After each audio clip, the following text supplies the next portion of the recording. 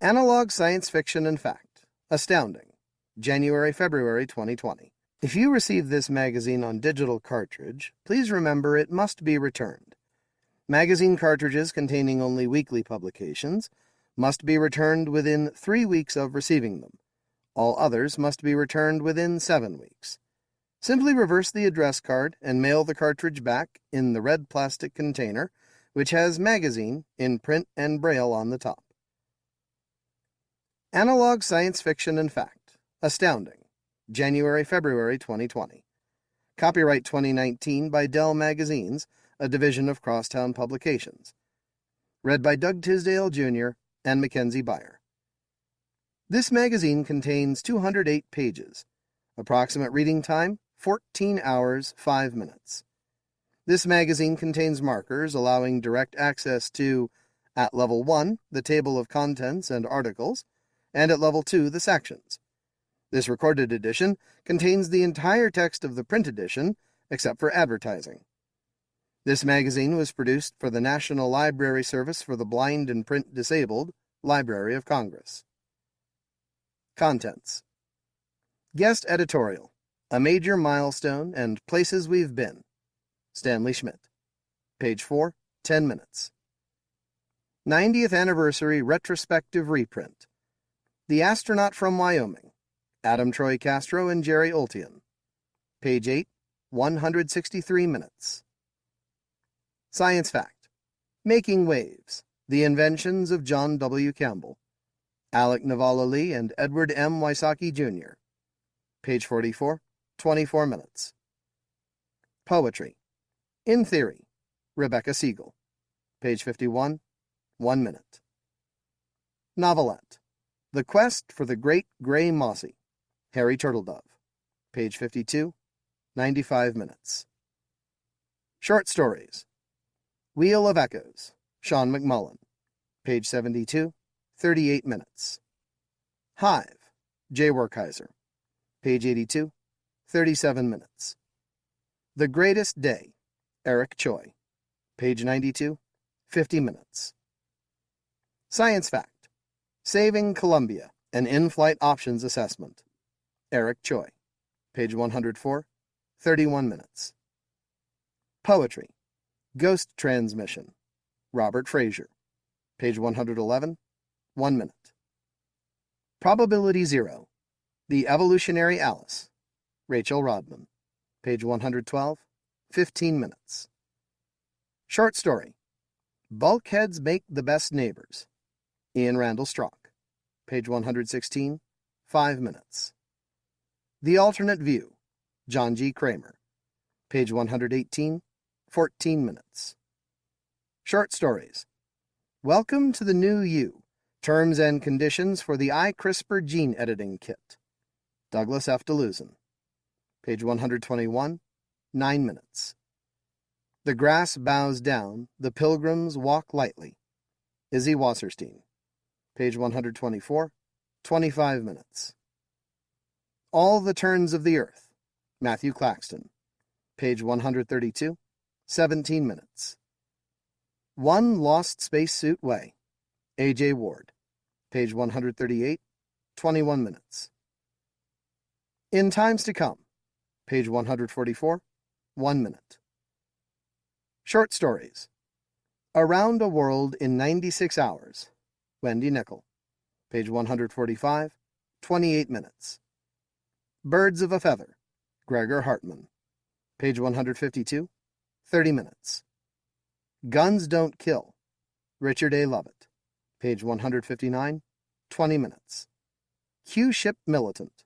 Joel Richards. Page 164, 34 minutes. Novelettes. The Shocking Truth About the Scientific Method That Privatized Schools Don't Want You to Know. Sarina Dorie.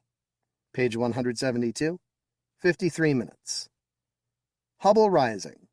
C. Stuart Hardwick. Page 184, 54 minutes. The Reference Library. Don Sakers. Page 196, 30 minutes. Brass Tacks. Page 202, 7 minutes.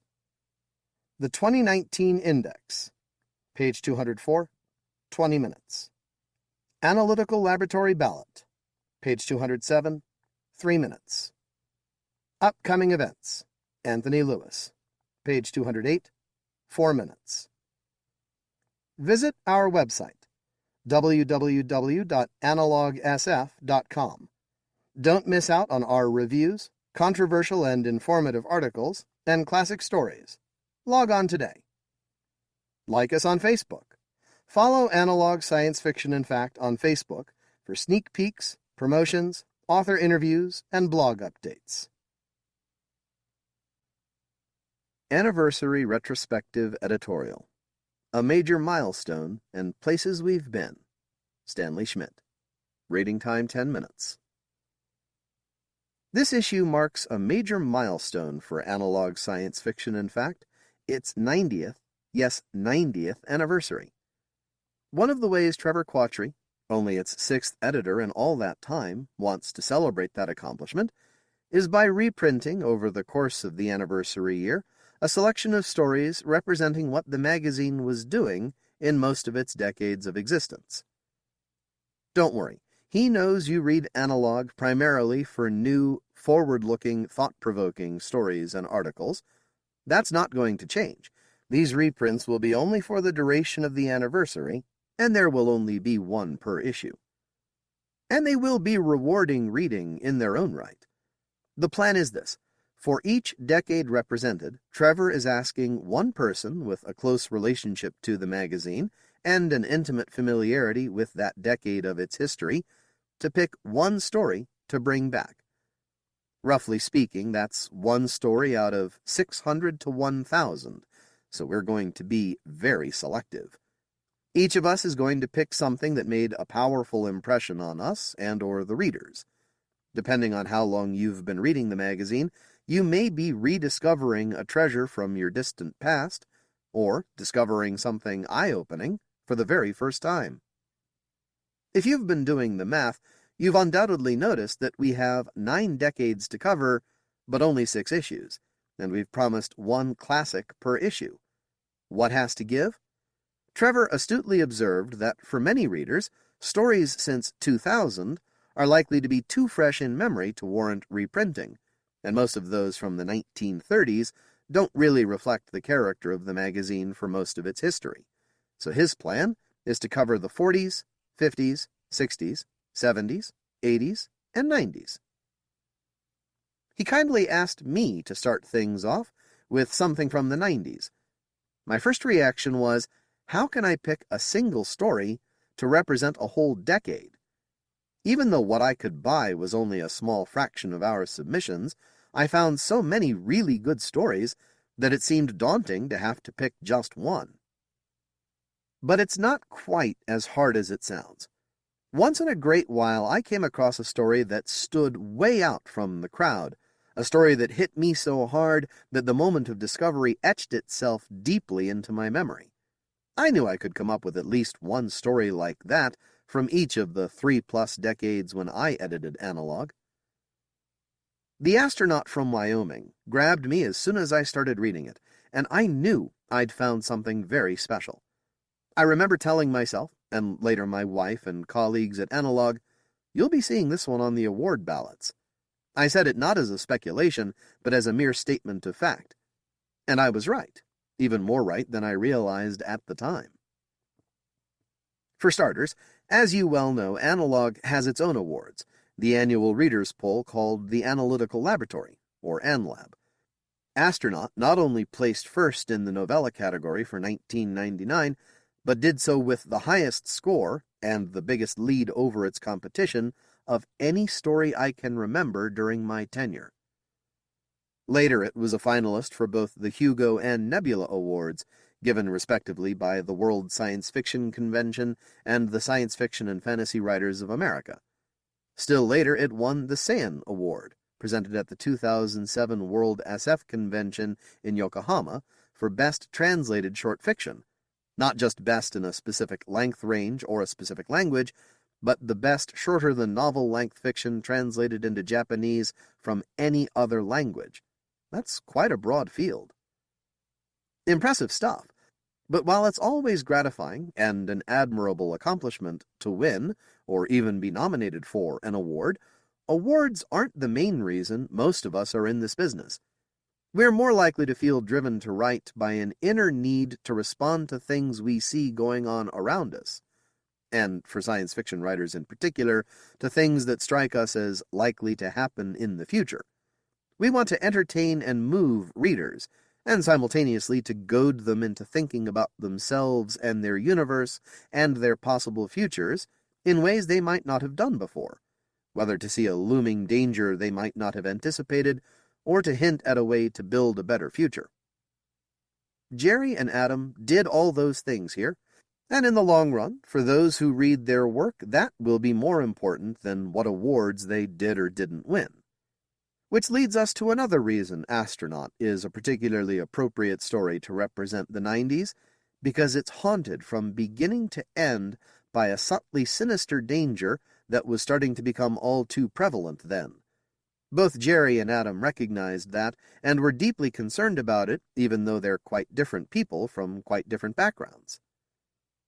Adam once claimed, in the introduction to another reprinting of this story, that he and Jerry have almost nothing in common, even though they're very good friends. Jerry, like Alexander Dreyer, grew up in Wyoming and knows the place intimately.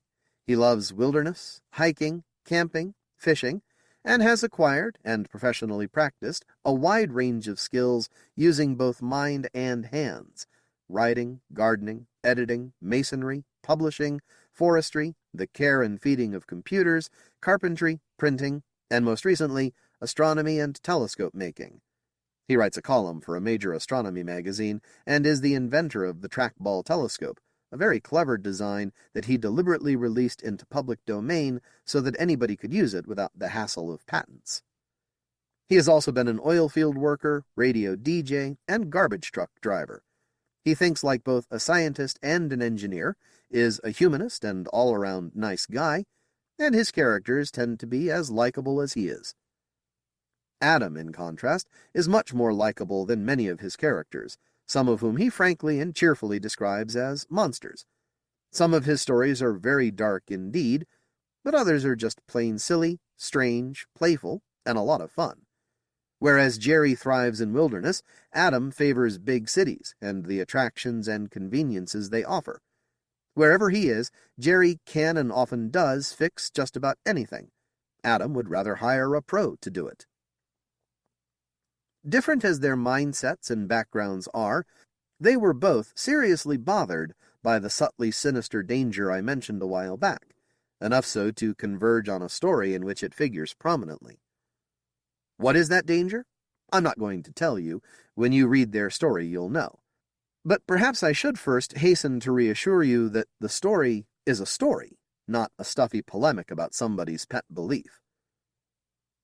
You might be interested in some curiosities about how that story came to be.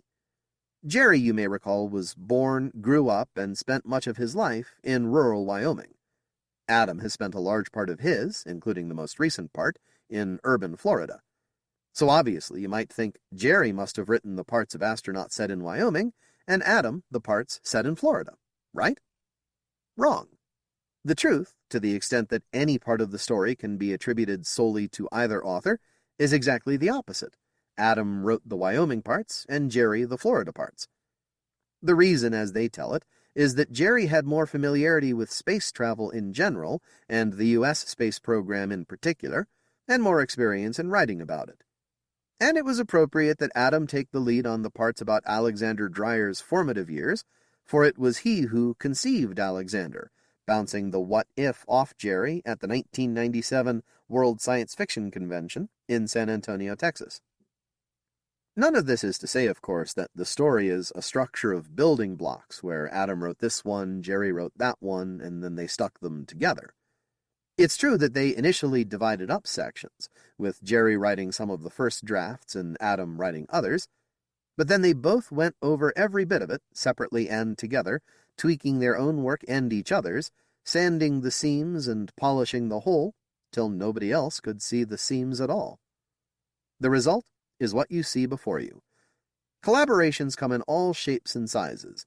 Some come easily to the authors, and others involve considerable gnashing of teeth and rending of garments.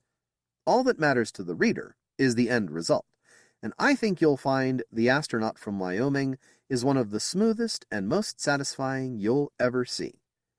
Many readers consider Alex Dreyer one of the most unforgettable people they've ever met, either in fiction or in reality, and I suspect you will too if you're meeting him for the first time. If you've already made his acquaintance before, I think you'll welcome the chance to renew it now. As for that subtly sinister danger I've mentioned a couple of times, it made this story all too timely when it first appeared. I'm sorry to say that it's even more so now, but the story just may do its part to help us get past the hazards. Editorial correspondence only. Analog at DellMagazines.com. 90th Anniversary Retrospective Reprint. The Astronaut from Wyoming. Adam Troy Castro and Jerry Oltion. Reading time 163 minutes. To understand Alexander, you must first understand his time. It was an age when the universe had been opened for us. We knew how to look at objects 1,000 light-years away and map the molecules that gave them form. We knew how things were put together and how they could be taken apart. We knew how the universe began and how it was likely to end. We knew how to reason and how to discover and how to add new pages to our increasing store of information. It was also an age when ignorance was enshrined over knowledge. Every local newspaper contained a horoscope. World leaders consulted astrologers, psychic hotlines made millions, and a United States senator gained 10 points in the polls by claiming to have been in contact with ancient Aztecs. We knew what comets were, where they came from, and what they didn't foretell. But in a compound in San Diego, 37 intelligent, college-educated people took poison because they believed that a comet called Hale-Bopp would take them to heaven if they did. In Alexander's age, we had knowledge, and we had delusion, and we preferred the delusion. You cannot understand Alexander Dreyer's life without understanding that. You cannot understand his final gesture without understanding that. Of course, Alexander's time is still our time, which is why some of you are most interested in reading about a high-ranking government cover-up of alien experiments on pregnant human women. I can't help what you want. I knew that going in.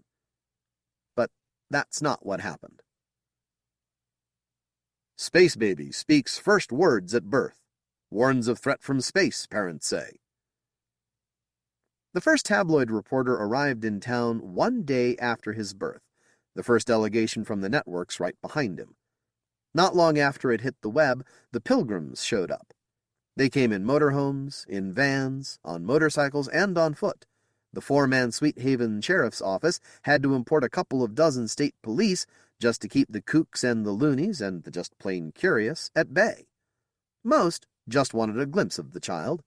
A few, thankfully very few, had darker things in mind.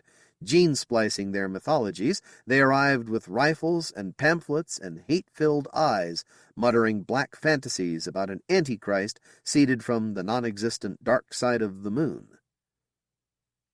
I didn't get to meet him until his 10th birthday, but I can only imagine how frightening a time it must have been. Alexander's parents and the rest of the immediate family barricading themselves behind drawn curtains, looking out upon the steadily increasing madness of a crowd that seemed to represent all the rest of the world.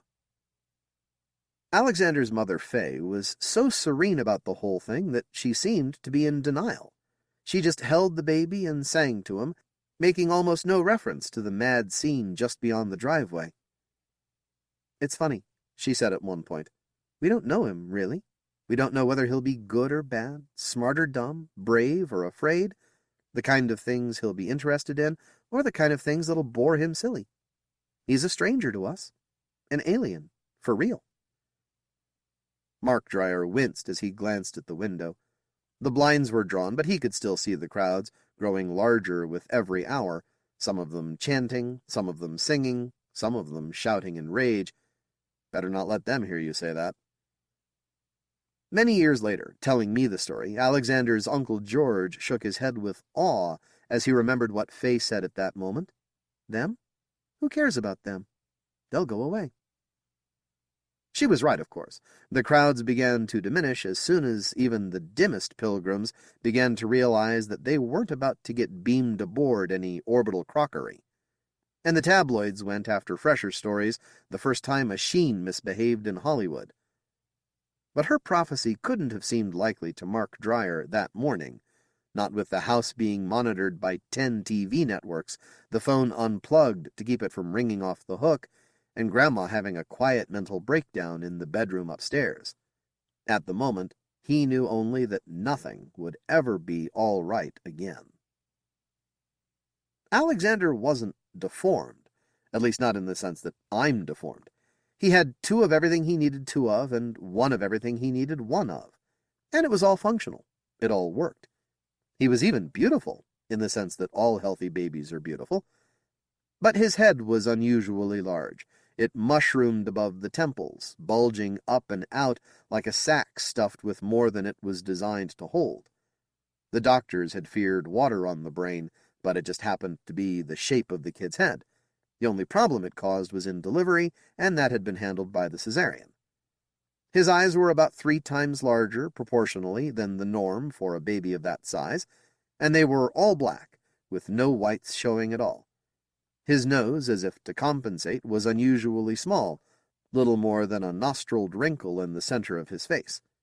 His mouth was a slit with thin, pursed lips.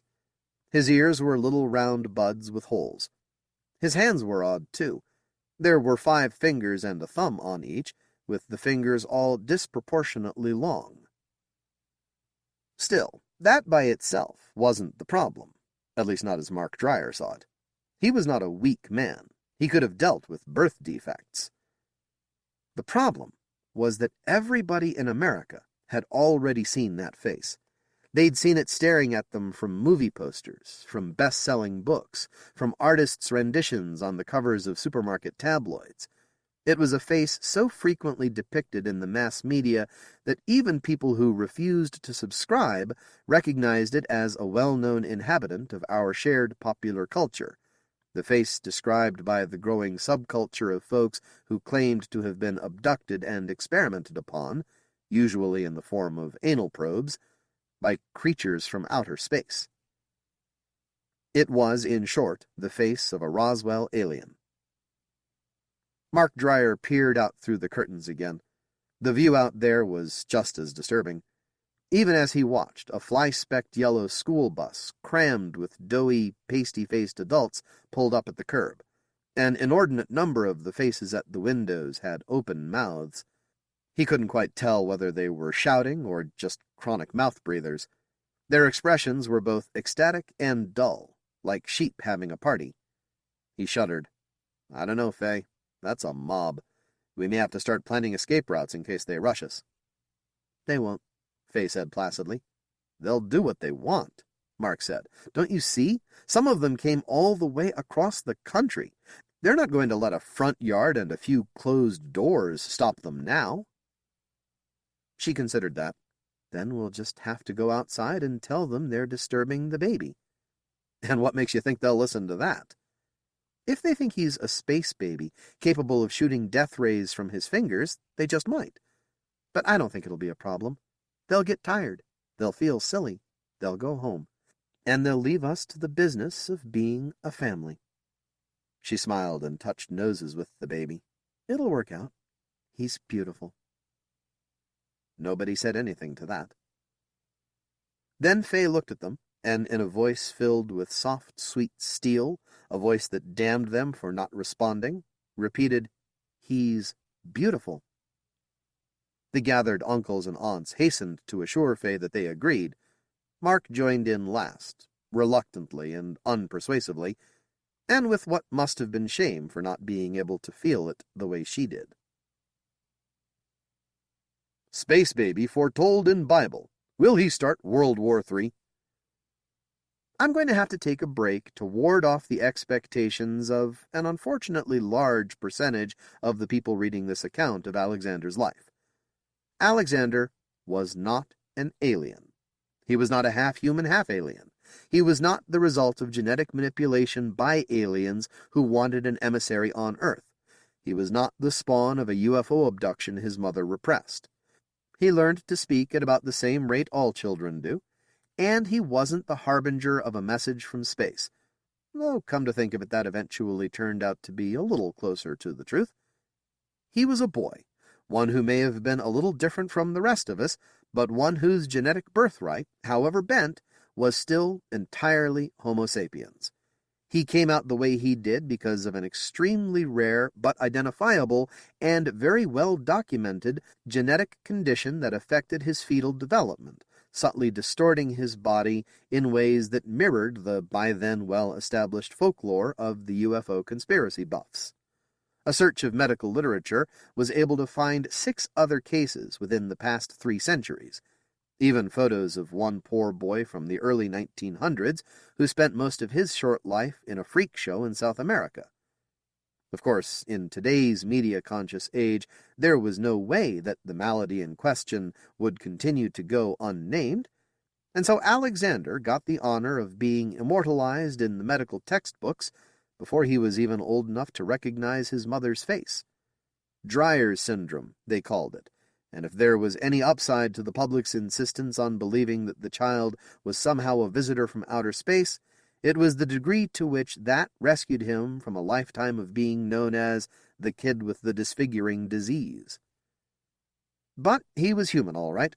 Gloriously human. There will not at any point in this narrative be a surprise revelation that he was ever, wholly or in part, anything but. So, those of you who followed the various events of Alexander's life in the kind of newspapers that run front-page headlines about miraculous chocolate diets can go indulge your little fantasies elsewhere, because that's not what happened. Space baby turns toys into gold. Parents now wealthy, friends say. Alexander occupied such an important part of my life that I find it hard to feel anything but contempt for anybody who had trouble loving him. I suppose that's the main reason I've always been so hard on his father, why I still automatically think of him as a cold and distant man, unable to forgive his son for being less than normal. I'm also aware that it's the way some biographers have portrayed him, some of them, God help me, even using interviews with me as a primary source. But it wasn't like that. In the lonely, hysterical days immediately following Alexander's birth, Mark Dreyer was a frightened man, desperately searching for the plan that would render everything all right, and who can't be hated for coming up with the wrong idea when nobody, with the possible exception of Alexander's mother, knew what the right idea was. He found her in the upstairs den, which was the brightest room in the house, a perfect place for a young mother to breastfeed her baby. The baby was, like all babies, trusting, hungry, squirming, and needful. I'd like to think that as Mark looked at his child that day, he felt not instinctive revulsion, but also the awe fit for all new life abroad in the world. He may even have felt the joy of fatherhood. But he was a practical man, and love must always make room for practicality, especially with buses of UFO abduction faithful still converging on town from every direction. Again, I wasn't there. I can't recreate the conversation precisely, but I know the people, and it happened something like this. Mark said, "We're going to need money." Faye smiled. "Well, we knew that going in, hon." His hands curled into fists. "Please, babe, I'm not talking about diapers and dip-tet money. I'm talking about independent wealth. I'm talking about guard dogs and chain-link fencing, the kind of money capable of keeping out the wackos for the rest of our lives." "We can handle the wackos," she said softly. "They'll get bored. Didn't you hear what Sheriff Dooley said? Some of them are going home already." Mark shook his head. Some of them, maybe. Maybe even most of them, if they behave the way mobs usually don't. But all of them? At home and in school and for the rest of his life? How do we stop some especially dangerous nut who may be just getting the idea today from coming after our boy with a gun maybe 15 years from now? Do you honestly think that everybody who's run out of money or vacation time and has to go back home to East Calabash or whatever is just going to forget this kid they were so sure came from outer space? Be real! They'll be back when you least expect them. And if not them, then somebody else. We can't live an ordinary life that way. Hell, I won't be able to hold on to my job as it is. We can't expect me to just go on selling hardware when every yahoo in the country is going to flock to my store to see if I have antennae hidden under my hairline. We need money, babe, if only to protect us from what he's going to bring. Faye remained as perfectly serene as before, but there was an edge to it now, a willful defiance of the places this conversation was headed. So what do you suggest? He was unable to meet her eyes. The Inquirer's willing to pay us $5 million for an exclusive interview, as long as we tell them what they want to hear. That your son's a creature from outer space. Don't get me wrong, Mark pleaded. I hate the bastards, but I can't think of any other way. And if they'll be saying it anyway, we might as well get paid for it so we can get the boy what he needs. Chain-link fence, she said without raising her voice. Guard dogs. Isolation from other children. Safety, he countered. She considered that for several seconds, glancing from the earnest face of her husband to the oddly shaped head of her child. She'd been raised on a small family farm. She'd seen her parents struggling through droughts. She'd lived through foreclosures and years of lean, grinding poverty. She'd even had to quit the university after only 2 years when her student loans were cut. She knew what it meant to need money and not have it. Nobody can say how much the idea tempted her. Nobody would have blamed her for going along with it. But then she said, no. Come on, Faye, be realistic. I am being realistic. I'm refusing to lie. It's a white lie. It's a cruel lie, she snapped. He's our child, our human child. And it's our job as his parents to stand up for what he is, not for what some trash newspapers want him to be. I want him to grow up knowing we defended him. She took the now sleeping child from her breast, handed him to her husband, and for the first time spat out her anger. You want realistic? Call him by name. I haven't heard you do that yet. You want realistic? Call him by name. Face of space baby found on moon. Is he reincarnation of ancient lunar pharaoh? Alexander was lucky in some ways. Some places would have put the kid in a museum and charged visitors admission to see him. And if you think that's overstating the situation, kindly look up the case of the Dion Quints. But that's not what happened. Sweethaven came to see the hordes of morbidly curious as invaders, uncouth, unwanted barbarians who parked on lawns, peered in windows, and dropped their garbage in the streets. What's more, they came to see the Dryers as hometown heroes being victimized by outsiders. There may have been a few voices raised against the child at first, most of them taking refuge in the fiction that he was brain-damaged and that he'd have been better off in an institution anyway. But as the months went on and most of the 900 people of Sweethaven got to see him up close, even that faded away to silence, replaced by the determination to protect him at all costs. Mark Dryer did not lose his job at the hardware store. He had to miss a lot of time at first whenever the nuts and the media got too obnoxious, but his boss covered for him and paid him full wages even when Mark couldn't make it in more than 1 or 2 days at a time. Nobody denounced Alexander from the pulpit, at least not in Sweethaven. There were some churches down south that preached about him as if he had 666 stamped on his head, but Sweethaven's Reverend Wallace Vuksevich assured his flock that he'd seen the boy and that he seemed a perfectly fine boy, odd looks and all. In the early months there were 2, and only 2, acts of serious violence directed against the Dryer family. One time a mentally disturbed woman from Boca Raton, Florida, pulled out a gun and started shooting at the house, but she got off exactly 1 very wild shot before being wrestled to the ground. It didn't even hit the house. Another time, when Faye was taking Alexander to the doctor for a routine examination, a car filled with tabloid reporters deliberately sideswiped the car so they could force her to stop and get a close-up picture of the baby. The good people of Sweet Haven took both incidents very personally.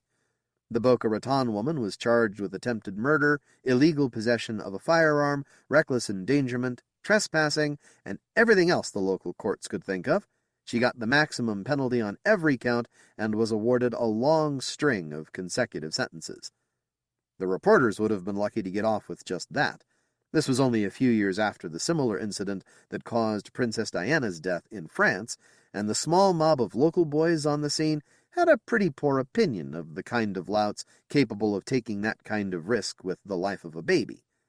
The tabloid stringers spent almost as much time in the hospital as they later did in jail.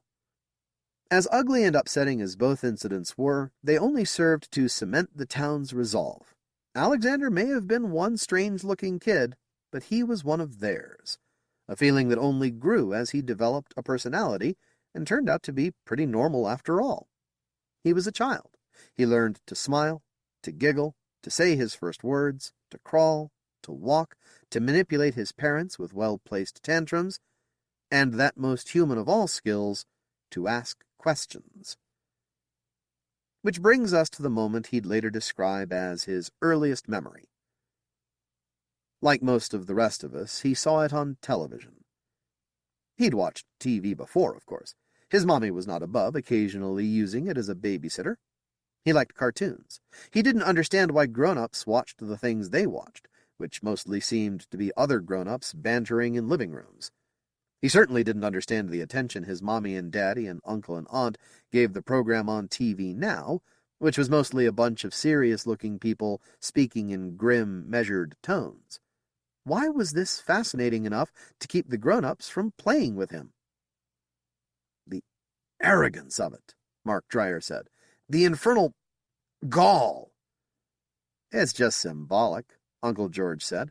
They're not actually erasing the accomplishment. Oh, come on, George! They're doing worse! They're pissing on it! They're telling the whole world that the whole thing was nothing more than a big joke! Alexander, who was too young to understand any of this, who was indeed frustrated by his family's helpless fascination for something beyond his comprehension, merely wandered from one relative to another, trying to interest them in more enjoyable activities, until the network commentary switched over to the live feed, and something truly interesting showed up on screen. It was a strange-looking man in a chubby suit, with a big box on his back and a gleaming mirror instead of a face. There was something irresistibly puppet-like about the way the man bounced up and down when he walked, something that struck the young Alexander as both comical and graceful at the same time. Alexander struggled free of his mommy's lap, toddled over to the TV, and pointed a single questioning finger at the funny man. "Who dat?" "Get away from the screen, son," Mark said. "We're trying to watch." Alexander complied as much as his curiosity would allow him, backing up all of 2 inches. "Who dat, Daddy? Who dat?" "Alex, why won't you listen to me? We're trying to watch. Be nice." "You could answer his question," Faye said. She was by this point hypersensitive to slights of her son, especially where her husband was concerned, especially in light of the little subliminal flinch that sometimes passed across Mark's face when Alexander fixed those oversized black eyes on his. She didn't give Mark a chance to redeem himself, but instead turned to Alexander and said, "That's an astronaut, honey." Alexander blinked doubtfully and repeated the unfamiliar word. "Astronaut?" Faye repeated it with exaggerated care. "Astronaut. That's what we call somebody who goes to outer space. That man on the TV is walking on the moon." Alexander knew what the moon was. He saw it in the sky all the time, both day and night, and his mommy had taught him what it was called. But up until this moment, it had never occurred to him that it was more than a pale round ball just out of reach, that it was an actual place, so far away that there had to be a special name for the people who went there. He stabbed his finger at the astronaut's helmet. "Dat! That's his spacesuit. He needs that to breathe." Alexander later told me how his toddler mind processed this information. He thought astronauts wore their spacesuits all the time, even when they weren't on the moon, even when they were home in bed, even when they were in the bathtub. It didn't make much sense to him. Mark Dreyer said something that couldn't have been any help endearing him to his wife. "He's too young, hon. He can't possibly understand this." Despite his confusion about the spacesuits, Alexander resented that. He understood more than his mommy and daddy gave him credit for. Like most toddlers, his comprehension vocabulary was already far ahead of his deceptively primitive speech, and he'd used it to figure out a lot of things they couldn't even begin to guess he knew. Among them that his daddy was a very sad man. Then the astronaut on TV hopped over a small rock in his path, both rising and falling with unnatural slowness, and Alexander found himself smiling. He turned toward his mother. "I go there? I be astronaut?" The assembled grown-ups met each other's eyes. And Mark Dreyer said, "No, you won't." "Dat man astronaut?" "Yeah, well, it's different for him." Alexander asked the dreaded next question always asked by children. "Why?" Mark Dreyer silently appealed to one relative after another, imploring them to rescue him. "Because nobody has the wrong idea about where he comes from." "That does it," Faye said. She rose from her easy chair, picked up her son, and carried him from the room, leaving Mark enveloped by a silence echoing with all the words that would have emerged from a perfect man's mouth. Spaceboy draws circles in sandbox. UFO scientists note uncanny similarities to crop circles in Europe. The young Alexander couldn't understand why something as wondrous as an astronaut made the grown-ups around him so upset. He was too young to know that he'd been watching the live coverage of the first Saudi expedition to the moon. In the wake of the Third Gulf War, the Saudis, flush with their apparent invincibility, had grown rich enough and fanatical enough and crazy enough to sink an obscene amount of petrodollars into their very own space program, mostly staffed, in a particularly cruel irony, by unemployed veterans of the moribund Japanese and United States space programs. Like projects Mercury through Apollo and the Golden Dawn expeditions sponsored by the late Emperor, this particular project took the better part of a decade to achieve its stated goal, and though there'd been some who'd said that the Saudis would change their minds before they got that far, the day had finally come, and the rest of the world could do little but watch as the Saudis did just what they'd said they would do. Many Islamic factions had never liked the idea of a Western moon. The Saudis had therefore taken the position that Armstrong, Aldrin, and those who followed them had profaned it with their presence. The entire purpose of their space program was to remove and destroy everything that the Americans and the Japanese had left behind during their various missions, starting with Tranquility Base, which they now dismantled before a television audience of 2 billion people. Reactions to this varied, depending upon where in the world you were. In some parts of the world, anything that humiliated America was reason to cheer. In others, it was considered a sad victory of barbarians. Even Americans weren't united in their reaction. Some wept for triumphs long gone. Some were so outraged by the slap in the face, they advocated military action against the Saudis. Some thought the whole space program a waste of money better spent elsewhere, and applauded the symbolic burial of Kennedy's folly. All too many people simply didn't care. It was too far away and had nothing to do with their lives. Their vote was heard in the form of over 10,000 phone calls to the TV networks protesting not the desecration of Tranquility Base, but the preemption of their favorite sitcoms. Most of those were of the opinion that the landing on the moon had been a hoax anyway. The Japanese and the Saudis had simply leased parts of Arizona to film their sequels. I know how I reacted. I was 8 years older than Alexander.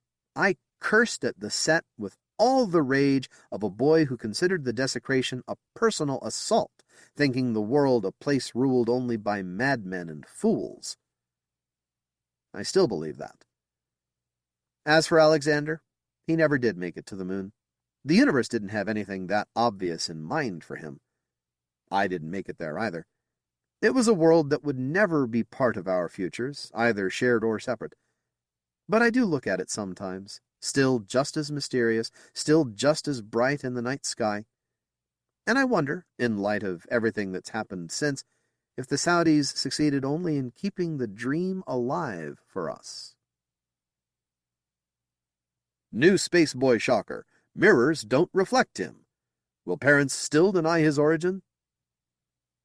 The year Alexander turned 4, the science scores of America's high school students hit an all-time low. The President of the United States was caught making major policy decisions on tarot readings. The newest cult to claim 1 million converts preached poverty, abstinence, and the worship of the planet Jupiter. And 2 different prime-time newscasts began devoting 5 minutes of each program to the astrological readings of singers and movie stars. I still have a copy of the reading one of those shows gave for the space boy himself. This is a time of growth and learning. Expect major changes in the coming year, but don't forget to depend on those close to you. A brilliantly prescient horoscope for any 4-year-old child. It wasn't surprising they got around to him. He was, after all, still a frequent topic of the tabloids, and even the comparatively respectable media ran updates on the various milestones of his life.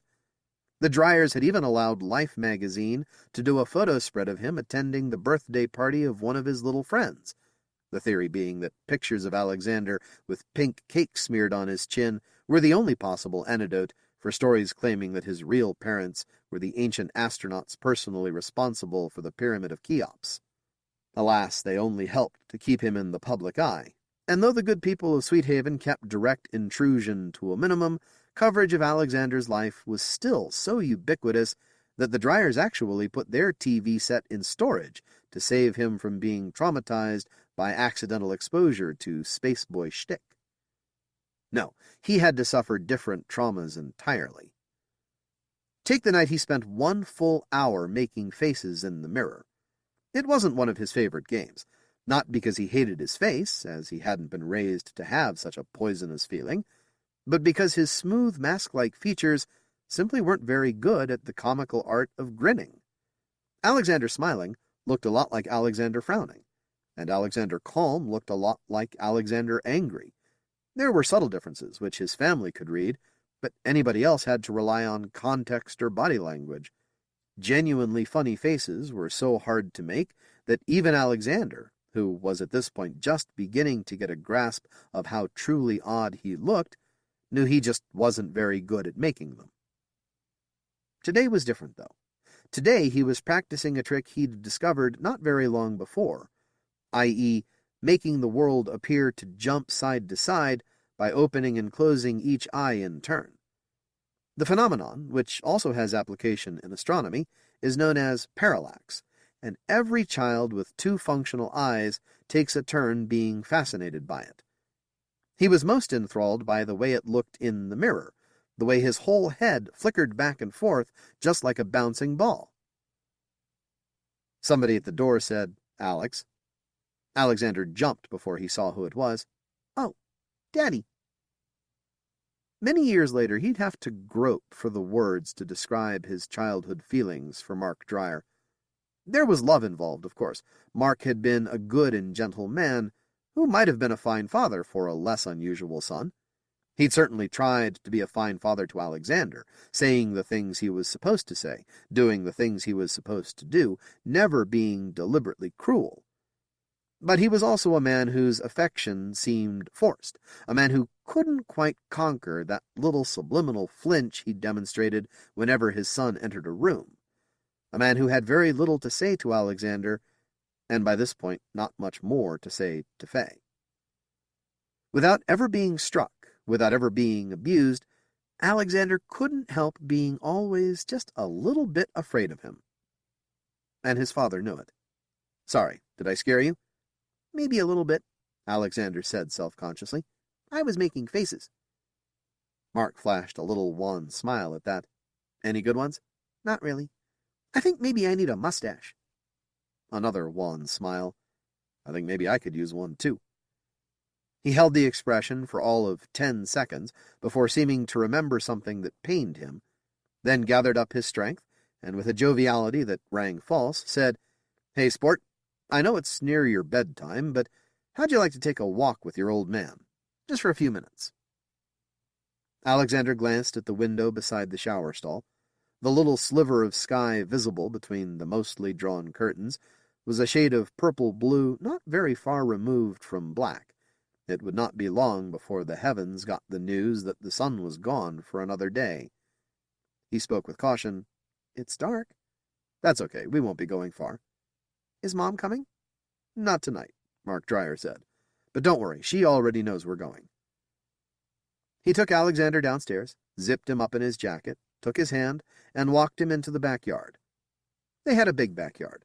They were at the edge of town, just south of the hills, on a slope that was the first of a long, bumpy ride to the horizon.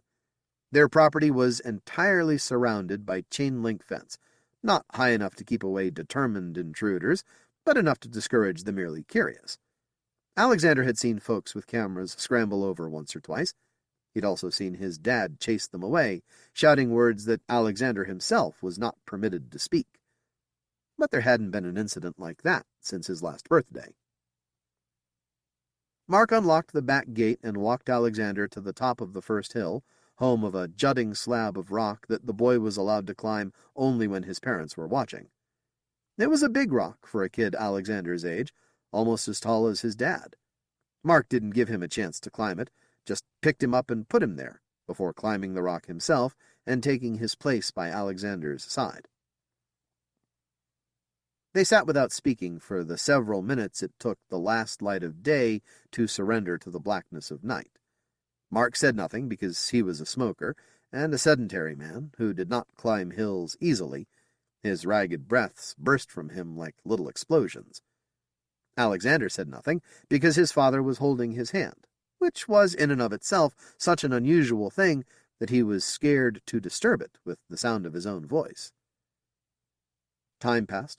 Mark's breathing slowed to normal. The stars came out. It was a clear night over a very small town, and the lights burning down below were not enough to force many stars into hiding. Some of them shone like pinprick flames. And as the night grew darker above Sweet Haven, and Alexander searched his father's face for the reason they'd hiked all the way up here, Mark seemed less and less a recognizable presence, and more a man-shaped shadow eclipsing the lights in the sky above him. Forever came and went before Mark spoke. "You cold?" "No," Alexander said. "Tired?" How could Alexander be tired when all this was going on? "No." "Good," Mark said, still without looking at him. More time passed. So much time that Alexander thought they were supposed to sit here holding hands all the way to morning. Then Mark's profile shifted slightly, and he spoke in a strange, faraway voice that didn't sound like he knew who he was talking to. "You know, I used to love the stars. Not astronomy. I was never any good at that. But once upon a time, when I was a kid, I used to pitch a tent on a hilltop not far from here. I didn't sleep in the tent unless it was raining, though. When it was a nice, clear night like tonight, I laid out my sleeping bag and slept in the open, just looking up at the constellations. Some of those nights, time just seemed to stop." He hesitated, glanced at his son, and turned his gaze back to the sky. "Sometimes I wish it did." "You can wish on stars," Alexander said knowledgeably. "I've heard that. But by the time somebody told me, I was too old to believe it." He sighed. "It took me a long time to learn that even if you do wish on stars, you don't always get what you want from them." Alexander said, "You can still wish." "That's right. You can." And because Mark seemed even sadder now than he'd ever managed to seem before, Alexander came right out and asked, "What do you wish, Daddy?" The shadow in the shape of Alexander's father shifted, no longer a profile turned up, but a black oval looking down at the boy. Alexander didn't have enough light to see his expression. The oval contained nothing but darkness. In the silence, Alexander was terribly afraid that he'd said something wrong. Then Mark squeezed his hand extra tight. We better get you back to the house. It's getting late, and your mother's going to want to tuck you back in." Alexander could only be relieved that the strange interlude was over. Sure. He allowed his father to help him down from the rock, even though he knew he could climb down by himself, and followed him back to the house. Something else happened late that night, long after he went to bed, though. Somewhere deep within the land of sleep, he realized he was not alone. He opened his great black eyes aslit and looked across the pitch-black room to a shape barely visible in the doorway. It was his father, standing with slumped shoulders, one arm braced against the doorframe. Alexander shouldn't have been able to see him at all, since the hall was dark too, but there was just enough ambient light coming from elsewhere in the house to render Mark Dryer's outline crisp and sharp. Too sleepy to get up, Alexander fell back to sleep before it occurred to him to wonder just what his father wanted now. When he opened his eyes again, still surrounded by darkness, the doorway was empty. The divorce was uncontested. Mark Dryer moved to San Francisco, where he got a one-room apartment and a job behind the counter in a souvenir shop on Fisherman's Wharf. He didn't aspire to anything else. He didn't marry again, and he didn't get a phone. The few times he received visits from journalists desiring inside gossip about his son, he simply ejected them, always silently, and never with unnecessary force. Father and son didn't see each other again for almost 2 decades. Space Boy Goes to School, Teaches Classmates Orbital Mechanics. The year Alexander Dryer entered first grade, the Jupiter cult boasted over 3 million members nationwide. A couple with $1 million home in Texas was driven to personal bankruptcy by the wife's 7-digit debt to the Home Astrology Network. 3 colleges offered their first courses in UFO abductions during the 20th century. Psychic surgeons opened successful clinics in New York, Los Angeles, Denver, and Chicago, curing nobody, but building a sizable clientele among inoperable cancer patients who had nothing left to lose. And a certain best-selling book, written by the kind of writer who specializes in such things, declared that photographs of the stone face on Mars taken over the past 10 years proved beyond a shadow of a doubt that its lips were moving. He claimed that the government was trying to prevent the rock formation from delivering its truly momentous message to humanity. His chief proof, an allegation that there were no deaf lip readers working at NASA. I own a crayon drawing Alexander made at about this age. His mother gave it to me. No big sacrifice on her part, since she saved all his drawings and had hundreds of them. It's about as impressive as you'd expect from a drawing made by a 6-year-old. Stick figures, lollipop trees, lopsided houses, garish color that refuses to accept the authority of the lines meant to hold it in check. Faye Dryer stands at one side of the picture, with exaggerated curlicue hair that seems to be made out of wildly askew slinkies. She is clearly smiling, clearly a figure meant to be seen with love. The rest of Alexander's extended family is also in the picture, though harder to identify. The bald man with the tie is probably Uncle George. The woman standing next to him, a smaller version of Faye, would then have to be Aunt Jude. Aunt Wendy, who lived on the East Coast now, but visited at least twice a year, stands next to her, identifiable by her big hoop earrings. Then there's a blob of color that must have been intended to represent Alexander's dog, Arnold. And next to Arnold, Alexander himself. The whole reason the drawing is so important. Because once you take his limited drafting skills into account, it's an accurate drawing. It shows a boy with a big round head that seems too large for his body, and big long fingers disproportionately long for their hands, and big black eyes shaped like almonds. In the picture he's smiling. That's important. Alexander wasn't very good at smiling. His facial muscles weren't really built for it. He couldn't maintain the expression for long. But in the drawing, he's smiling and waving, like for all the world a still from one of those old-time Spielberg movies. The picture's important because it shows that Alexander, at that age, already understood just how different he looked. He just wasn't self-conscious about it, that's all. Not even the day Fay brought him to his first day at the local elementary school, a small brick building midway between Sweet Haven and Monarch, a somewhat larger town that sat 15 miles up the road. Sweet Haven and Monarch shared the school between them in order to make the classes large enough to support a teacher for every grade. That was still an average of only 10 or 11 children per class. 6 of the kids in Alexander's class were natives of Monarch, and 3 of those would now be meeting the space boy for the very first time. On the school's insistence, Alexander was ushered in half an hour late, after his teacher, Mrs. Hirschman, had a chance to deliver her little speech about what to expect. The speech included the standard warning that he might look a little scary, but he shouldn't be treated any differently than anybody else. As a result, the 5 children who knew Alexander from Sweet Haven, and the 3 children from Monarch who had met him already, were now reminded to consider him odd, and the 3 children who'd never seen him before watched his entrance with the awed fascination they would have awarded a strange and colorful new species of bug. As he took his seat, the girl in the desk next to him, Sally Watkins, said the first thing that came to mind, "He looks like a spaceman." Mrs. Hirschman was scandalized. "Sally, that's rude." "That's okay," Alexander said. "I do look like a spaceman." "That may be true, but we don't like to make fun of the way people look in this class." "But everybody says it." Mrs. Hirschman now definitely had the look of a woman who feared losing control. "It's still not a subject we're going to discuss here. Is that clear?" Alexander hesitated. "Okay, sure. Thank you, Alexander." She turned her back to write something on the blackboard. He simply followed her with his big black eyes, bemused by her reaction, and wondering just what he'd said to get her so upset.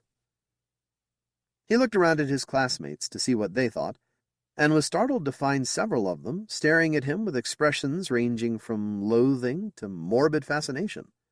Those who were looked away quickly as soon as he made eye contact, afraid to admit their interest, scared that he'd noticed them as they'd noticed him. He'd seen such reactions before, notably from his dad, and by at most a couple of other people in Sweet Haven.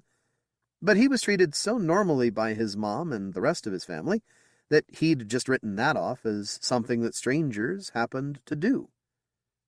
Now, looking at the faces of his classmates, it occurred to him for the very first time that this was the way some people looked at boys who looked like spacemen. It's a tribute to the Dreyer family and the people of Sweet Haven that Alexander, a remarkably bright kid, didn't have enough experiential data to reach this seemingly obvious conclusion until he was almost 6. But it still hurt. In this, the first moment where he really had a taste of what it meant to be a freak, he felt so tremendously self-conscious that he actually considered bolting from the room in tears. Then he noticed Sally Watkins, the little girl who'd called him a spaceman, sticking out her tongue at him. He blinked, unsure how to react. She looked away, then turned back and stuck out her tongue again. Experimentally, because it was the only response that seemed to make sense, he stuck out his own tongue in kind. She crossed her eyes, and he felt better. Popularity, it seemed, was not going to be a serious problem. Space Boy's Secret Mission on Earth. Veni Vidi Vici. In a particularly frightening nationwide poll, astrology became the only science 70% of Americans could identify by name. A certain national news magazine ran a cover story about the prophecies of Nostradamus and how they'd all come true, sorta. There was another evolution debate in the Department of Education, with Darwin evicted from over half the nation's schools and creationism installed as the officially recognized curriculum. Reports of UFO abductions reached an all-time high, to the point where they were reportedly taking place out in the open on crowded city streets, with nobody ever managing to get one on film. Somehow, Alexander learned. He was so anxious to get back into Mrs. Hirschman's good graces that he paid attention to her boring lectures and did all his homework, and before long he realized he was enjoying it. There was a problem with a couple of local adults who objected to having their kid go to the same school as Alexander. They actually picketed the school, declaring it off-limits to aliens. It was ugly and stupid, but it also died down once the idiots in question realized that nobody was going to buy it. Alexander was the local celebrity. He was the reason the world knew Sweet Haven and Monarch existed. They were proud of him. Plus, the owners and employees of the half-dozen businesses in town owed their increased sales to him, and they knew it. Time passed. When Alexander was 8, he surprised his mother by announcing that he wanted to become a spaceman. Faye deserves credit for immediately understanding what he meant. Maybe you better say, astronaut, dear. That seemed reasonable enough to him. Astronaut, he agreed. Uncle George, who was listening, said, "You know, son, that's a pretty hard thing to want to grow up to be." Why? Alexander wanted to know. Because right now there aren't any astronauts. They're the Israelis. Uncle George shook his head. They'll quit soon. That always happens. We got tired and quit. The Russians got tired and quit. The Japanese got tired and quit. The Saudis got tired and quit. Pretty soon the Israelis will get tired too. I don't know if anybody will still be doing it by the time you grow up. Alexander was at the stage of life where historical precedent didn't mean a damn thing to him. That's okay. I'm still going to be an astronaut. How? Uncle George wanted to know. You gonna build a rocket ship in your backyard? Alexander shrugged. If I have to. And where are you going to go? Venus, Saturn, Pluto, one of those places. Pluto, Uncle George repeated dubiously. It's cold there, Alexander said. It's cold and Mercury's hot, but I'll go anywhere they want to send me. It doesn't matter where, as long as I get to go. Faye, who was digging up a clog in the sink, grunted. And as long as you also get to come back. Well, duh, Alexander said.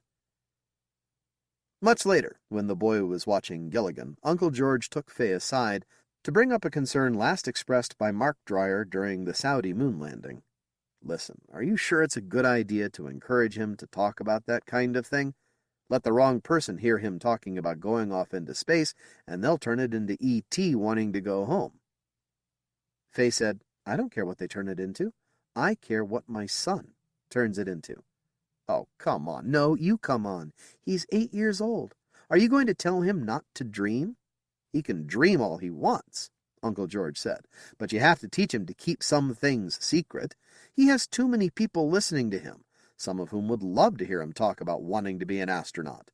Don't you see that they could twist that into anything? Don't you understand that he's gotten to the age where we're going to have to keep a tight rein on the kinds of things that come out of his mouth? Faye sighed. I'm not going to keep him gagged, George. It's not as simple as that, I'm sorry, Faye said. But it's as simple, or as complicated, as my son and I choose to make it. Space Boy's plot to hypnotize the world on TV. Don't watch his eyes, experts warn. When Alexander was 10, he was interviewed on TV. He'd actually appeared on television any number of times before that, starting with his birth and continuing throughout his childhood, whenever enterprising newspeople went back to Sweet Haven for regular updates. But that was just news footage. This was a fully authorized, in-depth interview, promoted on prime time and aired on the highest-rated, most influential TV news magazine of its time. It was considered a coup by all involved, not only by the network and the newspeople, but also by Faye and Alexander Dreyer. This was because Faye's refusal to exploit her son's notoriety had prevented the Dryers from earning any of the millions that might have been raised by Spaceboy merchandise. In supporting him, she'd been helped not only by regular checks from Alexander's absent father, but also by her family, which had helped her maintain their home, and by her community, which had determinedly kept her employed and protected from the worst of the UFO abduction crazies. But that hadn't provided for much more than necessities, birthdays, and Christmases. And when Alexander, whose interest in astronautics had not faded, and whose bedroom was now overflowing with Saturn V models, Armstrong and Aldrin posters, and models of the solar system, announced that the one birthday present he wanted more than any other was a day at the Smithsonian Air and Space Museum in Washington, Faye had felt her back forced against a wall. And so, she finally let it be known that she was amenable to an interview, as long as whoever performed the interview did it in Washington, providing security and travel expenses for herself, Alexander, one of Alexander's school friends, he chose Sally Watkins, the parents of the child he chose, and 2 relatives to be named later. So many news organizations leaped on this offer that she'd needed almost 2 weeks just to decide which one was least likely to provide unpleasant surprises. She chose the one she did, despite its decades-old confrontational stance toward corrupt businessmen and politicians, because it was also a fairly honorable enterprise that could be trusted to take it easier on a kid. As a result, Alexander enjoyed several firsts: his first trip outside Wyoming, his first airplane flight, his first journey among strangers whose reactions to him could not be safely predicted, his first time speaking for himself on television, and one other thing, which he wouldn't find out until 2 days after the interview aired. From all accounts, he acquitted himself admirably.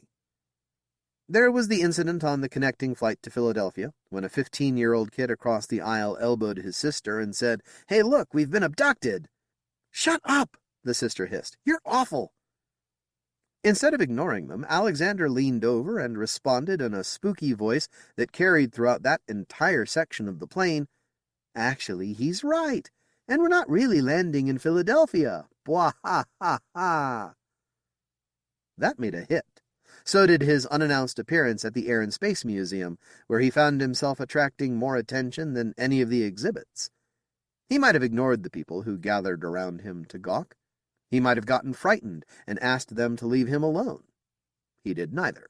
Instead, armed with his own intense interest in the subject, he became a tour guide, pointing out the Apollo capsule, the space shuttle, Skylab, and everything else he recognized from his own reading, explaining what they were and where they had gone in a loud, clear voice that communicated more enthusiasm than factual accuracy. He was, after all, a 10-year-old. Midway through his presentation, a local news team arrived and filmed him describing how astronauts went to the bathroom in space, scooping the interview show he was slated to do in 3 days, but capturing for the very first time on national television his declaration that he was going to be an astronaut himself. There was more. He went to Arlington, the Lincoln Memorial, the Vietnam Memorial, the Clinton Museum, the Memorial for the Victims of the Toxic Spill in Honolulu. He spent one sad morning in the National Holocaust Museum, silently moving from one exhibit to another, speaking only when he encountered the Nazis' own footage of a dwarf executed for his deformities. Alexander's response upon realizing just how doomed his own life could have been, an angry, "Were all these people stupid or what?" made the news that night. The local anchorman joked about comments from an alien visitor. I remember wanting to kill him.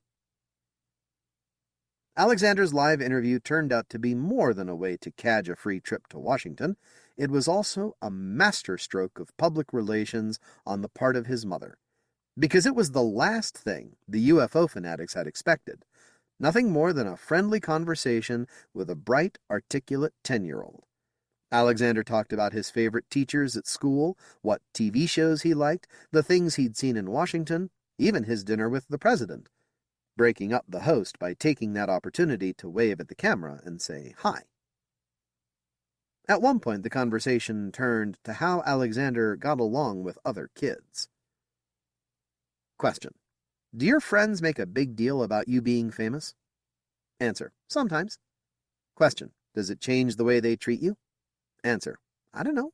I've never been any different, so I don't have any other experience to compare with. Question: well, let's put it this way. When you play Star Trek, do they always make you play the alien? Answer: no, we take turns.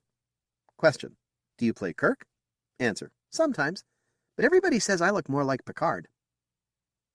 By the first commercial break, most people who'd tuned in to see the space boy were already realizing that this was just a smart and likable kid. Unfortunately, most was not all, and polls revealed that there were still 20 million Americans more convinced of his extraterrestrial origins than ever before. Part of that may have had something to do with the third segment, which turned out to be Alexander's eulogy for the space program. He talked about John Glenn, and he talked about the walk on the moon, and he talked about the space shuttle, and he talked about wanting to be an astronaut, and he talked about how everybody told him that wouldn't happen, and he talked about how he wanted to make sure it happened anyway. He talked about the planets and what they were like, and which ones he'd like to visit if he only got a chance. He was, as it happens, particularly enthused about Mars, and he said he'd rather go there than just about anywhere else. The final segment culminated in the moment of self-description that defined Alexander for millions of Americans. Question: do you really think you'll be an astronaut when you grow up? Answer: one way or another. Question: what does that mean? Answer: it means that I'll do whatever I have to make it happen. Question: and then you'll really be the boy from space? Answer: no, I'll never be the boy from space. I'll be, groping for a phrase, the astronaut from Wyoming. I was on the phone to the studio 30 seconds later. What was Space Boy's real mission in Washington? Congressional leaders refused to comment. 2 days later, the Dryers were surprised in their hotel suite by their network liaison, Ms. Wallace. The woman's manner was so hesitant that Fay Dryer, who answered the door, immediately assumed that something terrible had happened back home. "Oh, no," Ms. Wallace colored. "I'm sorry. It's just, well, it turns out that there's something else we'd like to ask Alexander to do for us." Fay was on guard at once. The deal was for 1 interview, not 2. "I know, and we appreciate that. But this isn't about an interview. We don't even need him to appear on TV again. It's somewhat special." The woman peered over Fay's shoulder, saw the pajama-clad Alexander emerge from his bedroom, and spoke more quickly. "We would have told you before, but we got almost 5,000 phone calls during the broadcast, and, well, it took a while before this one was reported to somebody with authority to make a decision." Fay, still suspecting the worst, unchained the door and ushered the poor woman in. Ms. Wallace sat on the couch, said hi to Alexander, looked at her hands, and went on. "The call came from an unfortunate young man in Georgetown. That's a residential neighborhood here." "I know," Alexander said. "Well, we checked this out very carefully, and he's real. His name's Colin Forsyth. He's, well, an almost complete shut-in. Severe muscular dystrophy, can't walk, can't do much with his arms. He was 5 years old before his parents and his doctors realized he wasn't hopelessly retarded. But he's far from that. He got his high school equivalency at 15, and he's now working on an online physics doctorate through a special curriculum devised at George Washington University. He's also a big fan of the space program, just like you. And when he saw the show, he called and asked if it was possible for you to visit him." Fay's frown had softened considerably. "And I suppose you want to have a camera there so you can show their conversation on television?" Wallace shook her head. "I'd be lying if I said it hadn't occurred to us, but we're not asking for that. Under the circumstances, we're just passing on the message." Fay looked at Alexander. "It's up to you, son. I won't push you either way." Alexander's response was immediate. "Can we go right after breakfast?" Cue me. Space Boy visits invalid. Promises cure for all human illness. Alexander later said that walking into my room was like returning to his own. The obsessions on display were the same. Identical posters of Buzz Aldrin vying for attention among mock-ups of the Saturn V, the lunar module, Skylab, and the space shuttle. The only real difference was that there was more of it, in part because my family had a lot more money than Alexander's, in part because I was 8 years older and had been nursing my obsession for that much longer, in part because I didn't have any of the other distractions of childhood. I had about 1,000 more books just in this room alone, and a much faster computer than the second-hand model Fay had been able to afford. And I also had one puzzling decoration hanging in what appeared to be a place of honor that Alexander would have to ask me about, a poster of my personal hero, an emaciated, grimacing, but oddly buoyant man in a wheelchair. He hadn't heard of Stephen Hawking yet. Of course, he also had me to look at.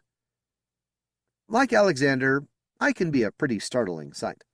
Because my condition manifested itself at a very young age, my arms and legs never really had a chance to develop. They're flabby, childish things, too small for the torso that connects them.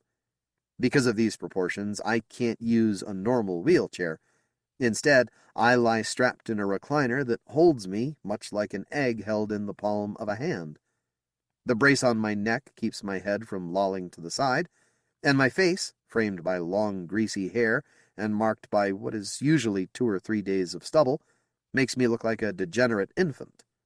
All in all, I look like a cartoon drawn by somebody with no knowledge of anatomy. Most people seeing me for the first time avert their eyes at once. I can judge their characters by how quickly they manage to steel themselves for a second try. Alexander, who was used to that look himself, didn't avert his eyes at all. "Hi," he said. My speech synthesizer responded, "Hello. Come in. Sit down. On the bed." He obliged. On his way over, he didn't go out of his way to maintain eye contact, but he wasn't fighting it either. I think he was just fascinated by all my stuff. I can usually tell if I'm going to have anything in common with somebody by how frequently they glance at my bookcase. Some folks only pretend to look because they find it preferable to looking at me. But I can tell who's faking and who's genuinely interested. Alexander clearly saw a dozen books he wanted in the time he took just crossing the room. Then he lowered the railing on the bed, sat down, and smiled at me. "Thanks for coming," I said. That's the last sentence I'll write that way. It's there only because it's the way I sound. The synthesizers make my voice comprehensible, but it still takes most of my lung capacity just to get out a few short syllables, so my sentences are always filled with pauses.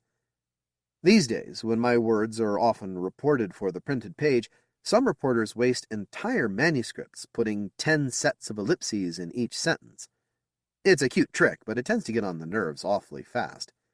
And it's unnecessary, too. My friends and family mentally edit out the pauses.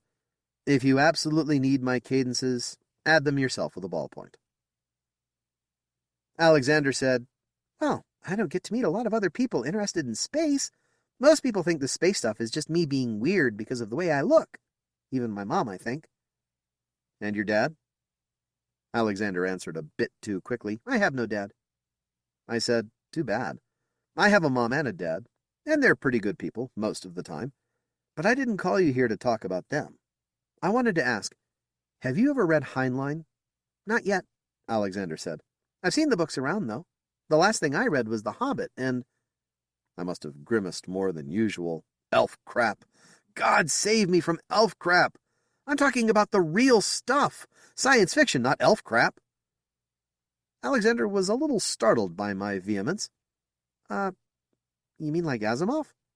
Or Niven, or Barnes, or Brunner, any of those guys. But I'm specifically thinking of Heinlein, a story he wrote called Waldo. All about somebody like me, with a body barely strong enough to pick up a pencil on Earth, who coped by living on a satellite in freefall. With no gravity holding him down, he could move around and do what he wanted and be as independent as he wanted to be. Of course, he also needed to be obscenely rich just to afford it. My parents are rich, Spaceboy, but I don't think they'll ever be that rich. And I'm not exactly astronaut material, so I don't think anybody's ever going to send me on a mission. So that's one dream that won't ever come true. Not for me.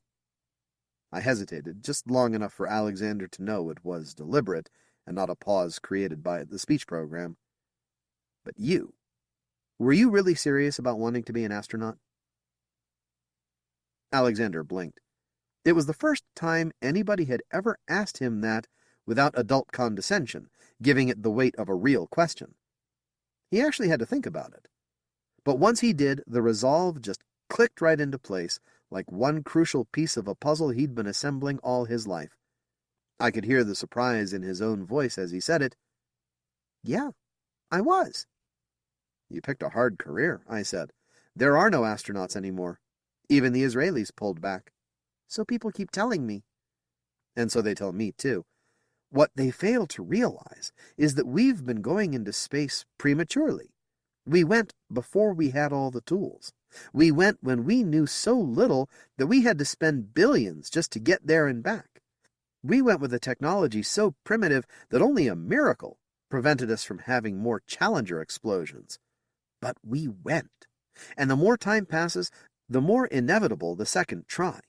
Because everything else we're developing in the meantime, without even trying, more and more advanced computers, more and more advanced insulation materials, stronger plastics, more and more efficient fuel delivery systems, is going to make it cheaper and easier to go again. Before long, space will belong to corporations instead of governments. I lifted a finger for emphasis, which is about as much as I can manage. I've been keeping track of those developments, Space Boy. Very close track. And my most conservative guess is that this country will be returning to space in a big way within at most the next 15 years, which just happens to be my life expectancy. Alexander blinked several times in rapid succession as our shared dream took shape in the air between us. Wow. So I ask again, do you really want to go? Are you really willing to work hard and do whatever's necessary? He was 10 years old, but he grew up in that moment. Yeah, whatever it takes. This time I smiled widely before I spoke. You just hired a manager. Do what I say, and we'll get you there. Space Boy Shocker. I'm gay, he announces at breakfast. We didn't see much of each other for the first few years after that. Alexander still had grade school to finish, and I couldn't travel without compelling reason. We racked up some big phone bills, though, making plans, keeping our mutual enthusiasm high, setting up supplemental courses of study, setting up an exercise regimen designed to put him in the top 10 percentile by the time he reached adulthood, and, too often for me, averting the crises that may seem like life or death at the time, but are just for most people part of the cost of growing up. There were times in those years that I cursed Alexander's absent father, not out of sympathy for my friend, but self-pity for the amount of time I had to spend giving the heart-to-hearts that a dad would have. Once, when Alexander blew 2 math tests in a row, he called me up all in a sweat to say that he was washed up. He couldn't be an astronaut, let alone read all the tougher stuff I kept sending him, if he couldn't even understand algebra. I pointed out that Einstein had failed math in school, and added, How many of the other kids in your class blew these tests? About half of them. But they don't study. I studied! I studied hard! That's your problem, I told him. You psyched yourself out. You were so afraid of blowing it, you left yourself no other option. Huh? He asked. Elementary psychology, Space Boy. The self-fulfilling prophecy. You were so worried about learning it, you couldn't concentrate on what you were studying. So relax already. Go fishing, or hiking, or whatever you do out there in Booney Land. Take it a little at a time, and you'll eventually pick it up. That's easy for you to say. You already know everything. There is nothing more sobering than the discovery that you've influenced an impressionable young mind into worshipping you. I looked at the clutter of books and papers on my desk, which I couldn't even read unless I could first get somebody to clamp them to the book holder attached to my chair, and at the unfinished document on my word processor, which had been mired on page 15 since early the previous morning. Yeah, right, I said, damning the voice synthesizer for its inability to convey sarcasm. I'm just writing my doctoral thesis to prove how brilliant I am. He laughed, but it was an uneasy laugh that trailed off fairly quickly. What if I flunk the next test, too? Then it'll be time to find yourself a girlfriend, I told him. A smart girlfriend who can teach you math while you're distracted. Yuck, he said, and I smiled. Right on target. Now he had something else to worry about, something not related to becoming an astronaut. The stick to go with his carrot. That particular stick would only work for another year or two, of course, at which point I was sure another one would come into play. But that was the nature of our relationship. Being motivated was his job. Keeping him motivated was mine. The threat of having to study with a girl pushed him through basic algebra, and his renewed self-confidence pushed him right back into the straight A track he'd been on since he started school. I sent him off a fresh batch of assigned reading and went back to my thesis, a feasibility study of nuclear-powered ion rockets for a manned mission to Mars. My advice to go fishing had unexpected consequences. He asked his Uncle George to take him, and caught 6 brook trout on his first time out. In the process, he discovered that he liked the outdoors. He became quite the fly fisherman in the most remote locations he could find, enjoying it in large part because it was one place he was able to pretend, at least for a little while, that there was no difference between him and the rest of humanity. It didn't stop him joking on the phone that his big head scared the trout the moment they saw him. I told him it proved fish had more intelligence than we gave them credit for. He threatened to use me as bait. When he sent me a picture of himself wearing a floppy hat Faye had made for him, one of those vests with a bazillion pockets on it and hip waders, I told him he looked like a redneck. "What's a redneck?" he asked. He'd lived in Wyoming for a decade and didn't know the term. People had apparently been too busy calling him names. "A redneck is the exact opposite of a space alien," I told him. It made his day. 7th grade wasn't much trouble for him. He had to ride a bus 20 miles into Sheridan to attend junior high, but most of the kids there already knew him, or at least knew about him, so he didn't have to face more than the usual amount of idiocy. He studied on the bus, went fishing on weekends, continued to work on improving his time for the mile, and generally enjoyed himself. Then he really did get a girlfriend. Actually Sally Watkins, the same girlfriend he'd had since 1st grade. But it meant something different now. You'd have thought he'd invented teenage angst. I got phone calls at all hours of the night. He was on Mountain Time and I was on Eastern, so I had 2 time zones working against me, but he didn't care. He called up to report every new development, from hand-holding all the way through his first kiss to their first argument after that. "Look," I told him one Sunday at about 5 a.m., "she's a girl. You're not supposed to understand her." That's comforting. He whined about how she was all smiles and friendly when they were alone, but hardly spoke to him at school. "Be glad it's not the other way around," I told him. "Now go to bed." "That's the problem. She wants to go to bed with me." He sounded so forlorn I had to laugh. "This is a problem? You're what, 15? And bouncy little Sally wants to jump your bones? No offense, but the way you look, you're probably not going to get a whole lot of other offers." I was wildly wrong about that, but then I had no real experience myself, and had no idea how much certain women would be attracted to novelty, let alone to the increasingly remarkable person behind the strange looks. "I'd go for it," I told him. "You know what'll happen if anybody finds out," he said. "What? Her daddy'll come after you with a shotgun?" "I wish. No, 6 tabloids will come after me with reporters. I can see it now. 'Alien monster wants our women,' or 'kill it before it multiplies.' They'll mess up my life again, and probably hers too." It was the first time I'd heard him complain about the press. It was the first time he'd even indicated they bothered him. I took it as a sign he was growing up. So you'll have to be careful. Shouldn't be that difficult out there. There's all those woods, right?" "It's October," he reminded me. "Hunting season." He may not have been an alien, but he definitely lived in an alien land. The image of Alexander stuffed and mounted on somebody's wall flitted through my head, not entirely unpleasantly given what he was putting me through. I sighed and said, "Then borrow your mother's car and use the back seat. Or sneak her into your bedroom. I don't know. Do I look like the sort of guy who knows this kind of stuff?" There must have been an edge to my voice. After all, the sort of gymnastics he and his sweetie wanted to do would probably have killed me. Not that I stood much of a chance of ever finding out. He must have suddenly remembered that he was not the only person in this conversation with problems.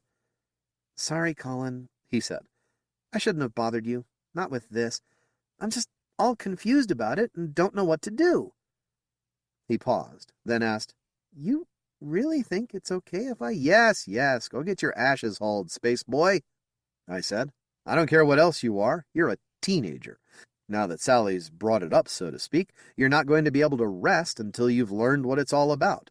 So do it already, or we can both kiss your ability to concentrate goodbye.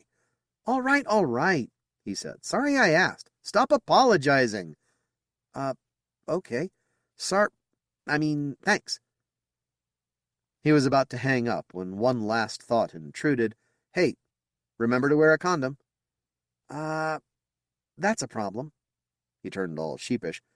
I'm not sure I could walk into the store and ask for a pack without causing a riot. Forget the tabloids. The news would get out, and the parents of every teenage girl within 50 miles of here would lock their daughters in their rooms. He had a point. Sit tight, then, I said. Don't do anything stupid until you hear from me again.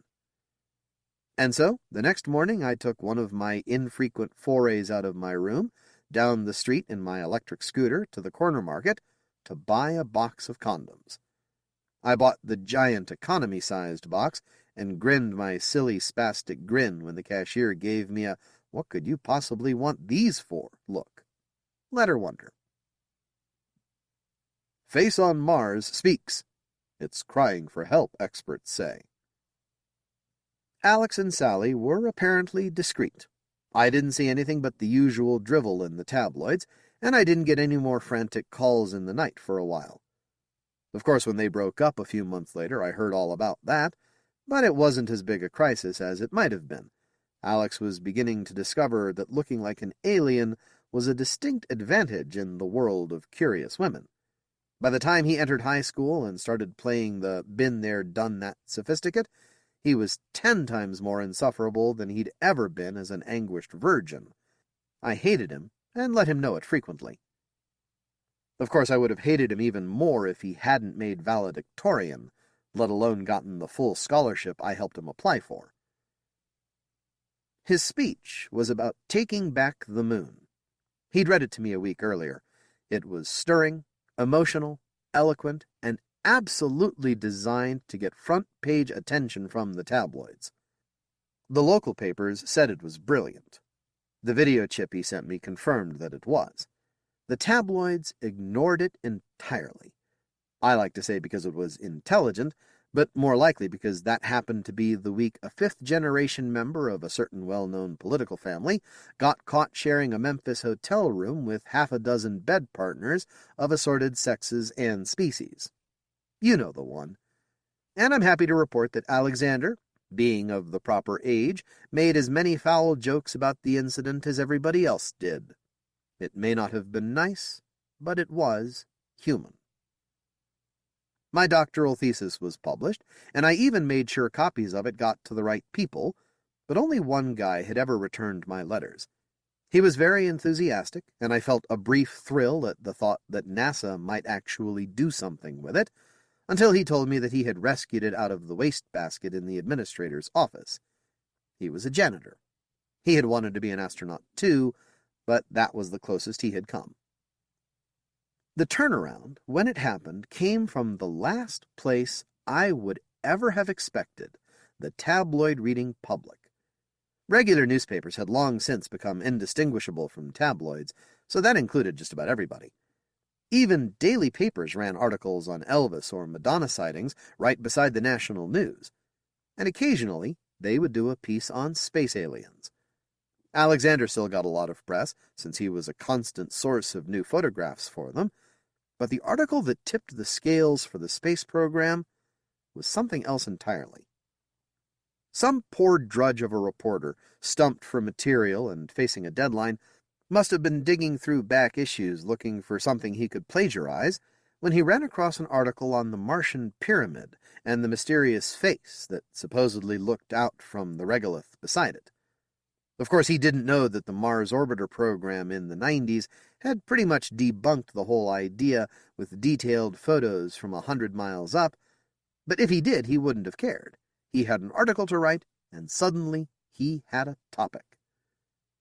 When the paper came out demanding that the U.S. go back to Mars and find out what the face was trying to communicate to us, nothing much would have come of it if the reporter hadn't found an ingenious way to eat up 12 more column inches of space. He had printed a clip-out form for people to sign and send to the president. He had no doubt intended it as a simple gag, but he had underestimated his audience's credulity. A flood of clip-outs poured into the White House, many of them accompanied by long letters from people who couldn't resist the chance to tell the president just why this was so important. A sizable number of people were of the opinion that the face was Jesus. As other papers, not to be outdone, joined in with clip-outs of their own, the issue, stupid as it was, became the talk of the nation. When the president ignored the letters, papers printed more articles crying cover-up and exhorting their readers to send even more letters. Within a week, they were arriving by the ton. The president was no fool. He knew the controversy was ridiculous, but an election was coming up, and the economy was in the middle of a long downward slide, brought on, at least in part, because we weren't fighting any wars to pump money into the big defense contractors. He needed something to toss money at, something that would capture the public's imagination in terms people could understand. If the public wanted to go to Mars, well then, he would lead them to Mars. He called an old college buddy of his who worked for NASA, a former janitor who had gotten his Ph.D. and worked his way into the mission planning office, and he suggested that a Mars proposal would receive serious consideration in Congress. But he would have to work fast. The election was only a month away, and the president wanted to drop a real proposal on the public at the last moment. His buddy said, "I already know how to do it," and dusted off his copy of my doctoral thesis. Then the president called a dozen of the most influential senators and representatives into his office and showed them the piles of mail. They were no fools either.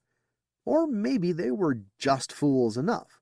They were certain that a mission to Mars was a big waste of time and money, but they were willing to support it if it would get them reelected. So, in a resounding speech on the night before the polls opened, way too late for a rebuttal from the opposition, NASA suddenly got its first new mandate in decades, landing an American on Mars. Spaceboy threatens murder. Heroic photog captures full scope of rampage.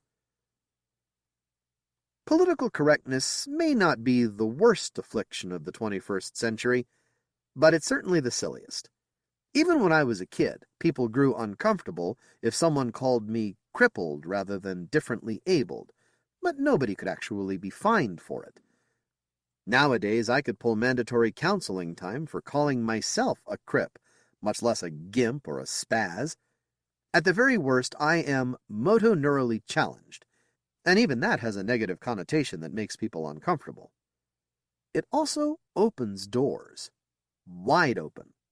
In their pathetic attempts to ignore reality, the arbiters of morality and sentimentality in our culture have decreed that people are not to be discriminated against in any way, not for reasons of race, creed, color, age, gender, sexual preference, marital status, economic condition, or ability. Especially not ability. Goodness no, that would mean someone was actually better at something than someone else, and that flew directly in the face of conventional wisdom.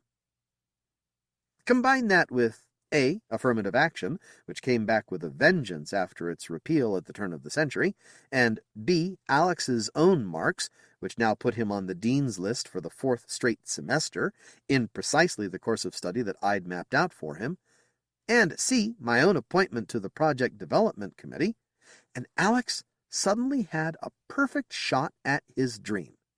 Every minority of any sort had to be hired in proportion to their prevalence in society, which meant that NASA had to hire the handicapped, even for a wildly inappropriate job like astronaut. And Alex was one of very few people who qualified as handicapped without actually being handicapped. Considering their other options, NASA was glad to accept him the moment he mailed in his application. It didn't matter that he was still a couple of years away from graduation. In fact, it helped them immensely. They had no training program in place and wouldn't for at least 2 years. They had nothing really for their new astronauts to do until they created one. And in Alexander's case, since he was merely hired as a placeholder anyway, they were happy to put him on the payroll and let him stay in school. Besides, they figured even if he was only an astronaut in name, his very presence would keep the masses interested. I called him up the day the news broke. It was, by the way, one of the last times I'd ever call him from the old house in Georgetown. I already had handicap design specialists fixing up my new place in Cocoa Beach. It would require spending all my salary, and much of my trust fund, on attendants, drivers, custodial workers, and increased medical costs, but there was no way I'd be able to handle the job off-site, and there was no way I'd ever want to. My clock was still ticking. Still, when I called, it was Alexander's triumph I was thinking about. My voice synthesizer chirped out a greeting as ebullient as it could manage. "Congratulations, Space Boy." "Don't call me that," he said. "Don't call me that ever again." That set me back in my anti-bed sore harness. I had called him Space Boy ever since we met. "What's the matter? Tabloid reporters getting you down?" "Christ, yes. Just a minute." I heard some scuffling, then he shouted, "Get the fuck out of my room!"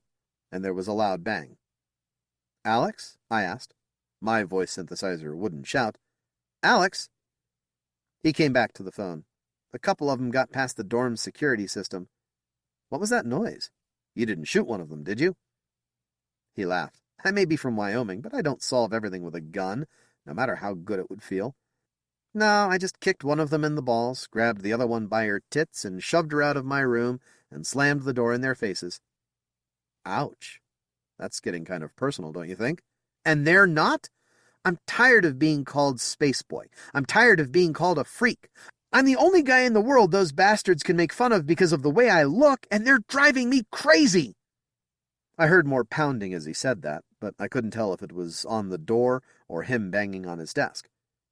"Are you going to be safe there?" I asked. He sighed.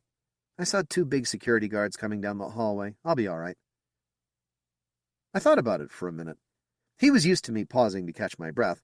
He waited patiently until I said, "You may not want to, you should excuse the expression, alienate the press.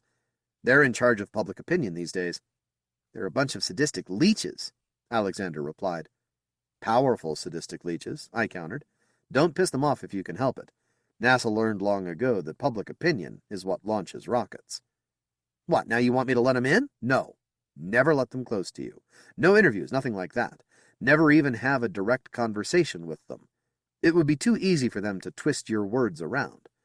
But you can still communicate with them, and you can make them say what you want them to say." "How?" I was thinking out loud, but I had plenty of time to do it while I paused for breath. "Send out press releases. All the papers will receive the same text, so we can say what we want without worrying about it being misquoted." I laughed, and my stupid speech synthesizer said, "Ha, ha, ha." "Did I ever tell you that you sound like Boris Karloff when you do that?" he asked. "Fuck Boris Karloff," I said, "and fuck the press, too.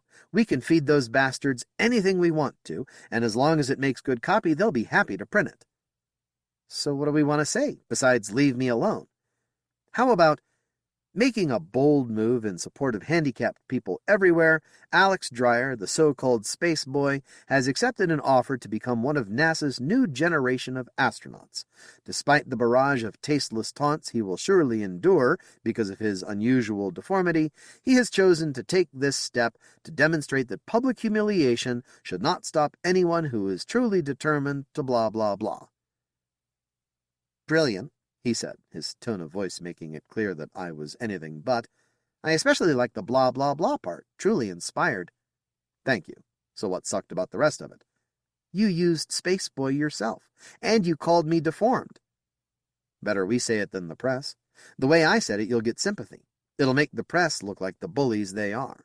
And the only way they can fight back is to quit printing articles about you, which is all we really want anyway." "Well, that's a point," he said after a moment's thought. "Did you save that?" Everything I say is held in a temporary scrollback buffer. I recalled my impromptu press release and saved it permanently, then said, "Let me work on this for a few minutes, then I can transmit it to you and you can print it out and take it to the reporters." "I thought you said I shouldn't ever write." Have one of your security guards take it to the reporters. Print out only 10 copies and make them fight over 'em like the snarling dogs they are." I laughed again. Ha ha ha. It's time we took the high road, metaphorically as well as physically. Space Boy starts training. He's a natural, says NASA.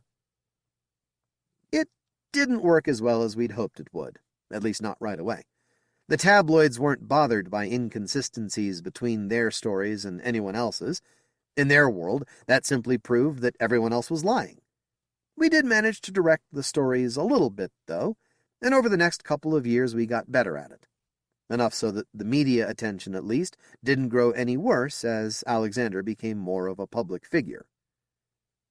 Even so, America's first 4 astronauts were as white bread as the Mercury 7, and so were the second crew, and the third, and the fourth.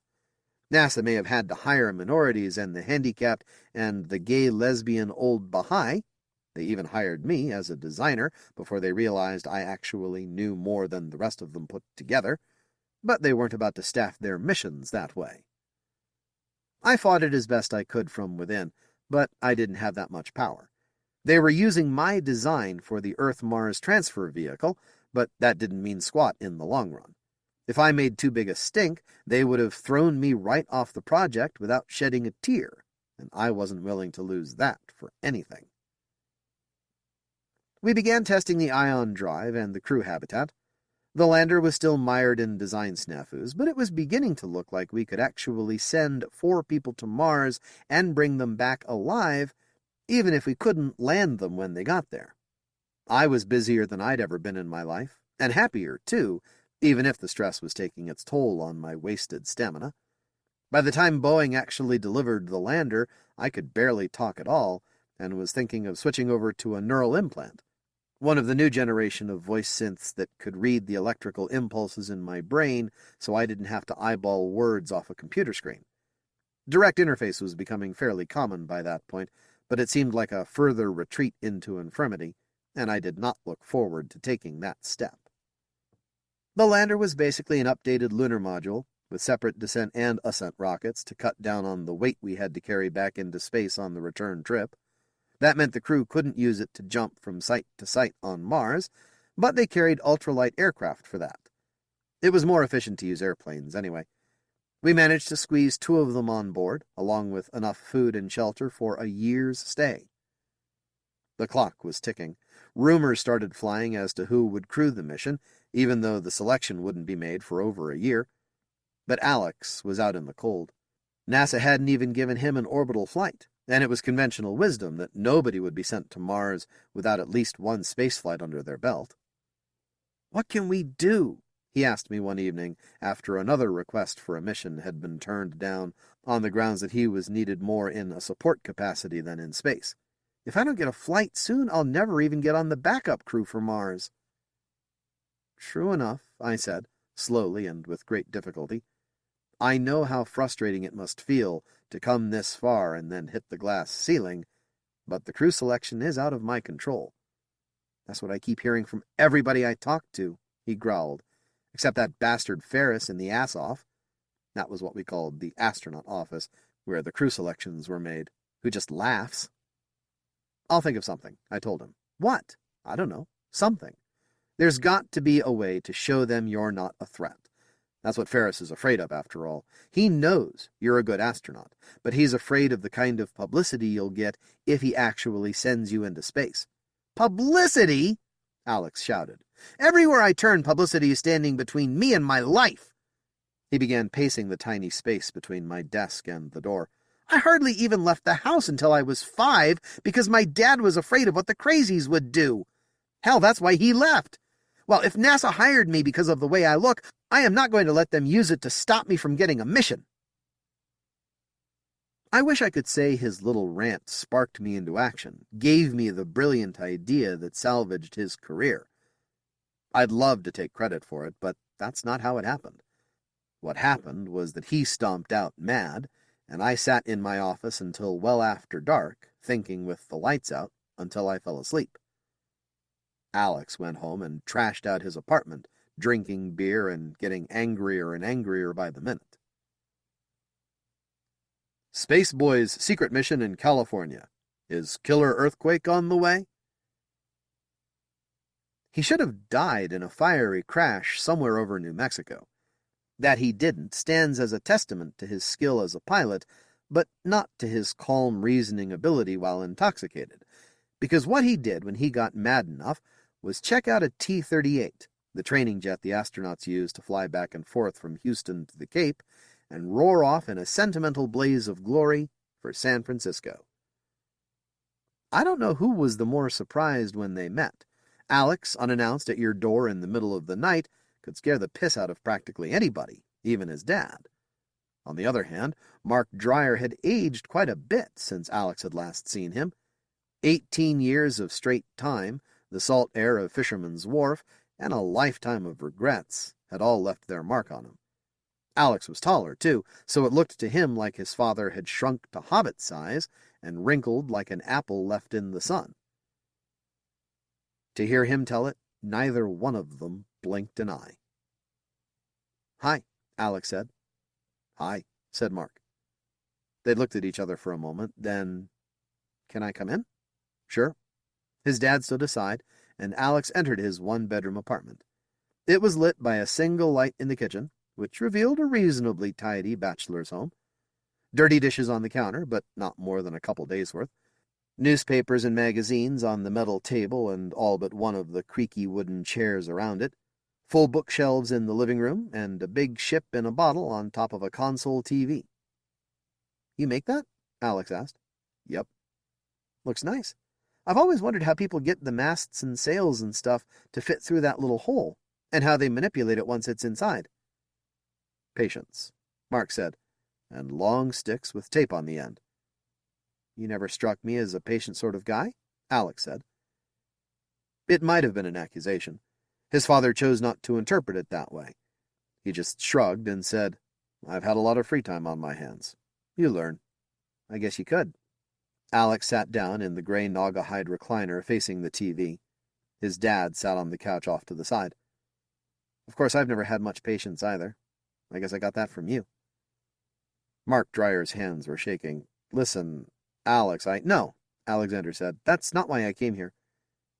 He removed a tabloid from his jacket pocket.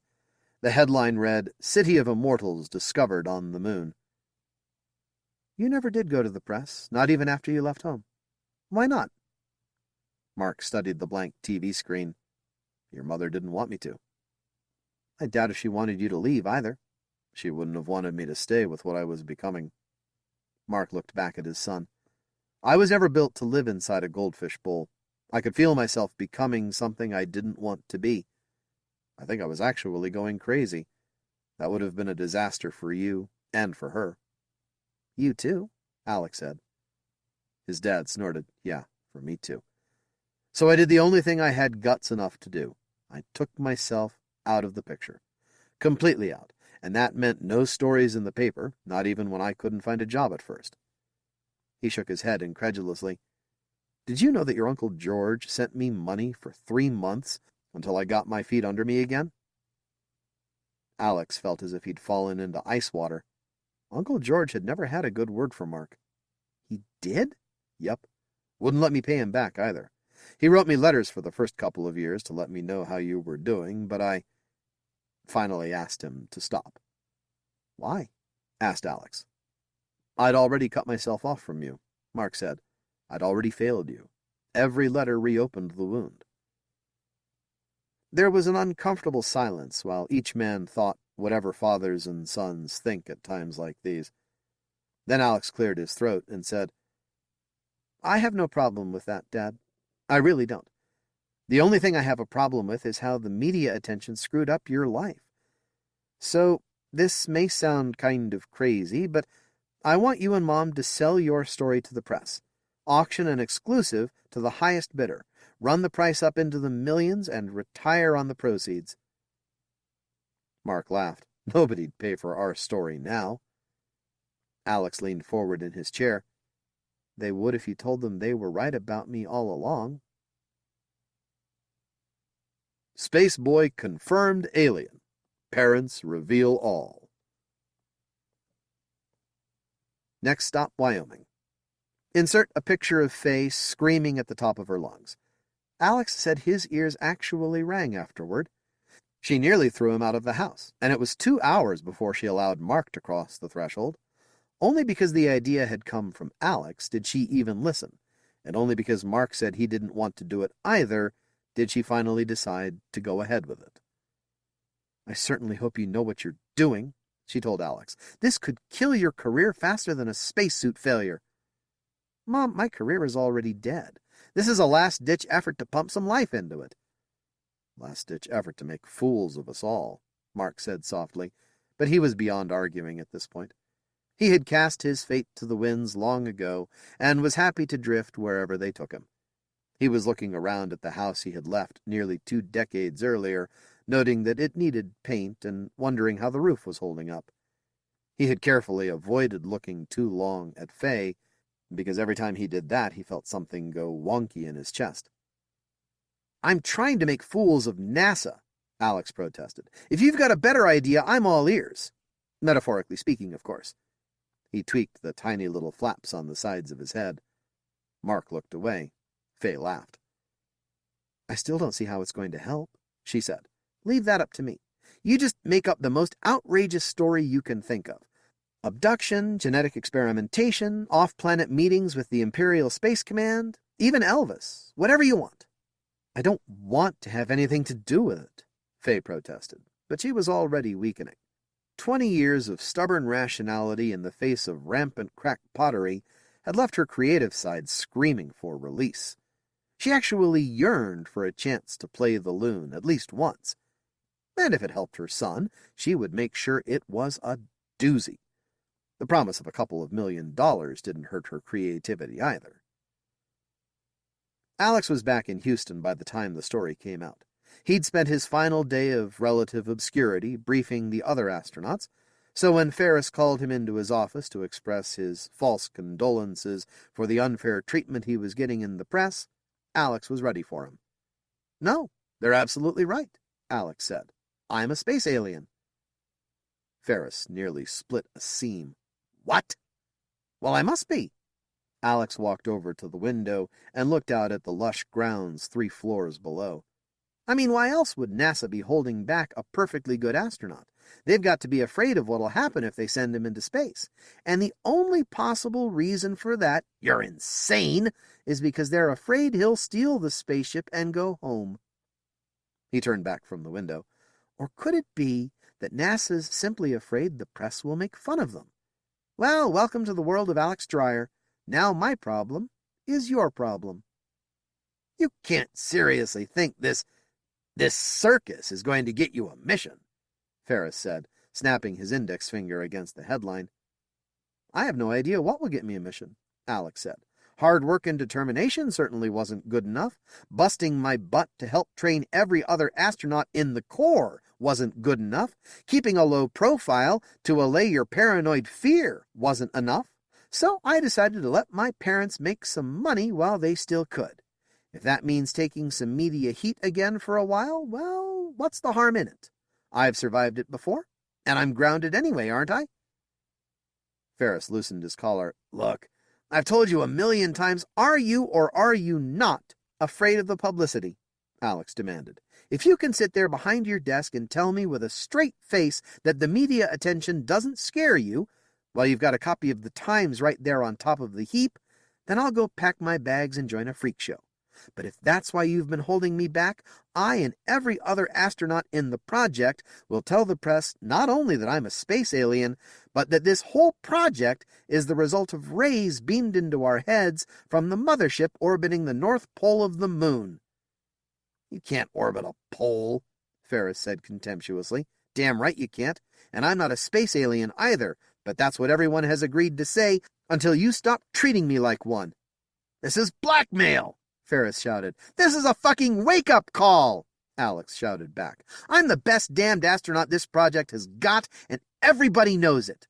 I'm the most dedicated, the most coordinated, the most physically fit, and with the exception of Mary Pays, I'm the smartest.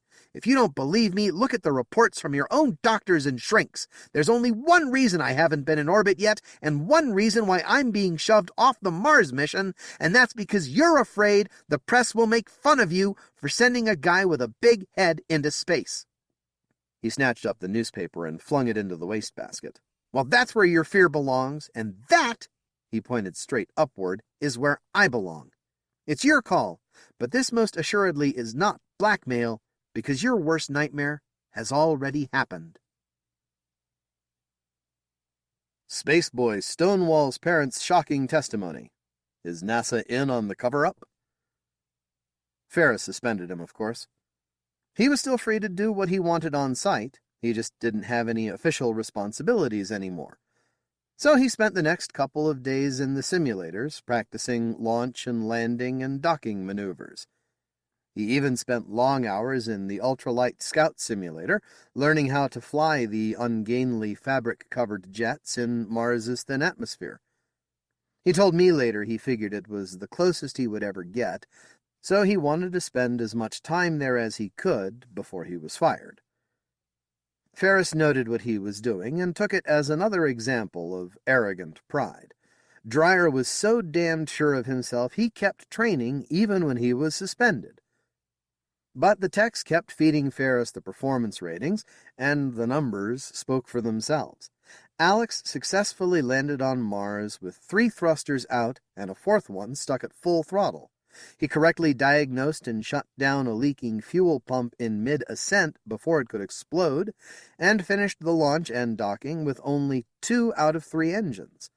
He rode out a dust storm in an ultralight, conserving power and fuel by gliding in the updraft on the windward side of Mons Olympus until the weather cleared enough for him to land. And he survived the death mission, the one that was supposed to end with a headlong crash into Mars, no matter what the astronauts did to compensate for all the malfunctions on the way down.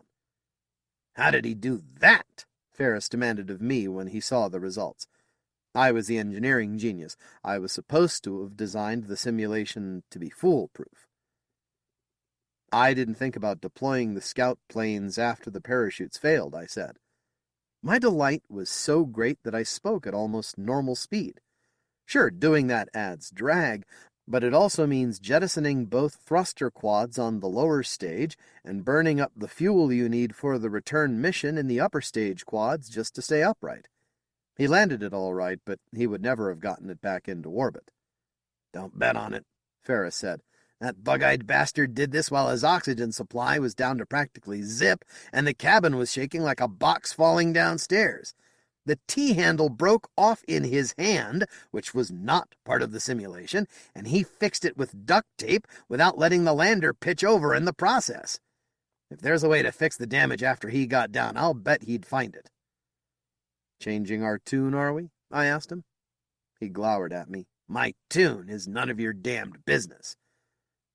But yes, it's conceivable that I might have made a mistake regarding him. I just hope it's not too late to correct it." "We don't launch for 11 months, I reminded him. "I'm aware of the launch window," he replied. He left my office without saying goodbye. Space Boy goes to space. "It's my destiny," he says. His first mission was nothing special. I say that with such aplomb, knowing that anyone who goes into space for even the most routine mission thinks it's the most fantastic thing that ever happened to them. Alex was no exception, even though he got spectacularly sick the first day. His was the first landing mission. The mission before his had tested the Mars Descent and Ascent Module, known affectionately as MADAM, in low Earth orbit. Docking and flight maneuvers had gone well, so the next logical step was to try landing it somewhere. Earth was out of the question, since the engines only developed 3/4 of a G of thrust, but that didn't mean they had to take it all the way to Mars untested either. There's a perfect testing ground only 240,000 miles away. It's so perfect a person might even be tempted to say God put it there to help us on our way to greater things. That was one theory proposed when the Middle Eastern fundamentalists raised a stink about us returning to profane the moon they had so recently cleaned up, but it did little to pacify them. The U.S. government didn't really care. By then we were so tired of the constant squabbling that came from that part of the world that we just ignored them and went on about our business. Alex didn't get to actually land on the moon. That would have been too much publicity, even for a repentant Ferris to handle. But he did get to ride along in the Earth-Mars transfer module and test out its recreation facilities while the lander crew did their thing below. He had fun playing with the entertainment and exercise equipment, the scientific instruments, and so forth. That stuff had all been tested 1,000,000 times on the ground, but he dutifully put it all through its paces so we could detect any on-site problems before we sent a crew out with it for a 2-year mission. About the only thing he found out of spec was a warble in the CD player, which sent Pioneer into a tizzy for a couple of days until the problem was traced to a power supply drain from the gyroscopic stabilizers. When he tested the surround sound theater system, he of course played Communion Part 6.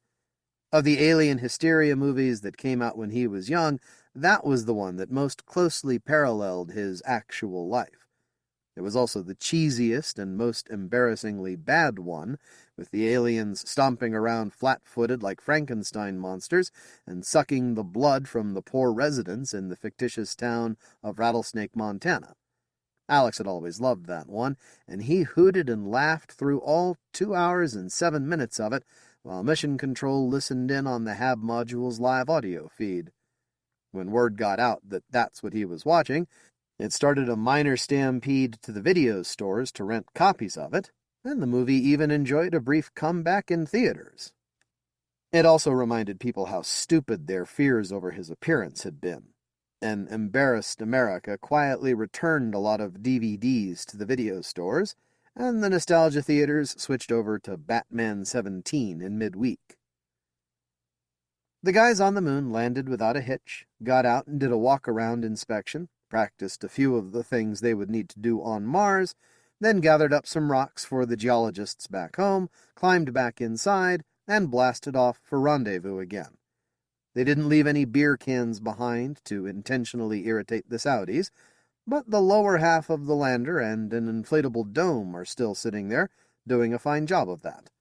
And they did deploy and assemble one of the ultralight aircraft for practice at doing it in low gravity with spacesuits on, so now there's a fully assembled airplane sitting on the airless moon, fueled and ready to puzzle the hell out of anybody who comes along after humanity has vanished into history. The ascent stage took them back into orbit without mishap, and they flew the HAB module back to Earth on a long spiral that took them another 2 weeks, just to test out the recyclers and fuel cells and so forth.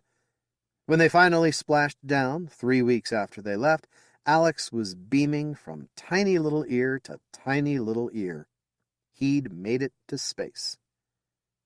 And he was on the backup crew for Mars. When the announcement came out, he didn't know whether to laugh or cry. Backup crew. This was a one-shot mission. Unless the first crew discovered underground cities or something like it, he wouldn't get another chance. Cheer up, I told him. Maybe somebody on the Prime crew will get hit by a bus. Some days I look back on that moment and wonder if there really is something behind all the superstitions people have developed since we learned how to rub sticks together to make fire. Don't say your dreams out loud, or they'll never come true. Don't break a mirror, or you'll get 7 years of bad luck.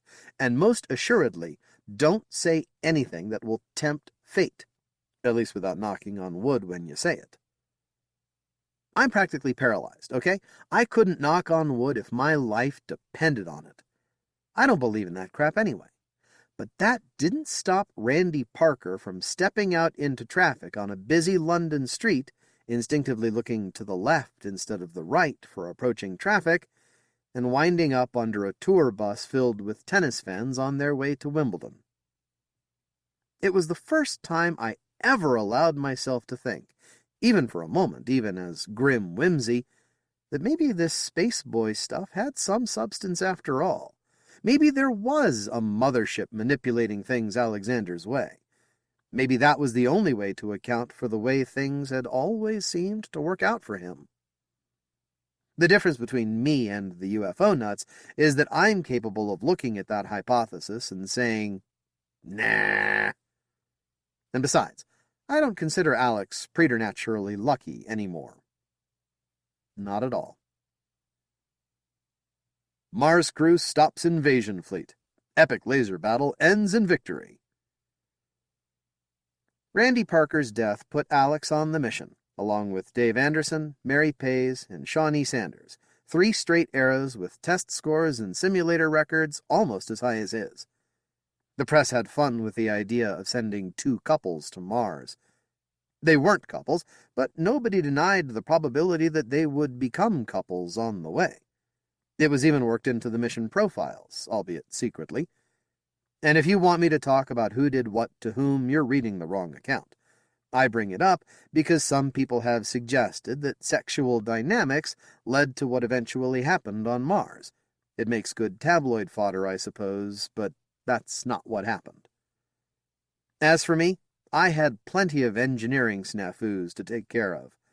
The hardware worked amazingly well, which, for a project this complex, meant we still had 1 or 2 major complications a day. Most of them were simple malfunctions that we could fix and forget about, but a few turned out to be design flaws, and those had to be re-engineered.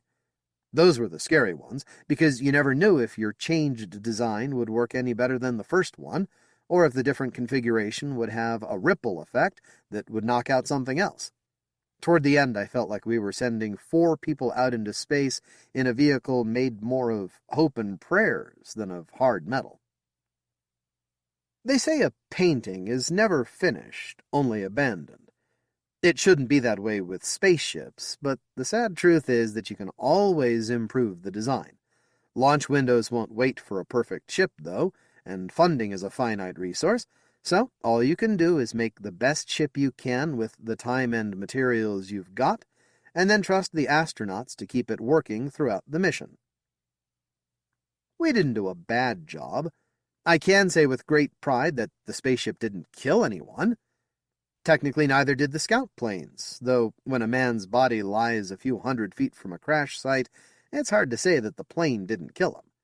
But even if we'd known about the takeoff instability, we'd still have sent the planes along and hoped for the best. It was too late to redesign them, too late to change the mission profile, too late to do anything but light the rockets and go. On launch day, the Cape was packed for a dozen miles in every direction, and every television in the country was tuned to the NASA channel. I think it was finally soaking into a whole generation of people that we were once again doing something great, that there was more to life than just the day-to-day grind. We were about to explore another planet. There wasn't a dry eye in the house when the clock ticked down to 0 and the Saturn VI bellowed its liftoff roar across the palmettos. Even the people who thought it was a waste of money were whispering, "Go, baby, go!" while the rocket struggled to lift the spaceship into orbit. I was in the control center, and people later told me that my speech synthesizer was saying, "Don't blah ha," over and over again. But what I was really saying was, "Don't blow up. Don't blow up." Miraculously, it didn't. The Saturn put them into orbit, the final stage launched them out past the moon for a gravity assist, and the ion rocket kicked in and propelled them gently on toward Mars. The tabloids went especially nuts during the 8 months it took our guys to get there. The grinning vacuousness that seems to affect all astronaut transmissions meant for public consumption, even Alexander's, I'm sorry to say, palled after only a couple of weeks, and was replaced in the headlines by rampant speculation over the real reason for the mission. Surely it was a humanitarian gesture to take Alexander home, or a rendezvous with the Aztecs known to inhabit Olympus Mons. And just what kind of torrid romantic doings were really going on when the cameras weren't rolling? The most amusing of the stories were faxed to the crew, until Mary Pays, speaking for them all, sent back a transmission asking us to stop. If Alexander had a reaction, he didn't show it. After that, they lived in their own private little world. Their recycling equipment kept them alive and healthy, and the entertainment system and scientific instruments, indistinguishable from their point of view, kept them sane, and before they knew it, they were breaking into orbit around Mars. They spent a few days sending out communications satellites so they would be in constant contact with each other no matter how far apart they got on the ground, mapping their landing site, and making sure the automatic instruments would continue to take pictures and other readings while they were gone. Then, when they were sure their transfer vehicle would be warm and waiting for them when they got back, they climbed into the lander and headed down. No waiting in orbit for one poor astronaut like the Apollo guys had done. All four went to the surface, and all four would contribute equally to the exploration. We had enough missions planned for everybody to have their fill. They landed in the Valles Marineris, down at the lower end where there would be lots of flood debris, and erosion would have exposed plenty of geological strata for them to study without digging. The valley was so wide at that point that the sides were over the horizon, and all of it was floodplain. The ultralight airplanes would allow them to range farther afield, but that's where everyone expected the action to be. Except the tabloid-reading public, of course. They wanted to know about the face and the pyramid. Never mind that photos from orbit showed 2 unassuming hills and a few eroded craters. People were sure that an on-site investigation would turn up alien artifacts by the truckload. When they learned that NASA had scheduled an ultralight flyby only after all the other mission objectives had been met, the ruckus could be heard all the way to Mars. NASA didn't budge. We released new photos from orbit showing the same thing we already knew from the last orbital survey, and the crew went on about the business of setting up their dome and making their first cautious forays into the Martian wilderness. Cautious was the word. Mars is barely more habitable than the Moon. The air is thin and mostly carbon dioxide, so the astronauts had to wear pressure suits at all times, but there's just enough of it for a cold wind to suck the heat out of a suit in practically no time. A single mistake could be fatal, and everyone made their share of mistakes. Not long after they got there, Mary slipped with a rock hammer and punctured her pressure suit, but Alex dragged her back to the dome and tossed her inside before she ran out of air. Dave didn't reinstall one of the dome's 2 air recycling canisters properly after he recharged it and nearly asphyxiated them all in their sleep. Shawnee stayed out too long after dusk and nearly froze to death before she could make it back to the dome. And the ultralight airplanes turned out to be much trickier to fly than we had hoped. The problem was mostly on takeoff and landing, when they made the transition from hovering on their jet exhaust to actually flying. Mars's atmosphere is too thin to make a rolling takeoff practical, especially on rocky ground, so the ultralights were designed like Harrier jets, with vectored thrust engines that could be rotated downward for takeoff and landing. Problem was, at in-between angles, they really affected the wing's lift, and there was a configuration in the middle where the engines didn't have enough thrust for the plane to hover anymore, and the wings didn't have enough lift for it to fly, so if you weren't moving fast enough when you went through that phase, you fell like a rock. Alex found out about it the first time he took one of the planes up for a test flight. He was going through the checklist, calling out his actions as he rose to about 50 feet, brought the nose up, and increased the thrust for flight, when he crossed through the dead zone. Throttle up to 80%, engines running smooth, tilting forward to... Shit! The stall warning buzzer overrode his voice for a moment, and then his words became intelligible again as he said, "Nose down, throttles to full, gaining speed. Starting to feel some response to the controls? Okay, I think I'm flying now, but that didn't feel right at all. I'm going to bring it around for a visual." "Roger," Dave said. "I've got the binks on you. Don't see anything wrong from here, but maybe when you come around. You sure you don't want to land?" "Not until I find out what happened," Alex said. He had the pilot's almost instinctive urge to put air rather than rock beneath him when he had a problem. He banked the plane around and did a slow pass over the dome, slow being about 100 miles an hour in the thin Martian air. Dave gave him a close inspection with binoculars, but didn't see anything wrong. "Looks copacetic, old boy," he said. The ultralights were mostly wings, since Mars's atmosphere is so thin. Alex waggled them a little, then jounced the plane up and down a bit with the elevator. "Flies like a pregnant cow," he reported, "just like it did in the simulator. But I never felt anything like that dropout before. I'm going to take it up a ways and see if I can repeat it." "You sure you want to do that?" Dave asked him. "I don't want to try landing until I know what happened," Alex replied. Back home at Mission Control, we were all pulling our hair out. We had a man in the air with a problem, 150 million miles away. What we were hearing had happened 13 minutes ago. Alex could have been dead already, and we wouldn't know it until the radio signal carrying his last words caught up to us. We had people in the simulator trying to figure out what had happened up there the moment we heard there was a problem, but even if they figured it out instantly, it would be 13 more minutes before their solution helped Alex any. So we hung on to our butts and gritted our teeth while we listened to Alex calmly describe everything he did. "Climbing through 8,000. I can see quite a ways from up here. Man, oh man, a hell of a lot of water must have come through this canyon. It looks like it was cut with a fire hose. Okay, I'm at 10-0 and slowing, bringing the engines backward to hover. Angle at 10, 20, 30. There it goes. Get back here, you bastard. Throttling up and tilting on back to 40, 50, 60. Airspeed down to 40, 30, 20. It's looking stable now. Hovering like a balloon. Plenty of control. It's just in that transitional phase where it goes all to hell for a second." He tried switching back over to forward flight, and sure enough, the same thing happened. So he brought it to a stop again and tried it over and over until he learned how to compensate for it. "All right, here's what we're going to have to do," he said as he dropped back down toward the base for a landing.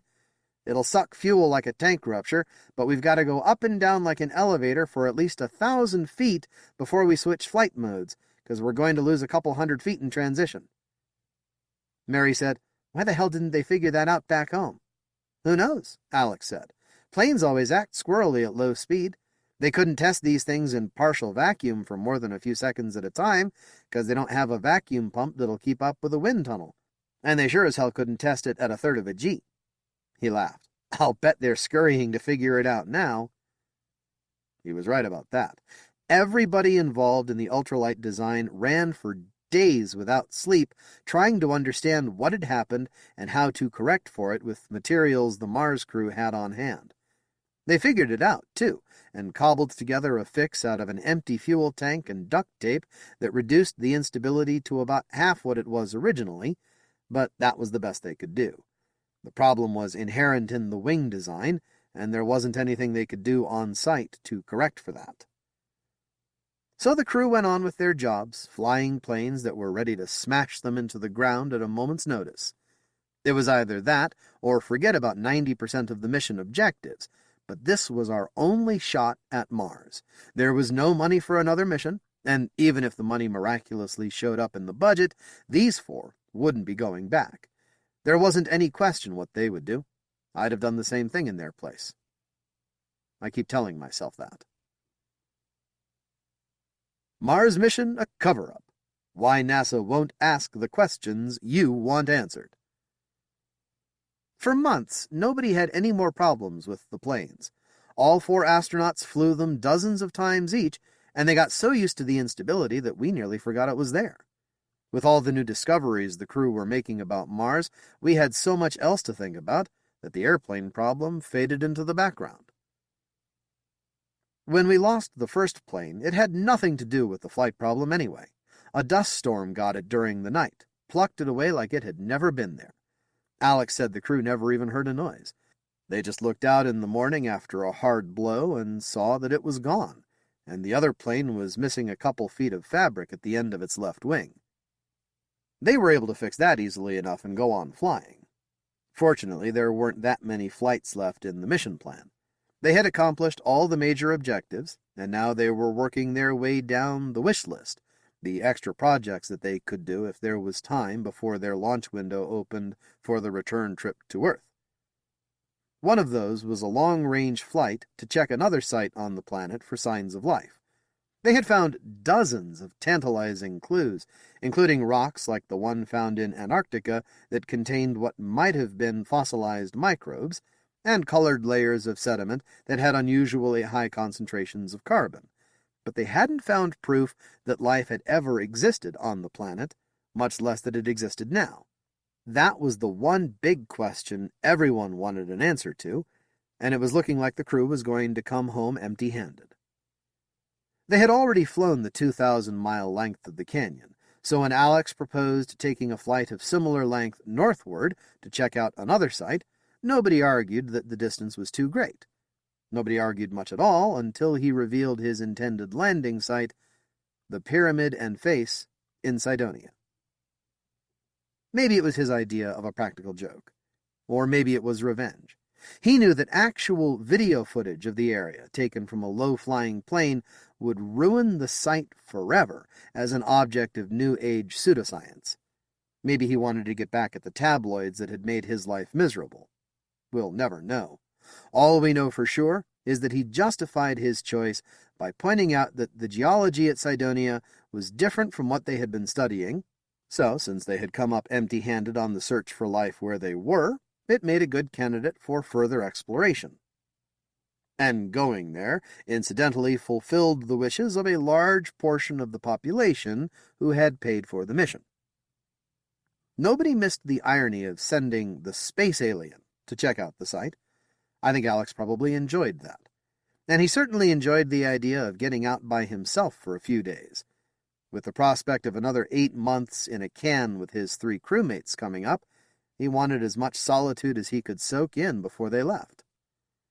So he packed his toothbrush and enough food and water for a week and took off for Cydonia. He would have to spend a couple of cramped nights sleeping in the cockpit of the plane, but he didn't care about that. He had camped out plenty of times in pup tents on fishing trips in Wyoming. He was used to sleeping in tight quarters. This had to be the happiest time in his life. Here was a kid from a small western town, a strange-looking kid that practically the whole world had made fun of, making a solo flight a sixth of the way around Mars. He was exactly where he wanted to be, and he'd gotten there despite all the superstitious, credulous, and downright malicious people who stood in his way. And not only that, but he had made his mother proud. Hell, he had made his father proud, and that's saying something. A straight route would have taken him to the east of the crisis site where Viking 1 had landed, but he took the extra time to fly over it, swooping low and circling around to take pictures of the fragile little lander sitting there on the boulder-strewn plain. Everyone back home had grown familiar with images of the habitat site from the air. Its bubble and lander and power generator provided a comforting picture of home away from home, a place we could all imagine ourselves living in our dreams. The Viking probe had the exact opposite effect. It looked lost down there among the rocks, a tiny speck of technology amid a vast, forbidding landscape, its dish antenna still pointing into the sky like a hand reaching for the planet it could never touch again. "That's, the Viking probe," Alex said quietly after his third circle around it. "I guess I'll be going on to Cydonia now." By the time he got there, hours later, his sense of humor had returned. As he approached the pyramid and the face, his onboard video camera showed the now familiar rounded hills and craters that we know them to be, but he talked as if an entire Martian city were unfolding beneath him. "Oh my God," he said. "There it is. Look at the buildings, and the elevated walkways, and the flags waving from the tops of the towers. They look like... Yes, they're buffalo on a field of blue. They're Wyoming flags. Proof positive that this is the site of a massive government cover-up. And there's the face. Is it a space alien? Sorry to say it doesn't look a thing like me. In fact, it looks more like my dad. Hi, Dad." He banked the plane around so the bumpy hill was right in front of him. "Look, it's speaking. What's it saying? Looks like, yeah, fooled you." And now it's fading away. Yes, it's turning into just an ordinary hill with craters in it. Oh, what cruel fate. He banked away. Well, what a disappointment that was, eh? I guess I'll just land over there by what used to be its chin and see about doing some real science." Mary, who had been monitoring his signal over the satellite link, was laughing out loud. Most of us at Mission Control were too, but a few people weren't. Spaceflight was a popularity game, and Alex had just cost us some supporters. He didn't care. I never got the chance to ask him, but I know what he thought of that kind of support anyway. He brought the plane in high, making his customary yee-haw yell as he went through the roller coaster moment, then set it down light as a feather on the rocky ground at the base of the hill.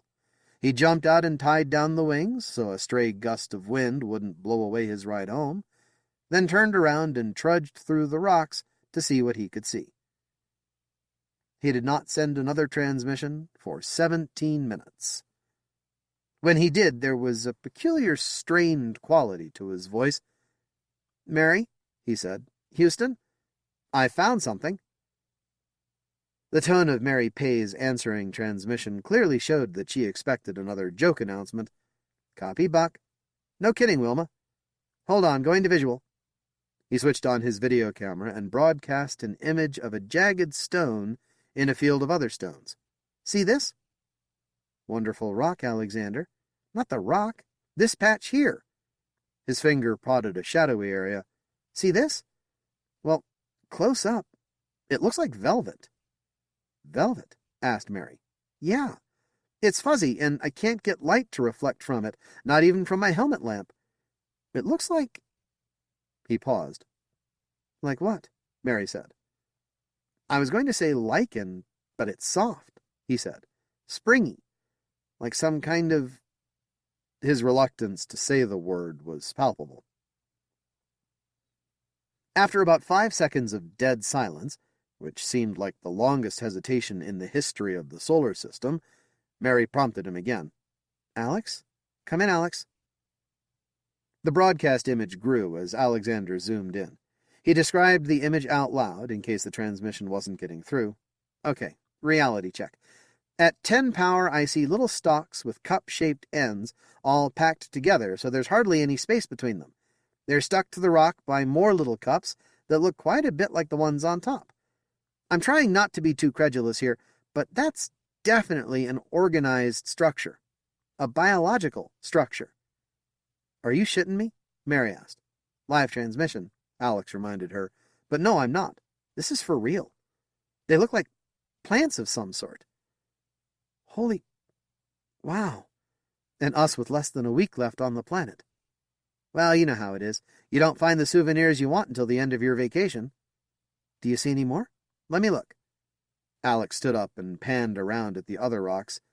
"Yeah," he said. 5 or 6 patches of it. No, more than that. Oh, there's a big one. Must be 3 inches across." "Get samples," Mary told him. "Duh," he said. His voice barely betrayed the excitement he had to be feeling, but the biomonitors in his suit told a different story. His heart was racing, and his skin temperature had risen a couple of degrees. He knew he'd just made the history books again, and this entry would dwarf the one about Dreyer syndrome, or even the first mission to Mars. He was now the man who had discovered the first indisputable evidence of extraterrestrial life. He spent the next 2 days scraping stuff off rocks, digging in the ground for other organisms, and climbing up and down the hill looking for anything else he could find. He even bagged up one entire rock a couple of feet across because it had 4 different kinds of growth on it, and he thought maybe it would provide some idea of how the Martian ecosystem worked. And then it was time to head back. He packed his samples in the plane, strapped everything down, and lifted off for home. He took the plane up a few hundred feet, tilted the engines forward, and dropped like a rock. And kept dropping. Long after the wings should have caught enough air to start flying, the plane still generated no lift. "Shit," Alex said. "There must be a downdraft. Increasing thrust to max." The plane kept dropping. In 1/3 G, he had plenty of time to watch the ground come up at him, but his biomonitors showed his pulse rate barely rising. "It's not going to work in flight mode," he said, transitioning back to hover mode. He angled the engines back. "Come on, you dirty bitch! Come on, come on!" We heard the impact. It sounded like someone had dropped a dictionary on a beer can. "Alex," Mary called out. "Alex, are you okay?" "Well, I'm down," he said, "but I wouldn't say I'm okay. Both engines broke loose in the crash. They're doing cartwheels across the rocks now. There, one of them stopped. The other one's still rolling around like a pinwheel." He coughed. "Damn, bit my tongue. Can you fix the plane? I don't see how. Even if the engines still work, the wings are crumpled like tinfoil. But it looks like I'm going to have to figure something out, doesn't it?" He didn't state the obvious. There was no backup plane to come get him. He got out of the wreckage and hiked through the rocks to the closest engine. It had been battered so badly that it was barely recognizable. The other one had tried to suck in a rock as it was winding down, and what was left of the turbine lay scattered all around it. "Looks like time for Plan B," Alex said. Space Boy Mutiny. Did he intend to stay on Mars all along? There was no Plan B. Everyone racked their brains for a way to get an astronaut 2,000 miles back to base without a plane, but there just wasn't any. He wouldn't make a tenth that distance on foot. Dave suggested going for him in the landing vehicle, but Alex vetoed that idea right away. "It's not designed for suborbital flight," he said. "Besides, even if you could restart the lower stage and fly it, you'd have to rob fuel from the upper stage, and then all four of us would be stuck on the ground until our food and air ran out. If we don't get back into orbit within the week, we'll miss our launch window." "We can't just leave you there," Dave said. "I'm all for rescue if you've got a realistic plan, but using the lander isn't going to work." At Mission Control, we had to concur. That was the hardest decision I ever made in my life, even though I was just part of the engineering group, and even though I knew there wasn't a real decision. We might have risked the other three for a chance to save Alex, but we wouldn't doom all four of them just to make a vain attempt. I wasn't the Capcom on this mission, but I was Alex's best friend, so I got to deliver the bad news. There was no way to hold a conversation with the speed of light lag what it was, so I just made a short speech and had my voice synthesizer remove all the pauses before transmitting it. I won't transcribe it here.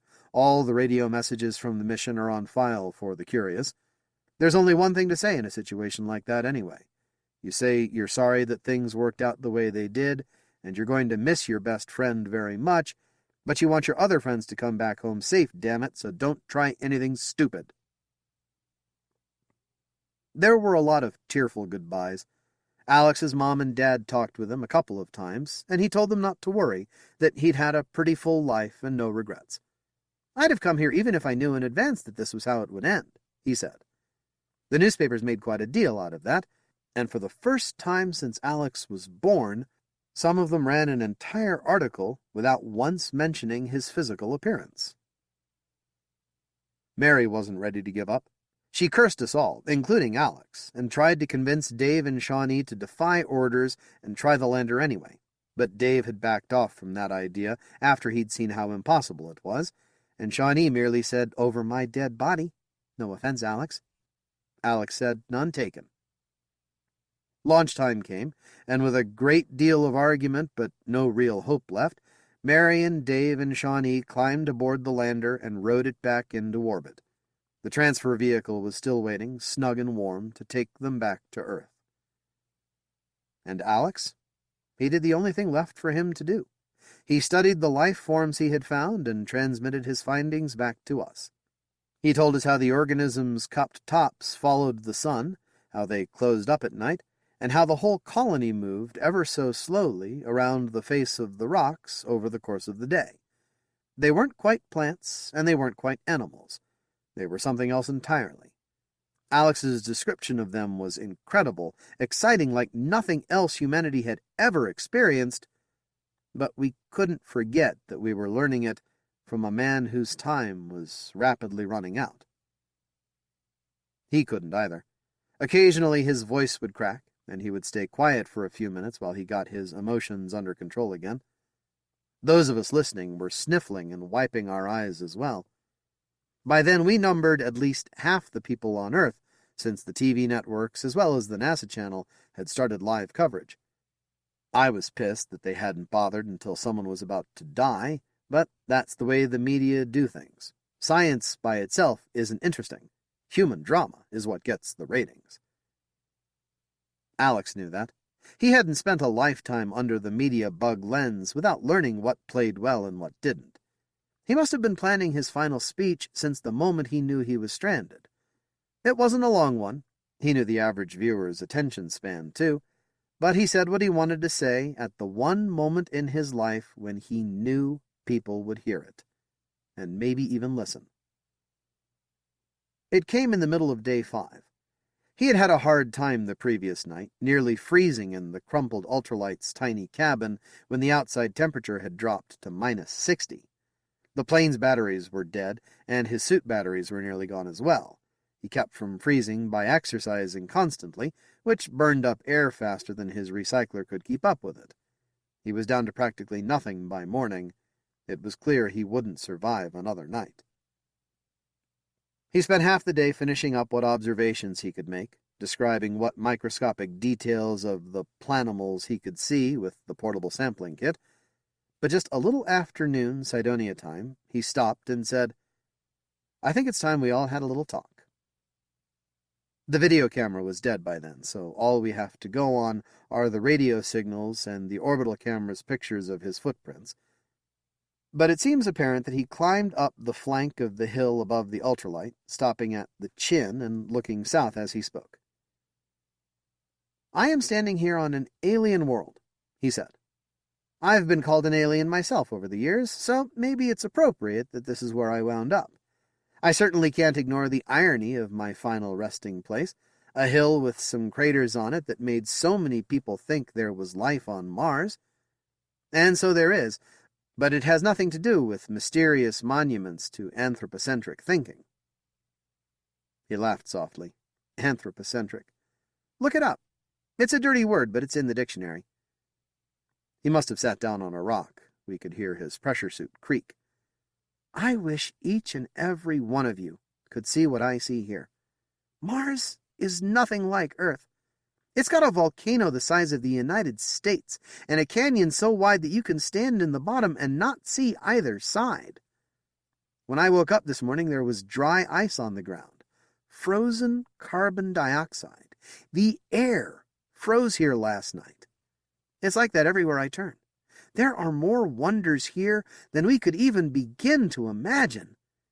And I'm here to see them because we were crazy enough to come look." He sighed. Why can't that be the thing that excites our imaginations? Why must we waste our minds and our energy on delusions that we should have put aside long ago? Faces on Mars, alien abductions, imaginary beings dictating our lives at every turn. What's wrong with us? We have brains, we have senses. Why can't we use them to understand the universe around us, rather than make up elaborate fantasies and pretend they're the truth? Well, here's the truth for you. I am Alexander Dreyer. Like the rest of you, I'm a human being. And from this moment on, like the rest of you, I'm a Martian. We all became Martians the second humanity set foot on this world. And because of what we've learned here, we'll all carry a little bit of Mars around with us for the rest of our lives. Does that somehow diminish our humanity? Of course not. It means we're more human, because only human beings could have gotten here. We dreamt it, we wanted it, we built it, and we did it. And Mars will always be here, a beckoning light in the sky for anyone else with a dream and the determination to see it through. I want you to remember that when you look at the new face on Mars. He stood up and walked back down the hill, out into the sandy plain beyond.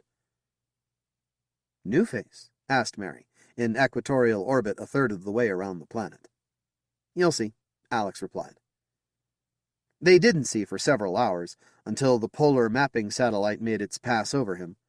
By then he'd made most of one circuit, and he was well into a second one, scuffing up the soil with his boots like a kid making designs in fresh snow. It was a bit lopsided, as patterns drawn on the ground without surveying instruments often are, but it was perfectly recognizable. a long oval, ballooning out on one end and narrowing down to a pointy chin on the other. Big, almond-shaped eyes filling nearly half the enclosed space. 2 little dots for a nose, and a single line for a mouth, bent upward at the ends in a goofy grin. Alexander Dreyer's own caricature. "Alex, what the hell is that for?" Mary asked when she saw it. "A reminder," he said. His voice was ragged, and he was panting hard. "Besides, people want it. A face? Who am I to deny them?" She laughed, but it turned into a sob. "I'm sorry, Alex. I'm sorry it has to end like this." "Me too," he said. "But believe me, it's better than it might have been. At least I got here." Oof! There was a thump over the radio. "Alex? It's all right. Tripped on a rock. It's getting hard to see. Look, I don't have much daylight left, or air either, and I don't really want to make people listen to me die, so I'm going to shut off my radio." "No! Alex, you don't have to die alone. I'm not alone.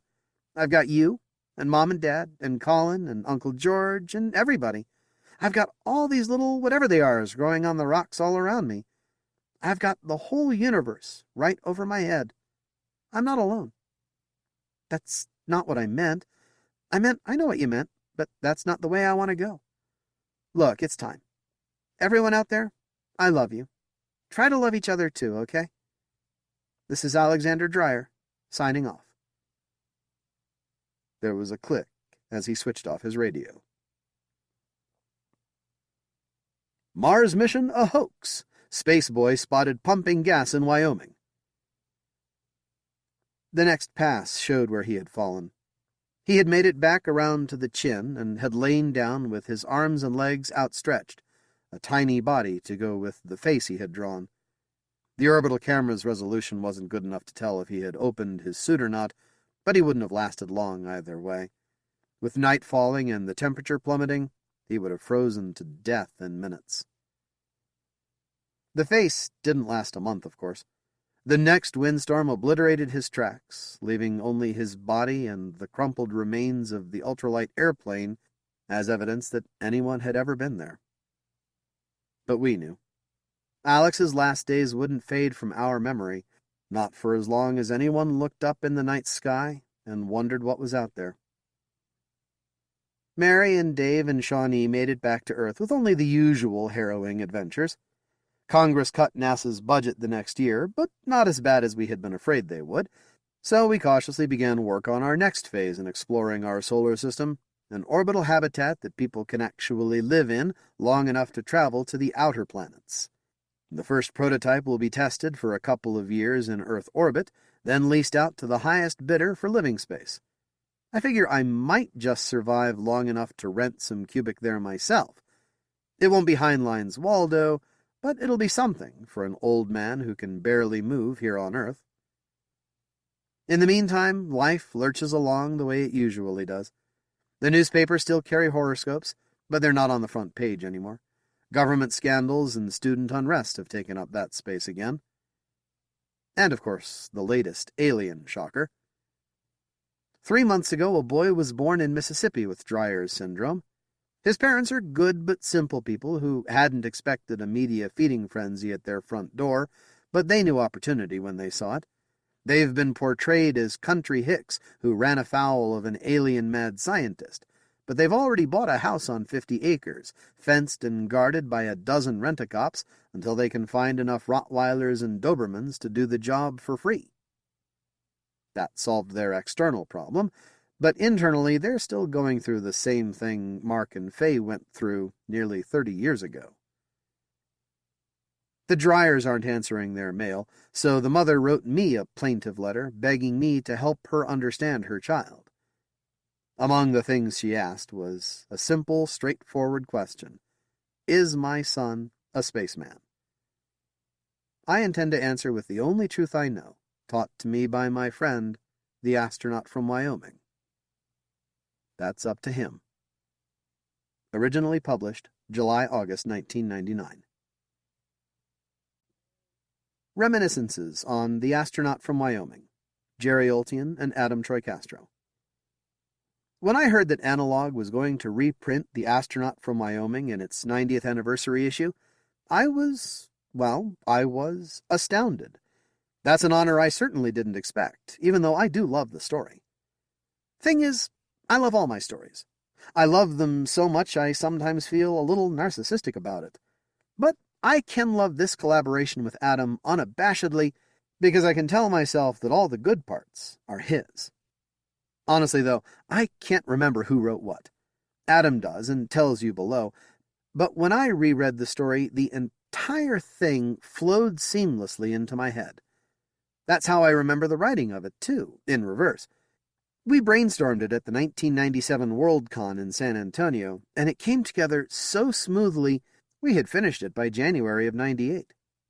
We shipped drafts back and forth to one another via Genie, the electronic bulletin board that predated the internet, and felt like we were living in a technological wonderland. Because Scott Edelman, editor of Science Fiction Age, was there while we were brainstorming it, we sent it to him first, but he rejected it, saying it didn't trip his trigger, but he hoped we would sell it elsewhere and win a Hugo with it and prove him wrong. We nearly did. Astronaut was nominated for both the Hugo and the Nebula, plus the Homer, the Seiyun, which it won, and Analog's own Analytical Laboratory, which it won by a historically wide margin. We got a ton of fan mail, too, which was in some ways even more gratifying. We had been afraid that nobody would identify with our weird alien-headed protagonist, but it turned out nearly everyone did. We shouldn't have worried. Who doesn't feel singled out as a freak when they're growing up? Who doesn't think the deck is stacked against them at least some of the time? Who doesn't feel like their success is won despite the myriad people who haven't a clue what it's like to be a little different from the rest? And who wouldn't risk their life for a shot at doing something truly significant for the advancement of human knowledge? Fans are slans. We're also Alexander Dreyer. Maybe someday the rest of humanity will see themselves in him too. I'd like to think the world would be a considerably better place when that happens. Jerry. I am not quite like Jerry. I do not love all my stories. There are a few in print that I hope to never be reminded of, thank you very much. Still, I love many of my stories, and it's a little embarrassing to note when one of them is closer to my heart than others. This one takes its prideful place, not just because it's one of the two most widely honored stories of my career, and not just because the collaboration with Jerry was one of the best experiences of narrative feedback I have ever had, but also because it was a serious turning point. You see, part of the syndrome that results in the onset of that strange condition, SF writing, if you suffer these symptoms, ask your doctor about Narcolex, is that weird combination runaway egotism and devastating insecurity. The clash between attributes can have paradoxical results. For instance, when I began my career, I knew that I was going to bestride the literary landscape like a titan, but I was also certain that there was no chance in hell that I would ever sell to Analog, the magazine that had blown my mind as a teen and that filled a proud set of shelves with years of matching spines. A sale to that iconic place was never going to happen. Bestriding the literary landscape like a titan? Sure thing. Anybody can do that. That was definitely coming. Just you wait, scoffers. Sell to Analog? No way. Not even once. And then we conceived this story. I was in charge of writing Alexander's childhood, and Jerry in charge of writing the most analog-y half, Alexander's astronaut career. As an odd result, I wrote the sections set in Jerry's birthplace of Wyoming, and he wrote the sections set in my current state of residence, Florida. And then we each took a full pass or two, revising at will, and while it's still fairly easy for me to pick out the more Oltion-esque and Castrovian bits, the seamlessness of the result is such that there are bits and pieces throughout with no certain point of origin. That, the subsequent opening up of the market I was certainly never ever going to sell to, and the friendship that flowered in composition, honestly, how can the story not emerge as a personal favorite touchstone? Adam. We are honored to be included in this very special issue of this magazine that has long since earned its place in history, and we thank the readers for taking another look at the eventful life of Alexander Dreyer. Science Fact: Making Waves, The Inventions of John W. Campbell, Alec Navala-Lee, and Edward M. Wysocki, Jr. Reading time 24 minutes. The thing about John Campbell is that he liked things big, Isaac Asimov once wrote. He liked big men with big ideas, working out big applications of their big theories. And he liked it fast. His big men built big weapons within days, weapons that were, moreover, without serious shortcomings, or at least with no shortcomings that could not be corrected as follows: something's wrong. Oh, I see, of course. Then, in 2 hours, something would be jerry-built to fix the jerry-built device. Asimov's description could apply to many other writers of the 30s, whose heroes often solved monumental engineering problems overnight, but it speaks in particular to the singular personality of John W. Campbell, Jr., who achieved his greatest fame as the editor of the magazine Astounding Science Fiction, later known as Analog. Many of the protagonists of pulp science fiction were inventors, and countless early gadget stories revolved around the development of space flight or atomic power by a solitary genius.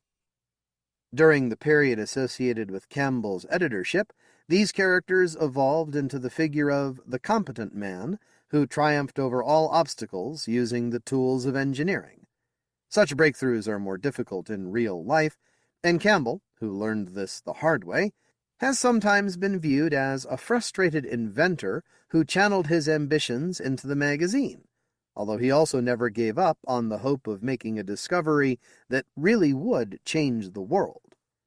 He spent much of his time in his home workshop, pursuing avenues of investigation that paralleled his work in print, in a relatively unknown side of his career that sheds a surprising light on the genre that he did so much to define. Campbell was born in New Jersey in 1910, and his idealized sense of himself as a resourceful experimenter was shaped by his childhood. His father, John W. Campbell Sr., was a chief engineer at AT&T who lectured his 10-year-old son on the principles of physics. As a boy, the younger Campbell loved his Meccano set, and he spoke fondly in later years of his youthful inventions: the backyard catapult that conked him on the head, the crane with a worm gear that won a prize, the radio receiver, the electronic eavesdropper, the car assembled from 2 batteries and an old Studebaker starter motor. He fixed bikes, repaired appliances for neighbors, blew up his basement with a chemistry set, and often had reason to remember his father's favorite saying, "Well, it was a good idea, John, but it didn't work.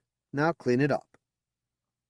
When Campbell went off to college at the Massachusetts Institute of Technology, he brought some of his old habits with him. He put together an experimental setup in class to prove one of his teachers wrong, and he invested the money from his first science fiction sales into rebuilding a Model A Ford. After graduating from Duke, where he had transferred after flunking German at MIT, he found professional success more elusive. A series of jobs at Mack Truck, the Pioneer Instrument Company, and the chemical firm Carlton Ellis failed to lead to the kind of research role that he wanted, and his frustration was reflected in his fiction. Writing much later of one of his first mature stories, Forgetfulness, Campbell said that it amounted to his unconscious rejection of an up-till-then idea that I wanted to be the great inventor. After Campbell unexpectedly landed the editorship of Astounding in October 1937, he transferred most of his creative energies to the magazine, but he continued to tinker at home.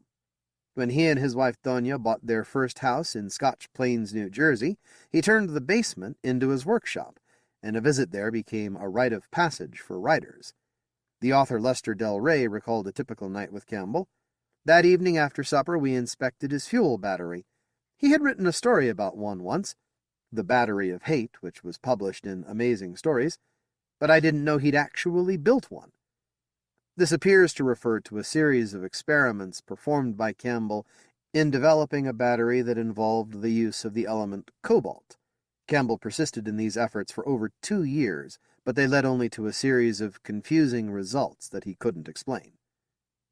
The editor was also an enthusiastic amateur photographer, writing to his friend Robert Swisher that his hobby provided a convenient outlet for his homemade gadget mania. During World War II, Campbell found various outlets for his inventive tendencies. At the invitation of Harry Walton, an editor for Popular Science, he wrote a series of 20 articles on home electronics projects, including a remote baby monitor that he illustrated with a picture of his sleeping daughter. He recruited the writer George O. Smith, an electrical engineer, to spend a weekend every month at the house in New Jersey, where Smith worked on various gadgets, and also got to know Donia, whom he married after the Campbells divorced in 1950. At parties, Campbell asked guests to sing into a microphone hooked up to an oscilloscope, which displayed their voices as undulating waveforms, and he pitched technical ideas for the war effort to Robert A. Heinlein at the Naval Aircraft Factory, although none was ever put into practice. After the war, Campbell got into ham radio, which he used to discuss story ideas with Heinlein in Colorado Springs, and hi-fi equipment. When his marriage to Donia ended, he lost himself in work on his stereo system, and after he remarried in 1951, his efforts in home audio inspired his most ambitious project as an inventor. While tinkering with an amplifier that he had made from scratch, he was left unhappy with the results. Music comes out in such a fashion that a piano, saxophone, and trumpet are almost indistinguishable. Reasoning that music was based on complex wave patterns, he found himself wishing for a device that could generate any arbitrary waveform, or electrical signal, on demand, which would allow him to conduct bench tests on the equipment that he was building. Eventually he arrived at a potential solution, and he became convinced that it was the big idea that he had been seeking for most of his life. On October 8, 1954, Campbell wrote a letter to Arthur Z. Gray, the head of his parent publishing company, Street and Smith, to describe what he had in mind. He took pride in his ability to predict future technological developments, joking that he could have taken out a patent on the fundamental principles of the atomic bomb in 1940, but he had never been able to translate this talent into financial success. Now he had an idea that seemed to have vast commercial potential. There is a need for a waveform generator. I want to get a patent on it and get it now. Campbell thought that such a generator could be used to produce the complex synchronization signals needed for color television, the waveforms used by radar, customized timbres for an electronic musical instrument, and applications that even he couldn't foresee. He compared himself to Philo T. Farnsworth, the inventor of television, who had made some nice money by patenting concepts that were utilized by legions of innovators to come. The underlying mechanism was straightforward. You simply drew any waveform that you wanted, no matter how complicated or strangely shaped, as a silhouette on a piece of transparent material. A photocell would be placed behind the transparency, and a vertical ribbon of light swept horizontally across the silhouette. Because the intensity of the light striking the photocell at any given point depended on how much was obscured by the silhouette, the photocell circuit could be designed to produce an electrical signal with a waveform that precisely matched the shape that had been drawn by hand. The setup was basically the opposite of an oscilloscope. It translated a visual representation into a signal, rather than the other way around, and it made it possible to generate unusual waveforms, including one shaped like the New York skyline. Figure 1 shows a silhouette possibly similar to the one used by Campbell in such a test, where the narrow white rectangle represents the vertical beam of light that would scan from left to right. It was a clever arrangement, and in fact a similar device, which mechanically rotated a drawing on a disc in front of a light source, was already on the market. The real challenge was moving the mask past the light rapidly enough to generate signals with a high frequency, and the existing mechanical solutions were all limited by how fast they could go. If one rotation of the disk equaled a single cycle of the waveform, obtaining a signal that repeated 15,000 times a second would have required a rotation rate of 900,000 RPM, which was clearly out of the question. To address this issue, Campbell considered such approaches as photographing the waveform pattern and reproducing it 1,000 times on a strip of film. If mounted on a drum, a rotation of 6,000 RPM would generate a signal at 100,000 Hz, or reading it off a reel of magnetic tape, both of which suffered from practical limitations. Campbell's eventual answer was to move the light source rather than the mask, although he soon realized that this presented problems of its own. In his correspondence, he checked off various possibilities. A rotating prism could be used only at a low rate of speed, which left it open to the same objections as before. Campbell also initially rejected the use of an oscilloscope to produce a moving band of light on a cathode ray screen, which he thought was bulky and excessively complicated. He was more intrigued by solutions that used piezoelectricity, or magnetostriction, in which materials change shape in response to electrical or magnetic fields, or an optical medium that altered its index of refraction under stimulation, which could theoretically shift the plane of a light source. After weighing the alternatives, he decided to focus on the piezoelectric angle, but his requirements couldn't be satisfied by any known material. The supplier reportedly told him, "If you ever find a way of getting one, let me know too." Campbell was stumped by the mechanical challenges, and he temporarily set the project aside. Along the way, however, he came up with what he saw as a solution to a more limited issue relating to the creation of signals with specific waveforms. In a letter to Steve Cox, who was evidently his patent attorney, Campbell wrote, "If I use present techniques for generating a square wave, some 6 tubes and associated components are needed. To change from a square wave to an isosceles triangle wave, I would need to construct an entirely new circuit system employing some 15 tubes." Campbell devised an alternative setup that could produce square, sawtooth, or stepped waveforms with a pair of vacuum tubes, one of which caused the output voltage to rise, the other to fall. By providing the correct inputs to the tubes, you could obtain different waveforms without having to build a new circuit each time. The result was described in United States Patent 2,954,466, which bore the somewhat unenlightening title Electron Discharge Apparatus. Campbell filed the application on July 9, 1956, but the patent, which consists of just 2 pages of text and 4 figures, wasn't issued until September 27, 1960. Figures 2 through 5 are taken from the figures that appeared in the actual patent. The circuit that Campbell designed, Figure 2, has 2 inputs, one to tube T1 and the other to tube T2. Its output is terminal P, which is connected to the load, or the component that consumes power. Tube T1 is a pentode with 5 active elements, while tube T2 is a pentode with the addition of a dynode, or electron multiplier, which causes secondary emission of electrons. The anode, or plate, of T1 is connected to the terminal P. The dynode of T2 is connected to terminal P, while its anode is connected to a positive voltage B+. Both tubes have bias voltages that normally leave them in a cutoff stage with no flow of electrons. If a large positive voltage is applied to the input of T2, electrons flow to strike the dynode, which leads to a larger flow of electrons away from terminal P to the anode, causing the load voltage to increase rapidly. For the circuit to work as intended, the load has to be a capacitor. If it were a resistor, the voltage introduced by the current flow would disappear as soon as T2 was turned off, while a capacitor will hold the voltage placed on it for a very short period of time.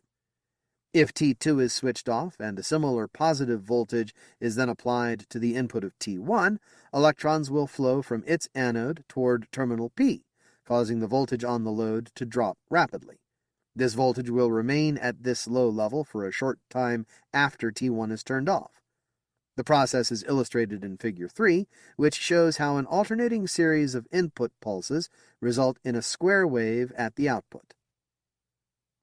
Other patterns of voltages applied to the 2 inputs will permit desired output waveforms to be generated. Figure 4 shows what happens when the input to T1 is set to a fixed voltage that places T1 slightly above cutoff, resulting in a gradual decrease in the voltage at terminal P. If a series of pulses is applied to the input of T2, the voltage at the load will abruptly rise each time, followed by a gradual decrease after the pulse is removed and the voltage falls through the action of T1, which leads to a sawtooth wave. Figure 5 depicts a series of small pulses applied to each tube, resulting in an increasing or decreasing stepped waveform. The basic principle is simple enough, and an equivalent circuit could be developed today using solid-state devices. Unfortunately, it falls well short of Campbell's goal of a circuit capable of generating any desired waveform. In the patent, Campbell says that these 3 examples are to be considered illustrative of the many ways the circuit may be operated to generate a desired waveform, leaving the problem of determining inputs for other waveforms as an exercise for the reader, meaning that it simply moves the problem back one step. Even if the user could figure out the inputs needed to obtain the required output signal, there was no indication of how one was supposed to create these input waveforms. In the end, it offered no real advantages, and the patent may have been motivated by little more than Campbell's desire to have something to show for all his efforts. In 1958, however, he returned to his original conception of a true waveform generator, and this time he produced one that worked. His crucial decision was to employ an oscilloscope as the light source, which he had dismissed years earlier as impractical. By using a cathode ray tube with a very short persistence phosphor and driving the vertical deflection at a high rate of approximately 75 megahertz, he obtained a vertical ribbon of light, even with the horizontal sweep as high as 500 kilohertz. The final result was a piece of test equipment similar to one that is still in use today, the Arbitrary Waveform Generator, AWG, which allows the user to define a waveform by specifying a series of points expressed in terms of time and voltage, rather than by drawing it.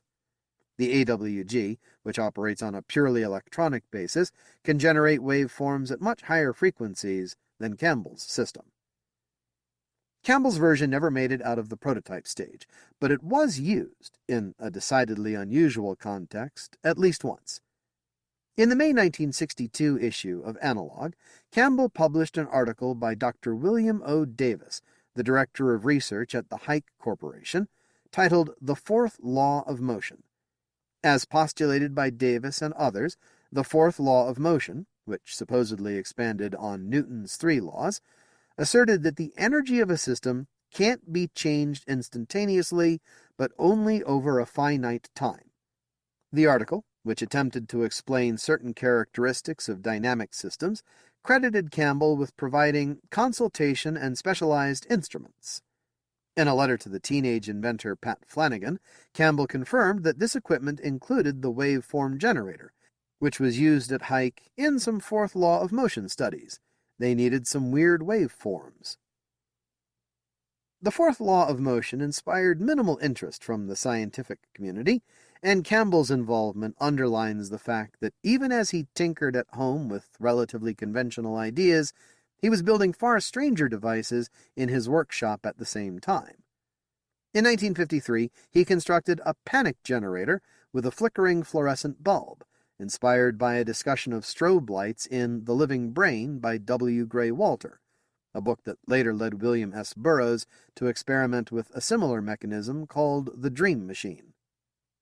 As recounted in The Campbell Machine, Analog, July-August 2018, Campbell seriously investigated pseudoscientific devices designed by the inventors Welsford Parker and Galen Hieronymus, which allegedly drew on unexplained forms of energy, and he devoted several articles to the reactionless space drive patented by Norman L. Dean, whose work inspired Davis's ideas.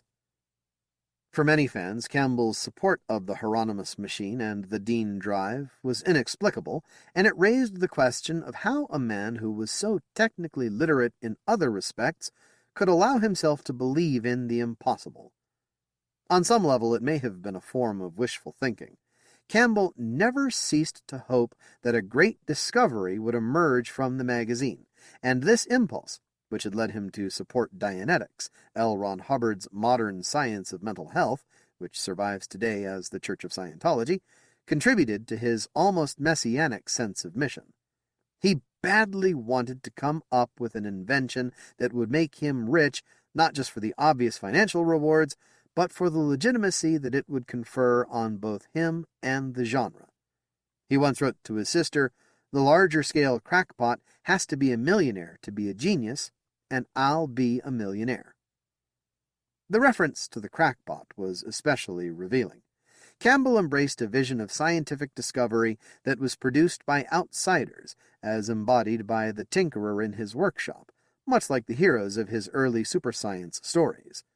For most of his life, he described himself proudly as an amateur, which led him to champion fringe beliefs while remaining out of step with some of the most important research of his time. Campbell enjoyed visiting labs and universities, but he was too independent to participate seriously in the collective efforts, exemplified by the Manhattan Project and the space program, required to meet challenges that were too complex for any one individual. Science fiction had dreamed for decades about atomic power and the moon landing, but when those goals were fulfilled at last, they arose from the contributions of thousands of professionals, not a few lone geniuses. In the end, Campbell was left behind by the changing nature of scientific research. He clung throughout his life to an anachronistic notion of the heroic engineer and inventor, which, paradoxically, turned out to be one of his most significant contributions to the culture of the 20th century. The competent man of science fiction was an unapproachable ideal, but it encouraged countless readers to enter engineering and the sciences, becoming part of the vast communal enterprise in which Campbell himself was never at home. Without the romantic vision of discovery that he presented, however, these fans might never have decided to devote their lives to science. Its values may have prevented Campbell from becoming the inventor he wanted to be, but the community that he created instead turned out to be his one great invention. Sources. The quote from Isaac Asimov on Campbell's fiction appears in the essay Big, Big, Big, which was first published as the introduction to the collection The Space Beyond. Much of the material on Campbell's early history as an inventor can be found in Astounding, John W. Campbell, Isaac Asimov, Robert A. Heinlein, L. Ron Hubbard, and the Golden Age of Science Fiction, Day Street Books, HarperCollins, by Alec Navala Lee. Campbell describes his waveform generator in letters to Arthur Z. Gray, July 27 and August 8, 1954, Steve Cox, October 9, 1954, John Pierce, May 27, 1958, Mr. Thomas, July 12, 1958, Warren Creel, August 11, 1958, and Pat Flanagan, July 16, 1962, all of which can be found in the microfilm reels of the complete collection of the John W. Campbell letters. G. Harry Stein discusses the research at Hike in the article D-Testers, Phasers, and Dean Drives, Analog, June 1976. Campbell's patent can be downloaded from https://patents.google.com. In Theory, Rebecca Siegel. Reading time 1 minute. Today started like any other day on Earth. Maybe it did for you, too. Spring delayed again. A shower. Feed the cats. Work. Oh, the meetings. What to wear to the damn meetings. Brushing the snow from the car windows. It's April, in theory. Stopping for groceries on the way home. Turkeys in the pig's field, ancient and glossy, hunting for last fall's frozen roots. Then suddenly, the internet is full of magic.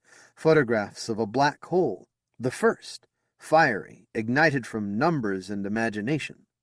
If a poem shows you an ermine in its first lines, you can be sure some chickens will die by the last. Our days are ruled by rules we culture in our DNA. What can surprise us anymore? Every spring, the first red buds on the apple trees surprise me, a kick in the belly. The hum of the universe shocks me, the pull of gravity, and the way we keep floating free. The Quest for the Great Gray Mossy. Harry Turtledove. Reading time 95 minutes. Call me Melville. It is not my name, but it will serve. And let me begin my tale with my tail, and the rest of me, in a boat bound for Faraway Island. The wind at our backs filled the sail and made the canvas thrum. So also my thoughts thrummed with excitement and the hope of gain, for from Faraway Town I purposed putting to sea to hunt and try the great monsters that dwell subaqueously. When I turned my head into the wind to survey the other passengers, a tiny bit of grit, or maybe it was smoke from an old fellow's pipe, made my eyes sting. My nictating membrane flicked across it, wiping away whatever the trouble was. Would that all my woes might so easily be swept away. I wondered who among those aboard the neat little cutter with me might also intend to go over the wide sea in a greater ship. I at once dismissed the old chap with the pipe. His snout was wattled with fat. The feathers on his head and down his spine hung pale and limp with age. Seeing him, in fact, induced in me a strange kind of terror, as if he were a vision of what cruel time would one day work on me, if by some strange chance the line of my existence should stretch as long as his. No, not for him plying an oar in a swift mossy boat, not for him standing in the bow, finger-claws digging into the hardwood shaft of a harpoon ere letting fly. He might be one who profited from oil and meat, but never would he earn his profits in terror and exultation. Nor would the three females, who might have been sailcloth weavers, or might equally have danced for the entertainment of seafarers. They would not put to sea. Ships full of hunters are better off without the confusion and quarrels rotting hatches. But there were also a couple of young fools like myself who might have aimed to test their luck that way. How many such burst from the egg every day? Enough to keep the mossy ships never short of crews, enough to carry blunderbusses and muskets and fight the brownskins in the distant west, enough to hunt drosaws and hornfaces, and even savage rhinos on the plains there, enough for every sort of savage stupidity under the sun. By the gods, I should know. A lovely bit of steering let us glide into Faraway Town's neat little harbor. There's not another harbor in the world that smells like Faraway Town's. Oil, meat, curing hides, gulls and rampies circled over the moored ships, screeching, on the hunt for scraps, or even for fish if they had to stoop so low. Some perched on the spars. You'll never see fatter terries or birds than you will at Faraway Town. There's so much to eat there, people don't even begrudge them their thievery. Or not so very much, anyhow. When I disembarked, I made for the finer lodging-houses, the ones set farther back from the water, to escape, as best I could, at least some small portion of that pungent, persistent aroma. One landlord after another turned me away. "We're so full up we couldn't squeeze in even a mammal," a fat fellow with a patch covering an empty eye socket told me. My guess was that he'd put to sea once too often, and come back to Faraway Island after his mutilation. Be that as it may, I didn't care to have him liken me to a nasty, hairy little night-time skulker. "I dare say you will already guessed a great plenty of them," I said, and took myself elsewhere. "Now see here, what's that supposed to mean?" he called after me, but he was talking only to the tip of my tail. I worked my way through the better establishments, pausing once for fried cod, and once for a beaker or two of something refreshing. By then the sun was sinking toward the horizon. As twilight began to deepen, I found myself back by the seaside. The smell was still there, but by then, through familiarity, I began to notice it rather less. At any rate, I told myself I began to notice it rather less. By the look of it, there were mammals aplenty prowling at the dive that called itself the Plessie's Flipper. By then I'd gone through the better places in Faraway Town. Unless I cared to sleep in the street like someone who'd downed a great many beakers indeed, I could not afford to turn up my snout at whatever shelter I might find. "Aye, I can give you a place to doss," said the chap who also served the drinks and immolated the meat and fish and shellfish. "I can if you don't mind taking only half a bed, anyhow." "Half a bite's better than empty," I said, and so the bargain was made. He handed me a little oil lamp whose wick, once lit, smelled as vile as if its essential fuel had been rendered from the fat carcass of some mammal whose habits were even fouler than those of most of that foul breed. The faint flickering flame was all that lit my way up the stairs and along a winding corridor, until at last I found the room with the verdigris brass number 27 on the door. I wondered whether the key he'd also reluctantly doled out would fit in the lock, which seemed as much suffused in antiquity as the numbers near it. Rather to my surprise it did, and with a loud click the door came open. Another lamp, even more odoriferous than the one I held, guttered toward extinction on a stand beside the bed. Anyone who can, whilst sleeping in an establishment like the Plessy's Flipper, will make a light to keep creeping mammals and other crawling vermin from scuttling over him in darkness. There are places where one would not have to worry about such things, but that inn, alas, was not among them. Someone, wrapped in all the blankets, suddenly ceased snoring. The click of the lock must have awakened him. He stuck out his head and peered cautiously in my direction. My own curiosity was likewise excited. His scales were the pale green, almost yellow, of the folk who hatch in the various southern islands of the peaceful ocean. "Sorry to disturb you," I told him. "The landlord sold me half your bed for the night." "Ah, him do that?" My to-be bedfellow spoke our language poorly at best. He did, however, seem friendly. "Well, you come on, then. Me have name Geek Geek. What you have name? Not like to sleep by someone me not know name to." I told him what to call me. With the rude simplicity of the savage, he seemed satisfied, so satisfied indeed that with my requesting it he divested himself of half the bedclothes, and vouchsafed them to me. As it was growing chilly, Faraway Island, full of fogs and mists, is seldom warm during daylight, much less by night. I was glad enough to have the covers, even if they smelled powerfully of Geek Geek, and perhaps also of some indefinite but large number of previous occupants of the bed. As I was lying down, Geek Geek asked me, "You go on Mossy ship?" I was looking to, yes, I said. "I've never done it before. I've been to sea on ordinary traders, but never like that." I could not have told him why I sought this adventure either, had he asked me, which he did not. I fled no failed love affair. I had none to flee. No one on earth cared whether I lived or died, or wished I would do one or the other. I was not particularly greedy for adventure. If I sought anything at all, I sought to be settled instead of gliding hither and yon like a huzzard on the breeze. Settle, you say, on a ship that cruises all the world's oceans at its skipper's whim or lure, on a voyage that may last 4 months or 4 years? But yes, on such a ship someone will always set you your tasks, leaving you with scarcely a shred of time in which you must think for yourself. Sure enough, if I was after anything, that would have been it. Geek Geek cared not a copper for whatever made me do whatever I did. "Me harpoon man," he said.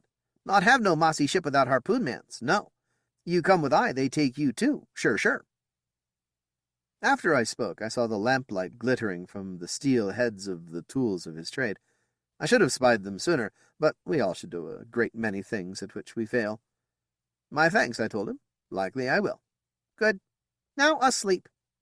He turned his back at me so that his tail brushed my legs, and sleep he did, the sleep of barbarism, of savagery, of innocence, the sleep I would have thought surely extinct in this modern bustling age. After a long while I slept as well.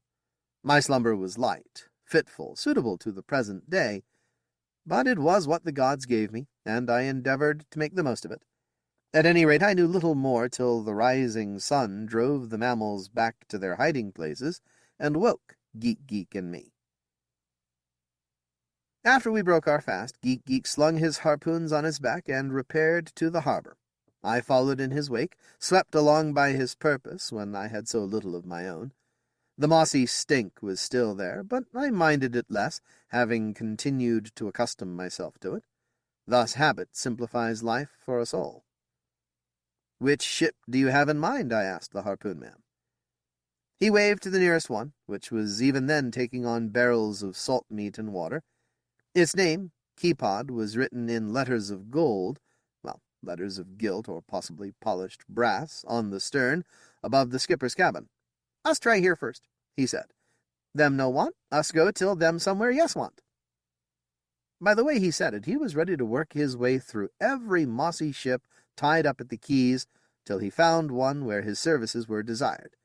He might have been a South Sea savage, but he showed more persistence and ambition than many an individual who was called civilized. As for me, I still drifted on his current of resolve like a leaf fallen in a river and floating downstream. With no purpose to my name, I was more than content to borrow his. "Why not?" I said, and followed him along the tarry planking. "Come aboard," he called, and the first mate, seeing those fanged harpoons, waved him forward at once. I continued to follow as we walked along the gangplank, and no one said me nay.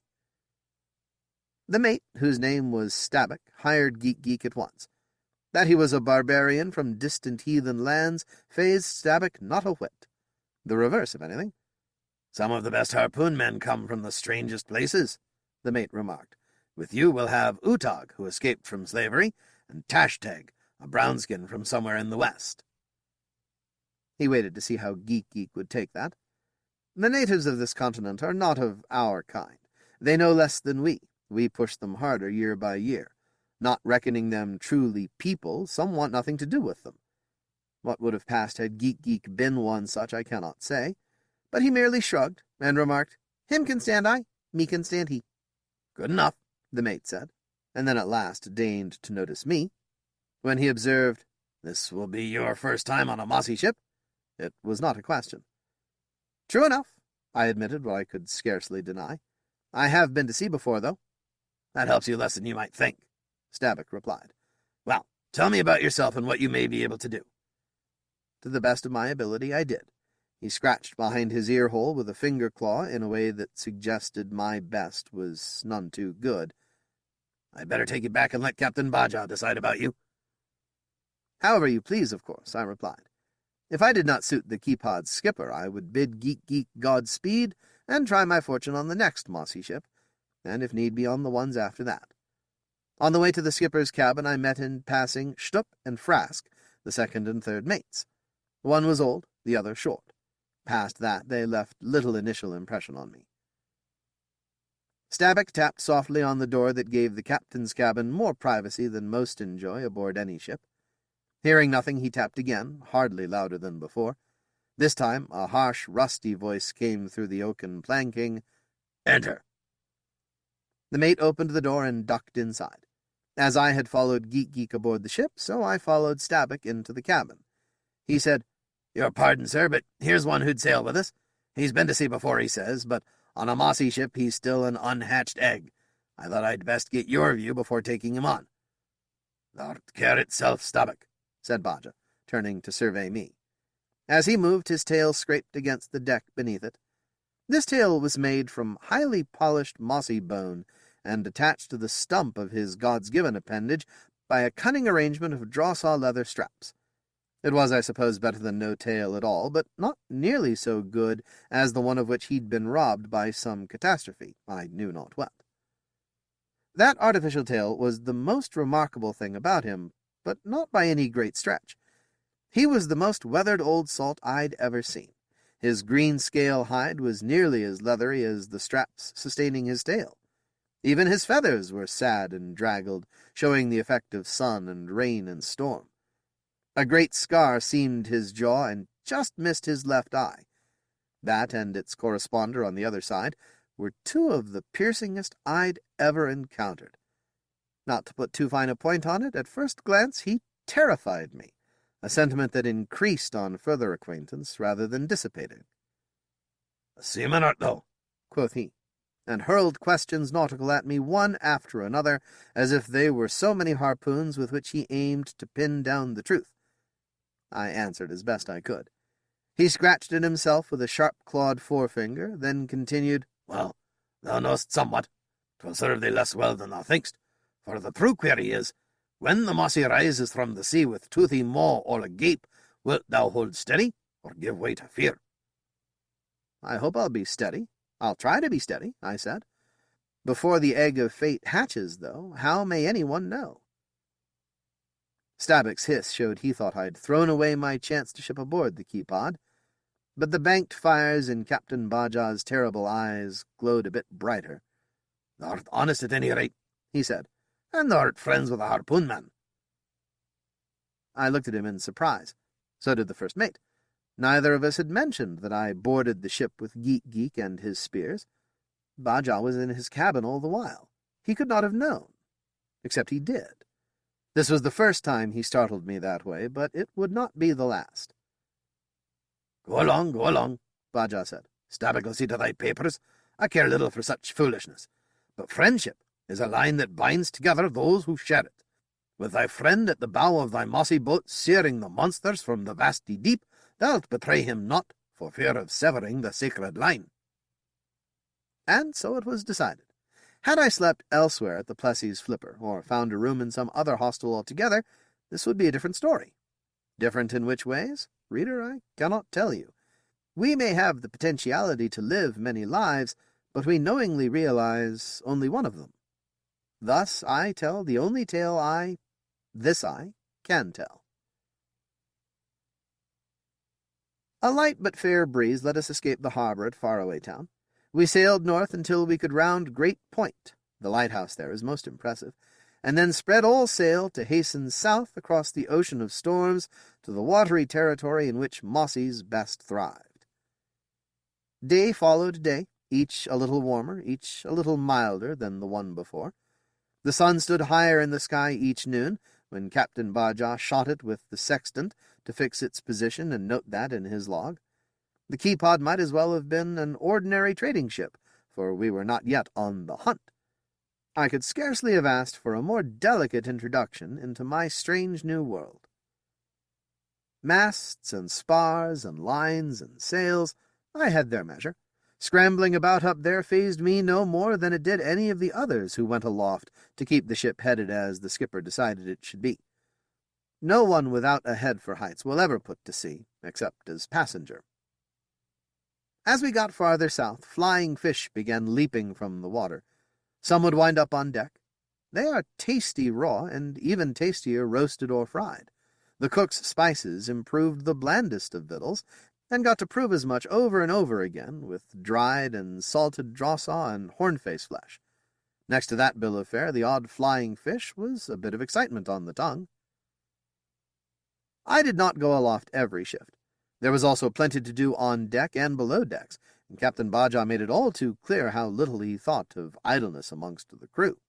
Thus I was holy-stoning dirt, mostly imaginary, from the deck timbers, when someone high above sang out, "Turtle! King Turtle off the port bow!" As it happened, I was working on the port side, not far from the rail. I gave over holy-stoning. The skipper's view to the contrary notwithstanding, one does not live by labor alone. I had heard of these monsters of the deep, but set eyes on only a couple of them, and those but fleetingly. I wanted a proper look, if one was to be had. King turtles are both smaller and scarcer than mossies or plessies. Not many go out to hunt them, and mossy ships will not lower boats to pursue them, reckoning them not worth the trouble. Nevertheless, they are not to be despised. A big one, like this fellow snapping up jellyfish now, will be longer than 2 people from nose to tail tip, and will weigh, I suppose, as much as 12 or 15. I got a good look at the monster's ribbed blue-green carapace and at its great head. As I watched, its mighty maw opened to swallow down a stinging galleon. If it felt the stings from the jellyfish, they troubled it not, but perhaps added piquancy to its repast, much as the cook's peppers did with ours. Just for a moment, the king turtle's little squinting eyes met mine. What long, slow thoughts ran through its brain? What did it make of the thing of wood and canvas that glided through its world? Did it reckon the Keypod strange and abnormous, a thing of ill omen? Or did it, with an animal resignation, take the ship for granted? These were all questions easier asked than answered. And then another question was asked of me, in a rough voice I recognized at once. "Why art thou not working as thou shouldst?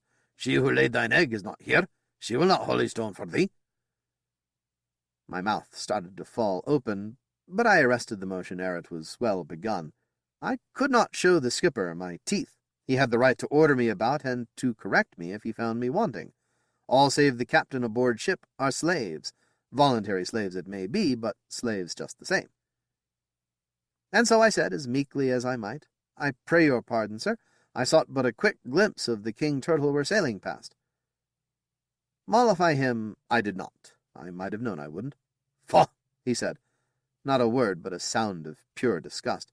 If that scanned the sea with some purpose, scan for the Great Gray Mossy, the one who robbed me of the trusty tail I was hatched with.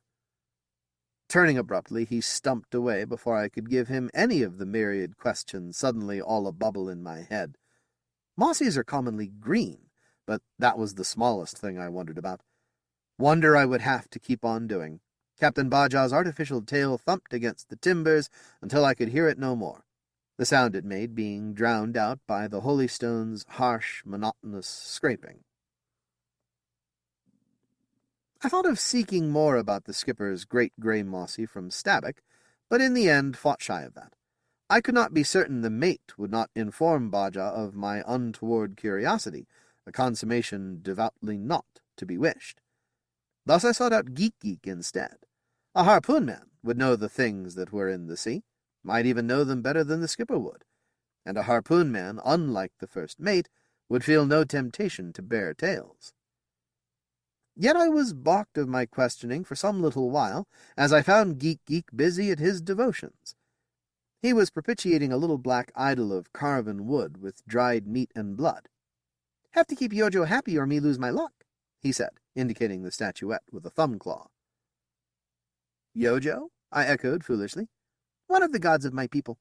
Most stay home, but him travel with I, look over I as me look out for he." "Where did you get the blood?" Geek shrugged. "Killer rat me did." "Oh," I said on a falling note. "Of course mammals will get aboard any ship ever built. Many skippers let a couple of small raptors roam free to keep them down, but no hunting, not even the most diligent, will ever root them out altogether. Like ticks and mosquitoes, mammals are an unfortunate part of life." I reckon myself a loyal, if not an overly pious, follower of the creed of the world egg. Though I do not follow it, the belief that life instead came down from the sky fails to offend me. Geek's ritual, by contrast, seemed a relic of outworn paganism, one almost forgotten in this modern busy day and age. I waited with such patience as I could muster, whilst he propitiated his precious and surely non-existent Yojo. At last the rude little ceremony was complete. Geek began to pay heed once more to things other than his much-travelled goblet. I asked him a question. "May I ask you a question?" "Ask," he said with a grand gesture. Then he tempered that by adding, "Maybe me answer, maybe no." "Even if you do not, I shall be no worse off," I said. "What can you tell me of the Great Gray Mossy?" I spoke the name as Captain Baja had, with majuscules audible, that took off the skipper's tail. "Bad fish, that one. Terrible bad fish," Geek said. Any naturalist will tell you mossies are not fish, no more than plessies are. They may swim in the sea, but they have no gills and breathe air. Their blood is warm, not fishy cold. They do not spawn, rather giving birth to live young. Geek cared nothing for naturalists' fine distinctions. In his simple view of the world, anything that lived in the water had to be a fish. After a moment he continued, "Old bad fish, big bad fish. Many hunt Great Gray Mossy. Him still live. Them say him charge boats. They say him charge ships even. Years ago him sink one, eat half the mossy hunters. Like you say, him take captain's tail." His toothy jaws opened and shut to show what he meant by take. "But Baja yet survives," I said. Geek dipped his head in agreement. "Them rescue he after Great Gray Mossy wreck his boat. Blacksmith sear tail stump with hot iron." This punctuated by a hiss, as of hot metal cauterizing flesh. "So him no bleed out. Him swear big revenge oath. Big oath." Skippers, being themselves little gods whilst aboard ship, can go a long way down the path of eccentricity without anyone's having the temerity to remark on it. It had already struck me that Captain Baja luxuriated in this license. Now, having heard what the harpoon man divulged to me, I could not help asking, does he have all his oars in the water, or is he more dangerous to the Keypod than any Mossy, no matter how great or gray, is ever likely to be? Baja, him #1 ship handler. Geek did not try to misunderstand me, for which I felt myself indebted to him. Him #1 Mossy hunter. Him #1 Mossy killer. #1, you hear? Him go against Great Gray Mossy again, not no #1 good enough. He tapped his curious South Sea idol with a finger claw. So, me feed Yojo. A god are happy with you, chances better. Maybe not good, but better. But will not Yojo be grateful to you and not to the skipper? I asked. Me tell he who me feed he for, the savage harpoon man replied. Him listen, me bet. Normally I should have had no truck with such heathen superstitions, but nothing aboard a Mossy ship is normal, not when compared to the life a landsman leads. And, I was coming to see, precious little having to do with Captain Baja was normal, not even when compared to life aboard your common Mossy ship. Had I walked along some other gangplank, I might have been happier than I now was. Having walked along the one I chose, I was in Baja's power until the cruise ended, whether in 6 months or 3 or 4 years. A skipper may be a little god, but plenty big enough to rule a little world like that of the Keypod. Not long after I had my colloquy with Geek and Yojo, heaven forfend I should omit Yojo from the colloquy, one of the watchers on the foremast cried, Plessy! Plessy to starboard! I was in the rigging myself then, halfway up the mainmast, and if I turned my eye in the direction the lookout indicated, Captain Baja was most unlikely to criticize. In fact, he stood at the wheel so he could ensure that his ship followed the exact path of his implacable, inexorable will. The Plessy was one of the long-necked kind, not the thicker variety that puts one more in mind of Mossy's. Its head thrust up more than my length above the salty sea, and twisted this way and that. Plessys hunt that way. I've seen their toothy maws snatch flying fish out of the air, and seabirds, and once even a terry I should have thought too large to go down such a narrow throat. But in thinking that, I should have been mistaken, for the big flyer vanished, never to be seen again. And thrusting its head so far up into the air also let the Plessy see farther than it could have otherwise. No sooner had it seen the Keypod than we aboard the Keypod saw it no more, for it dove deep. Under the sea, its sculling paddles would swiftly take it away from what it perceived to be mortal peril. At the wheel, Captain Baja lifted one fist from the polished wood to make claws at the Plessy. "Thou coward! Thou fool!" he shouted after it in his rough, hard voice. "I sought thee not. I'd not dirty my ship's harpoons with thy blood. Thou stupid creature, this is a Mossy ship. I'm after nobler prey than thy kind." As I believe I have mentioned ere now, ships do put to sea to slay Plessys. A person not familiar with those who go to sea in ships for the purpose of greasing our wheels, lighting our cities, and feeding our hatchlings could never distinguish between the one sort of vessel and the other. No more could the Plessy. As far as it was concerned, any kind of ship meant danger. It impartially fled all. "That's a rare fine rant from the skipper," said one of my comrades aloft, with obvious delight in Baja's mighty pride and scorn. Those roused different feelings in me. I could not help thinking that no matter how mighty a man might be, was he mighty enough to measure himself against the sea? What was Baja next to the ocean of storms on which we sailed? Why, less than a biting tick when compared to the drawsaw whose blood it sucked. Yet bold Tick Baja, knowing himself to be so minuscule, none the less persisted in his war on Mossies in general, and on the Great Gray Mossy in especial. He would have boiled the ocean were that in his power, to rid the world of what he hated most. It was folly, but was it not grand folly? Then again, is not even the grandest of follies folly still? 2 or 3 of our sailors had not crossed the equator until doing so on our voyage. As is the custom, they were hatched from the egg anew. They were besmeared with yolk, not the freshest of yolk either, and had other indignities visited on them as well. Most of the filthy menial work fell to them over the next few days. The mate on the trading ship aboard which I was hatched anew had been harsher to his first-time crossers than Stabbuck was on the Keypod.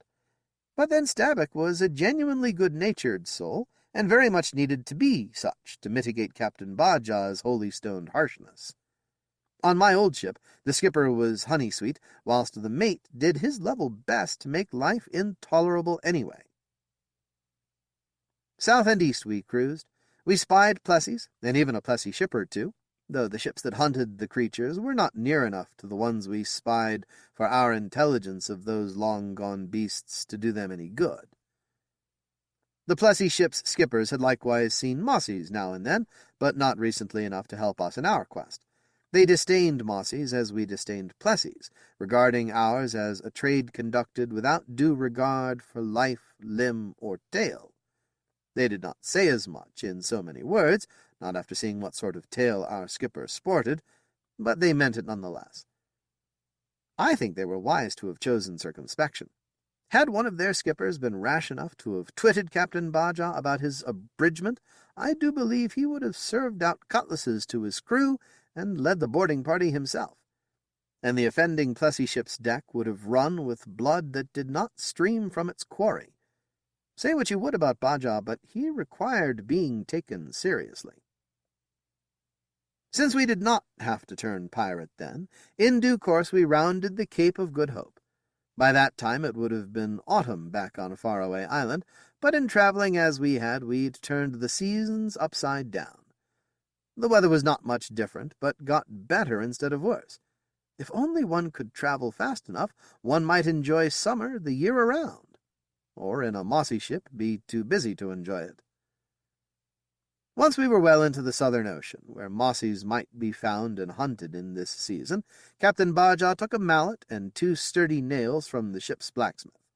Summoning the crewfolk to foregather by the mainmast, he held up a gold piece and let the sun glint from the snout of the famous dead individual immortalized on its obverse. "Do you see this, lads? Do you?" he called. See it we did, and loudly attested to the fact. "Good," the skipper rasped. Taking one of the nails, he spiked the coin to the pine of the mainmast. "It goes to whoever first spies the first mossy we catch and kill on this cruise. Is that all right by you?" "Better than all right," Tashtag shouted in his mushy voice. Being of distinct species, brownskins can't properly form all the sounds in our language, any more than we can properly shape all those in theirs. However odd he sounded, though, no one was left in any doubt as to what he said. Geek and Utah gave forth with cheers, nor were Tashtag's fellow harpoon-men the only ones to do so. I confess a whoop of glee, or if you would rather a whoop of greed, escaped my own teeth. But Captain Bajah had not yet finished. He took from a pouch on his belt another gold piece, a great fat lump of the precious metal, all stamped to perfection and worth 10 times the first one, worth, to be honest, many times the concatenated wealth of most of the crewfolk. "By the gods and by the great egg from which the world hatched at the beginning of days, my rogues, do you see this?" Bajah cried. For a moment that stretched and stretched, he got no response at all. Staring at so grand and gaudy a gold piece paralyzed us all, as the sea serpent's venom is said to paralyze whatever it bites, leaving the victim ready to be engulfed. But then we all hissed and snarled as if we were so many middle raptors, not properly men at all. What a hornface's meaty carcass might do for hungry animals, gold does for, or I might say does to, hungry people. "This," Bajah said, "this to the hazard-eyed rogue who spots for me the Great Gray Mossy, to be paid after we lower and harpoon and pry the monster." He nailed the second coin to the mast, well above the first. With a fierce laugh, he added, "I've spiked it well, I have. No thief will walk off with it in the middle of the night." I would not have wanted to try that, not when it ran the risk of having the skipper, who seemed to sleep very little, catch me in the act. What would he do to me, or to any other foolish, luckless, would-be thief? If he only fed the miscreant to the ever-hungry sharks, the fellow might well count himself lucky. There are Terries that dive headlong into the sea after fish or squid or ammonites that they spy from great heights. They are, generally speaking, terries of the tropics, relying on the bright, nearly vertical sun to illuminate their meals for them. And there are other terries, more widely spread in respect to latitude, that glide low above the ocean's surface and scoop up unwary little fish with great underslung lower jaws. Skimmers earn a more reliable, steadier living than Hell's divers, even if every now and then a plessy will snatch one out of the air and abruptly turn it from eater to eaten. Sailors now. Sailors admire Hell's divers for their boldness and enterprise, but sailors on mossy ships know skimmers are the terries more likely to guide them to their prey. For skimmers skim where the fishes swim thickest, and where they have the highest hope of reward. Mossies likewise gather in such places, for in those places they may fill their gigantic stomachs with the least labor. Laziness is not a trait known on dry land alone. And so, when one bright, hot, humid morning we spied skimmers flocking almost like gulls, there was a singular rush to go aloft, as if everyone aboard the Keypod were suddenly stricken with incurable gold fever. Where there were skimmers, there would be fish. Where there were fish, there would be mossies. Where there were mossies, there would be gold, whether of the smaller minting or the greater. Or so we fondly believed. Skimmers we saw in great profusion, and fish so many that we watched them springing from the sea in their fear. Yet of mossies, that first day full of skimmers, we spied none. It was enough to drive one mad, assuming anyone's service in a mossy ship not to be prior evidence of lunacy. "Where is them?" Geek sounded angry at the monsters of the depths for not queuing up to be slaughtered. "Where them hiding?" Of all the things in the world, or in the watery portions thereof which they inhabited, hiding was among the last I should have expected from mossies. They lorded it over the ocean. Even the greatest thick-bodied plessies and murder-toothed sharks commonly chose to swim away from them, not toward them with a view to combat. Only we in our wooden ships challenged them for supremacy of the sea, and as Captain Bajaj's artificial tale attested, even now the fight is far from one-sided. Slyly I asked Geek, "Cannot your little wooden idol, your Yojo, order the mossies to make themselves known to us?" He tossed his head to show it was a thing impossible. "Him little god, you see he. Little. How him make do things mossies? Him have trouble plenty give I luck, and me smaller, lots smaller than mossies." With that I had to be contented, or rather discontented. Where was the logic in assuming that because the god's image was small, the god himself had to be likewise? Where was the logic in assuming that small size meant small power? Where? Inside Geek's skull, that was where. And that skull proved thick as a bunkhead's, and impervious to penetration by rational thought. No help for it then but to wait until mossies manifested themselves of their own accord. If they did so soon, Geek might graciously allow Yojo to take credit for the apparition. If not, he would generously forgive the small god for failing to accomplish that which lay beyond the reach of his small divinity. 3 days went by. No sign of mossies saw we. Perhaps Yojo was talking, or he was pursuing, or he was in a journey, or peradventure he slept. Everyone in the Keypod grew irritable. We were one and all annoyed with the world and with one another, from the cook's helper, a half-grown lad named Freddug, of the same oft-time servile race as Utag, without even feathers yet on his arms, to Captain Bajaj himself. Those who had the duty at the mossy ship's stern whispered of strange noises emanating from the skipper's cabin. I wondered whether Bajaj was in his own way communing with Yojo, or with some private demon all his own. He called himself an egger, as I did, but I was sure orthodoxy mattered nothing to him when measured against the pursuit and extermination of the Great Gray Mossy. Stabbik seemed worried. Of all aboard the mossy ship, he had to be the least blind to, and the most concerned with, the skipper's savage obsession. It thrust all our lives into danger.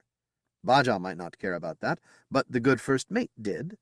Perhaps even worse, from Stabbuck's perspective, was that the skipper's obsession thrust the owner's profits into danger.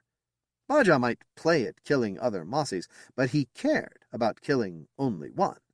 If he could carve what is known as scrimshander work into one of the Great Gray Mossy's teeth torn from its dead jaw, every other such creature might go hang for all he cared. Worse, from the mate's view of things at any rate, was his own inferior position in the grand scheme of things.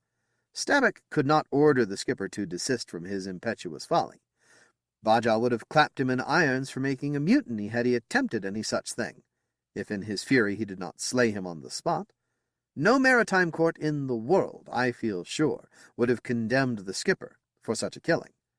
On the contrary, Stabbuck would have been weighed in the balances and found wanting. A Mossy ship's skipper, any ship's skipper, is, as I have said, a small god, but a god nevertheless. Stabbuck grasped all this perfectly well. He was a good mate, maybe even a mate better than Bajaj was a skipper. He would suggest, he would implore, he would importune. Command he could not, nor did he ever seek to do so.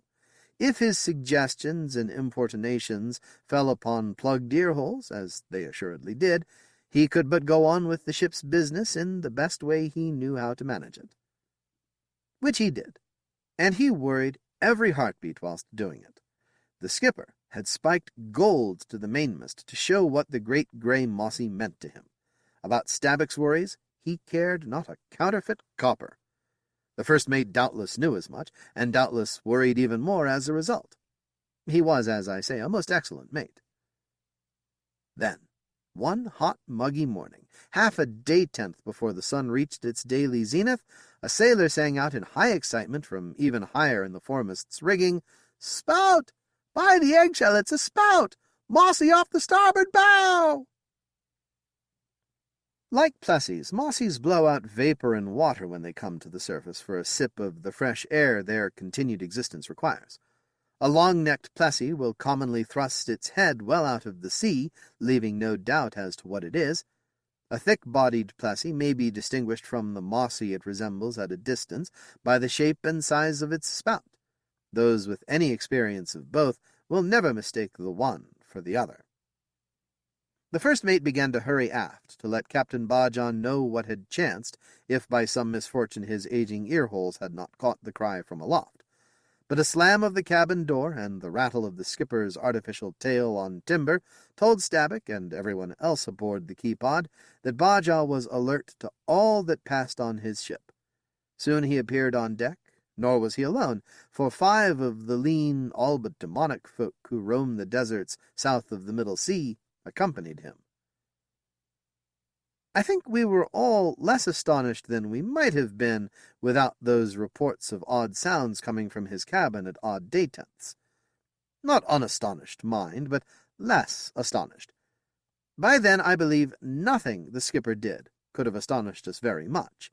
His having a secret boat crew all his own did not stand tall amongst the ranks of possible surprises. For that was what those scrawny raptors of the desert, I do them no insult, that being but their own name for themselves, plainly were. The largest, leanest, and most villainous of them carried a harpoon even more deadly-looking than any I'd seen clutched in Geek's scaly fist. The others, broader in the shoulders and thicker in the arms, must have done their share of rowing and more. "Stabbuck, thou'lt stay aboard and tend to the ship," Bajaj declared. "Fidel here and his gang of thieves and I will go after the Mossy in your boat." "But, Captain," the mate would not protest a lawful order, but wanted to with every fibre of his being. This was his courage, his spine, being questioned, or so he could not help seeing it.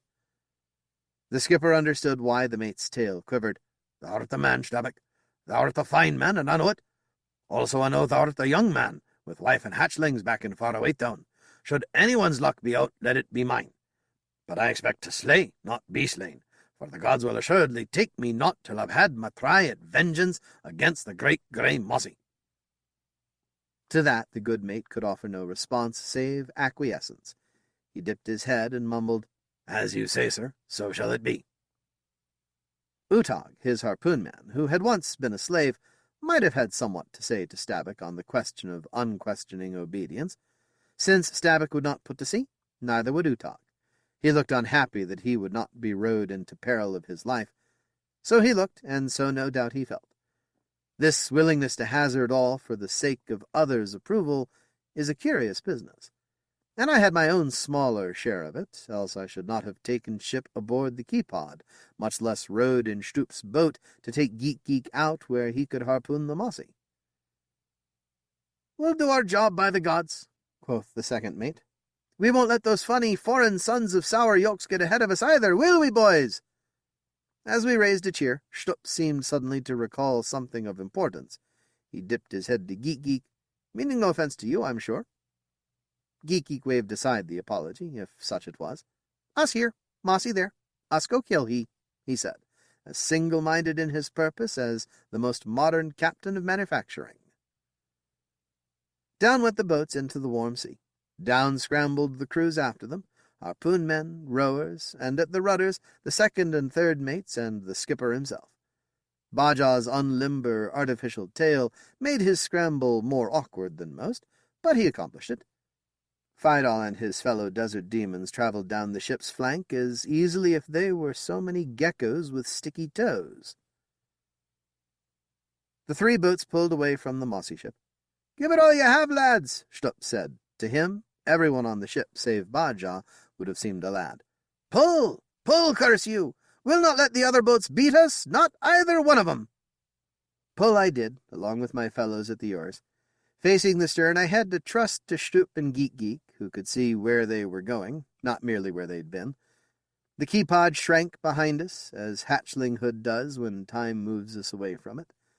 Then I had not worried about how I was directed. I had to hope now that Stupp knew how best to guide boat to target, and that Geek could do what wanted doing when the instant came. I could glance to either side. We stood neither much ahead of nor much behind Frask's boat and the skipper's. Those lean desert raiders could row, but so could we all. And so we did, as if possessed. "Ah, the Mossy spied us," Stupp said. "Now we find out what he does." Mossies have not intelligence in the sense that people do. They build no cities, they make no laws. Yet neither are they foolish creatures of the fishy kind. Aboard ship I had listened to a great deal of talk about this crucial moment, the one wherein the Mossy first sets eyes on the little boats full of folk who will slay him if they can. 4 things are possible, experienced crewmen averred. The naive Mossy, the one never before hunted, may simply wait to find out what these curious creatures are. This sort is easy to harpoon. Or the creature may flee, at a speed oars cannot match. Or it may dive, in which case the steersman turns prophet, as it were, divining where it will surface again after a stay in the depths of half a day-tenth or more. Or, if the hunter's luck be out, the Mossy may charge their boats, toothy jaws agape, tail ready to smash and break. Some Mossies that charge have been oft pursued, and understand aggression is the better part of valor. Others, say those in a position to know, are simply possessed of an evil temperament, as some people are. This Mossy dove. "Oh, the stinking rotten egg," Stupp said. "Now we'll be out here gods know how long, and we may never get another glimpse of him."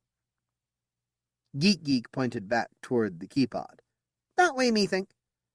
No less than steersmen, harpoon men fancy they can think themselves inside a Mossy's long, narrow, savage skull. Being savage himself, Geek might have enjoyed some advantage in that regard. "I don't know." Stupp seemed less than sure of himself. Frask's boat was making off in exactly the opposite direction.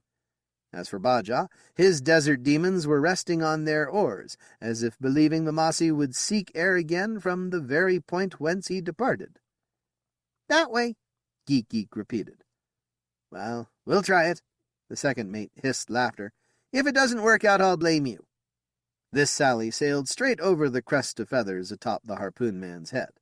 Stupp went on, "Half-speed, rowers. We have the time to get in place, I reckon." We turned in as small a circle as the rudder allowed, and the Mossy ship's wooden walls began to rise before us. At length Stupp asked, "Will this do, your Excellency?" "Little more," Geek responded, and on a little more we went. I would have bet that the skipper's boat would prove closest to the Mossy's surfacing point. Both Baja and Fidal seemed to own all but occult powers of insight into the way the monsters of the deep swam and even thought. I said nothing.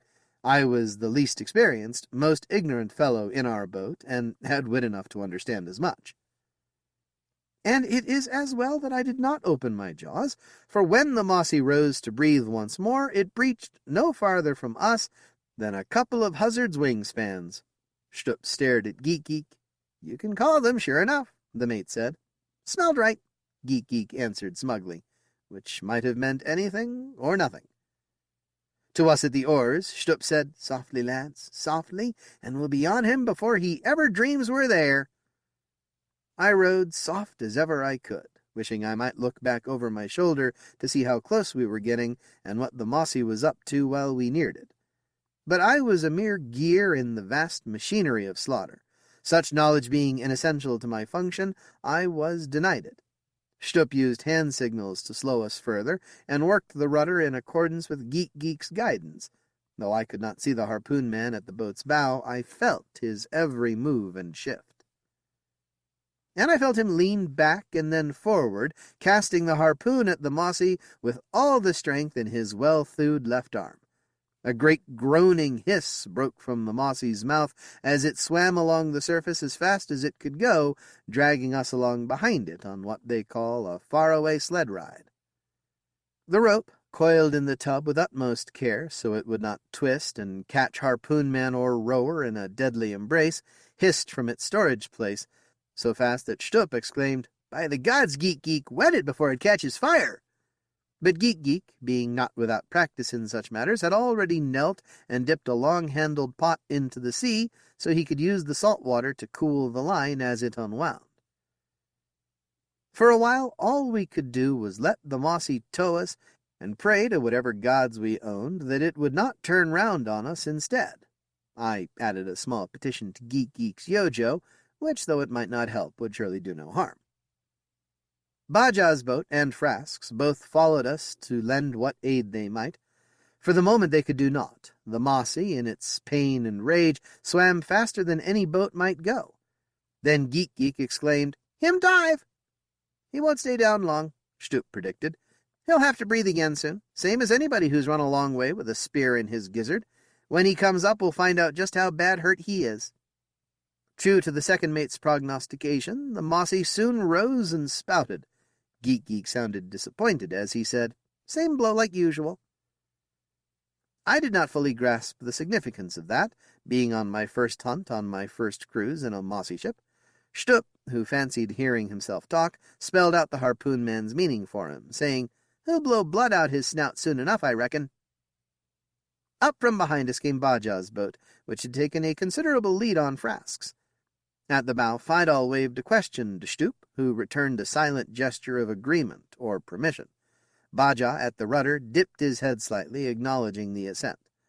The desert demons rowed the skipper's boat past ours and up to the Mossy, which had greatly slacked its pace as the wound took a toll on it. Fidal undid the line from his harpoon before casting it at the Mossy. Geek's line still secured the creature. The Mossy jerked and leaped as if lightning-stricken when the spear went home, then tried to tear off as it had when our harpoon man hit it. But, doubly tormented by barbed iron in its vitals, it lacked the vim for another wild jaunt across the water. Its speed soon flagged, and as Stupp had foretold, it spouted red rather than white. Soon it lay on the surface, two flippers upturned, twitching its life away.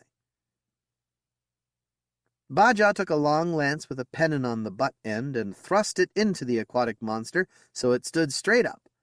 Those aboard the keypod could spot the pennon from farther than they could see the Mossy, and in spotting it they would realize the pursuit had succeeded, and they might bring up the ship to commence converting the creature to its essential oils and other worthwhile parts. "Bravely done, boys, bravely," Stupp said. "I'm proud of you all. Geek don't reckon you could have hit him any better." The savage held out his left arm as if it were not part of him, but rather some independent entity with powers of its own.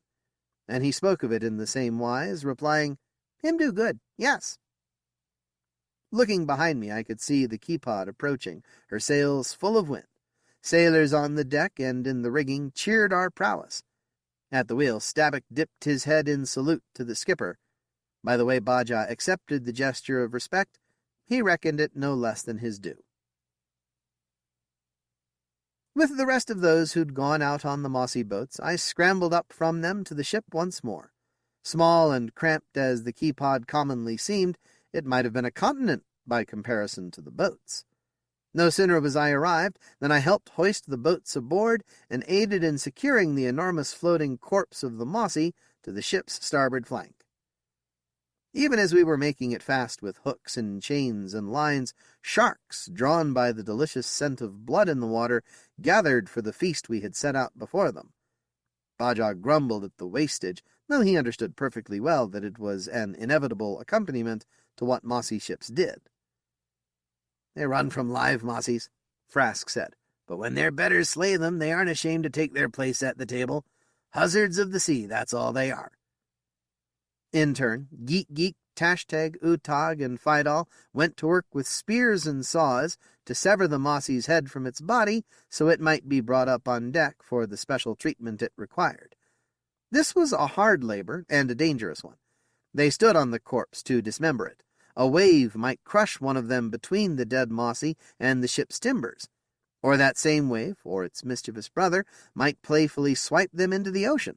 The sharks, gorging themselves on mossy meat, would not disdain fresh harpoon man should they find it on the menu. When Geek came back on deck, all tired and bloody after a long shift of carving the carcass, I told him, "By the gods in the eggshell, whatever they pay you, it is not a sufficiency." He shrugged. "Want a spear shark for I? Shark great big good eating. Feed Yojo shark liver too, you bet." "He's welcome to my share," I said. "I have heard that in large quantities shark liver will poison you. Not finding liver of any sort appetizing, I cannot speak to the truth of this." In due course, as has befallen both kings and those who fought kings, the Mossy's head and body parted company. Much hard work on capstans and much profanity led to the great head. It was a third the length of the whole animal, and nearly as heavy as the rest put together, being hauled up on deck. Sea-water-diluted blood spread over the planking. In my mind, I envisioned long, dreary day-tenths with the Holy Stone, restoring ship-shape cleanliness once more. One of the tools a mossy ship carries is a combined axe-blade and pick mounted on a stout staff, stouter than that which holds a harpoon head. Yes, something so medieval as a halberd still has a place in our modern, hurrying world, not for discomfiting warriors armored in plate, but for splitting mossy skulls that scoffed at any less imposing implements of persuasion. Utag, the largest and burliest of the harpoon men, took up the halberd. He leaned so far back on his tail that I thought he must surely topple over, but used his enormous strength to come forward once more and swing his skull cleaver in a glittering arc through the mild, moist subtropical air. It smashed against the very midpoint of the Mossy's head with a sound like that of a butcher's shop, though greatly magnified. The stalwart skull rebuffed it like a dainty votary of the great egg spurning the town drunkard. Unfazed as the drunkard cut by the votary, Utag delivered another blow, and yet another. At the third, a rending crunch proclaimed that the escaped slave had at last set at liberty the valuable contents of the Mossy's brain case. Once the breach was effected, subtlety replaced brute force. Spreaders widened the gap between the thick, hard bones on one side and those on the other, so that the sun shone in on the Mossy's brain. A Mossy may easily weigh as much as 500 people. Its brain, though larger than a person's, is not proportionally larger. Mossies with the brains of 500 people would contrive to hunt us on land rather than being themselves hunted in the water. The scarcity and difficulty in obtaining mossy brains add to the value of those that are obtained. For, after fermentation in the cask, as it were, nothing will help turn hides to leather like the organ which guided the living Mossy in its progress through the sea. Other brains may suffice for lesser leathers, but only the Mossy's will produce the very best. Once the brain was properly casked and carried below to commence its curing process, Utog handed his halberd to an ordinary sailor for cleaning, and took a rather smaller weapon, an ordinary knife, from the sheath on his belt. He used it to slice off a choice gobbet of the meat between the Mossy's hide and skull, and pop it into his mouth without visiting upon it fire or even salt. "Ah," he said with a deep hiss of satisfaction, "nothing's better." This proposition struck me as dubious, but others with more knowledge of such matters seemed to agree with him. After allowing him the first morsel, they swarmed over the severed head, each after his favorite bit of flesh. Some carved chunks from the top of the Mossy's head, as Utog had. Others chose theirs from near the neck, still others from the Mossy's tongue. It was the rudest of feasts, one our barbarous ancestors would have fully appreciated. So I thought, at least, until pangs of hunger prompted me to join it. We were at least marginally more civilized than the raptors, for we did not bite and claw each other as we fed ourselves. Then again, there was such a great plenty of meat to go around as to make quarrels over who claimed which portion simply preposterous. I hacked off a great slice of mossy tongue, popped it into my mouth, chewed briefly, and gulped it down. It was sweet, it was mild, it was tender. As with flying fish, it was not the timber-like smoked and salted drawsaw and hornface flesh upon which we had all been so long subsisting. As Utog said, nothing could have gone down better. Perhaps unfamiliarity enhanced flavor and texture, but you could not have told me so whilst I consumed it. As soon as it was done, I cut myself another slab from as close to the first as I could get. After satisfying hunger, some of the sailors began worrying the Mossy's teeth from their sockets with knives and pliers, for scrimshander work or to sell to landlubbers once the Keypod came home to Faraway Island once more. Here, however, Stabbuck took a hand. "Half the teeth to the crew, half to the ship," he said. "You all know the bargain as well as I do, and as well as Captain Bajah does. The ship will have its half. What's over and above that will be yours. 44 for the ship, the rest for you." Mossy's commonly have 88 teeth, sometimes a few more, sometimes a few less, but 88 is the number on which the two moieties are based. Sometimes it so happens that the smaller and poorer fangs go the ship, the larger and finer to the sailors. Aboard less happy ships, the converse may come to pass. On the Keypod, I was given to understand, the division would be as even and exact as ingenuity, sharp eyes, and a good set of scales could make it. In this regard, the skipper was a god, and the first mate a prophet of scrupulosity. I would have expected nothing less from Captain Bajah. He might have been mad. Indeed, there can be no doubt he was mad in his pursuit of the Great Gray Mossy. He owned as much himself. On days when the wind was southerly, he knew a hawk from a huzzard. But no single speck of dishonesty tarnished his madness. Once the head and its valuable contents were eaten and otherwise disposed of, we hoisted the remainder of the carcass aboard for skinning and rendering into essential oil, and for the search for grey amber.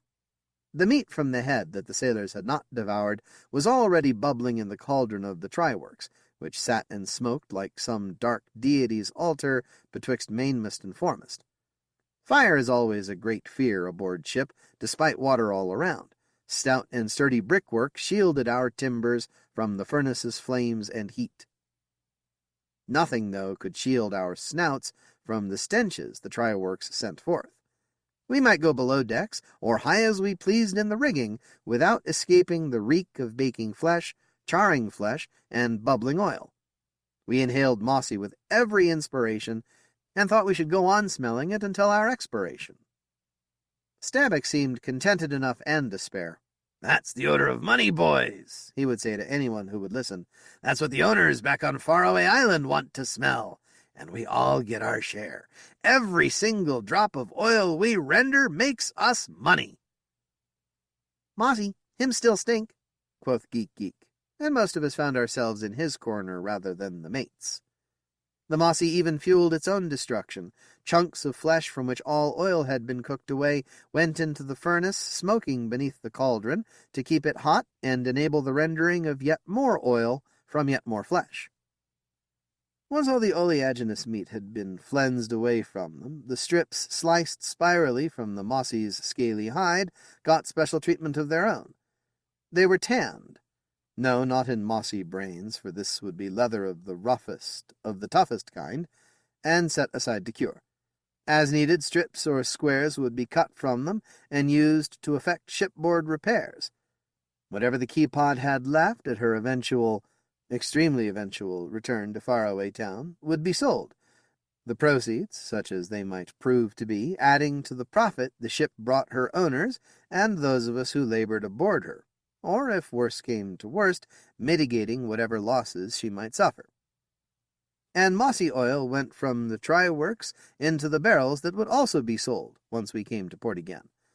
Mossy oil helps light the world, and helps grease it as well, also greasing commerce as it leaves the mossy ship, and becomes a corpuscle in the bloodstream of trade.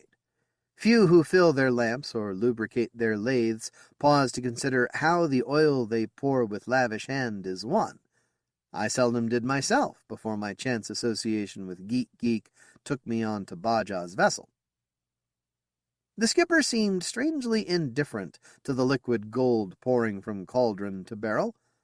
The mossy we had slain was not the mossy whose blood he thirsted after. Somewhere in the broad blue ocean the Great Gray Mossy still swam, still slaughtered sharks and plessies, king turtles and tunnies, great squid and ammonites, still lived. To Captain Baja that was affront grandiose and unpardonable. Yet he was not altogether uninterested in the proceedings, in the breaking down of the great sea beast, as mossy sailors are wont to call it. "Have a care when you slice the guts, lads," he said, not once but several times. "Have a care, aye, for remember, if there's any grey ember to be found in there, it's worth even more weight for weight than the finest fermented mossy brains. If it's there to be found, find it you must, and whoever does will win handsome reward, I vow." This grey amber is a product of sickness in mossies, not of health. It accretes like soft, slimy nacre round squids' beaks and bits of ammonite shell that fail to digest as they should. Whilst fresh, it reeks powerfully of what you would expect to find in a mossy's gut, which fouls the water on passing out through the creature's cloaca. Yet dung remains dung forever.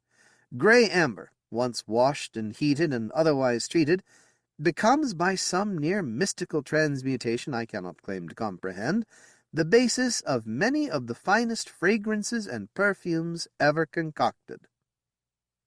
This mossy had fed well before Geek harpooned it. Its gut was full of dung, through which the sailors had to guddle in search of the precious commodity they sought. Breaking down a mossy is never work for those whose hands must be clean at all times and under all circumstances. Going after the grey amber may be the worst of it. As sailors will, they laughed and chaffed one another and played with bits of excrement as if it were a hatchling's toy. Basins of seawater and strong soap, adapted to use on the ocean, let them wash their scales and feathers after the search was done. Incidentally, they found none of what the skipper had hoped for. Standing by watching them splash one another with salt water and soap suds as they had before with dung, Stabbuck murmured, "They can clean their outsides well enough, but what of their souls?" After a moment he added, "I might have told Baja the quest for grey amber would lay no eggs. The mossy was too healthy. Only beasts sick from clogged guts produce what he wanted. Is he as daft in his hunt for the Great Gray Mossy? Of course he is, but he has caught all of us in the net of his obsession there." He fell silent then. He might have noticed my listening to his mutterings, or he might simply have said all he had to say. I could not very well ask him. No one on shipboard wants the name of Snoop stuck to his hide. I did not know then, and I do not know now, after so much has gone by and so many extraordinary things have happened. Myself an invention of the gods, whatever that may mean, I am inventing on my own here. Since rounding the Cape of Good Hope, the Keypod had roamed the oceans all solitary, without companions but for those that fly above the water or swim in it. Yet mossy ships and plessy ships do meet upon the sea now and again, as I have said. Vast though it is, they often travel similar watery tracks. When they encounter one another, especially when one is inbound whilst the other heads out, they will exchange letters and papers and magazines, anything to ease the tedium of existence in our floating coffins. And they will exchange news of what has happened back home and on the sea. When we encountered another vessel, Captain Baja would always hail it with, "Hast spied the Great Gray Mossy in these waters?" The other skipper would always tell him he had not, so monotonously that were it not for Baja's absent caudal appendage and the testimony of others who confirmed the creature's existence in the material world, I should have began to wonder whether the Great Gray Mossy was naught but a figment of our Lord and Master's unwholesome imagination. Once a chance acquaintance had denied knowledge of the object of Baja's obsession, matters would proceed as they did between any two ships passing in the daytime. If there followed a note of melancholy on our side of the exchange, we could pray our new and brief comrades would little note nor long remember it. Once I happened to eavesdrop on the harpoon men hashing out how things stood. Geek made no attempt to disguise his views. "Captain, him big crazy," he said. "Have to be crazy to do what he does, what we do," said Tashtag, and I thought the brown-skin had got to the yoke of things at once. Utog laughed at both of them. "What difference does it make?" he said. "As long as we go home to Faraway Town with mossy brains, with oil in the barrels, with meat smoked and salted, Captain Baja can be as crazy as he likes," he declared. "Him too crazy him get ship sinked," Geek said. "Him may be so crazy enough do just that." Until then, Fidal had kept silent. So silent I had not been aware the skipper's desert demon was even present. But he let out a soft, deadly hiss, of the kind one might expect to burst from the throat of a castanet viper. "You know not what you speak of, none of you," he said softly. "What you know?" Geek demanded. "What you think you know?" I do believe Fidal frightened him some, as Fidal frightened everyone, save perhaps Captain Baja, but he gave a good game try of not showing it. "Can you not see the gods hold the captain in the hollow of their hand?" Fidal said. I doubt I was the only one to wonder which gods he meant. Not clarifying that, he continued, "How can a mossy harm someone who will perish only from a hempen necklace?" "Who told you? Your lying gods?" Tashtag at least did not reckon Fidal's to be his own as well. "Sometimes it is given to one to know such things," Fidal said, which could have signified anything under the sky and above the sea. He might have added more, but Stupp came along just then, and spoke as officiously as it is ever given to second mates to speak. "Come on, you lazy mammals hatchlings, you! If you can't be busy, at least look busy, so you don't shame the ship." The harpoon men broke up their gathering and went off, each his own way, intent, I am sure, on looking busy. Stupp strutted around the corner and spotted me. I endeavored to look busy, but did not succeed sufficiently so as to satisfy him. He ground his gizzard stones by shouting at me, as he had at the men who flung the darts of iron. 2 days later we descried another sail on the northeastern horizon. With a favorable wind we sailed toward it with all canvas set. The strange ship also seemed desirous of meeting us, for it tacked to help narrow the distance. Someone high aloft with a spyglass called down to the deck, saying, "That's the Flower Bud, skipper." "I know that ship. She is also out of Faraway Town," said Captain Baja, whose clawed fists clutched the wheel. "Captain Kane is an able fellow. No one has ever dared claim otherwise. But his luck is not in. It has not been in for some years now. I wonder whether it will ever run his way again."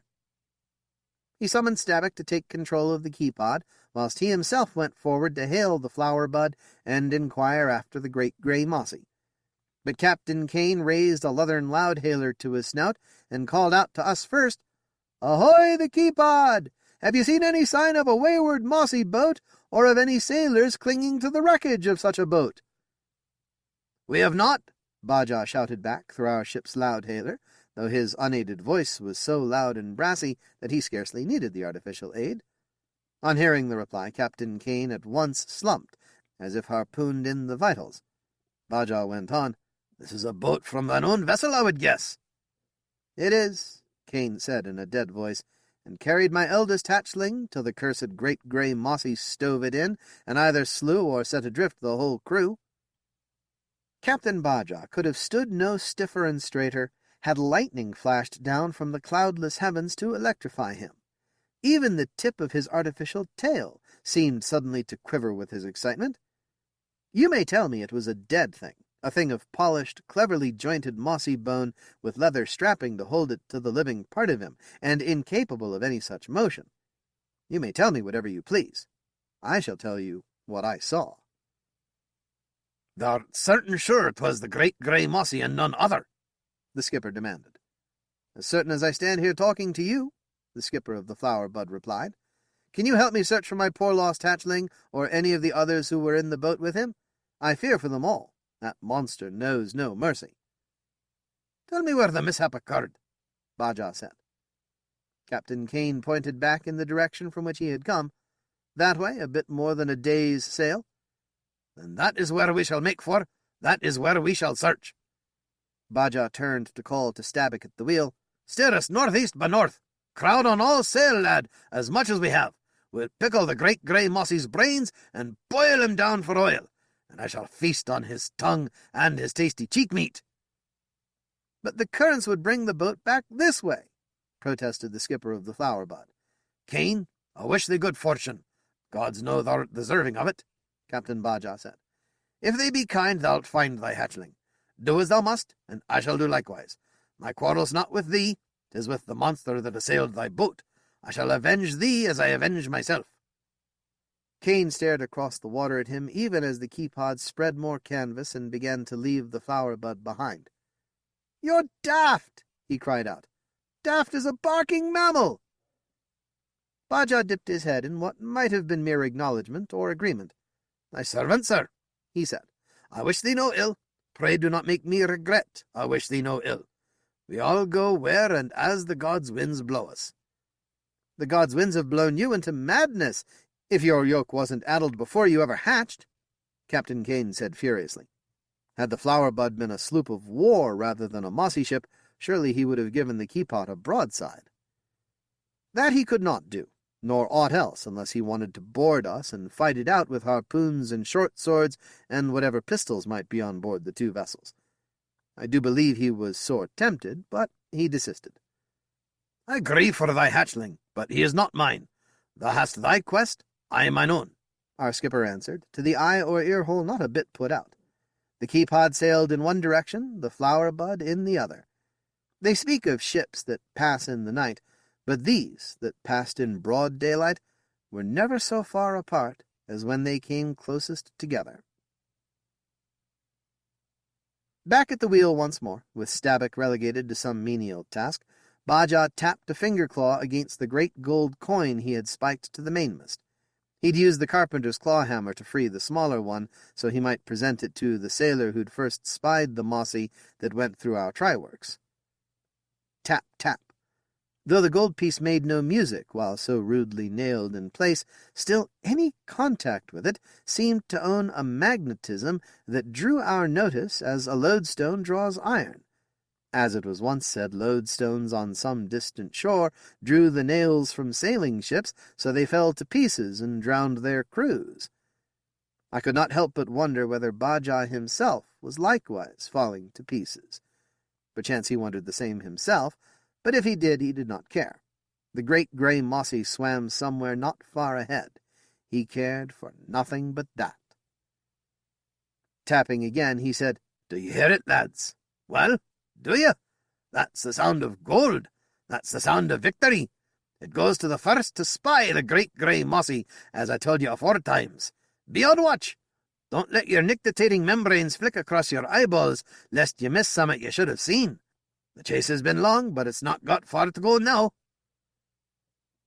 Fidal came up to him and waited respectfully to be noticed. The Desert Devil did not care to distract the skipper whilst he had the helm. In due course, Captain Bajaj dipped his head to the harpoon man. They spoke together, too low to be overheard for a little while. Then the skipper, nettled, tossed his head and bared his teeth. All submission, at least the shell of him was all submission, Fidal bent nearly double and crept away. And yet I could see the skipper's hands all a-quiver on the wheel as he conned the ship toward the Great Gray Mossy, or toward where Captain Kane swore it swam. Which of Baja and Fidal was master and which slave still lay in the realm of the undetermined, for all that Baja might have come out on top in this particular encounter. Also still in the realm of the undetermined lay whether the skipper pursued the sea beast out of love or out of hatred. For Baja and the Great Gray Mossy were very much alike when it came to the boundless determination of each to prevail regardless of the magnitude of the forces aligned against him. For Baja to purpose killing with his own lance the Great Gray Mossy was like some tiny, miserable, skulking mammal to propose killing Baja. The difference in size and power between hunter and hunted was in both cases immeasurably great. And yet the Great Gray Mossy struggled against not just Baja, but every Mossy ship, every skipper, every sailor on the sea. In effect, against every soul in this great land of ours. One against thousands, if not against millions. War with the world. When looked upon in that fashion, the Great Gray Mossy's fight seemed as crazed and as futile as Baja's campaign against it did when viewed from another perspective. Yet we sailors dwelt but little upon such transcendental concerns. Every one of us spent aloft all the time he could, the better to see farther and quicker. The lure of gold sent folk flying across the continent like huzzards after carrion, when the precious metal was found near the shore of the peaceful ocean 2 years gone by. So the lure of that great gold piece got every one of us itchy and excited. How many had died when their hopes of riches in the unexplored West sank on reality's jagged rocks? No more than my comrades in the key-pod did I ask myself such questions. No more than they did I wonder what fate had in store for me. The sooner we staked our claim, the better off we would be. We were all certain of it. Well, almost all of us were certain of it. Stabbock made so bold as to approach Captain Baja that night, when the skipper held the wheel for another shift. "Sir, would you not do better to give over?" the first mate asked. "Would we not be better off filling our hull with barrels of oil and meat and pickling brains from lesser mossies than pursuing this profitless quest?" "I will do what I must do until the egg of my great vengeance hatches," Baja replied. "And answer me this, sirrah. When is it the mate's duty to tell the skipper how to steer the ship?" One finger-claw of his ominously tapped the wheel then. "It is the mate's duty to speak when the captain steers the ship astray," Stabbock answered bravely. "Oh, Captain, my Captain, I know you have a wife and hatchlings back in faraway town, just as I do. Do you aim to leave her a widow, bringing them up on whatever scraps you've left behind?" "I have not left scraps. I have provided a sufficiency, and more than a sufficiency." Pride rang in Baja's voice. "And thou hast not, 'tis thy lookout alone.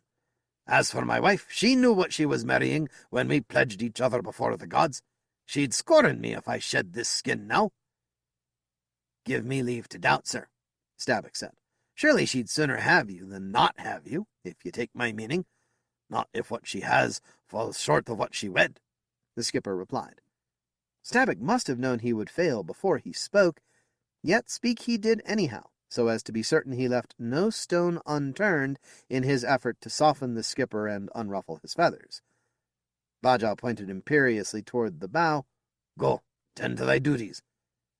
"Captain, I am tending to them now," Stabbock said in a low voice. But he went. What else could he do? He was but the mate, lesser in rank than the skipper he served. And he was lesser in his self than Baja, too. He had none of Baja's mad, driving assuredness. He would have been first to agree to that, though he would have argued he was better off without it. Better or worse, it did not matter. He tried, he failed, and Baja and the key-pod sailed on toward their appointed end. "Mossy spout off the starboard bow!" The shout came from high above me whilst I was holystoning the deck. What I felt when I heard the cook's helper's high, thin cry was nothing but jealousy that blazed like a forest fire. Orders kept me at a menial duty away from the shrouds when good fortune dipped its snout to the lucky little fellow in the rigging. Had I known the price of the great gold piece he hoped to claim, well, who can say what I would have done? A great many questions are easier asked than answered. Captain Baja asked a question loudly. "A Mossy? Or the Mossy, Fred Dug?" "By the God, Skipper, I do think it is the Mossy." Down floated Fred Dug's answer, even more impassioned than before. "Never have I seen one of such great size or of this colour." "Thou shalt have the gold after the beast is slain." Baja raised the call all Mossy hunters live for, crying, "Lower all boats! Shop and Frask, your crews will go, so too will Manon. Stabbock, as before, take charge of the ship, whilst I go to win my revenge. Then shalt thou have the better hope of sailing home safe to thy wife and hatchling small." "I am not afraid to put to sea in a boat, sir," the first mate said stiffly. "I said not of fear. But thou hast spoken of thy family, which was in my mind even before thou didst, as thou mayst recollect. See, I hear thee, yet thou art not content," Baja said. "Such is life. But thou shalt do my bidding here." Stabbock might have argued further. I knew not. I was scrambling down the Keepod's wooden flank and into Stup's boat. Geek took his place at the bow, a feather before I seized my oar. "Now, pull your hearts out, my dears, my lovelies! Pull your tails off, my beauties!" Stup shouted. "The skipper may reckon he'll scuttle the great grey horror, but I want the critter chalked up to our account. What say you, my darlings?" We all cheered as we commenced the long pull-out to the Mossy. Frask was likewise exhorting his crew to great effort. Captain Baja said never a word to his desert demons, but he stood at the bow in their boat, in the harpoon-man's spot, consigning to Fidal the handling of the rudder. Fidal owned as much pride as anyone who ever came from an egg. I reckoned he would make the skipper pay when the time came. But that would be later. We were affixed in the moment, as a scorpion from vanished time may be affixed forever in gold and amber. The three boats flew over the blue water. Try as any crew would, none could gain the least superiority over the other two. Ahead, not so far ahead now, the Great Gray Mossy spouted once more. So Stup said, at any rate. All I could see was the Keepod receding behind us. It did not in fact recede so very much, for Stabbock sent the Mossy ship after the boats. If by chance he and the sailors still aboard might lend us any aid, lend they would. Never have I known a sweeter, kindlier fellow than Stabbock. Oh, how dear it cost him. "Great Gray Mossy!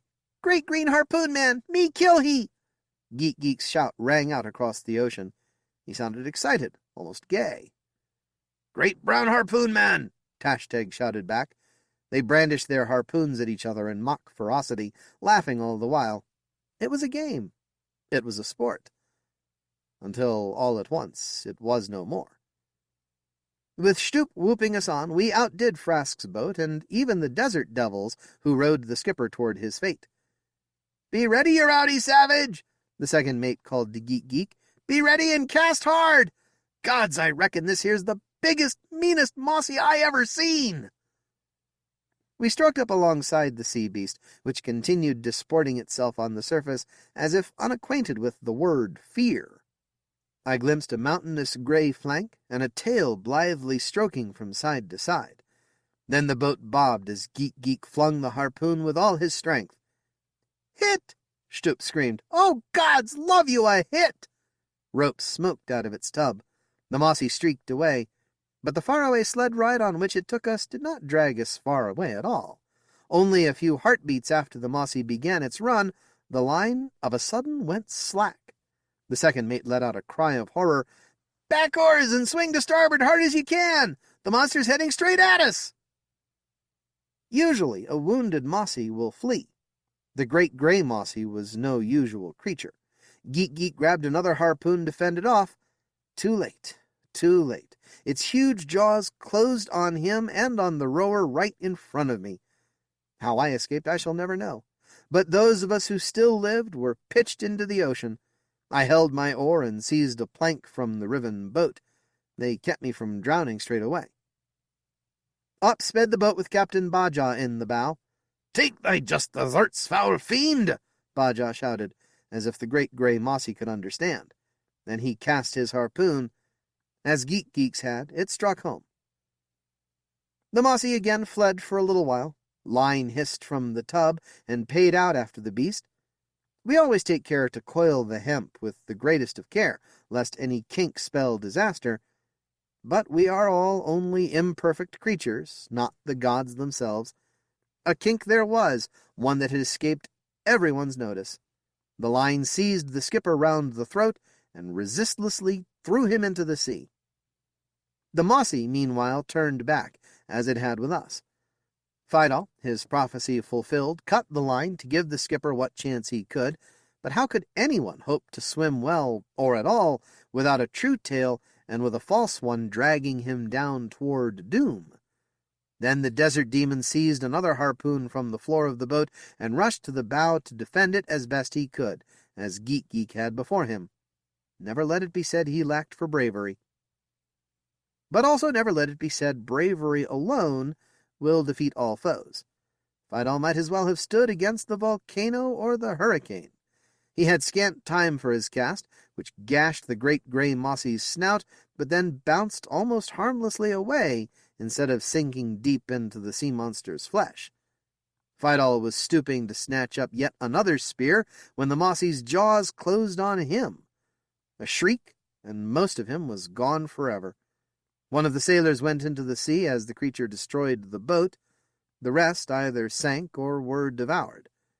Then the Great Gray Mossy dove again. I peered down into the limpid water, fearing the last thing I should ever see was that pair of massive jaws opening wide to take me in. The Great Gray Mossy, though, was a beast of deep and subtle cunning. It knew wrecked boats posed it no threat, and likewise knew the harpoon man at the bow of an intact mossy boat was the source of danger for it. And so it rose from the depths directly under the boat, carrying Tashtag, Frask, and their rowers, hurling it into the air and spinning it about like a hatchling's toy. Then the Mossy beat the water with its tail, flailing the helpless mariners until they had no hope of survival. And still the Great Gray Mossy had not finished its war upon the land-dwelling tormentors who went down to the sea in ships to pursue it. Rather than swimming away in triumph, the beast swam straight at the keypod, fast as a speeding locomotive, and struck the vessel with no less force than a runaway locomotive would have possessed. After breaking a great hole in the Mossy ship's side, it drew back and finally departed the scene. Water jetted over the gunwales as frantic sailors worked the pumps for every copper they were worth, but I saw from the outset it was hopeless. More poured in than could possibly be ejected. The keypod's deck sank toward the surface of the ocean. Then the ship turned turtle, which surely doomed all those yet aboard. It may be that Geek's dart, or Captain Baja's, at length put paid to the Great Gray Mossy once for all. No report of the monster has come to my ear-hole since the sinking of the keypod, at any rate. But then I know not what, if anything, that may prove, for I have not gone to sea in a Mossy ship since that dreadful day. The gods will take me in their own good time, come what may, and mix me into the new and perfect eggshell they are forming, so that I may be rehatched perfect in my own self. I have no desire to meet them ere I must, and hunting Mossies is not calculated to foster longevity in those who practice it again and again, or even once. Indeed, I thought my doom had met me there, in those warm blue waters so far away from Faraway Island. I alone, though, survived to tell the tale. Some of my shipmates the Great Gray Mossy slew directly, with teeth or pounding flukes. Others drowned, aboard the keypod or after being cast from her boats. Still others, flotsam like me, were taken by sharks or plessies. I saw dorsal fins and fanged heads on long necks, and heard more than one mortal shriek, but none of the sea's lesser terrors chose to dine on me. This would not have lasted much longer. Sharks were circling the wood to which I clung, when a sail came into sight on the southwestern horizon. I thought at first I must be dreaming it, but no, it was real. The flower bud, searching yet for Captain Kane's lost hatchling, had doubled back upon her course. One of the sailors aloft in her rigging spied my feeble thrashings. I was a disappointment to them when they hauled me up on deck, they hoping I would prove to be someone else. But the skipper was gracious, saying he was glad to have saved someone, even if not the someone he most longed for. And so I came back to civilized lands once more, and set these things down as best I recall them. The writing was for me a cleansing. May the reading be for you the same. Wheel of Echoes by Sean McMullen. Reading time 38 minutes. Sean McMullen lives in Melbourne and worked for 3 decades in scientific computing while running a parallel career as a science fiction author.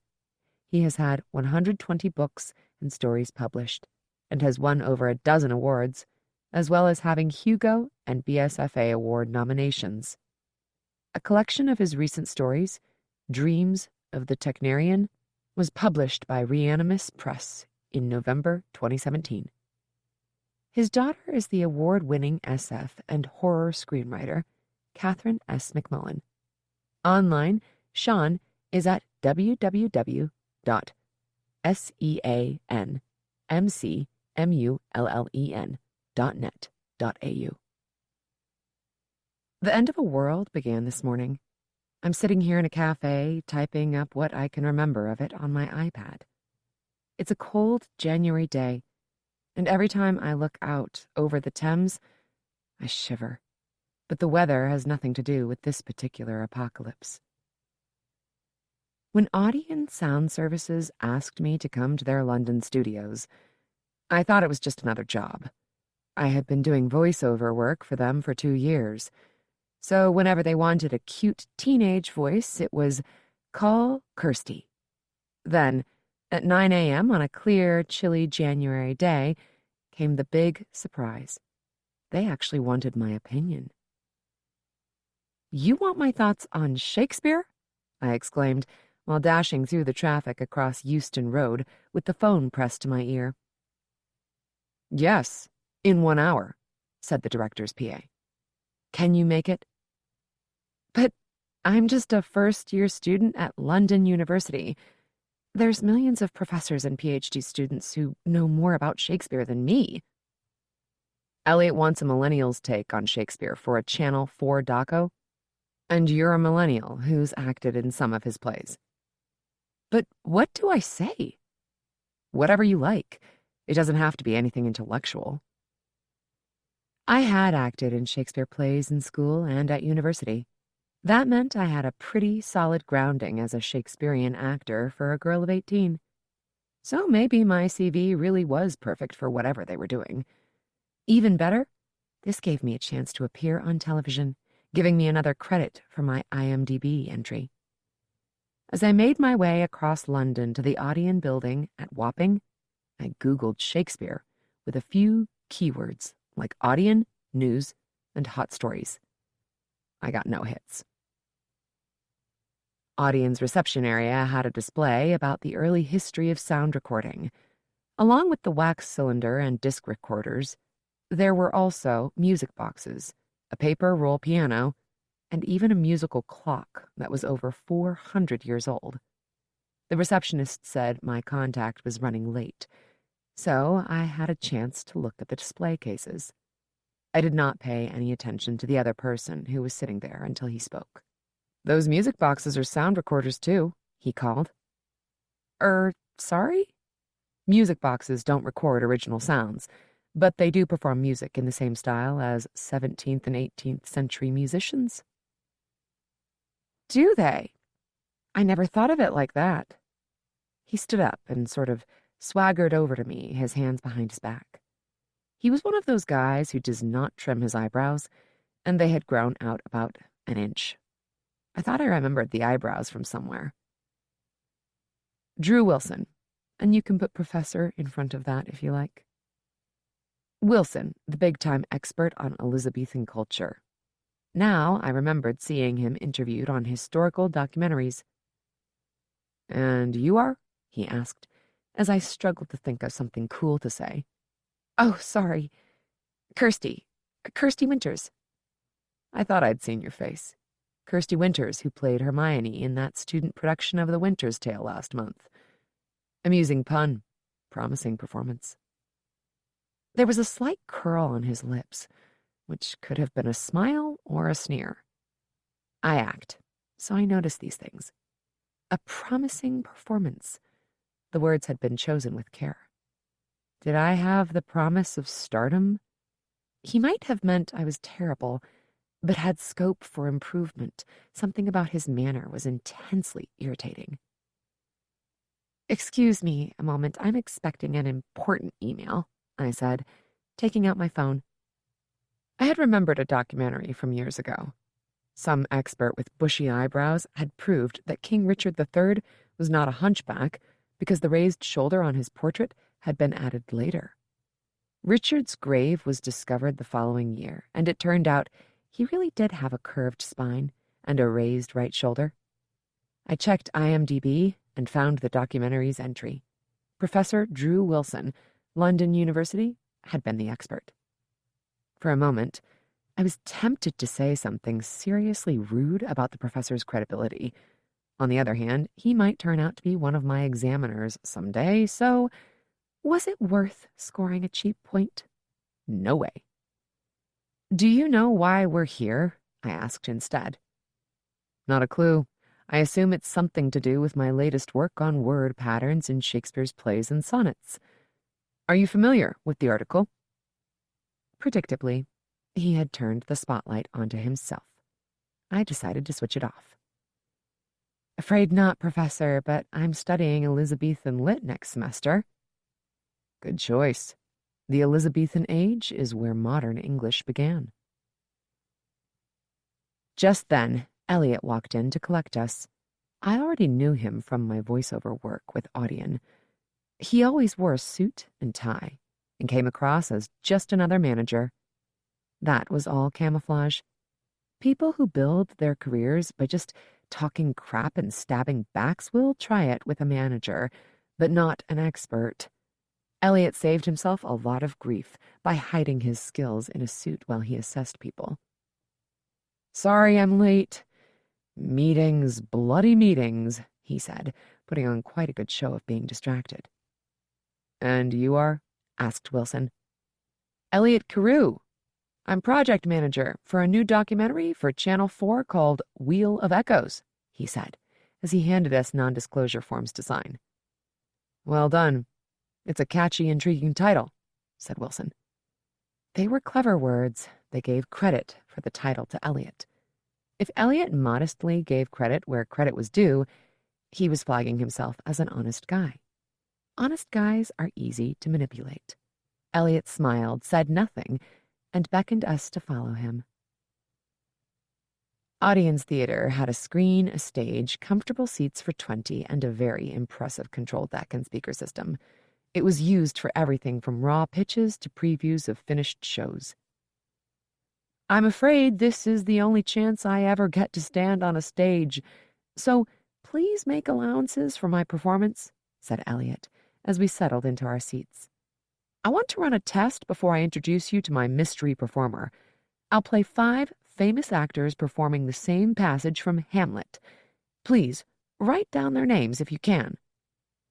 Wilson took out a notepad, but I just used the Notes app on my phone. Elliot pressed a remote. No prizes for guessing that the first quarter-minute of Hamlet's soliloquy on Yorick's skull was the piece.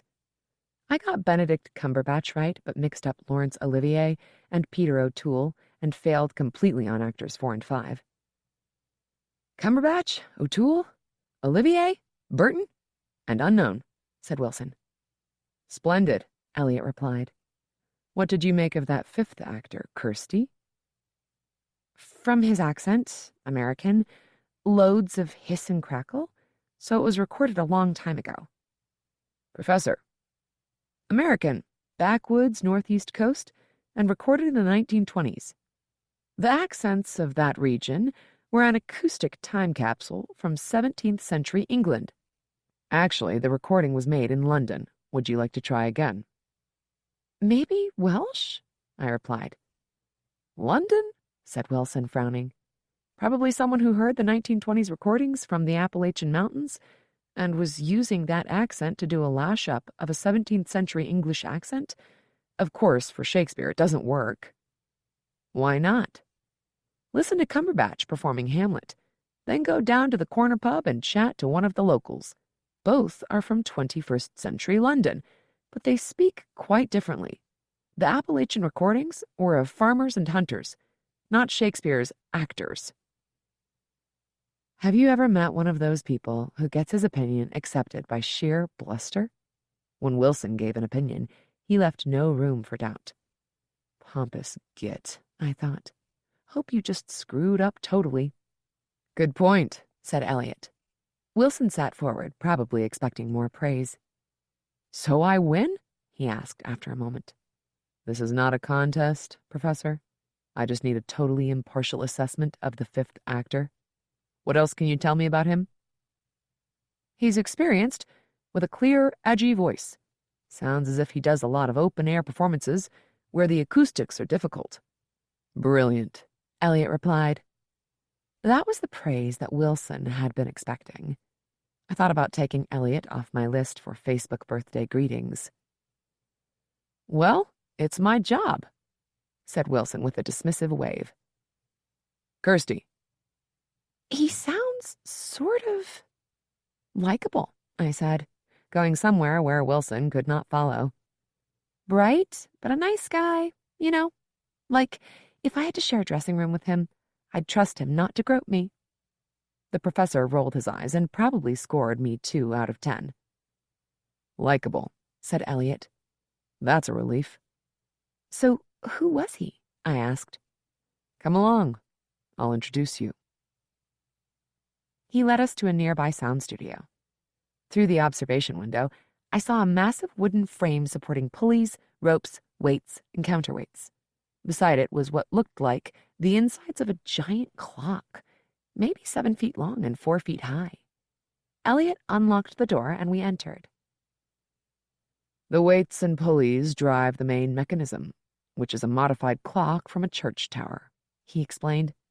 There's no escarpment, just a rotor with a brake block to regulate the speed. All this kit is to spin that wagon wheel. We had to remove a window and hoist the thing in with a crane. An early musical clock, said Wilson, as he folded his arms and stood back. His attitude was starting to really annoy me. At the risk of making a fool of myself, I walked forward and examined the wagon wheel more closely. Instead of having an iron rim, it was coated with pottery clay, and in this were a dozen grooves. Mounted on a frame beside the wheel was a drum with one end cut away. Stuck to the head with sealing wax was a lever that drove a reed needle resting in one of the grooves. A modern stereo microphone was held inside the drum by a boom clamp. Suddenly, it hit me. This is a sound recorder, I exclaimed. Give that girl a prize, said Elliot, clapping. Wilson gasped, and the bottom dropped out of my stomach. I had just scored a goal against an examiner. Game over, I thought. Now I'll have to move to Australia if I want to get a literature degree. Unfortunately, the inventor did not include a tracking mechanism, Elliot continued. The grooves are circles, so when the white arrow on the rim comes full circle, you have to raise the steel needle manually or overwrite what you have just recorded. You then move the needle to the next groove and continue the recording. 12 tracks of 20 seconds provide about 4 minutes of recording time per wheel. But pottery clay is hard and brittle, exclaimed Wilson. The needle could not possibly record sound. The recording was made when the clay was soft. The wheel was then left outside on a cold night, and the iron rim contracted a little, separating it from the clay. The clay circle was put into a wide oven and baked hard, then mounted on another wheel to be played back. A sharpened reed was used for a playback stylus, because the steel needle would have damaged the clay. How old is it? I asked. It looks way before Edison. Let's just say that the wheel's weight in 24-karat gold would not even approach its value. Wilson just stood with his mouth open. This was totally and absolutely outside his comfort zone. A recording of Napoleon saying maybe Waterloo was a bad idea might be worth that much, I managed. But, it's just Hamlet. Even some really important historical actor isn't going to be worth... My voice trailed off. But in my mind, I was screaming, "Oh shit, oh shit, oh shit. It can't be. Not possible. Don't even dare to hope." Elliot unclamped the brake block, and the clockwork began to turn. I had expected the huge, clumsy mechanism to clatter and rattle, but to my surprise, there was just a soft whirring. He withdrew the microphone from the drum. "Originally, you put your head inside the drum to hear the playback," he said. "Who wants to be first?" Wilson wheeled the only chair in the room over to the drum. He liked to be stage center, and I was currently hogging the spotlight. "All right, an American Shakespearean actor and pre-Edison," he said. "I think I know who it is." He probably didn't even think he was being rude. He was too used to being important. As he sat down and put his head in the drum, I remembered playing with my granddad's old turntable when I was little. You can actually hear the sound of a vinyl record by just listening to the pickup in the groove, even with the amplifier off. As Elliot lowered the reed into the groove, I put my hands on my knees and bent down to listen. What we had heard back in the studio had been amplified, but above the rumble and hiss, the faint voices were still distinct. This time, we heard the first 8 seconds as well. "Are you ready, Master Shakespeare?" asked a softly spoken man with an accent, like an educated American who had lived among people speaking Cockney for a very long time. "That I am, Grantley," declared the voice I had heard reading Hamlet a few minutes earlier. "Echoed this night as our queen liveth still. Please commence." There is no need for me to quote the first 12 seconds of the most famous soliloquy in the English language. Elliot lifted the playback reed from the groove. "Well, what do you think?" he asked cheerily. I was paralyzed with shock. Elliot clamped the brake block onto the rotor. The mechanism slowed, then stopped. "That was totally, absolutely awesome," I said as I straightened. "I said something less repeatable when I first heard it," said Elliot. "Is it real?" "Of course." "He did say Shakespeare, didn't he?" "He did." I had just heard Shakespeare himself, performing Shakespeare. My legs slowly folded beneath me until I was sitting on the floor, my hands over my head because it felt like it might explode. "Professor, did you like it?" asked Elliot. Wilson was sitting up straight in the chair, his hands in his lap. His eyes were so wide, they were scary, like a dead body with the eyes still open. Elliot shook him by the shoulder. "Professor, this is getting weird. Say something." "It has to be a hoax," Wilson whispered. "So might the moon landings, but I like the evidence," said Elliot. "See this note on the edge of the clay?" Wilson did not move, but I got to my feet and peered at the writing. "The last day of 1602, I said after a moment. Shakespeare was definitely alive then. "After allowing for 18th century calendar reforms, you get 24 March 1603, said Elliot. "It's the night Queen Elizabeth died." "Not just Shakespeare, but genuine Elizabethan Shakespeare," I exclaimed. "Impossible," snapped Wilson, the confidence suddenly returning to his voice. "That's 2.5 centuries before sound recording was possible." His opinion was plausible, but the presence of the machine was hard to explain away. It contained nothing that a competent clockmaker could not have built around 1603. "Where was it found?" I asked. "Under a house built after the Great Fire of London," said Elliot. "An earlier Tudor house had a basement under a stone floor supported by arches. It was sealed off and made to look like solid ground." Probably to hide it from Cromwell's heavies, I said. They didn't care much for theater. And the owner was a royalist, said Elliot. She was killed in the Civil War, so her secret basement became totally secret. He tapped a spoke of the wheel with his knuckle. Carbon dating of the wood gave us 1570, plus or minus. Thermoluminescence analysis of the clay came in at about 1600. So, like, it's either a brilliant fake or it's real? I asked. Every test says real. Shakespeare called the other guy Grantley. Did he build it? Yes, but even less is known about Robert Grantley than William Shakespeare. Soon there'll be an army of PhD students searching the archives for clues about him. The clock mechanism is late medieval, so it would have been about 200 years old by 1603. Grantley probably salvaged it after installing a new clock in a church tower. We also found some of Grantley's notes for operating it in the basement. Would you like to hear his introduction? No prizes for guessing my answer, I replied. Wilson said nothing. Elliot took out his phone and called up the photo of a brownish page of handwriting. I'll paraphrase Grantley's text. He began. It has been the work of my life to measure the passing of time, but my delight has been to fashion echoes into clay. Not 1 year past did I notice how drum heads vibrate in sympathy with speech and music. On the last night of the reign of glorious Elizabeth did I prepare my first wheel of echoes, then marry it to a needle and drum. Now I may rescue echoes cast into the winds of time, that they may not be borne away and lost.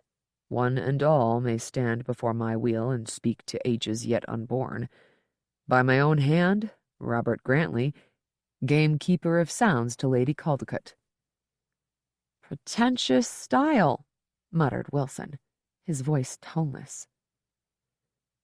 You don't sound very enthusiastic, said Elliot. It's Shakespeare's voice. It doesn't sound right. You mean that Shakespeare doesn't measure up? He sounds American. It has to be a hoax.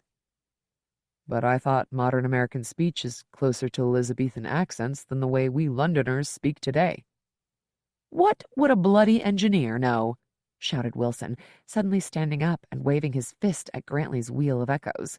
That voice has too much edge to do romance or pathos.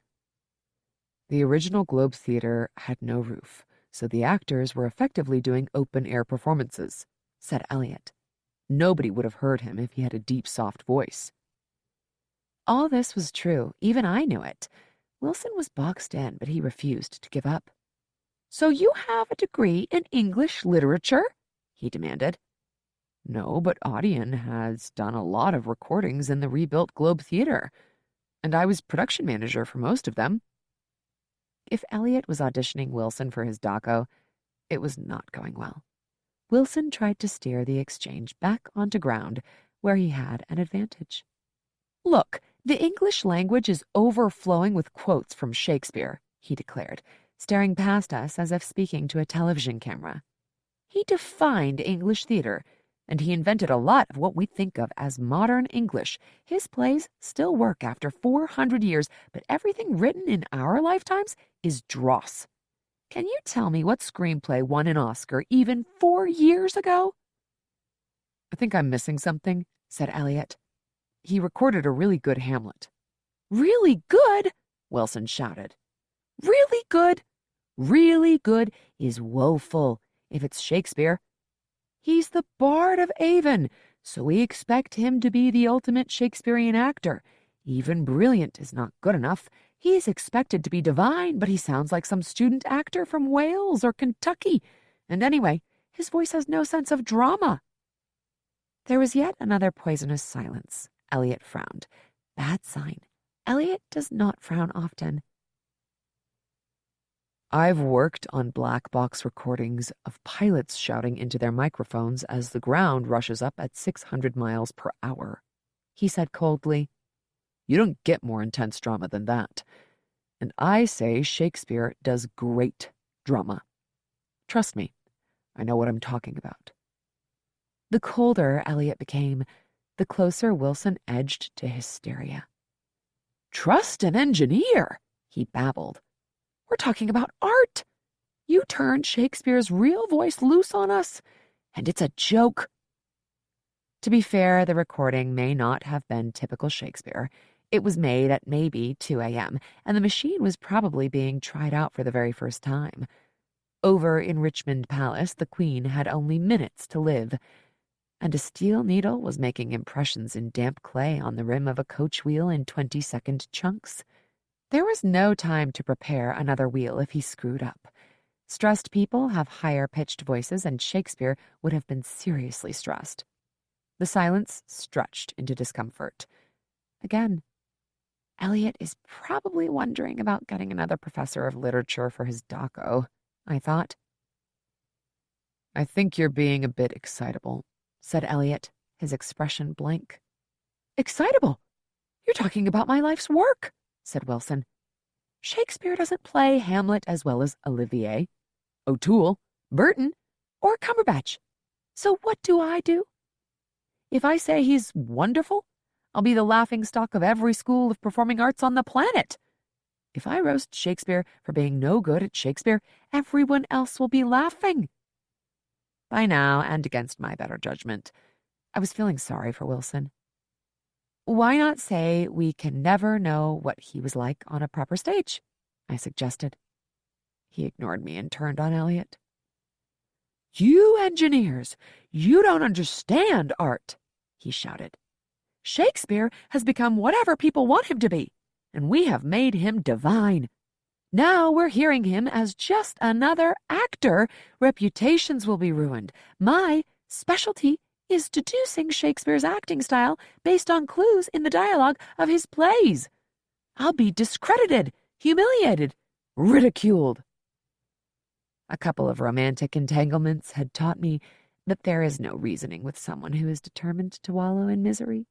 Professor Drew Wilson's reputation had been built on plausible-sounding literary theories based on tiny scraps of evidence.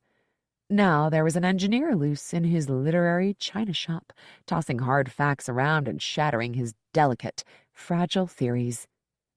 I'm not an engineer," I said, waving my hand nervously. "But, we've just learned that Shakespeare playing Hamlet is not like a mashup of modern actors. So what? The guy was a hit with the audiences of Elizabethan London, so the Wheel of Echoes has taught us what they liked to hear. Why don't you just say it's great that we finally know how Shakespeare meant Hamlet to sound?" "Because Shakespeare sounds bloody awful," shouted Wilson, now with tears on his cheeks. Elliot suggested chilling out over coffee. There was still a lot to discuss because the doco was going to raise a truckload of questions. Have other wheels survived? I wondered. Where are they? Who was Grantley? What happened to him? Elliot led the way out of the studio while Wilson held the door open. Suddenly, a push in the back sent me crashing into Elliot. The door slammed behind us. Elliot already had his key out as he turned back, but Wilson had jammed another key into the lock and snapped it off. Elliot banged on the door and shouted, then tried to shoulder it open. Other audience staff came running, and Elliot sent someone to find a fire axe. Through the observation window, I saw Wilson heave a fire extinguisher off its mounting and start smashing the clay rim off the Wheel of Echoes. What does an 18-year-old English literature student do when a professor flips out and goes postal with Shakespeare? I took out my iPhone, swiped camera, swiped video, and rapped record. The studio door had been built pretty solidly, and it took a couple of minutes to chop out the lock and kick the door open.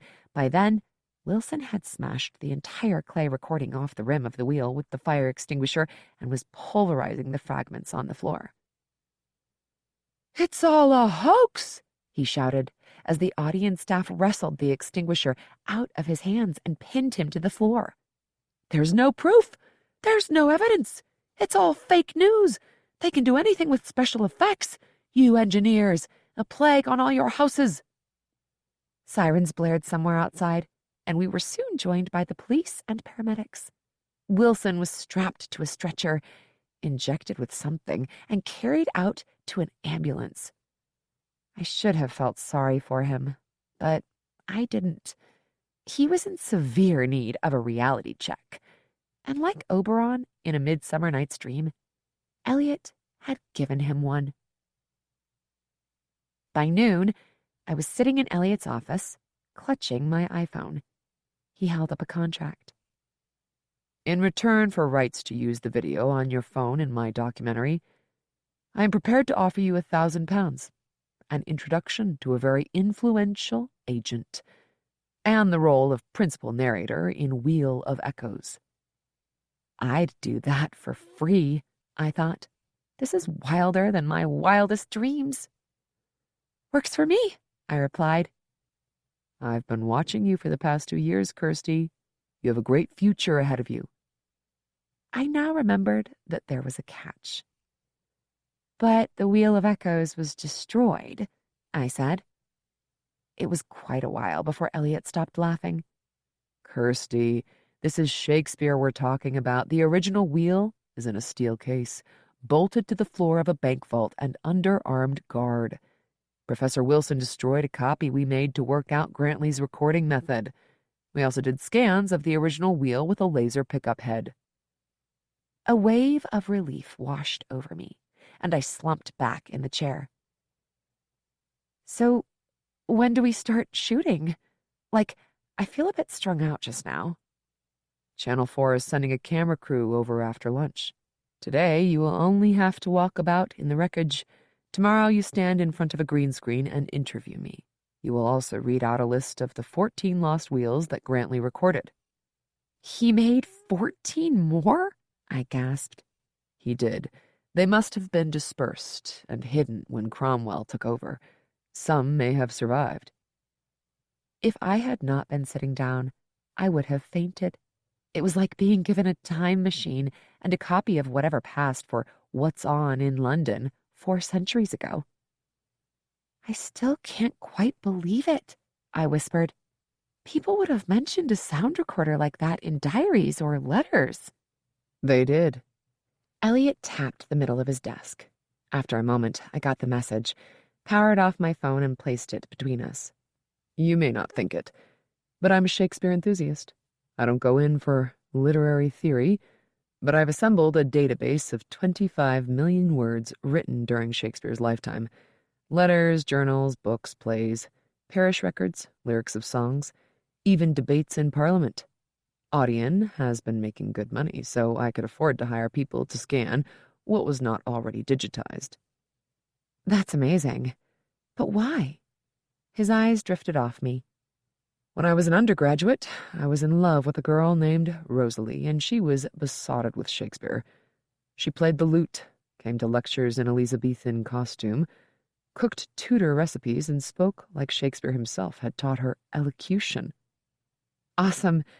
But, you never married. Did she dump you? She killed herself. The words were like a slap across the face. How awful, I gasped. Awful? Hideous, nauseating, obscene.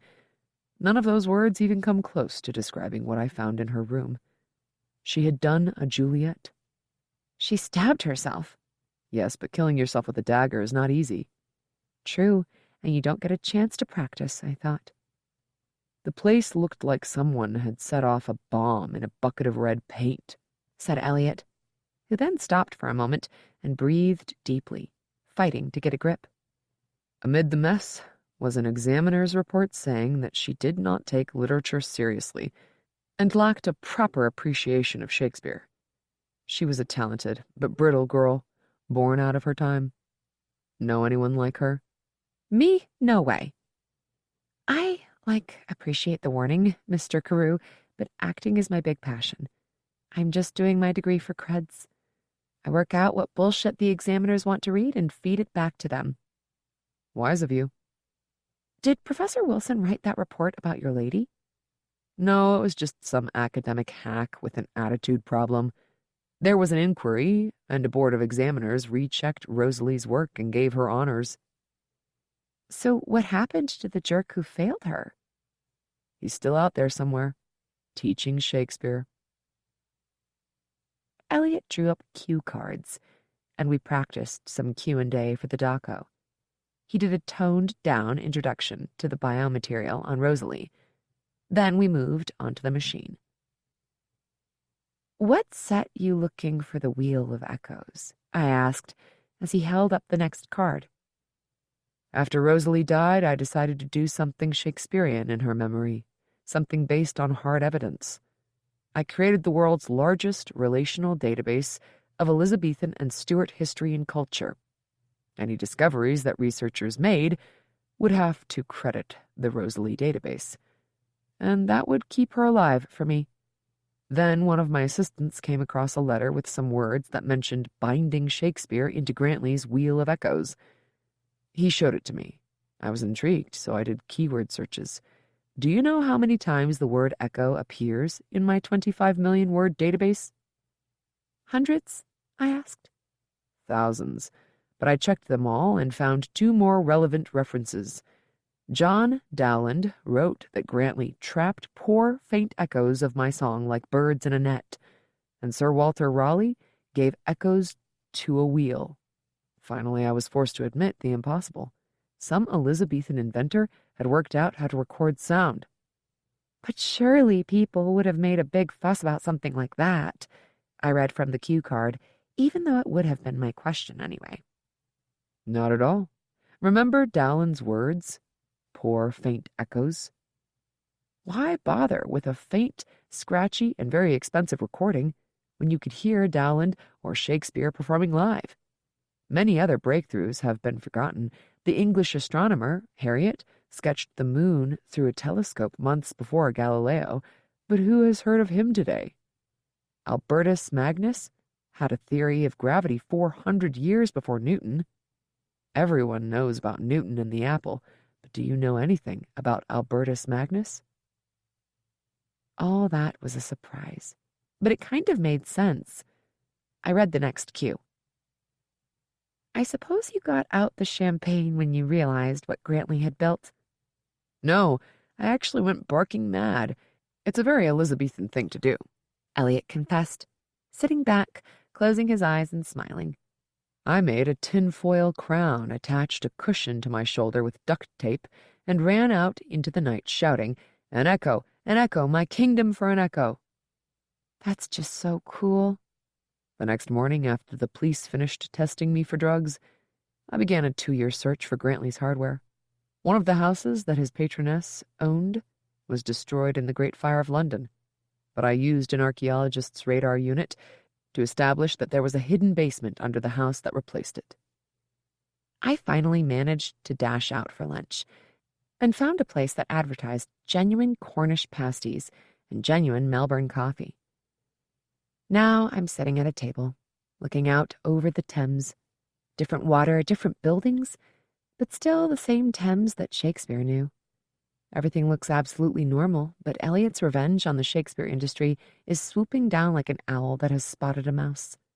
In universities around the world, academic dinosaurs are still giving their lectures about Shakespeare, but the Wheel of Echoes has already been loosed upon them and claimed its first victim. I can't warn anyone. I've signed a non-disclosure agreement with Channel 4. Should I bother doing Elizabethan literature next semester? I don't think so. It's bound to be obsolete by then. Hive by Jay Werkheiser. Reading time 37 minutes. Jay Werkheiser teaches chemistry and physics pretty much all the time. His stories are sneaky devices to allow him to talk about science in a sort of socially acceptable way. Much to his surprise, the editors of Analog and various other magazines, e-zines, and anthologies have found a few of his stories worth publishing. Many of those story ideas came from nerdy discussions with his daughter or his students. He really should keep an updated blog and author page, but he mostly wastes his online time on Facebook, MeWe, or Twitter, @Jay Werkheiser. Excitatory pheromones. Talkers detect the scent of the flyer pheromones and add their own scent cues to strengthen the signal. Talkers at Hive's central nest determine that the pheromones come from a direction up the magnetic field lines. Nearby directors release steroid pheromones to alert the fighters in that area. It is an autonomic response. Secondary signals pinpoint the source slightly rotationward of the prime field line. Flyer pheromones are airborne, limited, excitatory, or inhibitory only. Directors release a spray of pheromones that in the confines of the nest rouse crawlers from their slumber. The crawlers detect the excitatory scent and move in that direction. Crawler pheromone trails mark the path for Hive to follow. Hive anticipates their return trails, heavy with details embedded in their scent. But the leading edge of the crawler trail creeps slowly from Hive and will return as slowly. A quarter rotation, perhaps. Wait. Director pheromones flood the nest, circulating speculation. A hive that uses methylated communication pheromones sometimes sends fighters from odd directions, testing Hive's borders. A whiff of steroids appears and vanishes, rejected by consensus. It's too soon for that. Still, nearby fighters wriggle with agitation at the brief scent. Another pheromone burst suggests destructive oxidation of the spore forest in that direction, rare at this point of the heat-cold cycle. The scent fades. Hive activities continue unheeded. Harvesters return from anti-rotationward, heavy with the scent of amino acids and carbohydrate chains. A good harvest. Winds blow from downfield, bringing scents from Hive's neighbor. That hive uses biphenyl-based communication pheromones, with reversed chirality branch points, making its messages difficult for Hive's talkers to read. Genetically modified talkers translate the scent into readable pheromones. Biphenyl offers genes for improved mandible chitin in the harvester genome. That would be useful, especially if Hive could adapt it to match the chitinous armor of Methyl's fighters. In exchange, biphenyl wants the flyer genome. Fair trade, considering the pheromone mismatch. Hive waits, hoping to develop a flyer species that can understand biphenyl's pheromones. Improved trade value. Flyers continue to release excitatory pheromones. The air upfield of the nest must hang heavy with the scent. Curiosity becomes impatience. Directors release pheromones that send nearby talkers out to reinforce the pheromone trails leading back to the nest. The first of the crawlers finally return, their pheromone trails rich with detail. Hayden scanned the landscape with binoculars, sweeping at wide angle over broad reddish-brown plains studded with tube stalks. Britt had described them as roughly equivalent to a sporophyte stage of something or other. Hayden just called them ugly. See any more of those damned flying bugs? Britt says not to call them that. Whatever they are, they ain't bugs like back on Earth. Matt barked a short laugh. Ain't that the truth? I'd like to get a close look at how those rotor wings of theirs work. Damned if they're not living hover drones. You and Britt both. Says she can't figure out how something like that evolved naturally. Hayden continued his binocular sweep, now scanning more uneven ground with tufts of some sort of low-lying vegetation. Well, not really vegetation, according to Britt. They weren't plants in the Earth-life sense. She'd tried to explain the differences, something about cell walls and organelles, but Hayden couldn't put it into his own words to save his life. Goddamn big bugs, though, ain't they? Hayden dropped the binoculars from his face and let them dangle from his hand. Britt had explained that, too. Low gravity, thin atmosphere, anomalously high oxygen content. He sighed. No sense trying to explain that, either. Matt wasn't going to stop talking about giant helicopter bugs, no matter how many explanations he got. Well, just leave 'em be, unless Britt tells you to collect a sample. They're annoying, buzzing around all the time, Matt said. One of 'em gets too close to me, I'll swat it out of the sky. Matt swished his hand through the air, demonstrating his swing. Hayden opened his mouth to object, but Britt's voice from behind made him jump out of his skin. "You'll do no such thing," she said. Hayden bobbled the binoculars and spun his head to see her. She'd picked a bad moment to come strolling out of the rover, that was for sure. I was just telling him I'll tell him. She gave him a look that could make puppies whimper. You do not touch the local life. Ever. Matt shrugged. They stay away from me, I'll stay away from them. Britt cast a burning gaze on Hayden. Keep him in line. She stormed back into the rover. Matt huffed. Don't know why she's got such a hard-on for the nasty things. She says they show signs of eusocial behavior, like bees back on Earth. Thinks they might have some smarts. Well, bees ain't all that smart. I'm just telling you what she told me. I'm no scientist, Hayden said. But she was very clear. They might be intelligent, and we are not to harm them. Damned science nerds think they run the show. Hayden locked him down with a hard glare. She's in charge of this expedition. Captain made that very clear. Well, she wouldn't even be here if it wasn't for us carting her ass around. I'm in charge of driving the rover. She's in charge of the trip. End of... What in hell is that? Hayden swiveled his head in the direction of Matt's gaze. He took a moment to find it, a multi-legged atrocity the size of a small dog. He instinctively jumped back, even though the thing was still a few dozen meters away. He remembered his binoculars and brought the thing into focus. His first thought was centipede, but that was only because of all the legs. Otherwise, it looked nothing like the creepy crawly from Earth. Its skin looked soft and leathery, not at all like an insect shell. And the legs. They seemed to lack any sort of joint. They just, well, flowed like tentacles, sort of. He watched, fascinated, as the frontmost legs moved, stiffening in some places while wiggling in others, never the same place twice. Now, how the hell does it do that? He muttered. Dunno what you mean, Matt said, but it brought friends. What? Hayden pulled the binoculars from his eyes and took in the whole view. Matt pointed out 2 more of the things, and as he scanned the landscape, he noticed a few more, and they all seemed to be coming toward the rover. Ah, hell. He pulled out his phone and calmed Britt. You better get out here and take a look at this, he said. Crawler pheromone trails. Pheromone chains alkylated in patterns rich with detail. Talkers decipher the information and secrete their own pheromones in the nest, acting on the director's chemoreceptors. New body forms.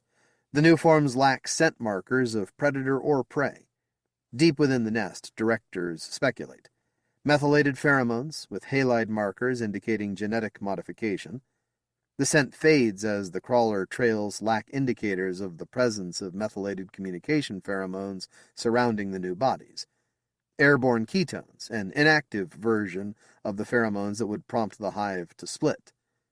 Perhaps, but a new hive in the area would share pheromone markers with its parent, and nothing like any local hive's pheromones show in the crawler trails.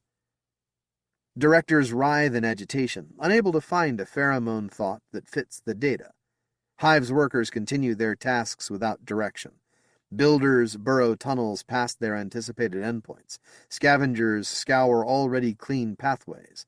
Harvesters leave the nest to bring back another harvest, even though the light-dark cycle has progressed dangerously close to dark. The realization brings a new wave of director pheromones. Biphenyl-com pheromones. Other directors pick up the signal, amplify it. Yes, the winds shift with the change of the light-dark cycle. Airborne pheromones drift toward biphenyl hive. A reply is due, but more can be sent. Pheromones encoding a query, perhaps also coded information about the new body forms. A scent of crawler control pheromones rises. Yes, better. Airborne pheromones are limited, slow. A request for a meeting of crawlers and talkers. Hive's tunnels are rich with the scent now, as directors reach consensus. Crawlers mobilize, emerge from the nest, and march down the field lines. Talkers follow the pheromone trails. Light fades and the winds shift. Talkers, still within the nest, climb to the surface and release a cloud of airborne pheromones tailored to biphenyl's receptors. Wait. Hayden gazed through the rover's windshield. Looks like they've gone, he said. They come back, Matt said, and I'm opening the gun locker. Can it, Grunt? Hayden turned to look at the expression that accompanied Britt's acidic voice. "They're just checking us out." Hayden quickly spoke up before Matt could say anything else. "Why are they so interested in us? I thought you said we're not biologically compatible." Britt shrugged. "Curiosity? Same reason we're out here. We have a lot to learn about this world." "I don't like it. Maybe we should pack up, head further east." Hayden peered through the windshield. "See what else is out there." Britt waved the idea away. "I'd like to learn more about this area first." Matt chuckled harshly. "For once I agree with Britt. If these things are a threat to the colony, we better take care of it now." Britt focused a stern gaze on him. "I don't see why they'd be a threat." "Dunno," Matt said. "But they're annoying, always zipping up, buzzing around your head, and flying off again." "Always to the south," Hayden muttered. He realized with a start that he had spoken aloud. "They always seem to come from the south," he said more confidently, "and head back that way, too." "I never noticed that," Britt said. Hayden liked the sound of approval that tinged her voice. "Good observation. I wonder if they have a nest or something down there." "Maybe we should head down that way," Matt said. "Find the nest, burn 'em out." Britt glared heat. Hayden jumped in before words could explode from her mouth. "What is it with you?" he said. "Always wanting to kill stuff." Matt shrugged. "Better them than us." Britt fired back with a harsh retort, but Hayden didn't hear what it was. His attention focused on a cluster of spore stalks to the south. Several somethings were moving around in there. He fumbled for his binoculars and brought them to his eyes. 3, maybe 4, no, at least 5 of them, about the size of the crawler things they'd seen earlier, except with big serrated mandibles and the musculature to work them. One of the stalks came down, then another. Mandibles grabbed the stalks and carried them southward. "Have anything to say?" It was Britt's voice, he realized. "Have you even been listening?" In answer, he handed the binoculars to her and pointed.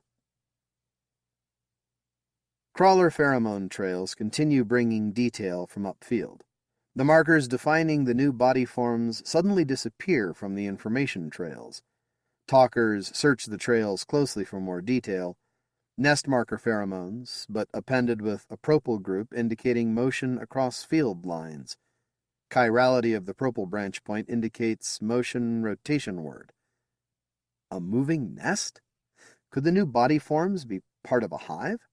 Excitatory pheromones roil in the nest's air. The surge drops off rapidly as directors, one by one, reach the same conclusion. Inhibitory pheromones dominate, mixed with comm markers, a reminder of the body form's lack of identifiable pheromones. How would it self-organize? How would it communicate with other hives? No, these are simply things, predators or prey. And yet they lack those scent markers too. Talkers release a new round of excitatory pheromones. Crawlers report harvester pheromone trails intensifying in the upfield spore forest. Directors fill the nest with communication pheromones, reconstructing their mistake. With the directors distracted, harvesters work autonomically. Without direction, one finds a faint pheromone trail and follows it to a spore forest. It travels back and forth to the hive to reinforce the trail, and others follow. Now many harvesters work near the mysterious new bodies. Directors release predator markers, a sign of danger. The markers mingle with scents that trigger the genetic modifications that turn embryos into fresh harvesters. Perhaps, but if these are lost, replacements won't grow soon enough. Directors again spray a variety of scents, searching for a better solution. Hive should be in dark phase defensive posture by now. Pheromones go out to talkers, send crawlers to erase the harvester trails as they return from the upfield spore forest. Talkers send recall scents on the wind. Hive's bodies need rest. Directors send out a final signal, a chlorinated aldehyde that sends the reserve flyers upfield as an early warning line. A lone director emits a puff of methylated communication pheromone. Yes, the other directors agree. That is a good question. What is Methyl Hive doing right now? Fighters fidget at the autonomic burst of excitatory pheromones in the nest. The planet's short night was nearly over, the first hints of pink tinging the eastern horizon, when the last of the tree cutters turned and dragged its stalk south. With days only 10 hours long, skipping a night's sleep wasn't much of an ordeal, and tonight was Hayden's watch. He'd spent much of the night watching the tree cutters work. Turned out they were warm-blooded, so switching his binoculars to IR gave him a good view. About halfway through the night, it occurred to him that they came and went along 2 or 3 specific paths. Weird, he'd thought, and sent a message off to Britt's tab. Another thing. Other, smaller critters scurried along the same paths, doing something or other as they went. Another message sent, this time with a brief video clip captured from the binoculars. Let Britt earn her pay when she woke up. Hayden blinked. What the hell just happened? He'd let his mind wander and, well, that last tree cutter just went down, dragging its tree stalk thingy one moment, then down like a sack of rocks the next. Infrared bright fluids spurted, little critters scattered. What the hell? Wait, did something move? It looked like something dark momentarily obscured the dying creature. Whatever it wasn't warm-blooded. He switched the binoculars to light amplification night vision. It was smaller than the tree cutter, but it made up for it with long serrated forelegs it wielded like knives. Hayden watched it carve into its poor victim like it was a Thanksgiving turkey. And it brought friends. At least 3 others, fanning out, chasing down the little scurrying things. Damn. He belatedly remembered to activate the binoculars' record function. Britt was going to ream him for missing so much of the action. What's going on? Britt's groggy voice broke his focus. He twitched, turned his head to see her leaning on the back of the driver's seat, rubbing her eyes. Damn, he said again, and turned the binocs back toward the gruesome scene outside. They're still recording, he thought. What? She said, this time more insistently. Holding the binocs as steady as he could with his left hand, he tapped the rover's console and brought up a real-time feed from the binocs. I don't get it. Hayden looked at the green-tinged enhanced image on the display. Stalk cutter lying still, the first of its little friends slowly returning. What the... It was just there. Give me a sec. He scrolled back to the beginning of the video file and tapped play. Britt's mouth opened into a wide O. My thoughts exactly, Hayden said. Did you see what happened? I mean before. Hayden nodded. Saw them take down the stalk cutter. Well, sorta. It was fast. Predators usually are. Hayden noticed her hands dancing on her phone's keyboard. What are you doing?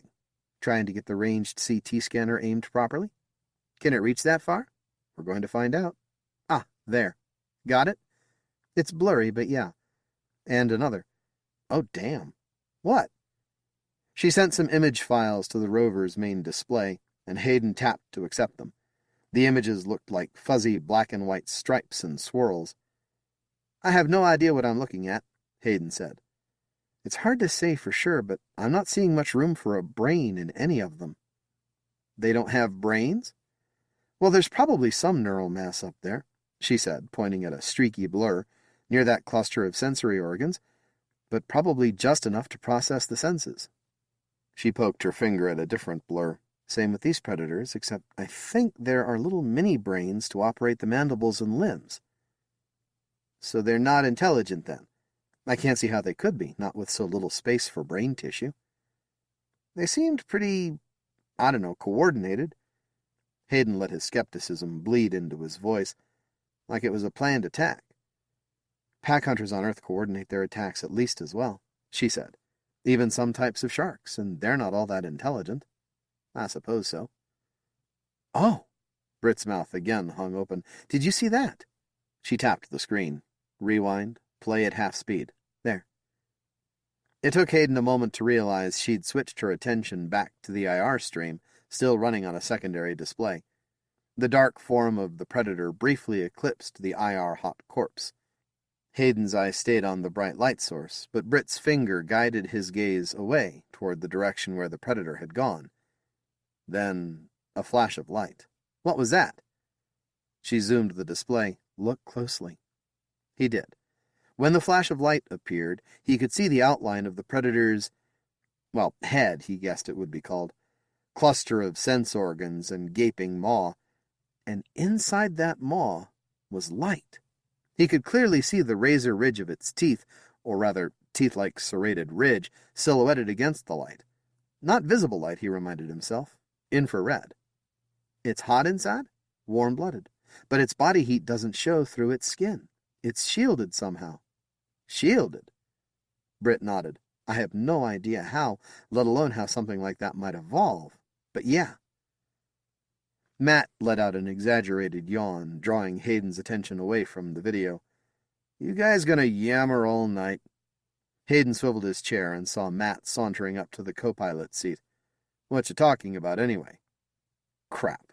Hayden could only imagine what kinds of ideas the video would put into Matt's pea-brain. None of what he imagined was good. Excitatory pheromones awake fighters from their slumber. Crawler trails show one harvester lost. Some talkers, too, but they reproduce quickly. A director coins a pheromone to indicate the new body types, an unbranched chain with no side group markers for status. Uncertainty pheromones circulate as well. Are the new bodies responsible? Are they predators? The directors are unable to reach consensus. The confusing cocktail of pheromones agitates bodies near the nest. Flyers buzz in circles, talkers seek out trails to follow, fighters snap their mandibles at each other.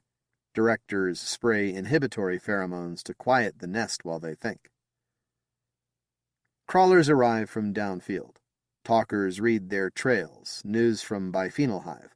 Straight chain pheromones indicating the new body types, tagged with side chains pointing anti-rotationward. Chain length indicates many of them. Directors emit involuntary scent puffs at the news. A questioning scent of danger pheromone predominates. Talkers respond with inhibitory scents. Biphenyl reports no danger.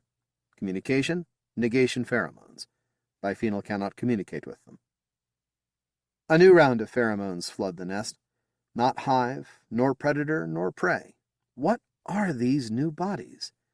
Inquiry pheromones with no consensus on an answering scent. Directors work on too many problems at once. Straight chains of new body questions, biphenyl flyer questions, methylated pheromone questions. The nest stinks of confusion.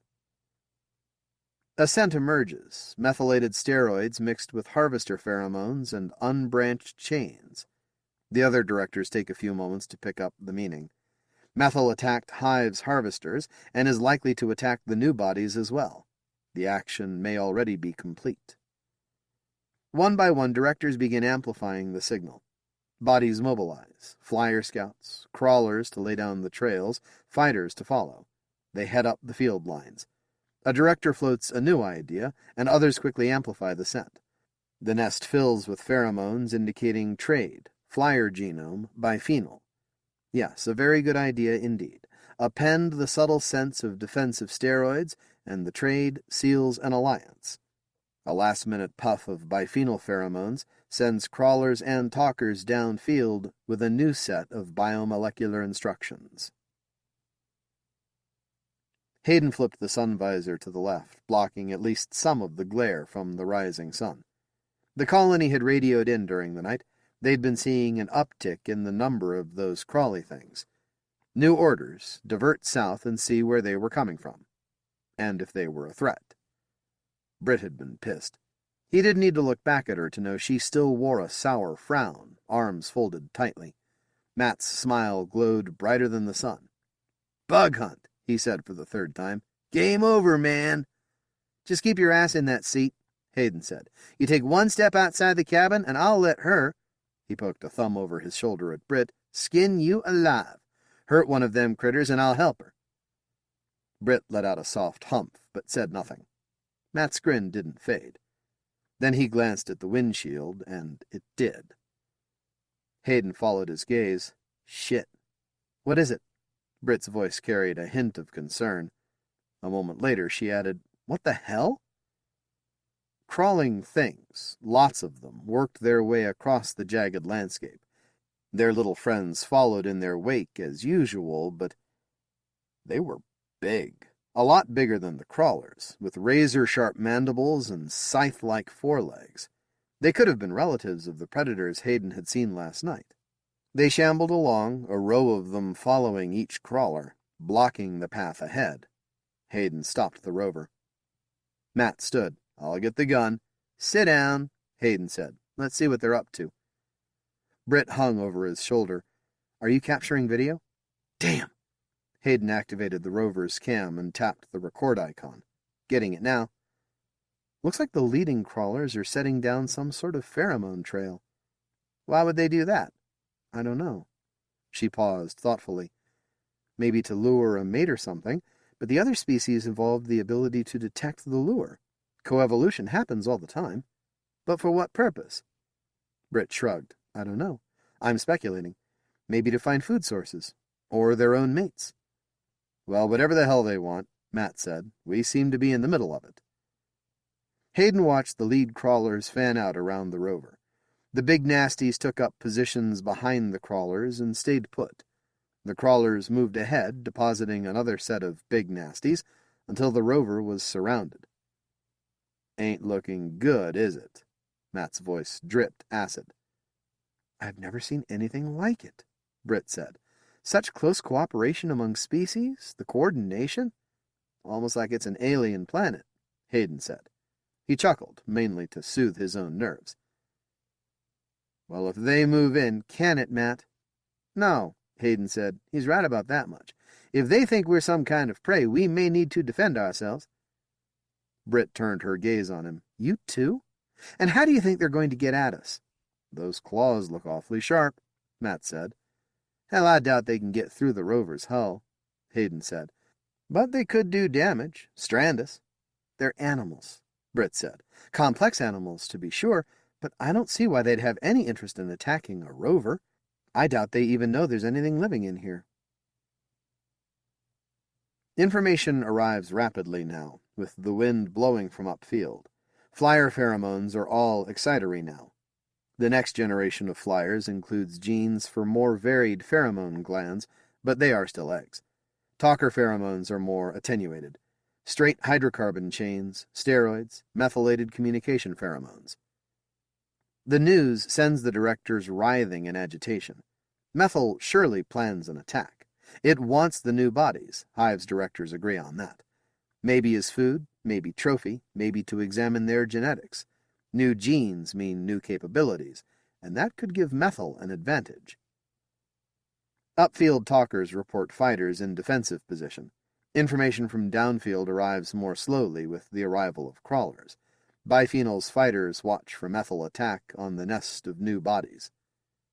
Directors spray negation pheromones at the nest concept. What then if not a nest? Disagreement roils the air. Can unintelligent bodies nest? Some species genetically related to Hive's kind exhibit pseudo-Hive behavior. Perhaps these new bodies are similar.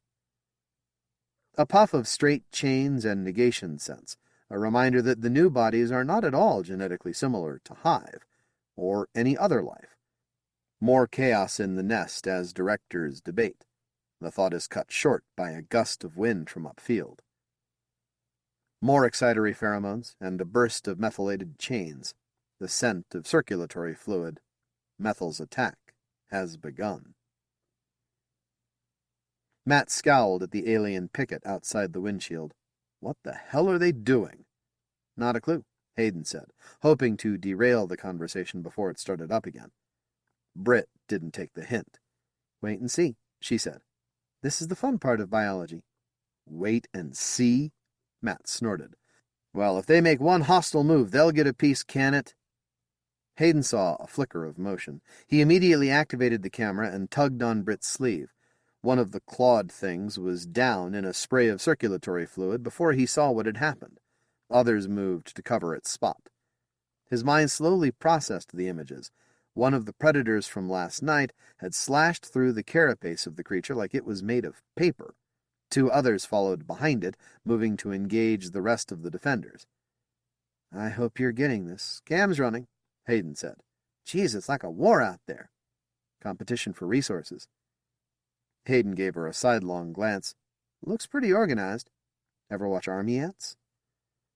A predator broke through the line, cutting off Hayden's reply. The thing charged the rover, a blur of mandibles and razor blades. It was at the rover's hull before Hayden could flinch. Its razor claws clanged against the wall. "Jesus," Matt said. "The damned thing is going to claw through the hull." He yanked the weapons locker open.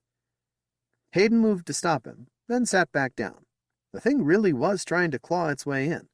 He doubted it could get through, but if it cut the tread... "Just be careful. That thing is fast," Hayden said, "and don't engage unless you have to." Britt said, "You're just going to let him kill it? He'll be lucky if it doesn't kill him." The rover's door hissed open, cutting off further debate. Hayden switched on the windshield's HUD and flipped to the input from the starboard camera. The Predator was slashing at the aft end of the rover. Each blow sent a shock through his seat. He couldn't see well, but it didn't look like the thing was making much headway. A loud crack jolted him upright in its seat. Did it break through? Another crack. And another. He noticed belatedly that the Predator twitched with each crack. Britt squealed. "Is he shooting it?" "I don't—" Hayden stopped in mid-thought. The action was too fast to follow. The Predator surged forward in a blur of activity, then seemed to slip and fall centimeters from Matt. Its head rolled past his feet. Matt's eyes widened after the fact, and he stumbled back, dropping his rifle. Circulatory fluid covered his shirt. Blue circulatory fluid, not red. "Get the hell back inside," Hayden said. For once, Matt didn't argue. He climbed back into the rover's cabin, bringing an earthy, coppery odor with him. Hayden swung the door shut behind him before the Predators got any more ideas. "Take a look at this," Britt said. Hayden looked at the HUD. Britt had rewound the footage and was playing it back on slow-mo. Hayden's eyes widened as he watched a bullet skim off the Predator's carapace. It turned its dark, dead eyes on Matt and charged, its legs a blur even at this frame rate. Two of the opposing Predators angled in on it from opposite directions. It slashed with its razor leg at one of them, opening a deep gash along its entire torso, but the other one's mandibles caught it at the back of the neck, neatly decapitating it. "We should go," Britt said. She didn't have to tell Hayden twice. He slammed his foot on the accelerator. He picked out the gap in the picket line left by the downed defender and punched the rover through before the creatures could close it. "Damned vicious animals," Matt said. For the first time in a long time, his voice sounded shaken. "Think they're smart enough to be a threat to the colony?" "That kind of speed has to be pure reflex," Britt said. "Those mini-brains control the limbs. There is no intelligence behind it. If any kind of intelligent life exists on this planet, we won't find it around here." Airborne pheromones from upfield give tantalizing hints of the action. Methylated talker pheromones, excitatory flyer scents, the occasional puff of the chelated copper compounds in circulatory fluid. Returning crawlers fill in details excruciatingly slowly. Methyl's fighters retreat. New bodies move back toward their nest. Crawlers from Biphenol report the retreat of Methyl's fighters from the pseudo-nest downfield as well. The new body forms are safe, for now. With time to think, Hive returns to the fundamental question: what are these new bodies? They nest, but lack even the most rudimentary communication pheromones. Where had they come from? Directors release pheromones for each possible direction: upfield, downfield, rotationward, anti-rotationward, but all meet negation pheromones. Another hive would have spotted them first, and pheromones of their arrival would have blown on the winds. Hive traces the pheromone trails of the mind back, far back, to when there was only one hive. Back through cycles of growth, splitting and expansion, first up and down the field lines, later perpendicular to them as land and resources become scarce. Hives multiply and adapt to new environments, and divergent pheromone lines evolve. Too different, communication is lost. An alkyl-based pheromone hive selectively breeds talkers. Forms spread, diverge, evolve, and hives begin engineering other specialized forms. The beginning of the trail of civilization. The new bodies belong to no known evolutionary line. Where did they come from? The nest is again flooded with negation pheromones for all possible directions. A director emits a new pheromone puff. Upward. There is the vast unknown above the world, a space just first being explored by body forms like Hive's flyers. What if Hive engineered them to fly higher, perhaps to the distant lands above that drive the cycles of tides? What would Hive find there? Surely the new bodies did not belong to an intelligent Hive. They had no means of organizing or communicating. Dumb animals, perhaps the prey of some new type of Hive, an alien intelligence. Hive's directors spread hormones to direct flyer reproduction in the right direction. Debate begins. Send talkers to biphenol or attempt it alone. One way or another, Hive intends to find the alien intelligence that surely nests out there. The Greatest Day. Eric Choi. Reading time 50 minutes. The Greatest Day is adapted from a novelette that will appear in the forthcoming alternate history anthology Other Covenants, to be published in 2020 by Chizine Publications. Eric Choi is an aerospace engineer and award-winning writer and editor based in Toronto, Canada. He co-edited the hard SF anthology Carbide-Tipped Pens, TOR, with former analog editor Ben Bova, and the pre-Aurora Award-winning Chinese-themed anthology The Dragon and the Stars, DAW, with Derwin Mack. His short stories have appeared in over 20 publications. In 2009, he was one of the top 40 finalists, out of 5,351 applicants, in the Canadian Space Agency's astronaut recruitment campaign. Please visit his website, www.aerospacewriter.ca, or follow him on Twitter @aerospacewriter. Why is Gene Kranz a hero? Well, Apollo 13. I mean, they had the greatest catastrophe that ever happened in space, and it was the greatest day ever for mission control because they saved the crew and snatched victory from the jaws of defeat. I can't say that. We never even gave ourselves the opportunity.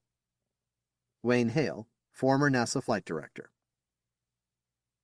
Kennedy Space Center, Central Instrumentation Facility, January 17, 2003. The engineers stared at the screen on the far wall of the conference room, mesmerized by the grainy footage of the previous day's liftoff of the Space Shuttle Columbia that was playing on a repeating loop. Over and over, the film showed an object breaking away from Columbia's external tank and smashing into its left wing, bursting into a shower of particles. "What do we have here?" asked Wayne Hale. Something, probably a piece of insulating foam, came off the external tank about 82 seconds after launch and hit the left wing of the vehicle, said Bob Page, the chair of the Inner Center Photo Working Group. "Is there a danger?" Hale asked immediately. "We don't know," Page said. "It depends on the size of the foam, the speed and angle of impact, and where it hit. Based on this footage, our preliminary estimate for the foam size is between 21 to 27 inches in length and 12 to 18 inches in width, with an estimated impact speed somewhere between 625 and 840 feet per second relative to the vehicle." "And the impact location?" An engineer named Armando Oliu picked up a model of the shuttle and tapped his finger on the leading edge of the left wing. "Somewhere here, probably on the reinforced carbon-carbon panels, or maybe on the thermal protection tiles just below." "That's a lot of uncertainty," said Hale. "The uncertainties are due to the low frame rate and poor resolution of the camera," Page explained. "These views were taken by a film camera 17 miles away." "What does your team need to resolve the uncertainties?" Hale asked. "Better images," Oliu said without hesitation. "Can the astronaut see that area by looking out the windows?" "No, the payload bay door blocks the view." "You know," Page said, "back in the early days of the program, they sometimes got spy satellite images of the shuttle in orbit to check the thermal protection tiles. Could we petition for outside agency assistance?" The question was met with silence.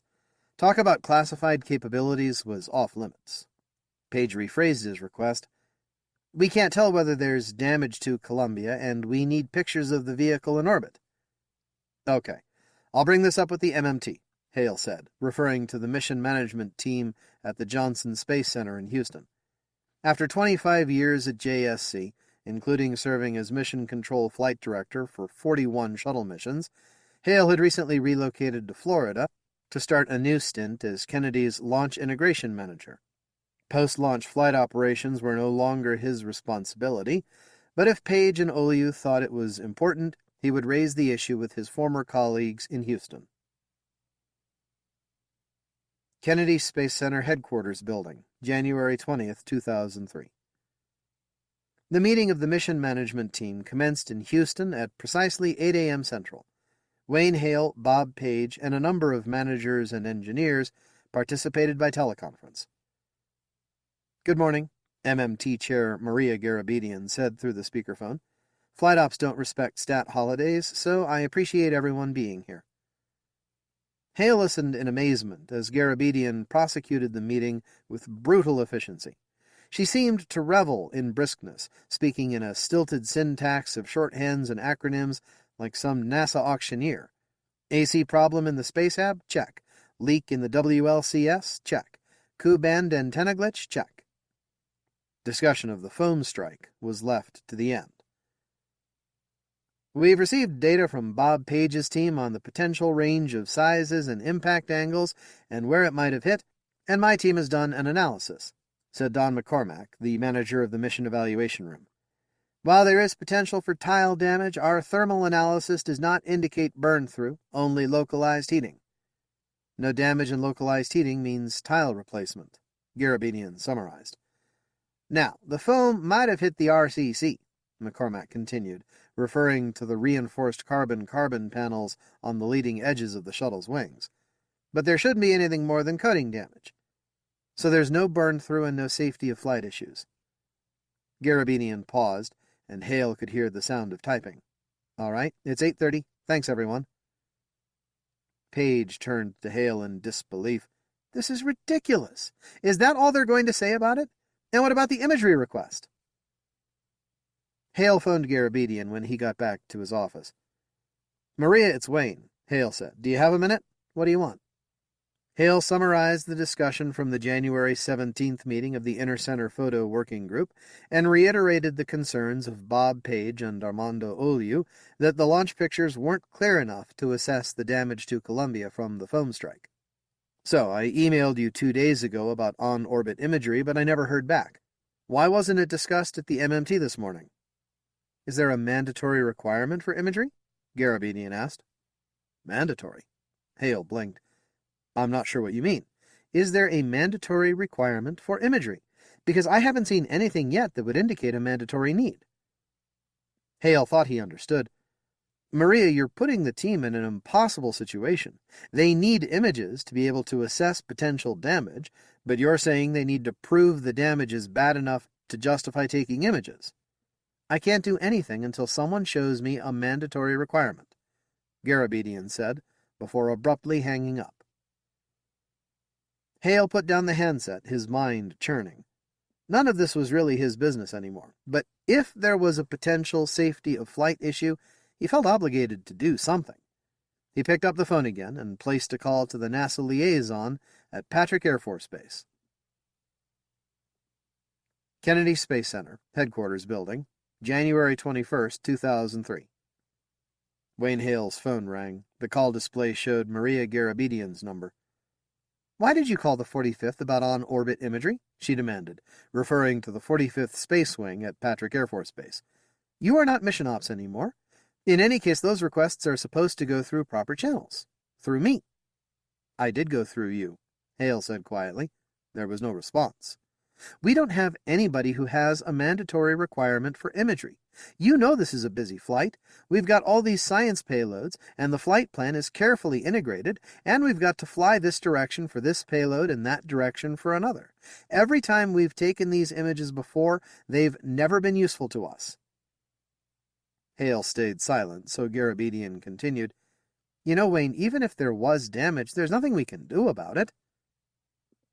"Maybe you're right," Hale said at last. So let's just turn this off, okay? Tell them the vehicle's in excellent shape and that in the future we'll better coordinate so that when a request is made, it's done through proper channels. Hale hung up. For some reason, he found himself shaking. He took a few deep breaths, then got up and walked down the hall. Bob Page was standing near a water cooler. When Hale broke the news, Page was devastated. The program doesn't want to spend the resources because MMT thinks that even if we saw something, we couldn't do anything? Page shook his head angrily. That's bullshit. I know, Hale said. Page drained the paper cup and threw it into the recycling bin.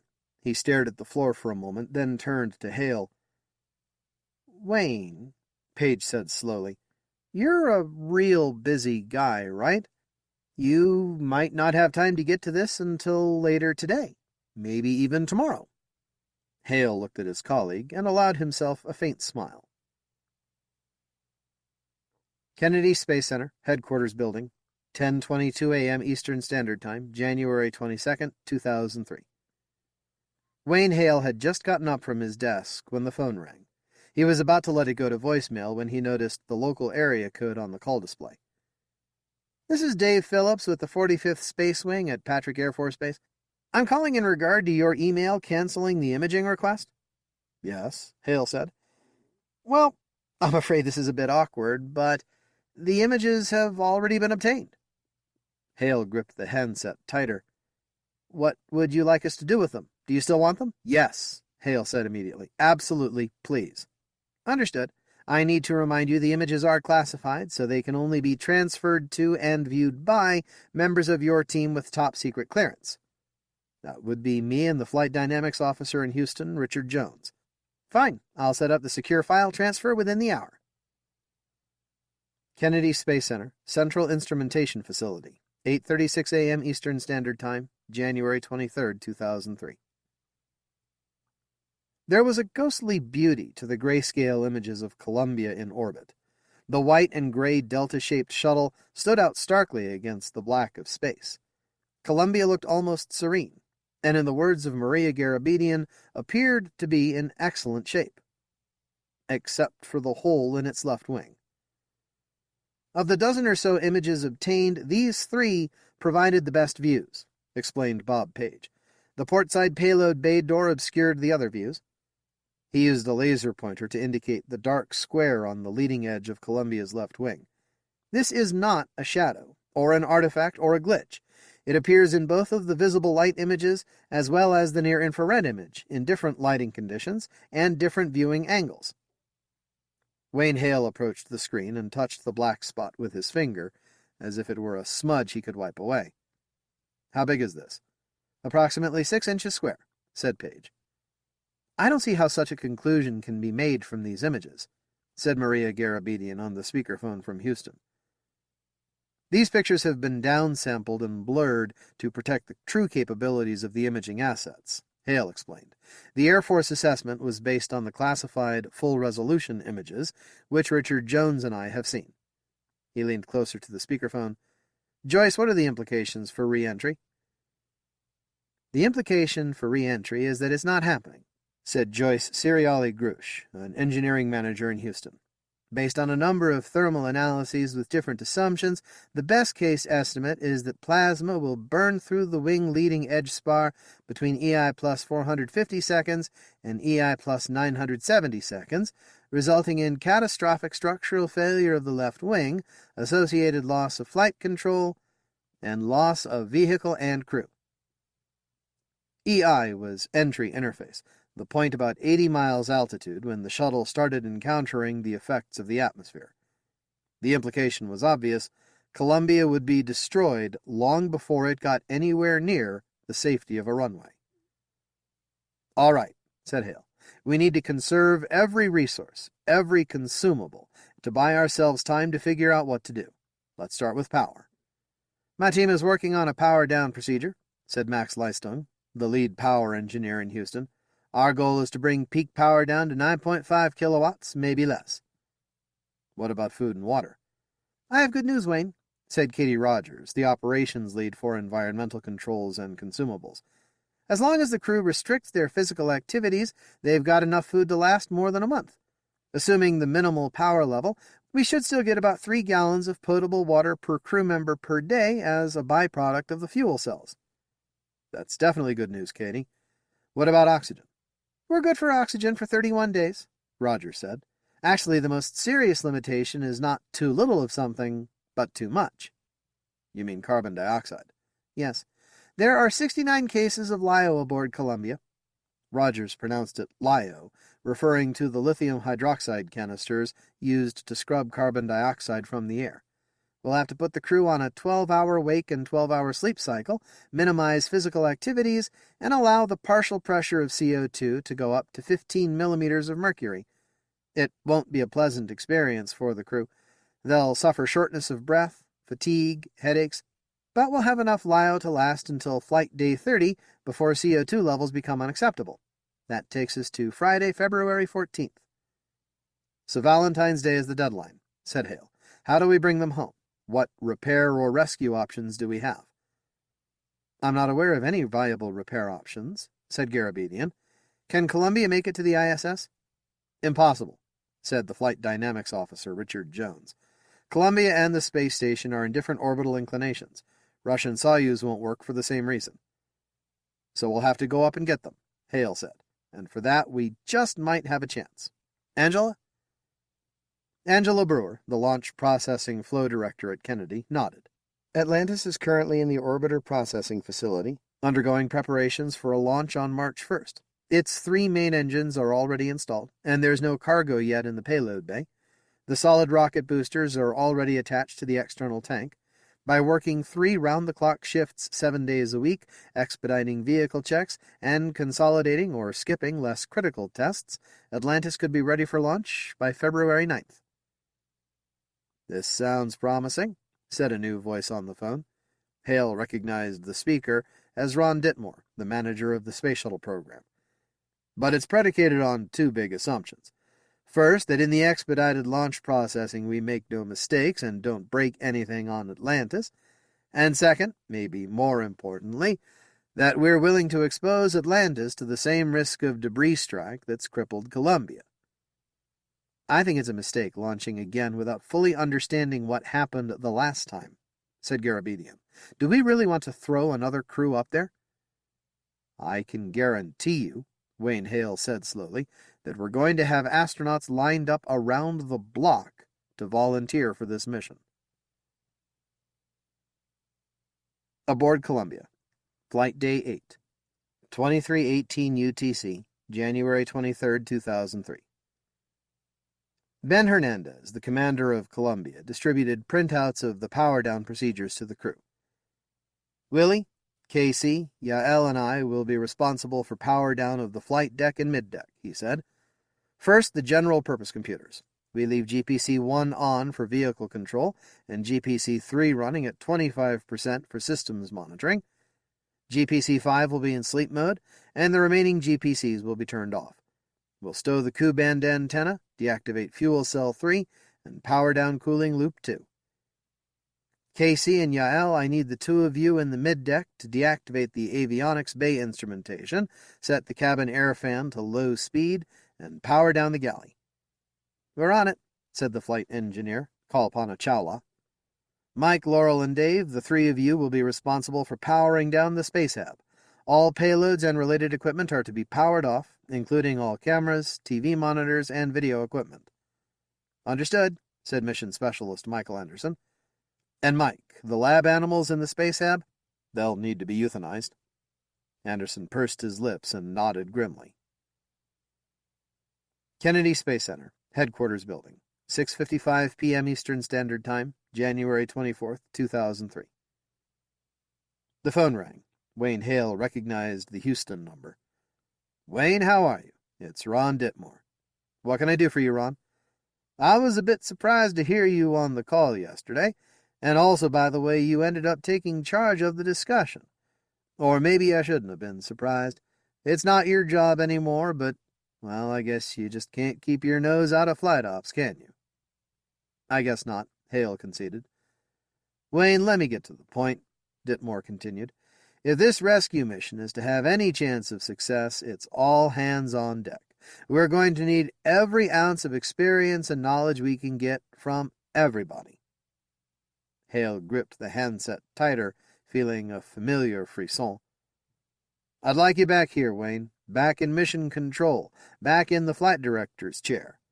Would you consider coming back to Houston? Orlando International Airport, 6:37 p.m. Eastern Standard Time, January 28, 2003. Thank you for your patience. We will commence pre-boarding for Flight 1052 non-stop service to Houston in about 5 minutes. General boarding will follow. A crowd was gathered in front of the television in the gate waiting area. Wayne Hale squinted at the screen, then made his way to the airline agent at the podium. Excuse me, Hale pointed. Can you turn up the volume? Sorry, sir, I don't control the TV, the gate agent said. There's nothing I can do about the volume. I understand, Hale said. Thanks anyway. She looked at him. Do you work for NASA? Yes, I do. Her expression changed. Look, if there's time before boarding, I'll try calling someone at the airport authority, see if they can do anything. That would be great. Thanks again. Hale left the podium to join the crowd in front of the TV. It is a solemn day at NASA, as the space agency recognizes the anniversaries of the Challenger explosion in 1986 and the Apollo 1 launch pad fire in 1967, while struggling with the current crisis of 7 astronauts stranded in space aboard the damaged Columbia. In the midst of the darkness, there was a welcome ray of hope as NASA approved a daring rescue mission. The Space Shuttle Atlantis was rolled out of the vehicle assembly building this morning and began its journey to the launch pad. Under a recorded earlier caption, the shuttle orbiter, stacked with its external tank and solid rocket boosters, rode atop the massive crawler vehicle. NASA will complete launch preparations at the pad, working toward liftoff on Sunday, February 9th, on a mission to rescue the crew of Columbia. The volume came up. Hale turned to the gate agent and waved. She nodded and smiled. We have a video from NASA that shows how the rescue will work. Atlantis will rendezvous with Columbia about a day after launch. On the animation, Columbia was upside down, with its payload bay toward the Earth. Atlantis approached from behind and below Columbia, payload bay facing upward, the vehicle oriented perpendicular to its sister ship. The 90-degree orientation will enable the two shuttles to get as close together as possible, less than 20 feet apart, without their tails hitting each other. Once in position, 2 spacewalking astronauts from Atlantis will connect a tether to Columbia to facilitate transfers between the ships. They will provision Columbia with extra space suits and carbon dioxide scrubbers, and then they will begin transferring crew members from Columbia to Atlantis. The process is expected to take up to 9 hours. Mission Control Houston, NASA Johnson Space Center, Building 30, 9:01 p.m. Central Standard Time, February 9th, 2003. Wayne Hale watched Steve Stitch's flight control team in action from the glassed-in VIP area behind and above the mission control room. The screen showed an image of Atlantis on the pad at Kennedy, glowing in the darkness under the illumination of spotlights. Joyce Ciriali-Grush came into the VIP box, shuffling across the row of chairs. She went up to Hale and gave him a hug. Welcome back, Wayne. We're all so glad you're here. Thank you. Atlantis, you have a go to close and lock your visors, said Stephanie Wilson, the capsule communicator. Roger that, said Atlantis Commander Mike Bloomfield. And please tell the crew of Columbia, tell them we're coming. The screen showed a view of Atlantis on the launch pad, steam rising and lights glistening in the darkness. T-minus 31 seconds. We have a go for auto-sequence start. The 5 computers on Atlantis are now in control. The screen switched to a close-up shot of the engine nozzles at the base of Atlantis beneath its tail. 8, 7, we have a go for main engine start. Orange-red flames spewed as the engines roared to life, quickly turning a translucent bluish-white as the combustion of the liquid hydrogen fuel became complete. 3, 2, the flame suddenly disappeared. And we have main engine cutoff. Hale's eyes widened. Joyce Ciriali-Grush gasped. We have an RSLS abort, GLS safing and APU shutdown are in progress. Hale raced to follow the acronym-filled chatter between Mission Control, the Launch Control Center in Florida, and the crew aboard the shuttle. There were references to the ground launch sequencer and the redundant set launch sequencer, and the auxiliary power units. The screen switched to a close-up of Atlantis. Water was being sprayed on the engine nozzles. "Flight, booster." "Go ahead, booster," said Steve Stitch. "Flight, I'm getting a report from the LCC that the MPS fire detectors have tripped." "Copy, booster," Stitch said with deliberate calm. "Flight controllers, listen up. We are in a Mode 1 egress situation." Seriali Grush put a hand to her mouth. "The main propulsion system fire detectors went off," Hale said grimly. "They are evacuating the crew."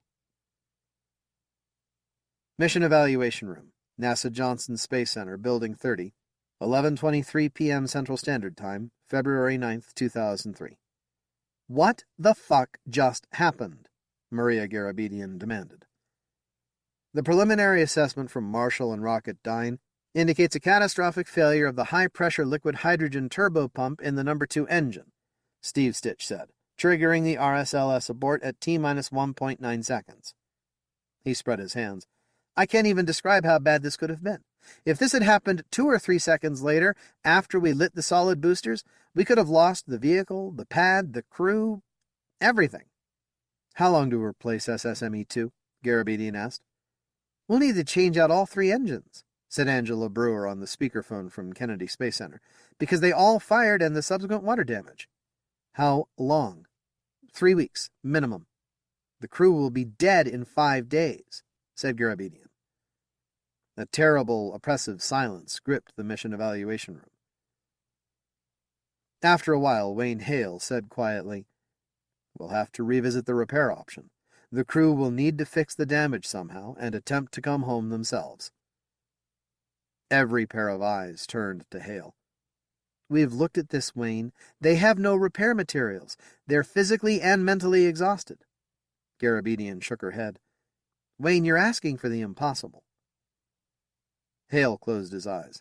When he spoke again, it was in such a soft voice that people strained to hear.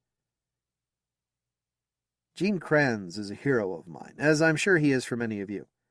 Back in the day on Apollo 13, well, you all know, they had the greatest catastrophe in space, but it turned out to be the greatest day ever for mission control because they saved the crew and snatched victory from the jaws of defeat."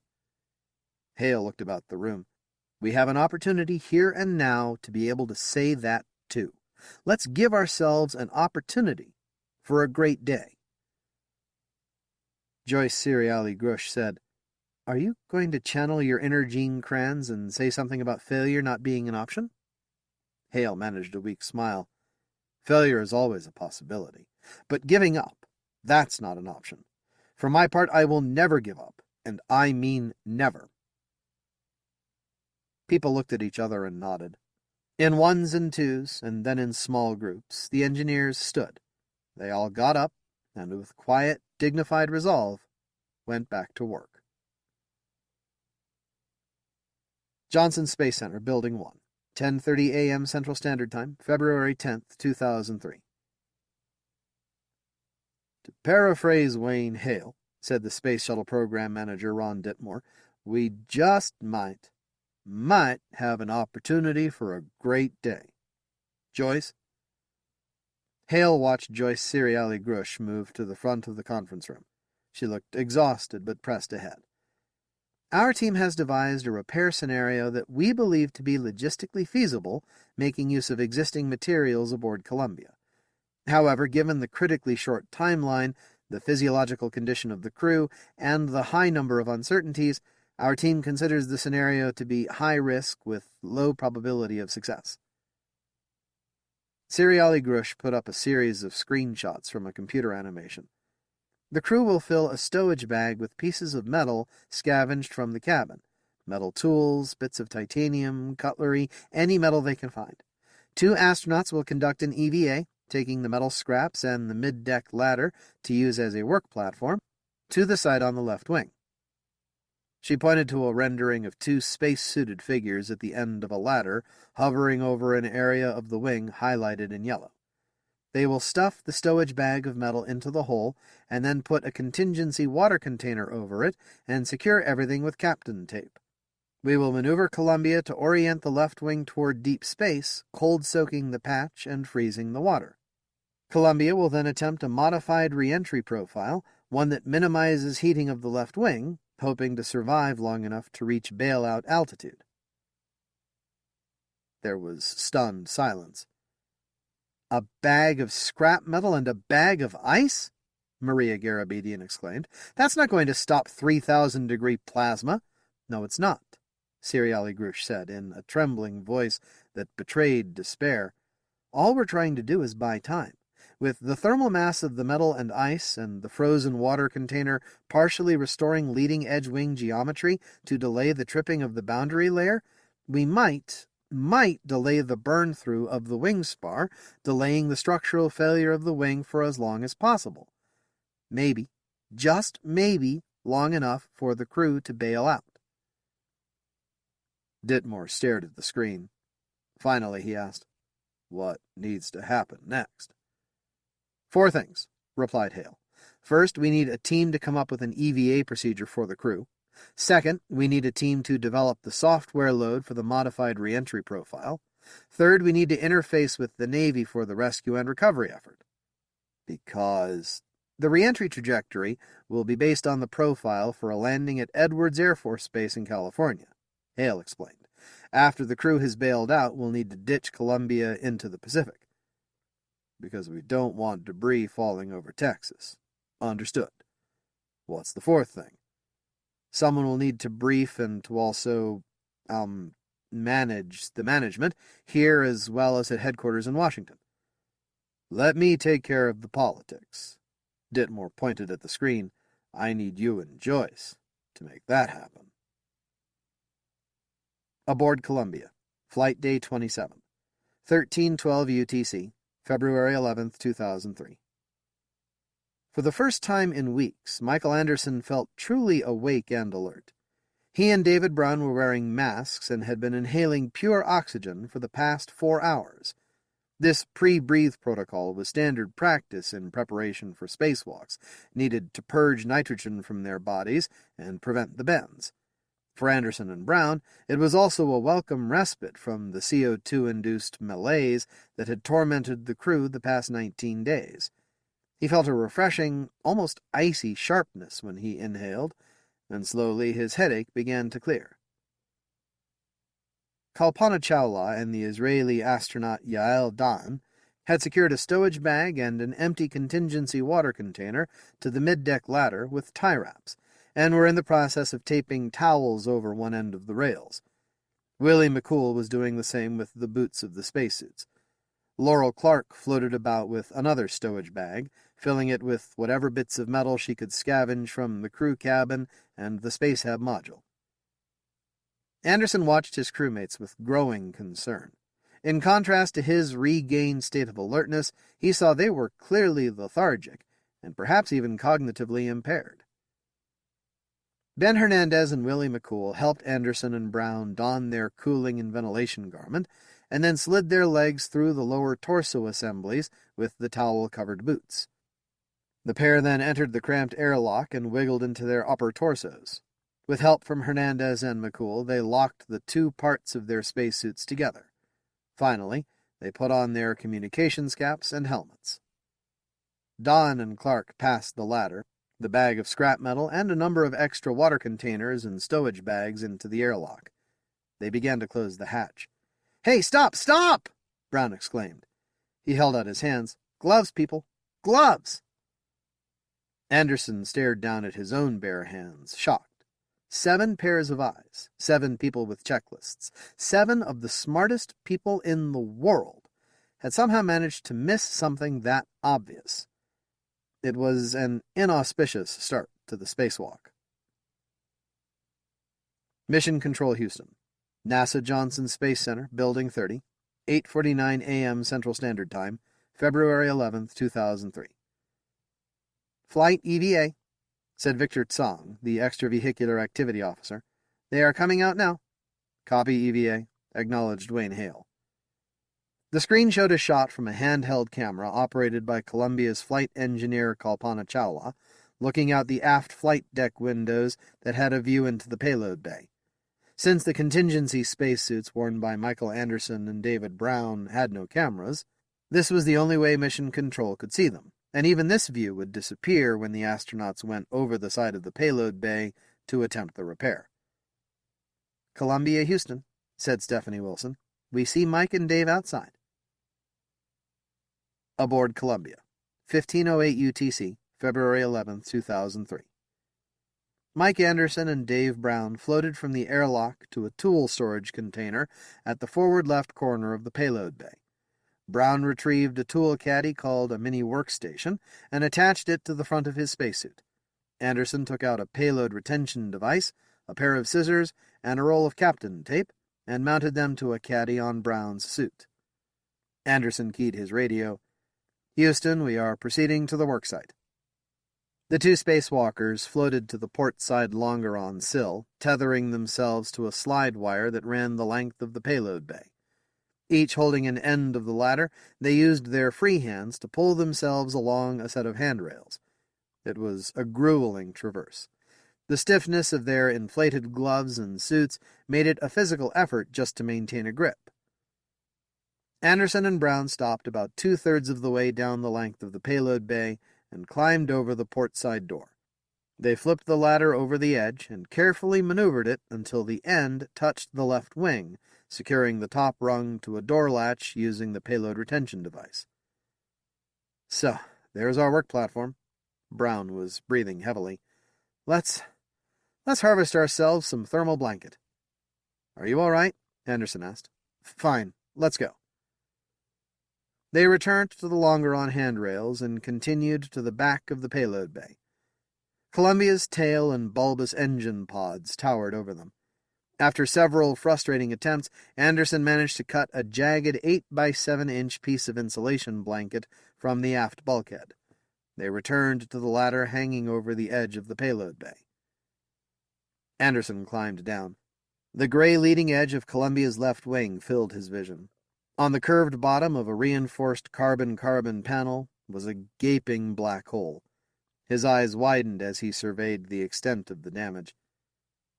Brown was now on the ladder behind him. "Will you look at that?" "Houston, we are proceeding with the repair," said Anderson.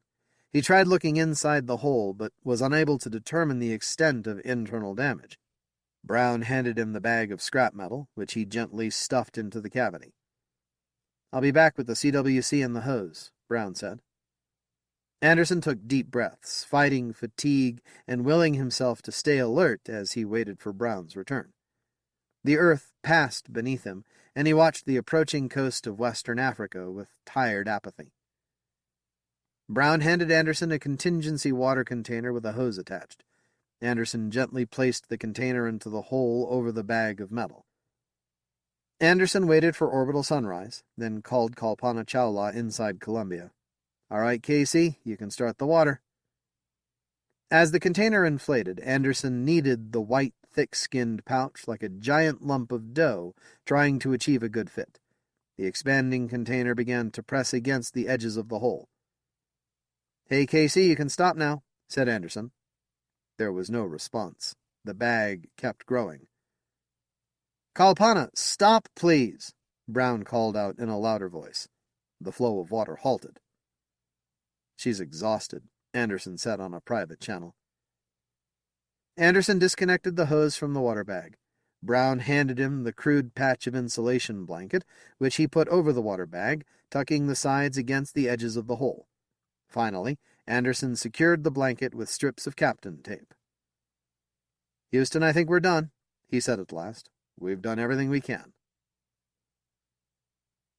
Mission Evaluation Room, NASA Johnson Space Center, Building 30, 4:02 p.m. Central Standard Time, February 11, 2003. "Good job, everyone," said Wayne Hale. "Now we bring them home. Status, please." "Columbia is in the cold soak attitude," reported Mark Seraphin, the guidance and navigation lead. "The vehicle is oriented with the port wing toward deep space, away from Earth albedo." "Thank you," Hale said. "Richard, where are we with re-entry?" Given the need to cold soak for as long as possible and the Friday deadline for consumables, the only re-entry opportunity is Thursday evening Houston time, said Richard Jones. Deorbit burn will take place over the Indian Ocean at 0405 UTC. That's 10:05 p.m. here in Houston. The vehicle will re-enter at 45 degrees nose up versus the nominal 45-degree angle of attack. The ditching zone is a 2.5-mile by 1.3-mile ellipse in the Pacific Ocean, centered about 80 miles southwest of Los Angeles. Columbia is expected to descend to the safe bailout altitude of 34,000 feet, about 18 miles short of the ditching zone. The Navy's Recovery Task Force will be led by the USS Essex out of San Diego, with support from the Coast Guard and the Maritime Search and Rescue Unit of the Mexican Navy. Okay, thanks. What about software? We're using the OPS-3 flight code from STS-111 as a template, said the software engineer David Deschen, referring to the last space shuttle mission to have landed at Edwards Air Force Base in California. Changing the reference alpha to 45 degrees is requiring significant changes to the code. We'll have something ready for uplink by Thursday, but I don't have to tell you the code will hardly have been verified. There could be a bug in there that could send them to Mars. Wouldn't that be something? Joyce Seriali Grush muttered. Aboard Columbia.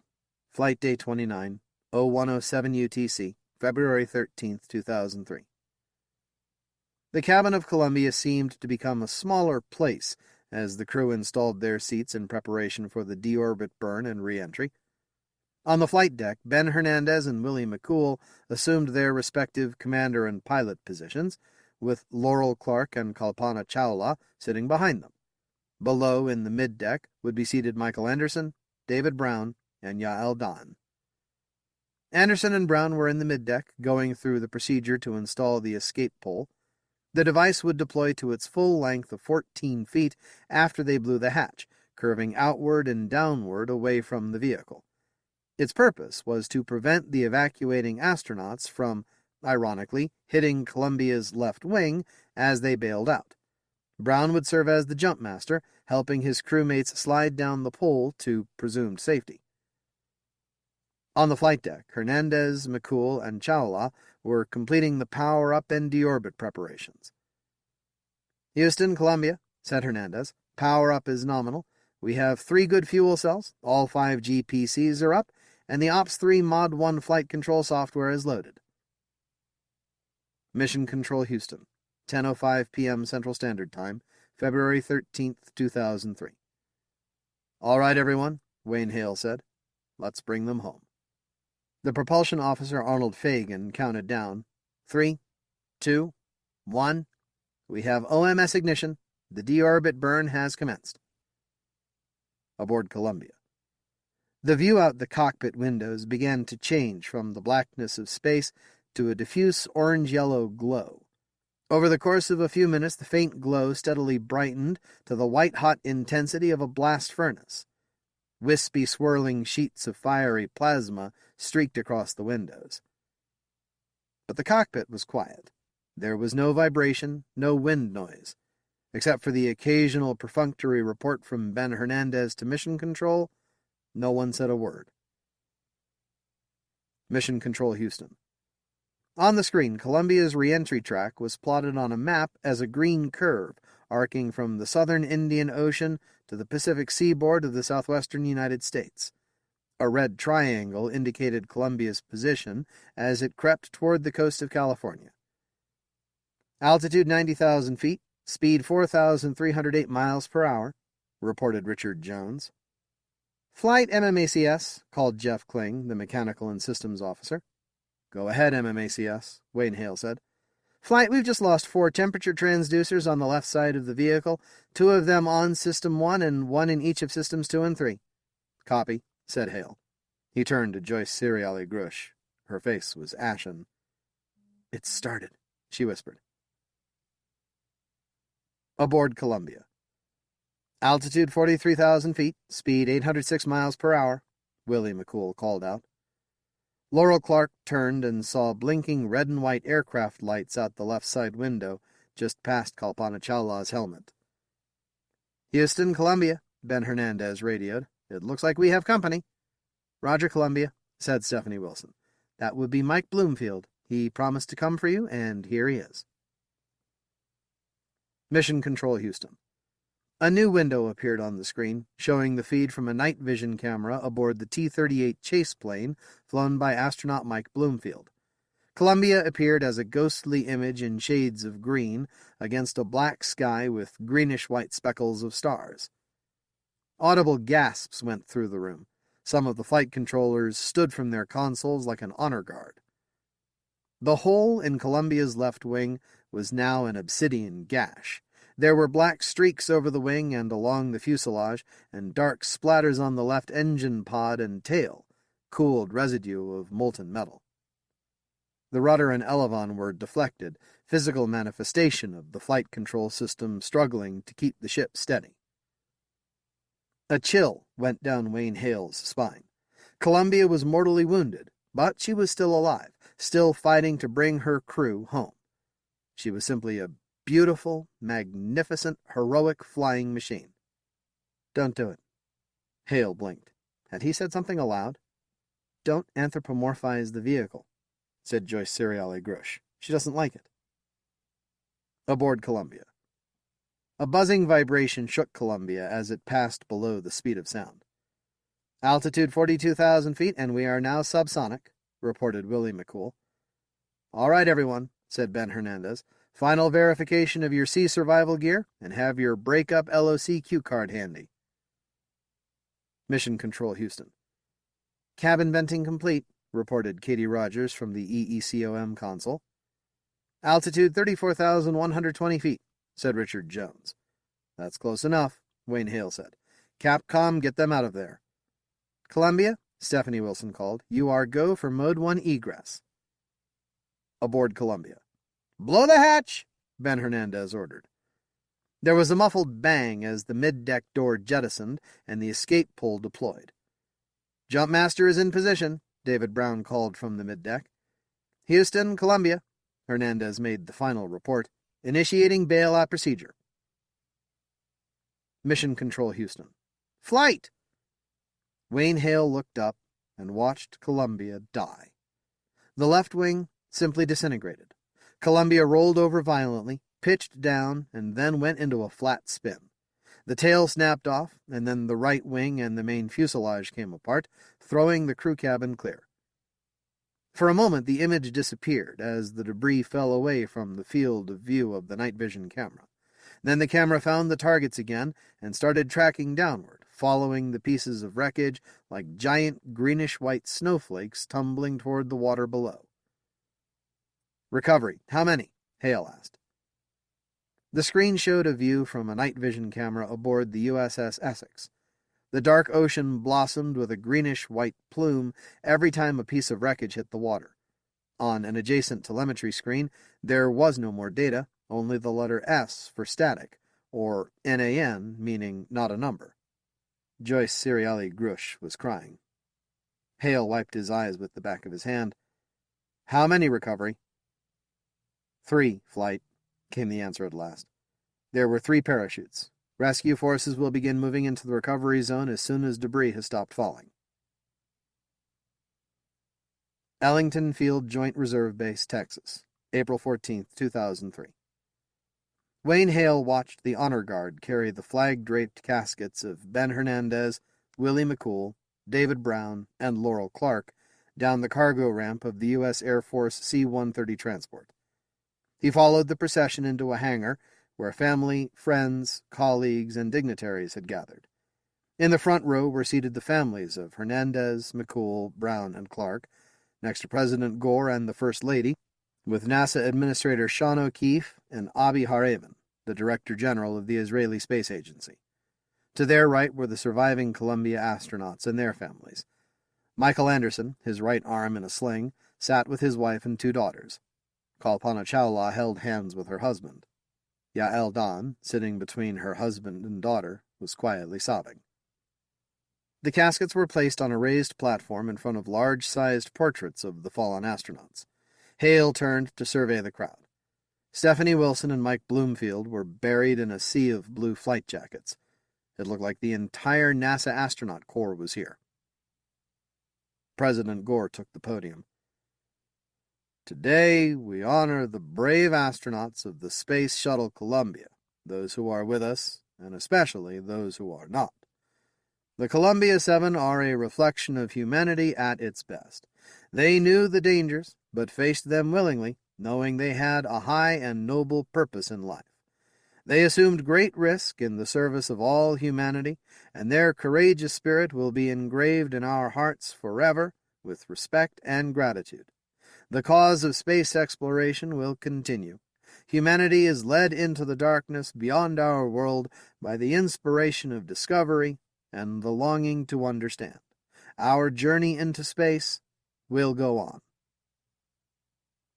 Hale found Joyce Cereali Grush at the post-memorial reception.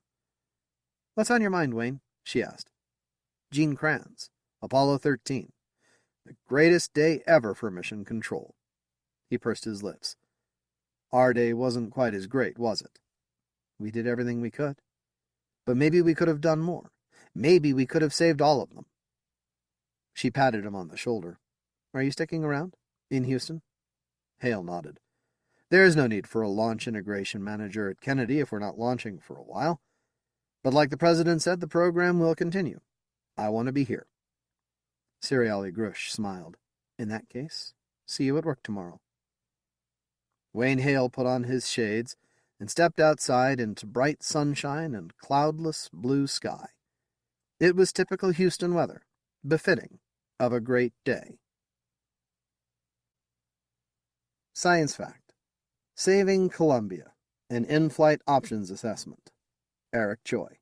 Reading time 31 minutes. Note: this article contains spoilers for the short story The Greatest Day. Witness to tragedy. Shortly after New Year's Day in 2003, I was contacted by a friend whose company had a payload that was going up on the STS-107 mission of the Space Shuttle Columbia. Would I be interested in coming to Florida to see the launch? A chance to see a shuttle launch and escape a cold Toronto winter were tempting, but I was unable to go due to work obligations. A few days after Columbia launched on January 16th, she contacted me again and asked if I would like to see the landing. This time I said yes. So it was that we found ourselves in the viewing area near the 15,000-foot runway of the shuttle landing facility at the Kennedy Space Center the morning of February 1st, 2003. Columbia was scheduled to land at 9:16 a.m. Over the loudspeakers, the NASA Public Affairs officer kept saying that Mission Control was waiting to re-establish communications with the vehicle. We waited for the double sonic boom that announces a shuttle's arrival, but the sky was silent. A few minutes before the scheduled landing, someone thought they saw Columbia, but it turned out to be a bird. At 9:16 a.m., the landing countdown clock went to 0 and then started counting up. Our puzzlement gave way to concern. I knew the shuttle was an unpowered glider on landing, and that it either had to show up on time or not at all. A few minutes later, we were ordered back to our bus. Walking back to the parking lot, we passed the roped-off area for the astronaut families. I saw people holding hands, their heads bowed in prayer. The bus had barely begun to move before anyone with a cell phone started frantically calling around for information. Crazy stories began to emerge. Someone thought Columbia had crash-landed in a farmer's field somewhere.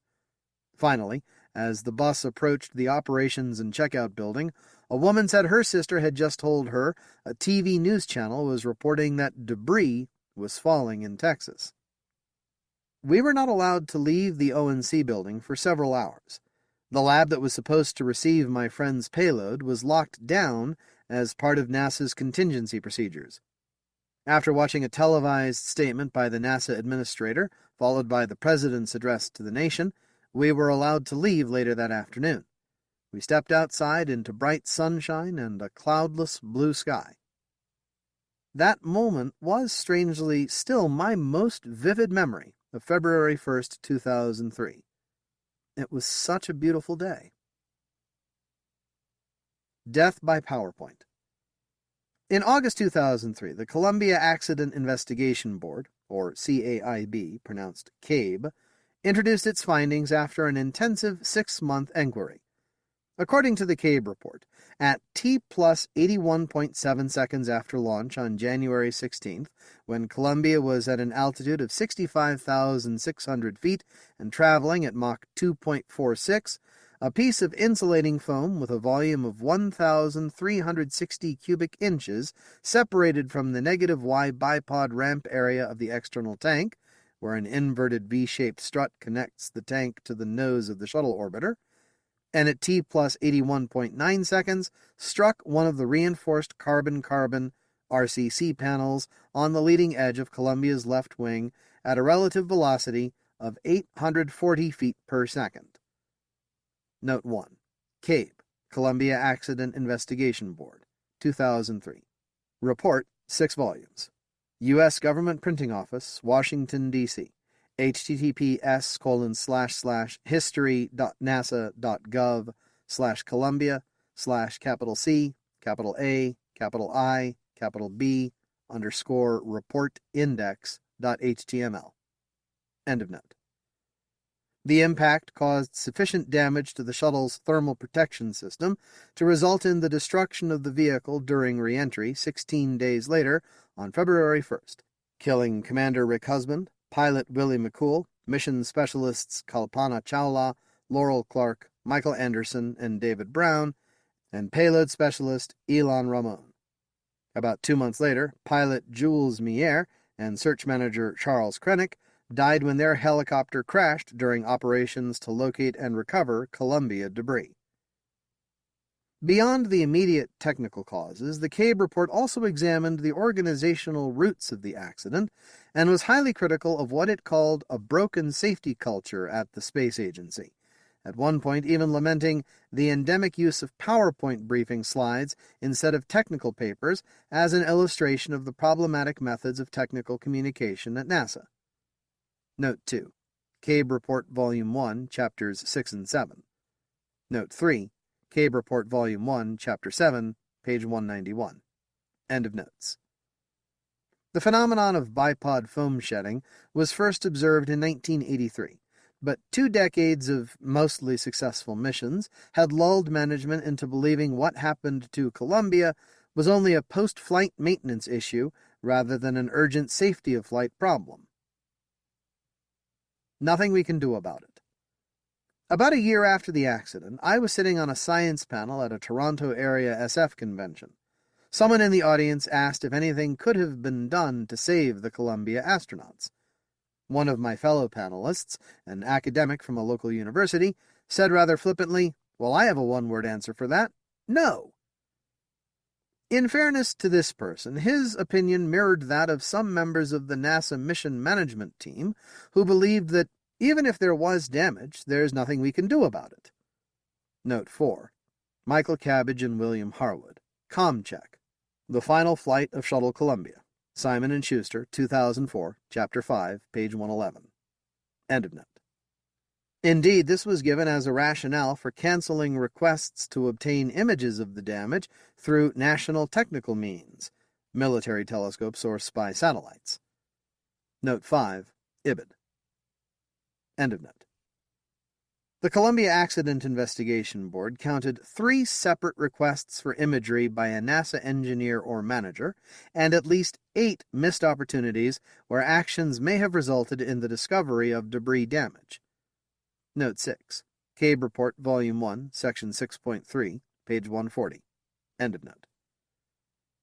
The decisions of the mission management team angered former NASA flight director Wayne Hale so much that at one point he contemplated deliberately delaying a call to stop one of the image requests, hoping the pictures would already have been taken. Note 7. Cabbage and Harwood, Chapter 5, page 112. End of note. I took this moment as the historical divergence point for the alternate timeline in The Greatest Day. In-flight options assessment. Could anything have been done to save the crew? Members of the Columbia Accident Investigation Board wondered the same thing, and as part of its inquiry to put the decisions made during the flight of STS-107 into perspective, asked NASA engineers to devise a rescue option and a repair option. Note 8. CABE Report, Volume 1, Section 6.4, page 173. End of note. The results of this study were documented in Volume 2, Appendix D13 of the CABE Report, which had the rather prosaic title STS-107 In-Flight Options Assessment. Note 9. STS-107 In-Flight Options Assessment, CABE Report, Volume 2, Appendix D13, 2003. End of note. My research for The Greatest Day drew heavily on this document. The rescue option called for an expedited launch of another shuttle to rendezvous with Columbia and return the crew to Earth. In the repair option, the Columbia crew would attempt to fix the wing damage themselves using whatever tools and materials were available to them. Two other options, retreating to the International Space Station, ISS, as a safe haven, or using a Russian Soyuz as a rescue vehicle, were impossible because of orbital mechanics. Columbia was in a 39-degree inclination orbit, the angle of the orbital plane with respect to the equator, whereas the ISS is in a 51.6-degree orbit, and the lowest inclination the Soyuz could achieve is 45.9 degrees, due to the latitude of the Baikonur Cosmodrome. With the help of an old university textbook, I estimated that consuming every drop of propellant in the shuttle's orbital maneuvering system would have affected a plane change of less than 3 degrees. Note 10. Charles D. Brown, Spacecraft Mission Design, 2nd edition, AIAA, 1998. End of note. The rescue option. The timeline of events described in Appendix D13 assumed that NASA mission managers requested imagery on Flight Day 3, January 18th, immediately after discovery of the debris strike the previous day. Note 11. CABE Report, Volume 2, Appendix D13, Section 2.0, Figure 3, page 398. End of note. This imagery was assumed to be inconclusive, and combined with the fact that the crew could not see the impact area from the windows, led to a decision on Flight Day 4 to perform an EVA, extravehicular activity, or spacewalk, on Flight Day 5 that confirmed catastrophic damage. In The Greatest Day, I assume the imagery request, or rather imagery non-cancellation, takes place on Flight Day 5, but there is no need for an inspection EVA because the pictures are sufficient to show the damage on Flight Day 8. Following confirmation of the damage, the crew would begin conserving resources such as power, oxygen, food, water, and the lithium hydroxide, LiO canisters, that remove carbon dioxide. By minimizing activities, there would have been sufficient food, water, oxygen, and power to keep the crew alive for more than a month. The constraining resource was the limited number of CO2 scrubbers, which would have imposed a rescue or return deadline of no later than Flight Day 30, February 14th. Conserving the LiO canisters would have required allowing the partial pressure of CO2 to rise from 6 millimeters of mercury to 15 millimeters of mercury. The detrimental effects of high CO2 levels, shortness of breath, fatigue, headaches, and possible cognitive impairment, have been documented by astronaut Scott Kelly during his almost year-long mission aboard the ISS. Note 12. Scott Kelly. Endurance. My Year in Space. A Lifetime of Discovery. Penguin Random House, 2017, pages 86 to 91. End of note. What made the rescue option feasible was an ace in the hole in the form of the Space Shuttle Atlantis. Note 13. Lee Hutchinson. The audacious rescue plan that might have saved the Space Shuttle Columbia. Ars Technica, posted 1 February 2016. https://ars.te/nic.com/020/the-audacious-plan-that-might-have-space-shuttle-Columbia/ End of note. The sister ship of Columbia was already in the orbiter processing facility at the Kennedy Space Center in an advanced state of preparation for a planned launch on March 1st. Its 3 main engines were already installed, The payload bay was still empty, and the solid rocket boosters were already attached to the external tank in the vehicle assembly building. By working 3 round-the-clock shifts 7 days a week, expediting vehicle checks and consolidating or skipping less critical tests, Atlantis could have been ready for liftoff as early as February 9th, with backup launch windows over the next 2 days. According to meteorological records, the weather on those days, both at the Kennedy Space Center and at the abort landing sites, would have allowed a launch. Note 14. Cabe Report, Volume 1, Section 6.4, page 173. End of note. The rescue option would have been predicated on 2 major assumptions. First is that no problems, mistakes, or failures occurred during the rushed launch processing. The second, and perhaps more important assumption, is that NASA would have been willing to expose Atlantis and its crew to the same risk of debris strike that crippled Columbia. This would not have been a trivial consideration. In the 112 missions before STS-107, there were 6 confirmed instances of bipod foam shredding from the external tank, including the previous flight of Atlantis just before STS-107, and overall, there were 14 flights that experienced significant thermal protection system damage from foam strikes and other impacts. Note 15. Cabe Report, Volume 1, Figure 6.1-6, page 127. Note 16. Cabe Report, Volume 1, Figure 6.1-7, page 128. End of notes. In order to make a February 9th launch date and meet the February 14th deadline for consumables, there would not have been time to design and implement any modifications to the external tank. Assuming a go-ahead, NASA would have launched Atlantis with a minimum crew of 4, consisting of a commander and pilot to fly the vehicle, and 2 mission specialists to perform the rescue EVA. Due to the rapid schedule of the rescue mission, with no time for in-depth training and no margin for error, the crew would have consisted entirely of veteran astronauts with previous flight experience who were also not susceptible to space adaptation syndrome, motion sickness. In January 2003, there were 7 commanders, 7 pilots, and 9 mission specialists who would have met these requirements. Note 17. Cabe Report, Volume 2, Appendix D13, Section 3.6, page 401. End of note. Assuming a successful launch on February 9th, Atlantis would rendezvous with Columbia the following day.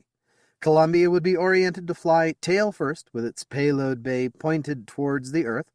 Atlantis would close in on Columbia from below and behind, its payload bay facing upward, flying a trajectory called a positive R-bar approach, relative to an imaginary radial line between Columbia and the center of the Earth, that minimizes thruster plume impingement on its sister ship. Finally, Atlantis would come to a relative stop less than 20 feet from Columbia, the 2 vehicles oriented perpendicular to each other in order to prevent their tails from hitting. This would have been the first, and presumably only, time that 2 space shuttles were in orbit at the same time, and the operational challenges would have been considerable. Note 18. Hutchinson, Ars Technica. End of note. Columbia and Atlantis would each have needed its own flight control room at the Mission Control Center in Houston, operating in parallel with a 3rd flight control room for ongoing ISS operations. According to Appendix D13, there would have been sufficient ground segment hardware and software capability, and presumably personnel, to support all 3. Note 19. Cabe Report, Volume 2, Appendix D13, Section 3.5, page 401. End of note. With Atlantis on station, the 2 EVA astronauts would leave the airlock to start the rescue operation. With the help of SAFER, simplified aid for EVA rescue jetpacks, the astronauts would either extend a boom or connect a tether to Columbia in order to facilitate transfers between the ships. They would provision Columbia with extra LiO canisters and 2 additional spacesuits before starting the process of bringing crew members back to Atlantis. This is much more difficult than it sounds. Donning a spacesuit is a complicated process that normally requires assistance from other crew members.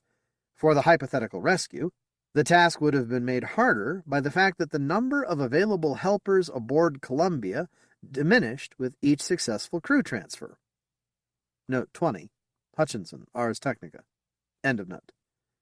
While this was happening, Atlantis would be constantly drifting away from Columbia due to Kepler's laws of orbital motion, Atlantis being in an ever-so-slightly lower, faster orbit. The commander and pilot of Atlantis would have the exhausting task of manually station-keeping for the entire duration of the operation, which Appendix D13 assumes would take about 9 hours, but others have estimated could take up to 3 times longer. Note 21. Cabe Report, Volume 2, Appendix D13, Section 3.10, page 403. Note 22. Hutchinson, Ars Technica. End of notes. Prior to leaving Columbia, the last 2 crew members would have one final task, to prepare for the scuttling of their ship. Under the rescue option, no attempt would have been made to recover Columbia because U.S. space shuttles, unlike the Russian shuttle Buran, were not originally designed to land automatically. Note 23. Nicholas L. Johnson, The Soviet Year in Space, 1988. Teledyne Brown Engineering, 1989, page 110. End of note. Mission Control did not have the capability to remotely start the auxiliary power units, deploy the air data probes, or extend the landing gear. Cynics have speculated this was done deliberately to ensure the need for astronauts. Before leaving Columbia, the last crew members would have gone to the flight deck and toggled a number of switches to arm the orbital maneuvering system engines and give Mission Control remote access to the 5 general-purpose computers in preparation for an eventual ground command to deorbit the vehicle into the South Pacific. Note 24. Cabe Report, Volume 2, Appendix D13, Section 3.12, page 404. End note. A final challenge of the rescue option would be bringing the combined contingent of 11 astronauts back to Earth.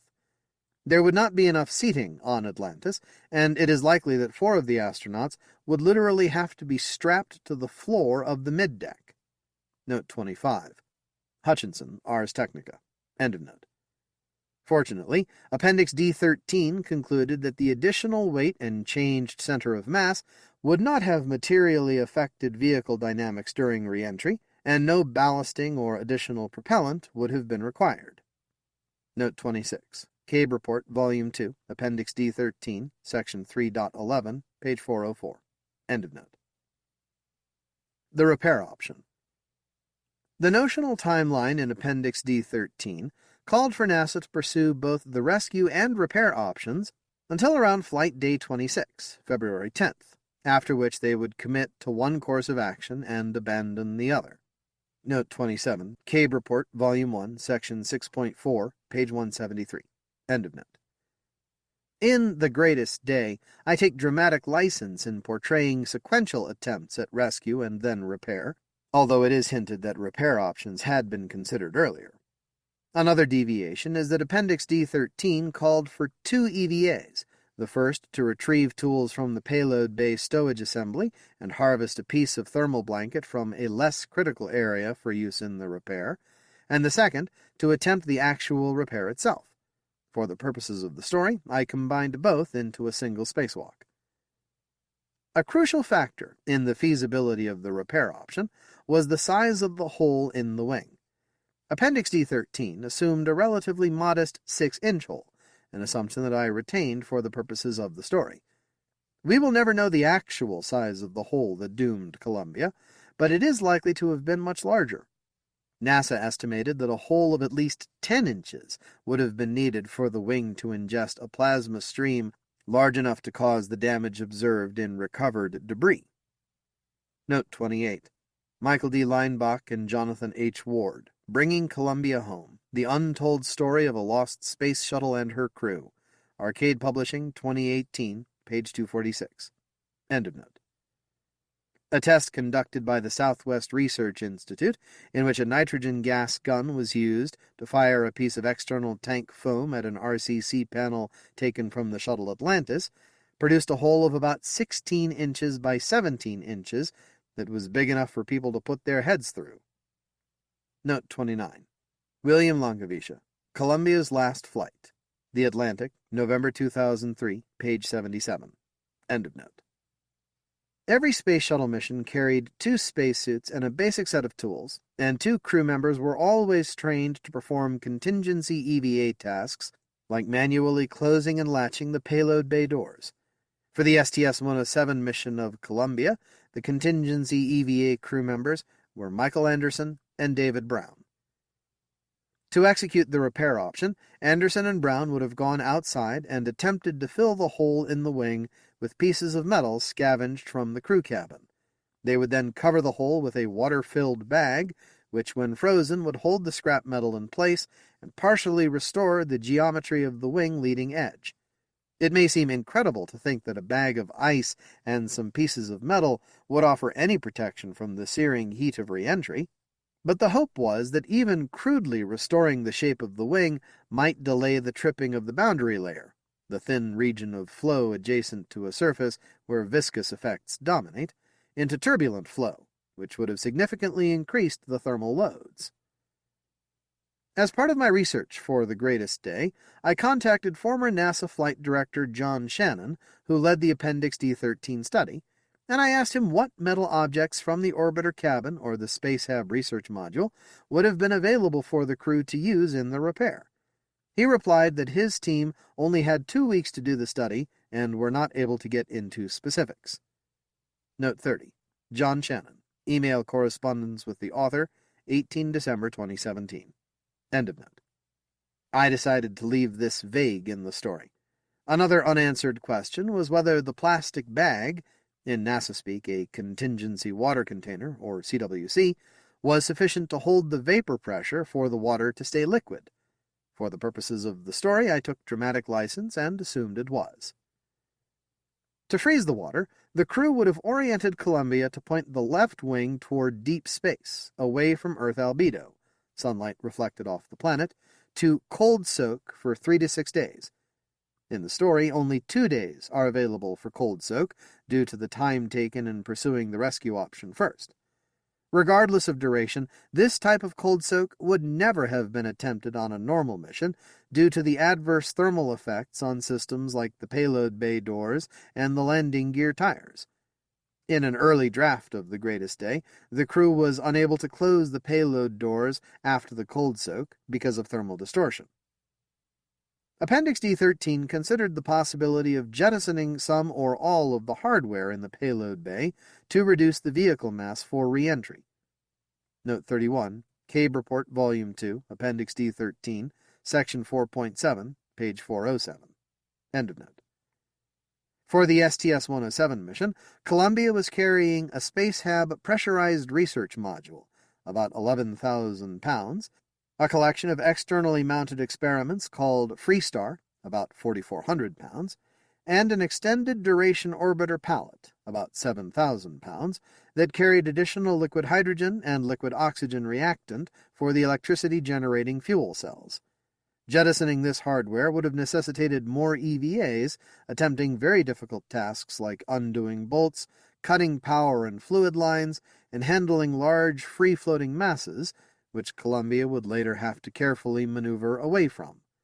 I disregarded this option in the story because I thought even the one repair EVA would have taxed astronauts Anderson and Brown to the limit. For re-entry, Appendix D-13 suggested raising Columbia's angle of attack to 45 degrees from the normal 40 degrees to reduce the heating on the wing leading edges. Note 32, Ibid. End of note.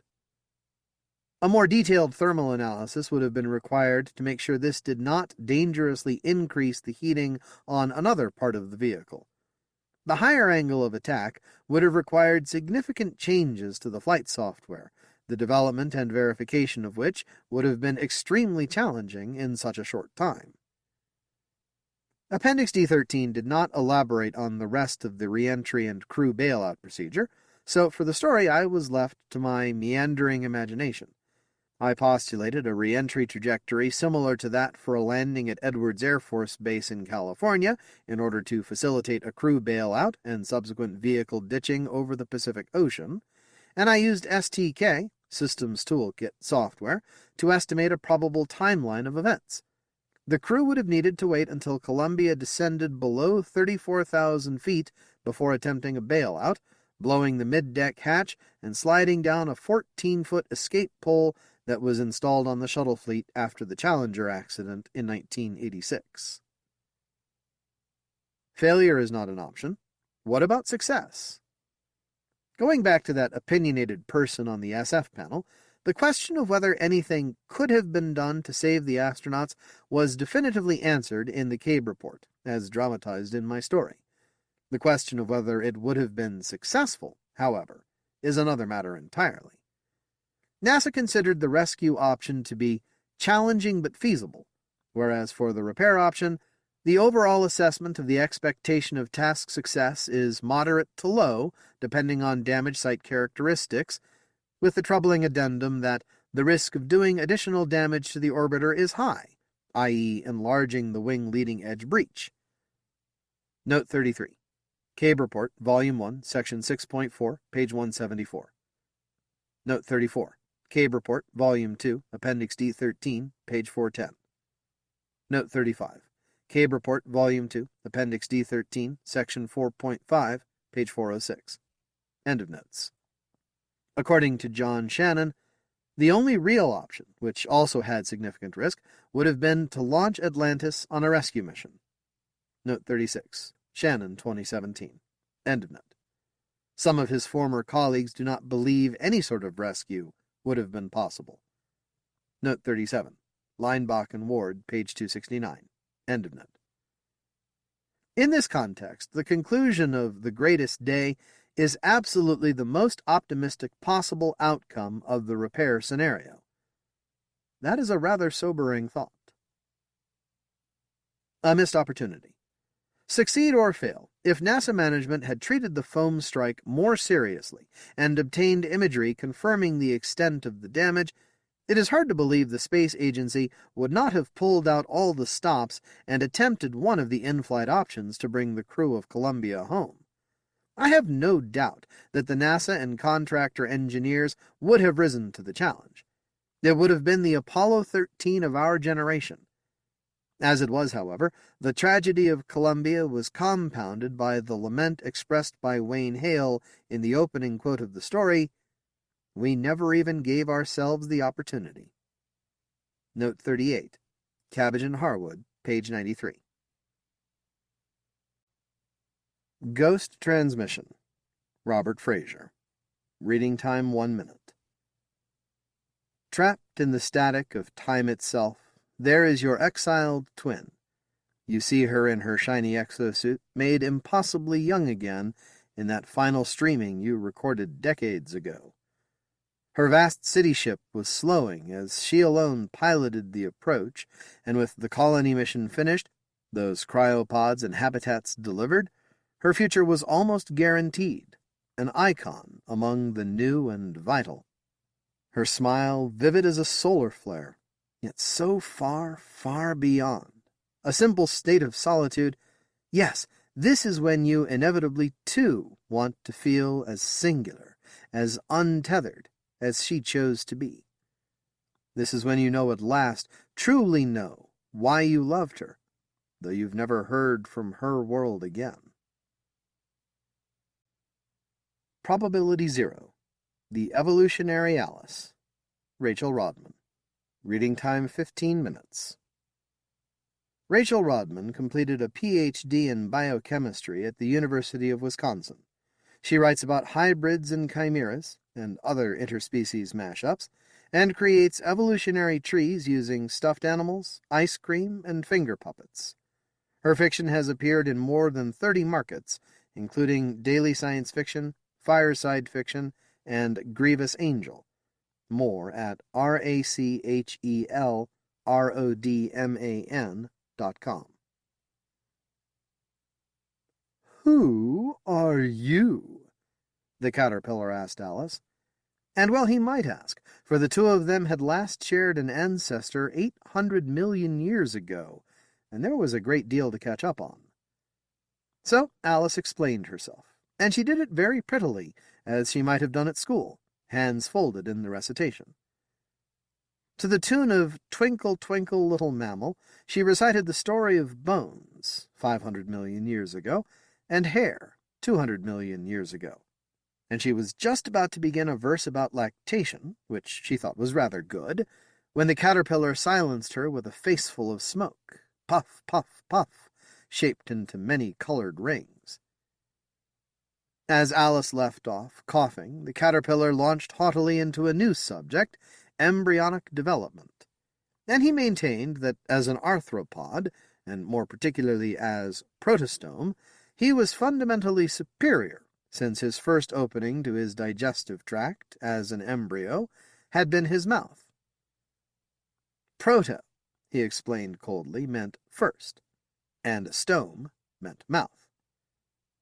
Alice, faltering, was forced to confess that, like other creatures with bones, she was a deuterostome, that is, second mouth.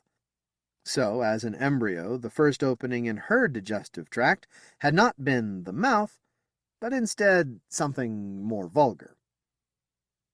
"Who are you?"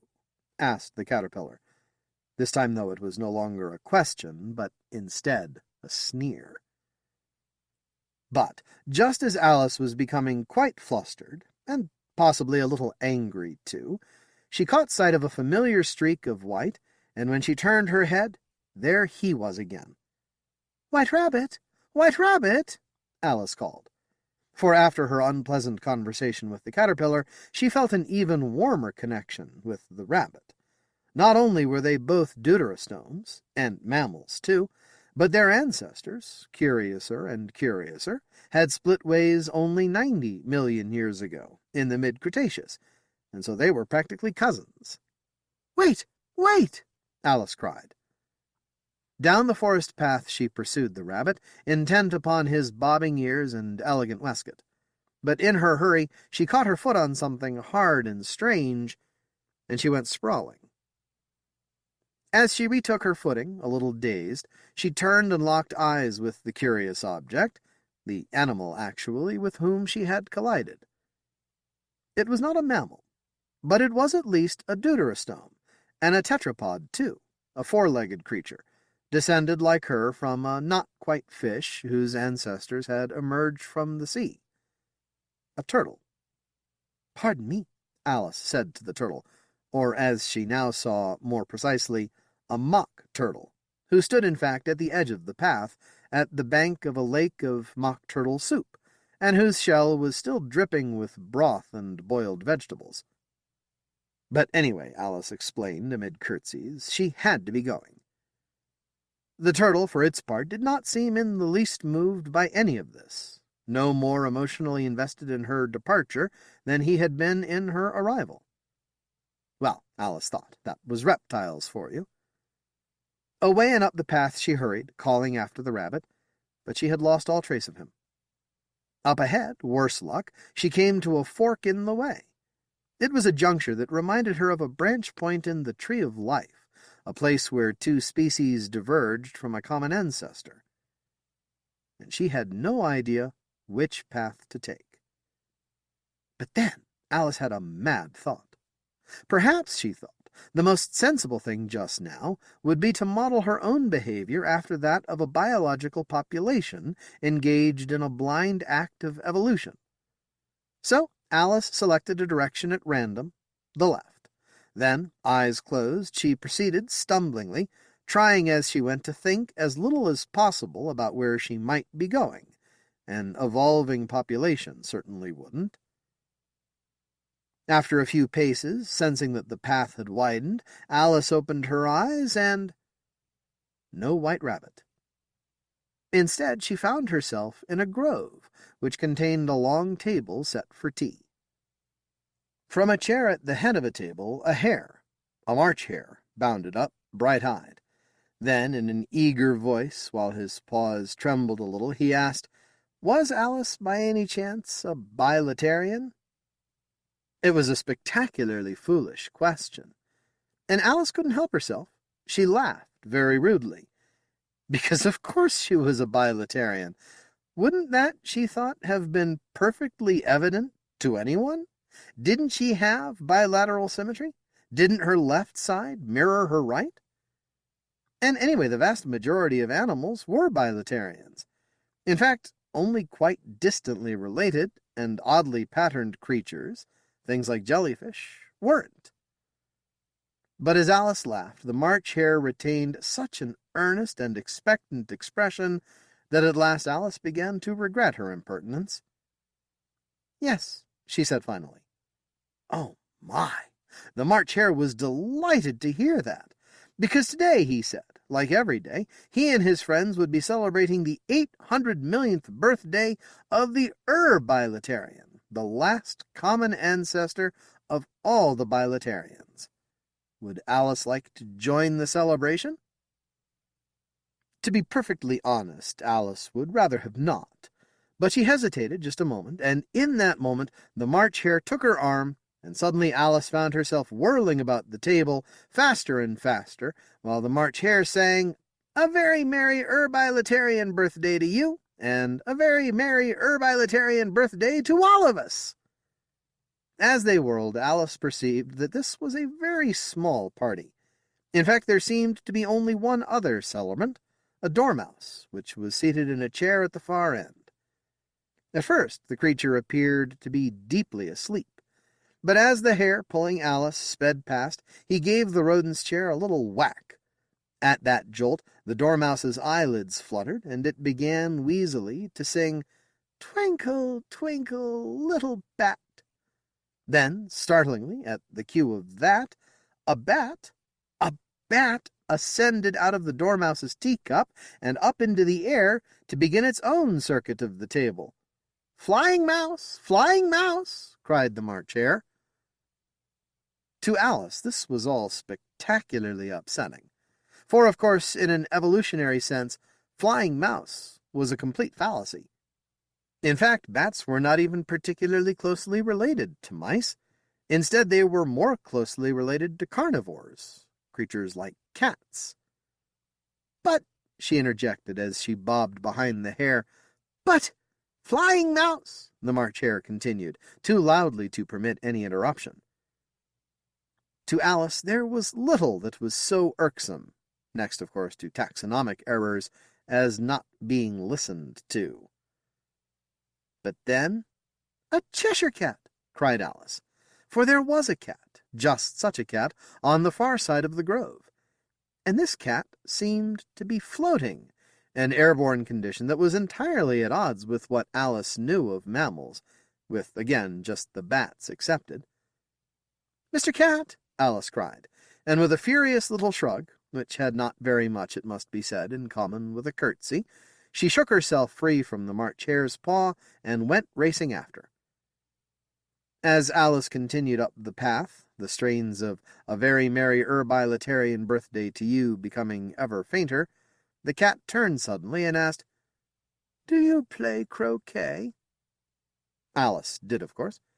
And indeed, yes, when Alice looked ahead to where the cat was pointing, she saw a wide field set with a great quantity of wickets, as if for a tournament. But it was assuredly the maddest form of croquet that Alice had ever seen. Instead of balls, hedgehogs, and instead of mallets, flamingos. But to Alice, the most unsettling part of this game was the players themselves, which, though alive, seemed all the same to be playing cards. And while Alice, dumbfounded, tried to make sense of that, where, if anywhere, did these creatures even belong on the Tree of Life? And the prospect, frankly, that they might not even belong to the Tree of Life was by far the most distressing idea Alice had encountered all day. The cat pointed out a conspicuously regal card, the Queen of Hearts, who stood a short distance down the field, surrounded by courtiers. "I suspect you won't like her," said the cat. "Why not?" Alice asked. But the cat only smiled. So Alice edged closer, and listened, and found, to her distress, that the Queen was discoursing very wrong-headedly and bombastically on a topic that was very close to Alice's heart, the origin of species. Every species, the Queen was explaining with a sneering gravity, had been created separately and by a supreme intelligence, all in one day. "I told you wouldn't like her," said the cat. The cat was perfectly correct. Alice did not.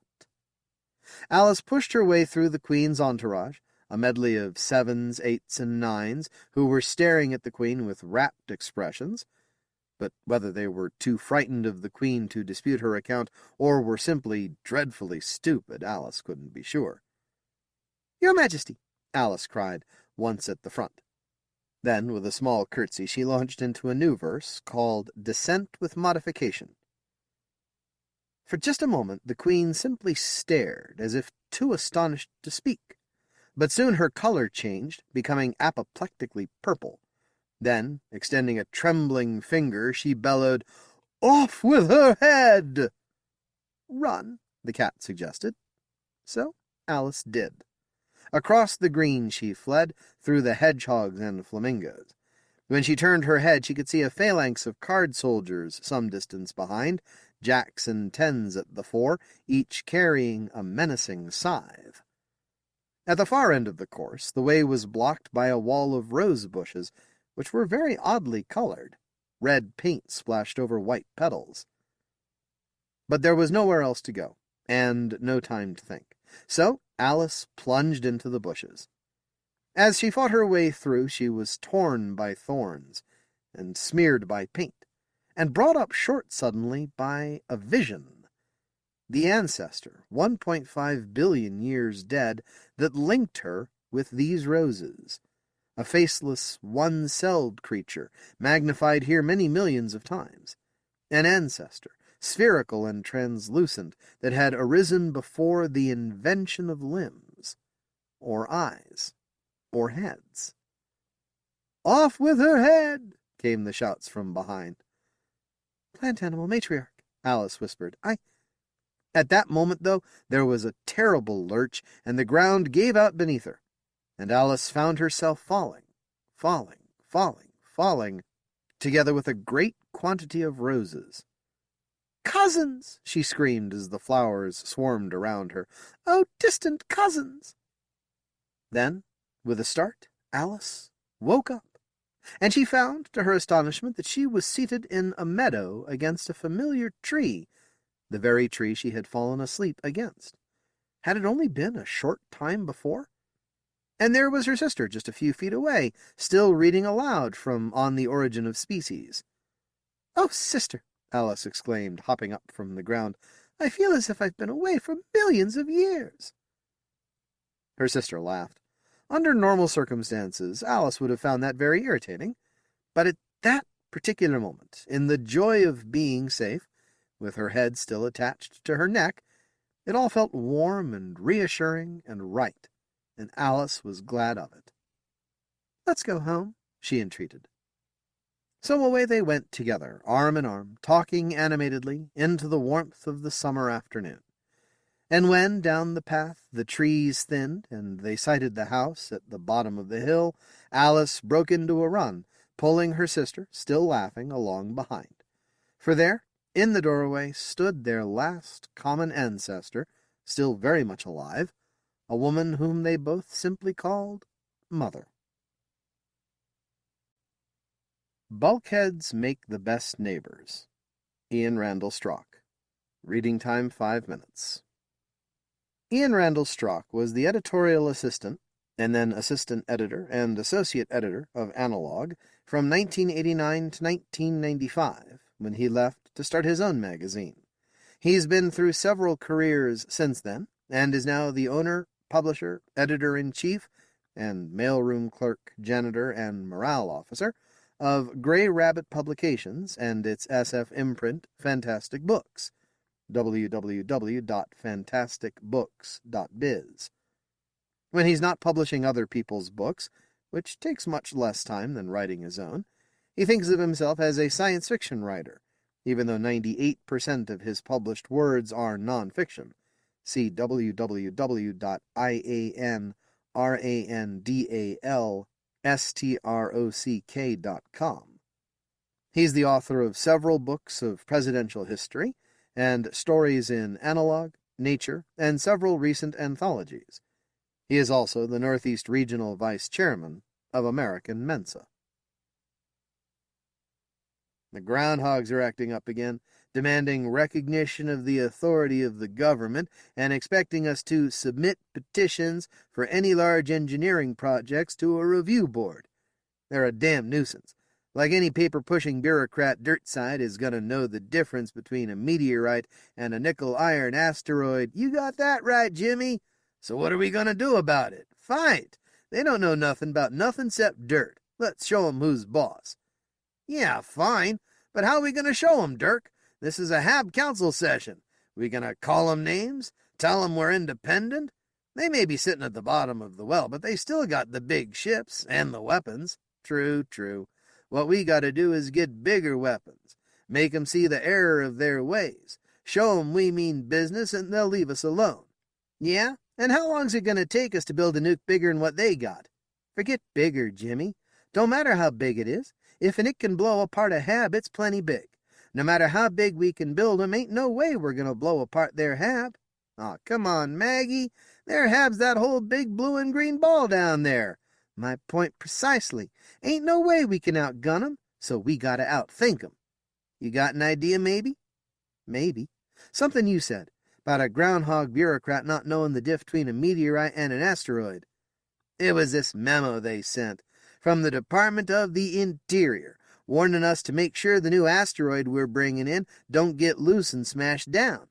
Except the bureaucrat kept calling it a meteorite. That's it. What? Maggie, we can't go dropping no asteroid on 'em.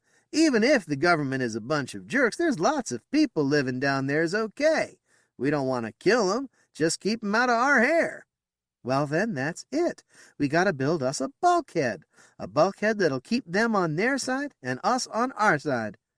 I don't rightly follow you, Maggie. It's simple, Dirk. Remember last week's memo? Make sure any and all debris created during EVA is retrieved and properly disposed of. They don't want their precious ships smashing themselves on our junk, 'cause they can't handle it. All we gotta do is put up a wall of junk, and they won't be able to get to us. Then we can let 'em yap all they want. Hell, we can even turn off the receiver. Won't matter to us what they want when they're stuck down there. You may have something, Maggie.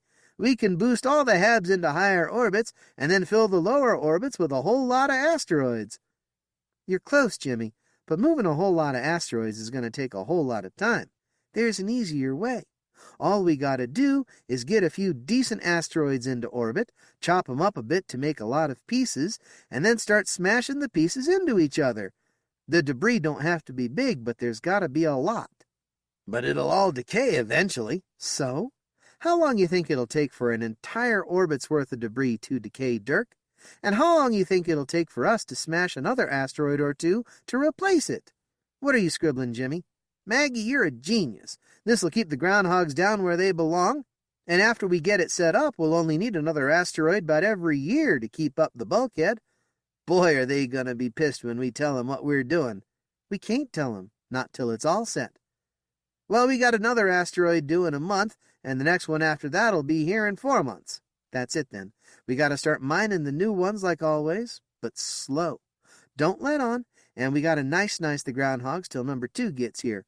Then we start chopping and smashing, and when number 3 gets here, we can just mix it in. Maggie, when we declare our independence in 4 months, I'm nominating you for president of the HABs. Only so long as I get to appoint you ambassador to Earth. The Alternate View. Renormalization. Dodging Infinities. John G. Kramer. Reading time 14 minutes. John G. Kramer's 2016 nonfiction book describing his transactional interpretation of quantum mechanics, The Quantum Handshake, Entanglement, Non-Locality, and Transactions, Springer, January 2016, is available online as a hardcover or ebook at http://www.springer.com/gp/book/978-33192-46406. SF Novels by John Kramer. E-book editions of hard SF novels Twistor and Einstein's Bridge are available from the Bookview Cafe Co-op at http://bookviewcafe.com/bookstore/?$CRAMER.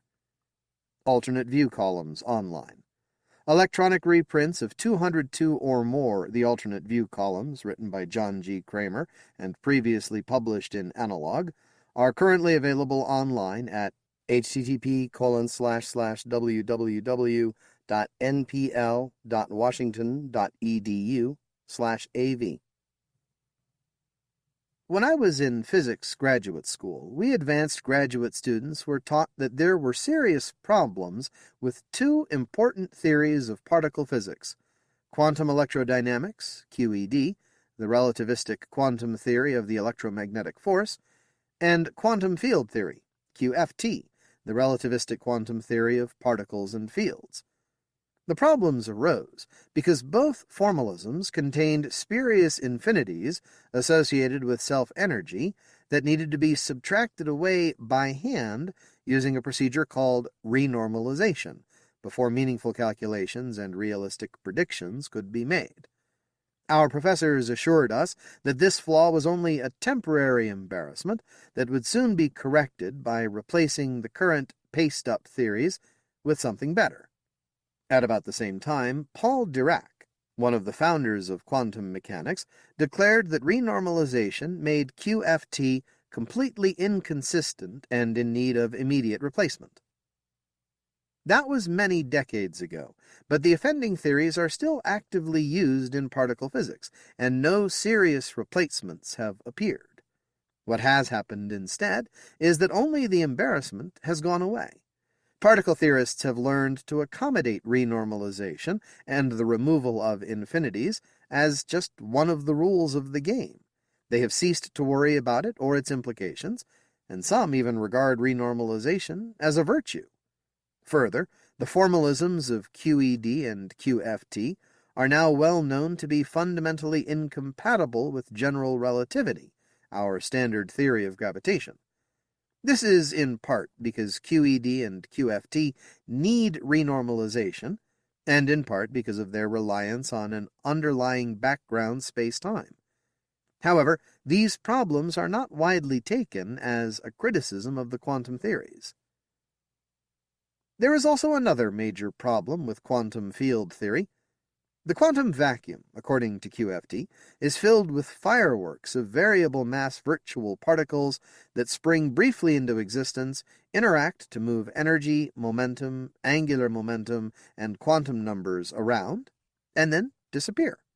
As a side effect, these virtual processes give intrinsic energy to the quantum vacuum, and that has consequences.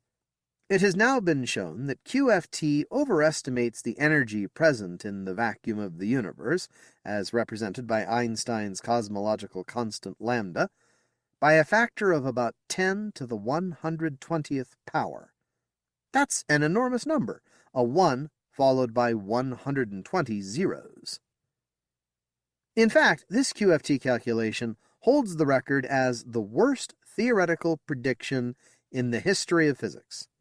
Somehow these problems have not produced much concern in the theoretical physics community about the validity of the theory that produced it and that they routinely use.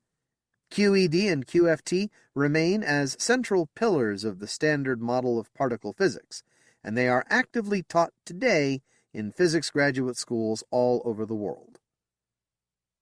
So, what is the alternative? We know that somewhere out there, beyond the limits of our present comprehension, there must be a better theory of quantum gravity, or perhaps even a theory of everything, which covers all the bases and unifies gravitation with quantum mechanics. Despite massive effort, not much progress has been made toward formulating such a theory. However, some theorists have found ways to deduce some of its outlines and characteristics. As an example, some years ago, J. Hehelia and N. Kiknadze, G&K, of Tbilisi State University, Georgia, the nation, investigated the question of whether such an ultimate comprehensive theory of everything could possibly include and use renormalization. The issue G&K addressed was whether the presence of infinities and the need for renormalization are only passing artifacts arising from QED and QFT being low-energy reductions of the higher-level theory of everything. The alternative is that there is no such connection, and that the higher-level theory permits no infinities or renormalizations, even in its low-energy limits. G&K showed that the latter is true, that the higher-level theory of everything must either be non-renormalizable or must contain no infinities at all, and that it cannot be reduced to an infinity-containing renormalizable theory like QED or QFT in any low-energy limit. In other words, quantum electrodynamics and quantum field theory, our present workhorse theories of particle physics, are wrong in some very fundamental way. They do not need incremental improvement. They need complete replacement from the ground up. Where does that leave us? A few decades ago, the hope arose in the theoretical physics community that the development of string theory might resolve the quantum gravity problem and eliminate the need for renormalization. String theory, describing particles as standing waves on tiny compactified loops of multidimensional string, offered a new and rather mathematically elegant approach to the development of a theory of everything.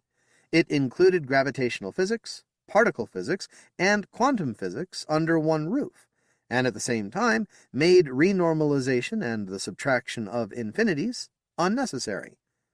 There were interesting connections with black holes, as described by general relativity, that were taken to be significant. String theory became very fashionable in the prominent physics graduate schools of the world. Several generations of the best and brightest young theory students at the top universities boldly climbed aboard the string theory bandwagon.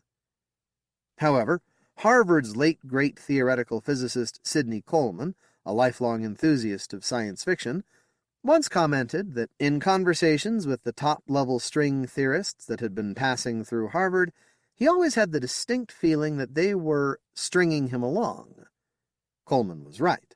Regrettably, after a huge amount of theoretical effort, the dust has finally settled to reveal that A. String theory is incapable of making testable predictions that can be compared with experiment, thereby failing philosopher of science Karl Popper's falsification criterion, which must be met before any formalism can legitimately be called a scientific theory. And B. String theory has been shown to describe a nearly infinite landscape of different possible universes, with no assurance that our own universe, which seems to be unusual in having a relatively small cosmological constant, is even one of the hypothetical universes populating that stringy landscape. The rising consensus within the general physics community is that string theory is a mathematically elegant dead end.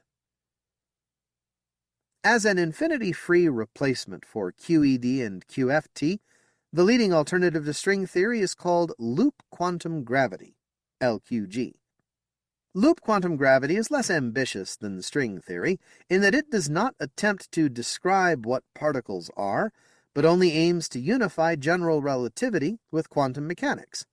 Its approach is to quantize space and time into small, indivisible loci that form a spin foam network, and to build a theory of gravity on this quantized base. LQG has the advantage that, unlike QED and QFT, it does not require a background space-time, but instead produces its own space-time in the style of general relativity. A question that immediately arises is whether LQG is able to fulfill the Popper criterion by making testable and potentially falsifiable predictions. In most situations, LQG simply makes predictions that are identical to those of standard general relativity. The in-principle testable predictions unique to LQG, which distinguish it from general relativity, are concentrated in the areas of black hole behavior and cosmology. For example, LQG predicts that under some conditions, a collapsing black hole should bounce and reverse its motion, becoming a white hole from which light and particles will flow outward. Similarly, in cosmology, LQG predicts that the Big Bang was actually a big bounce, asserting that some predecessor universe collapsed to a critical point at which it reversed its motion and became our own Big Bang.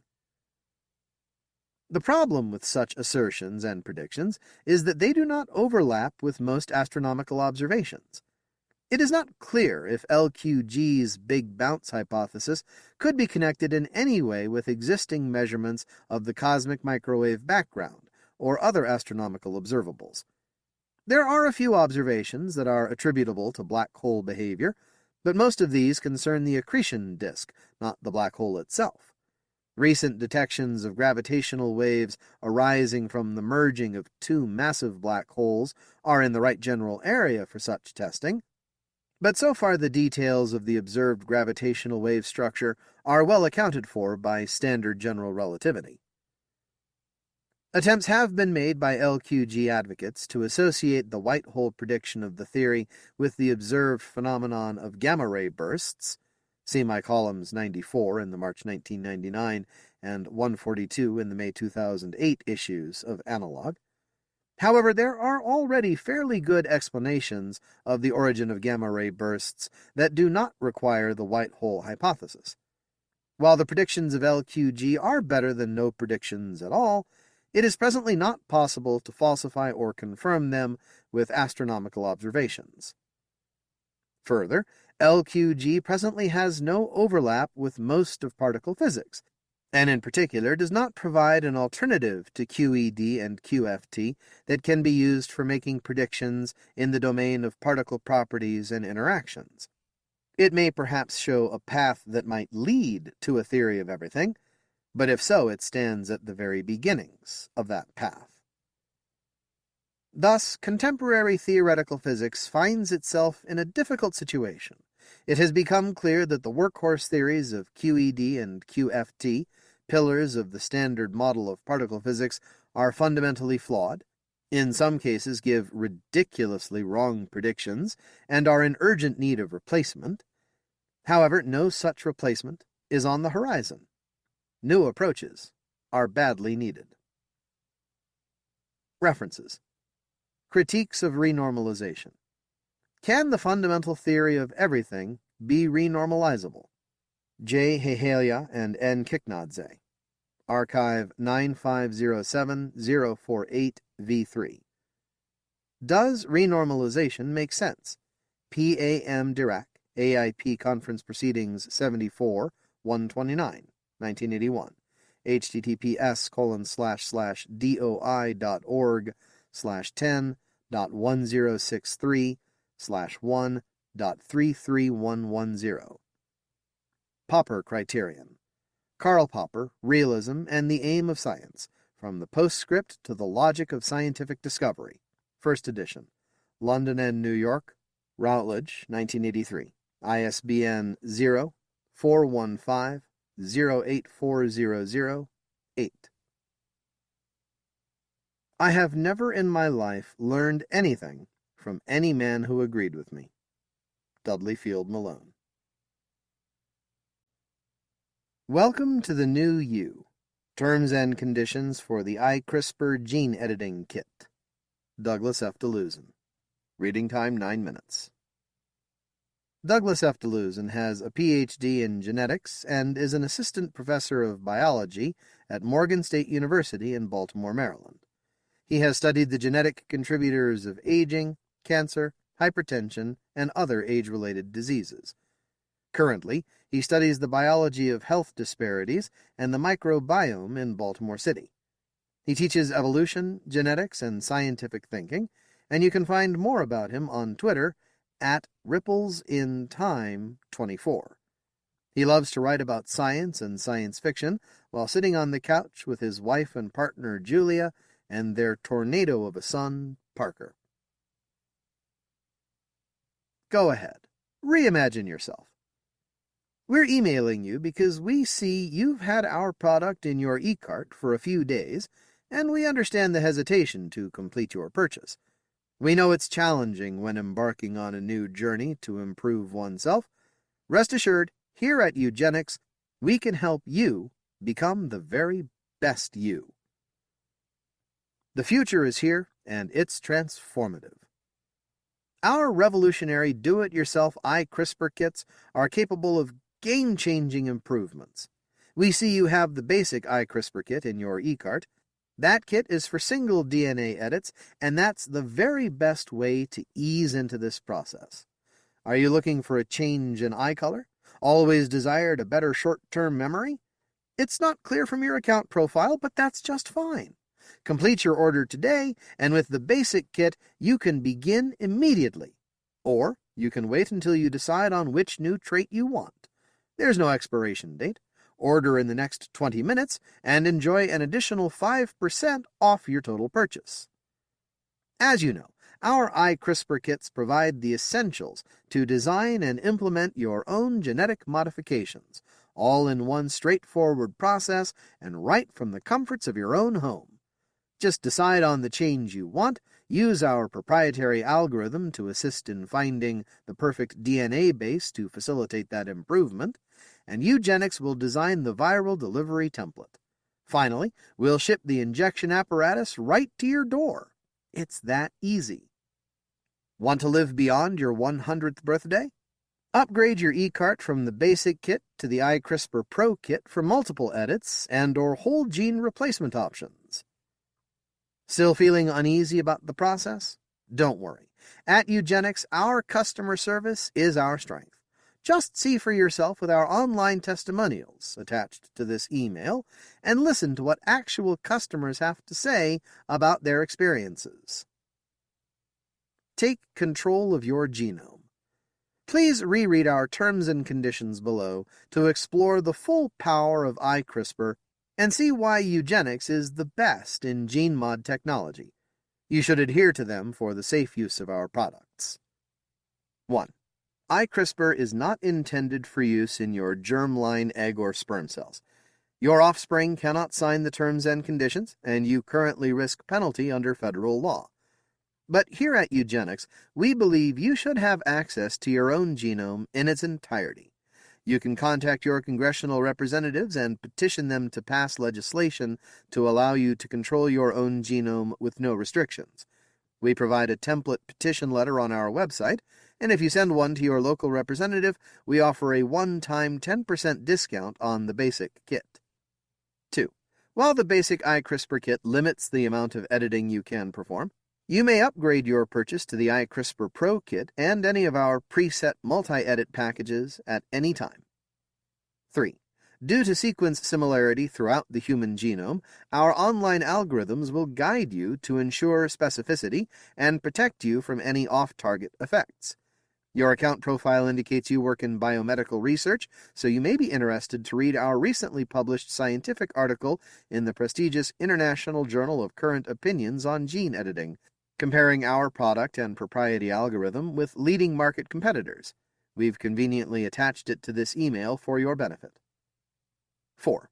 When considering your modification, we recommend that you avoid editing genomic regulatory regions that affect the expression of multiple genes at once. You may want an extra finger, not an entire arm. 5. If you decide to upgrade to the iCRISPR Pro kit, we discourage splicing in genes from other mammals, including cats, dogs, horses, and parrots. Whiskers and feathers may seem like an exciting addition, but it's been reported they cause extreme pain when sprouting and tear out easily.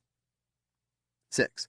Visit our website for multi-edit packages, available only with the iCRISPR Pro kit, including 1. The Athlete's Suite, 2. The Vampire or Mermaid Transformations, 3. The Einstein Upgrade, 4. The Super Centenarian, 5. The Ultra Immune Booster, 6. The Superhero, now with night vision. 7. You should not edit any DNA bases statistically associated with disease risk. Most of these bases have never been conclusively proven to be causative and are still under investigation in the research community, often with mixed results. 8. you can enjoy access to our genetic advisors for the additional low price of $799.99. This option is included with any of our iCRISPR Pro kits or packages, and local restrictions may vary. This option is unavailable if you live in a state that requires genetic counselors to be board certified by the American Board of Genetic Counseling, or if you reside in California or New York. Based on your account information, we see that this will not be important. 9. Eugenics maintains a database of genomic locations that are currently prohibited by the U.S. federal government from modification. These locations are involved in a multitude of developmental and/or homeostatic processes, and alterations may be associated with severe consequences, including stroke, cancer, accelerated aging, and dementia-like phenotypes. 10. We do not condone the use of third-party algorithms to design your edits, and you do so at your own risk. Other terms and conditions may apply beyond those outlined above. Reinvent you, just like thousands of others. Now is the time to finalize your purchase and enjoy the full power of eugenics.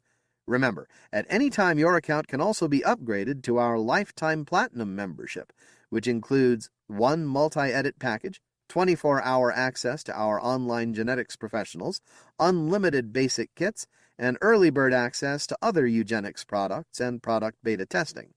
We have payment plans available for any budget. Please call 1-800-NEW-GENE for more information.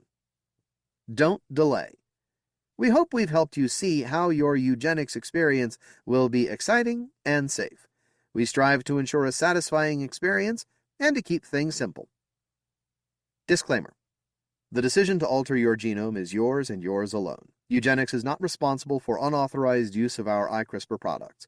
By acknowledging these terms and conditions and finalizing your purchase, you understand the potential consequences of altering your own genome and accept any adverse risks, assuming full responsibility and waiving eugenics liability. We are currently seeking approval from the FDA. During product development, some customers experienced unintended side effects due to the use of our technology, including temporary weight loss, temporary weight gain, high fever, uncontrolled hiccuping, hot flashes, blurred vision, and genital discharge. In most cases, these symptoms clear up within a few days or weeks. If they persist, consult your physician. In extremely rare cases, you may experience vertigo, hallucinations, constant joint pain, loss of smell and taste, or sudden hypothermia. These risks are minimal. Are you ready now? Welcome to the new you. How will you decide to improve with eugenics?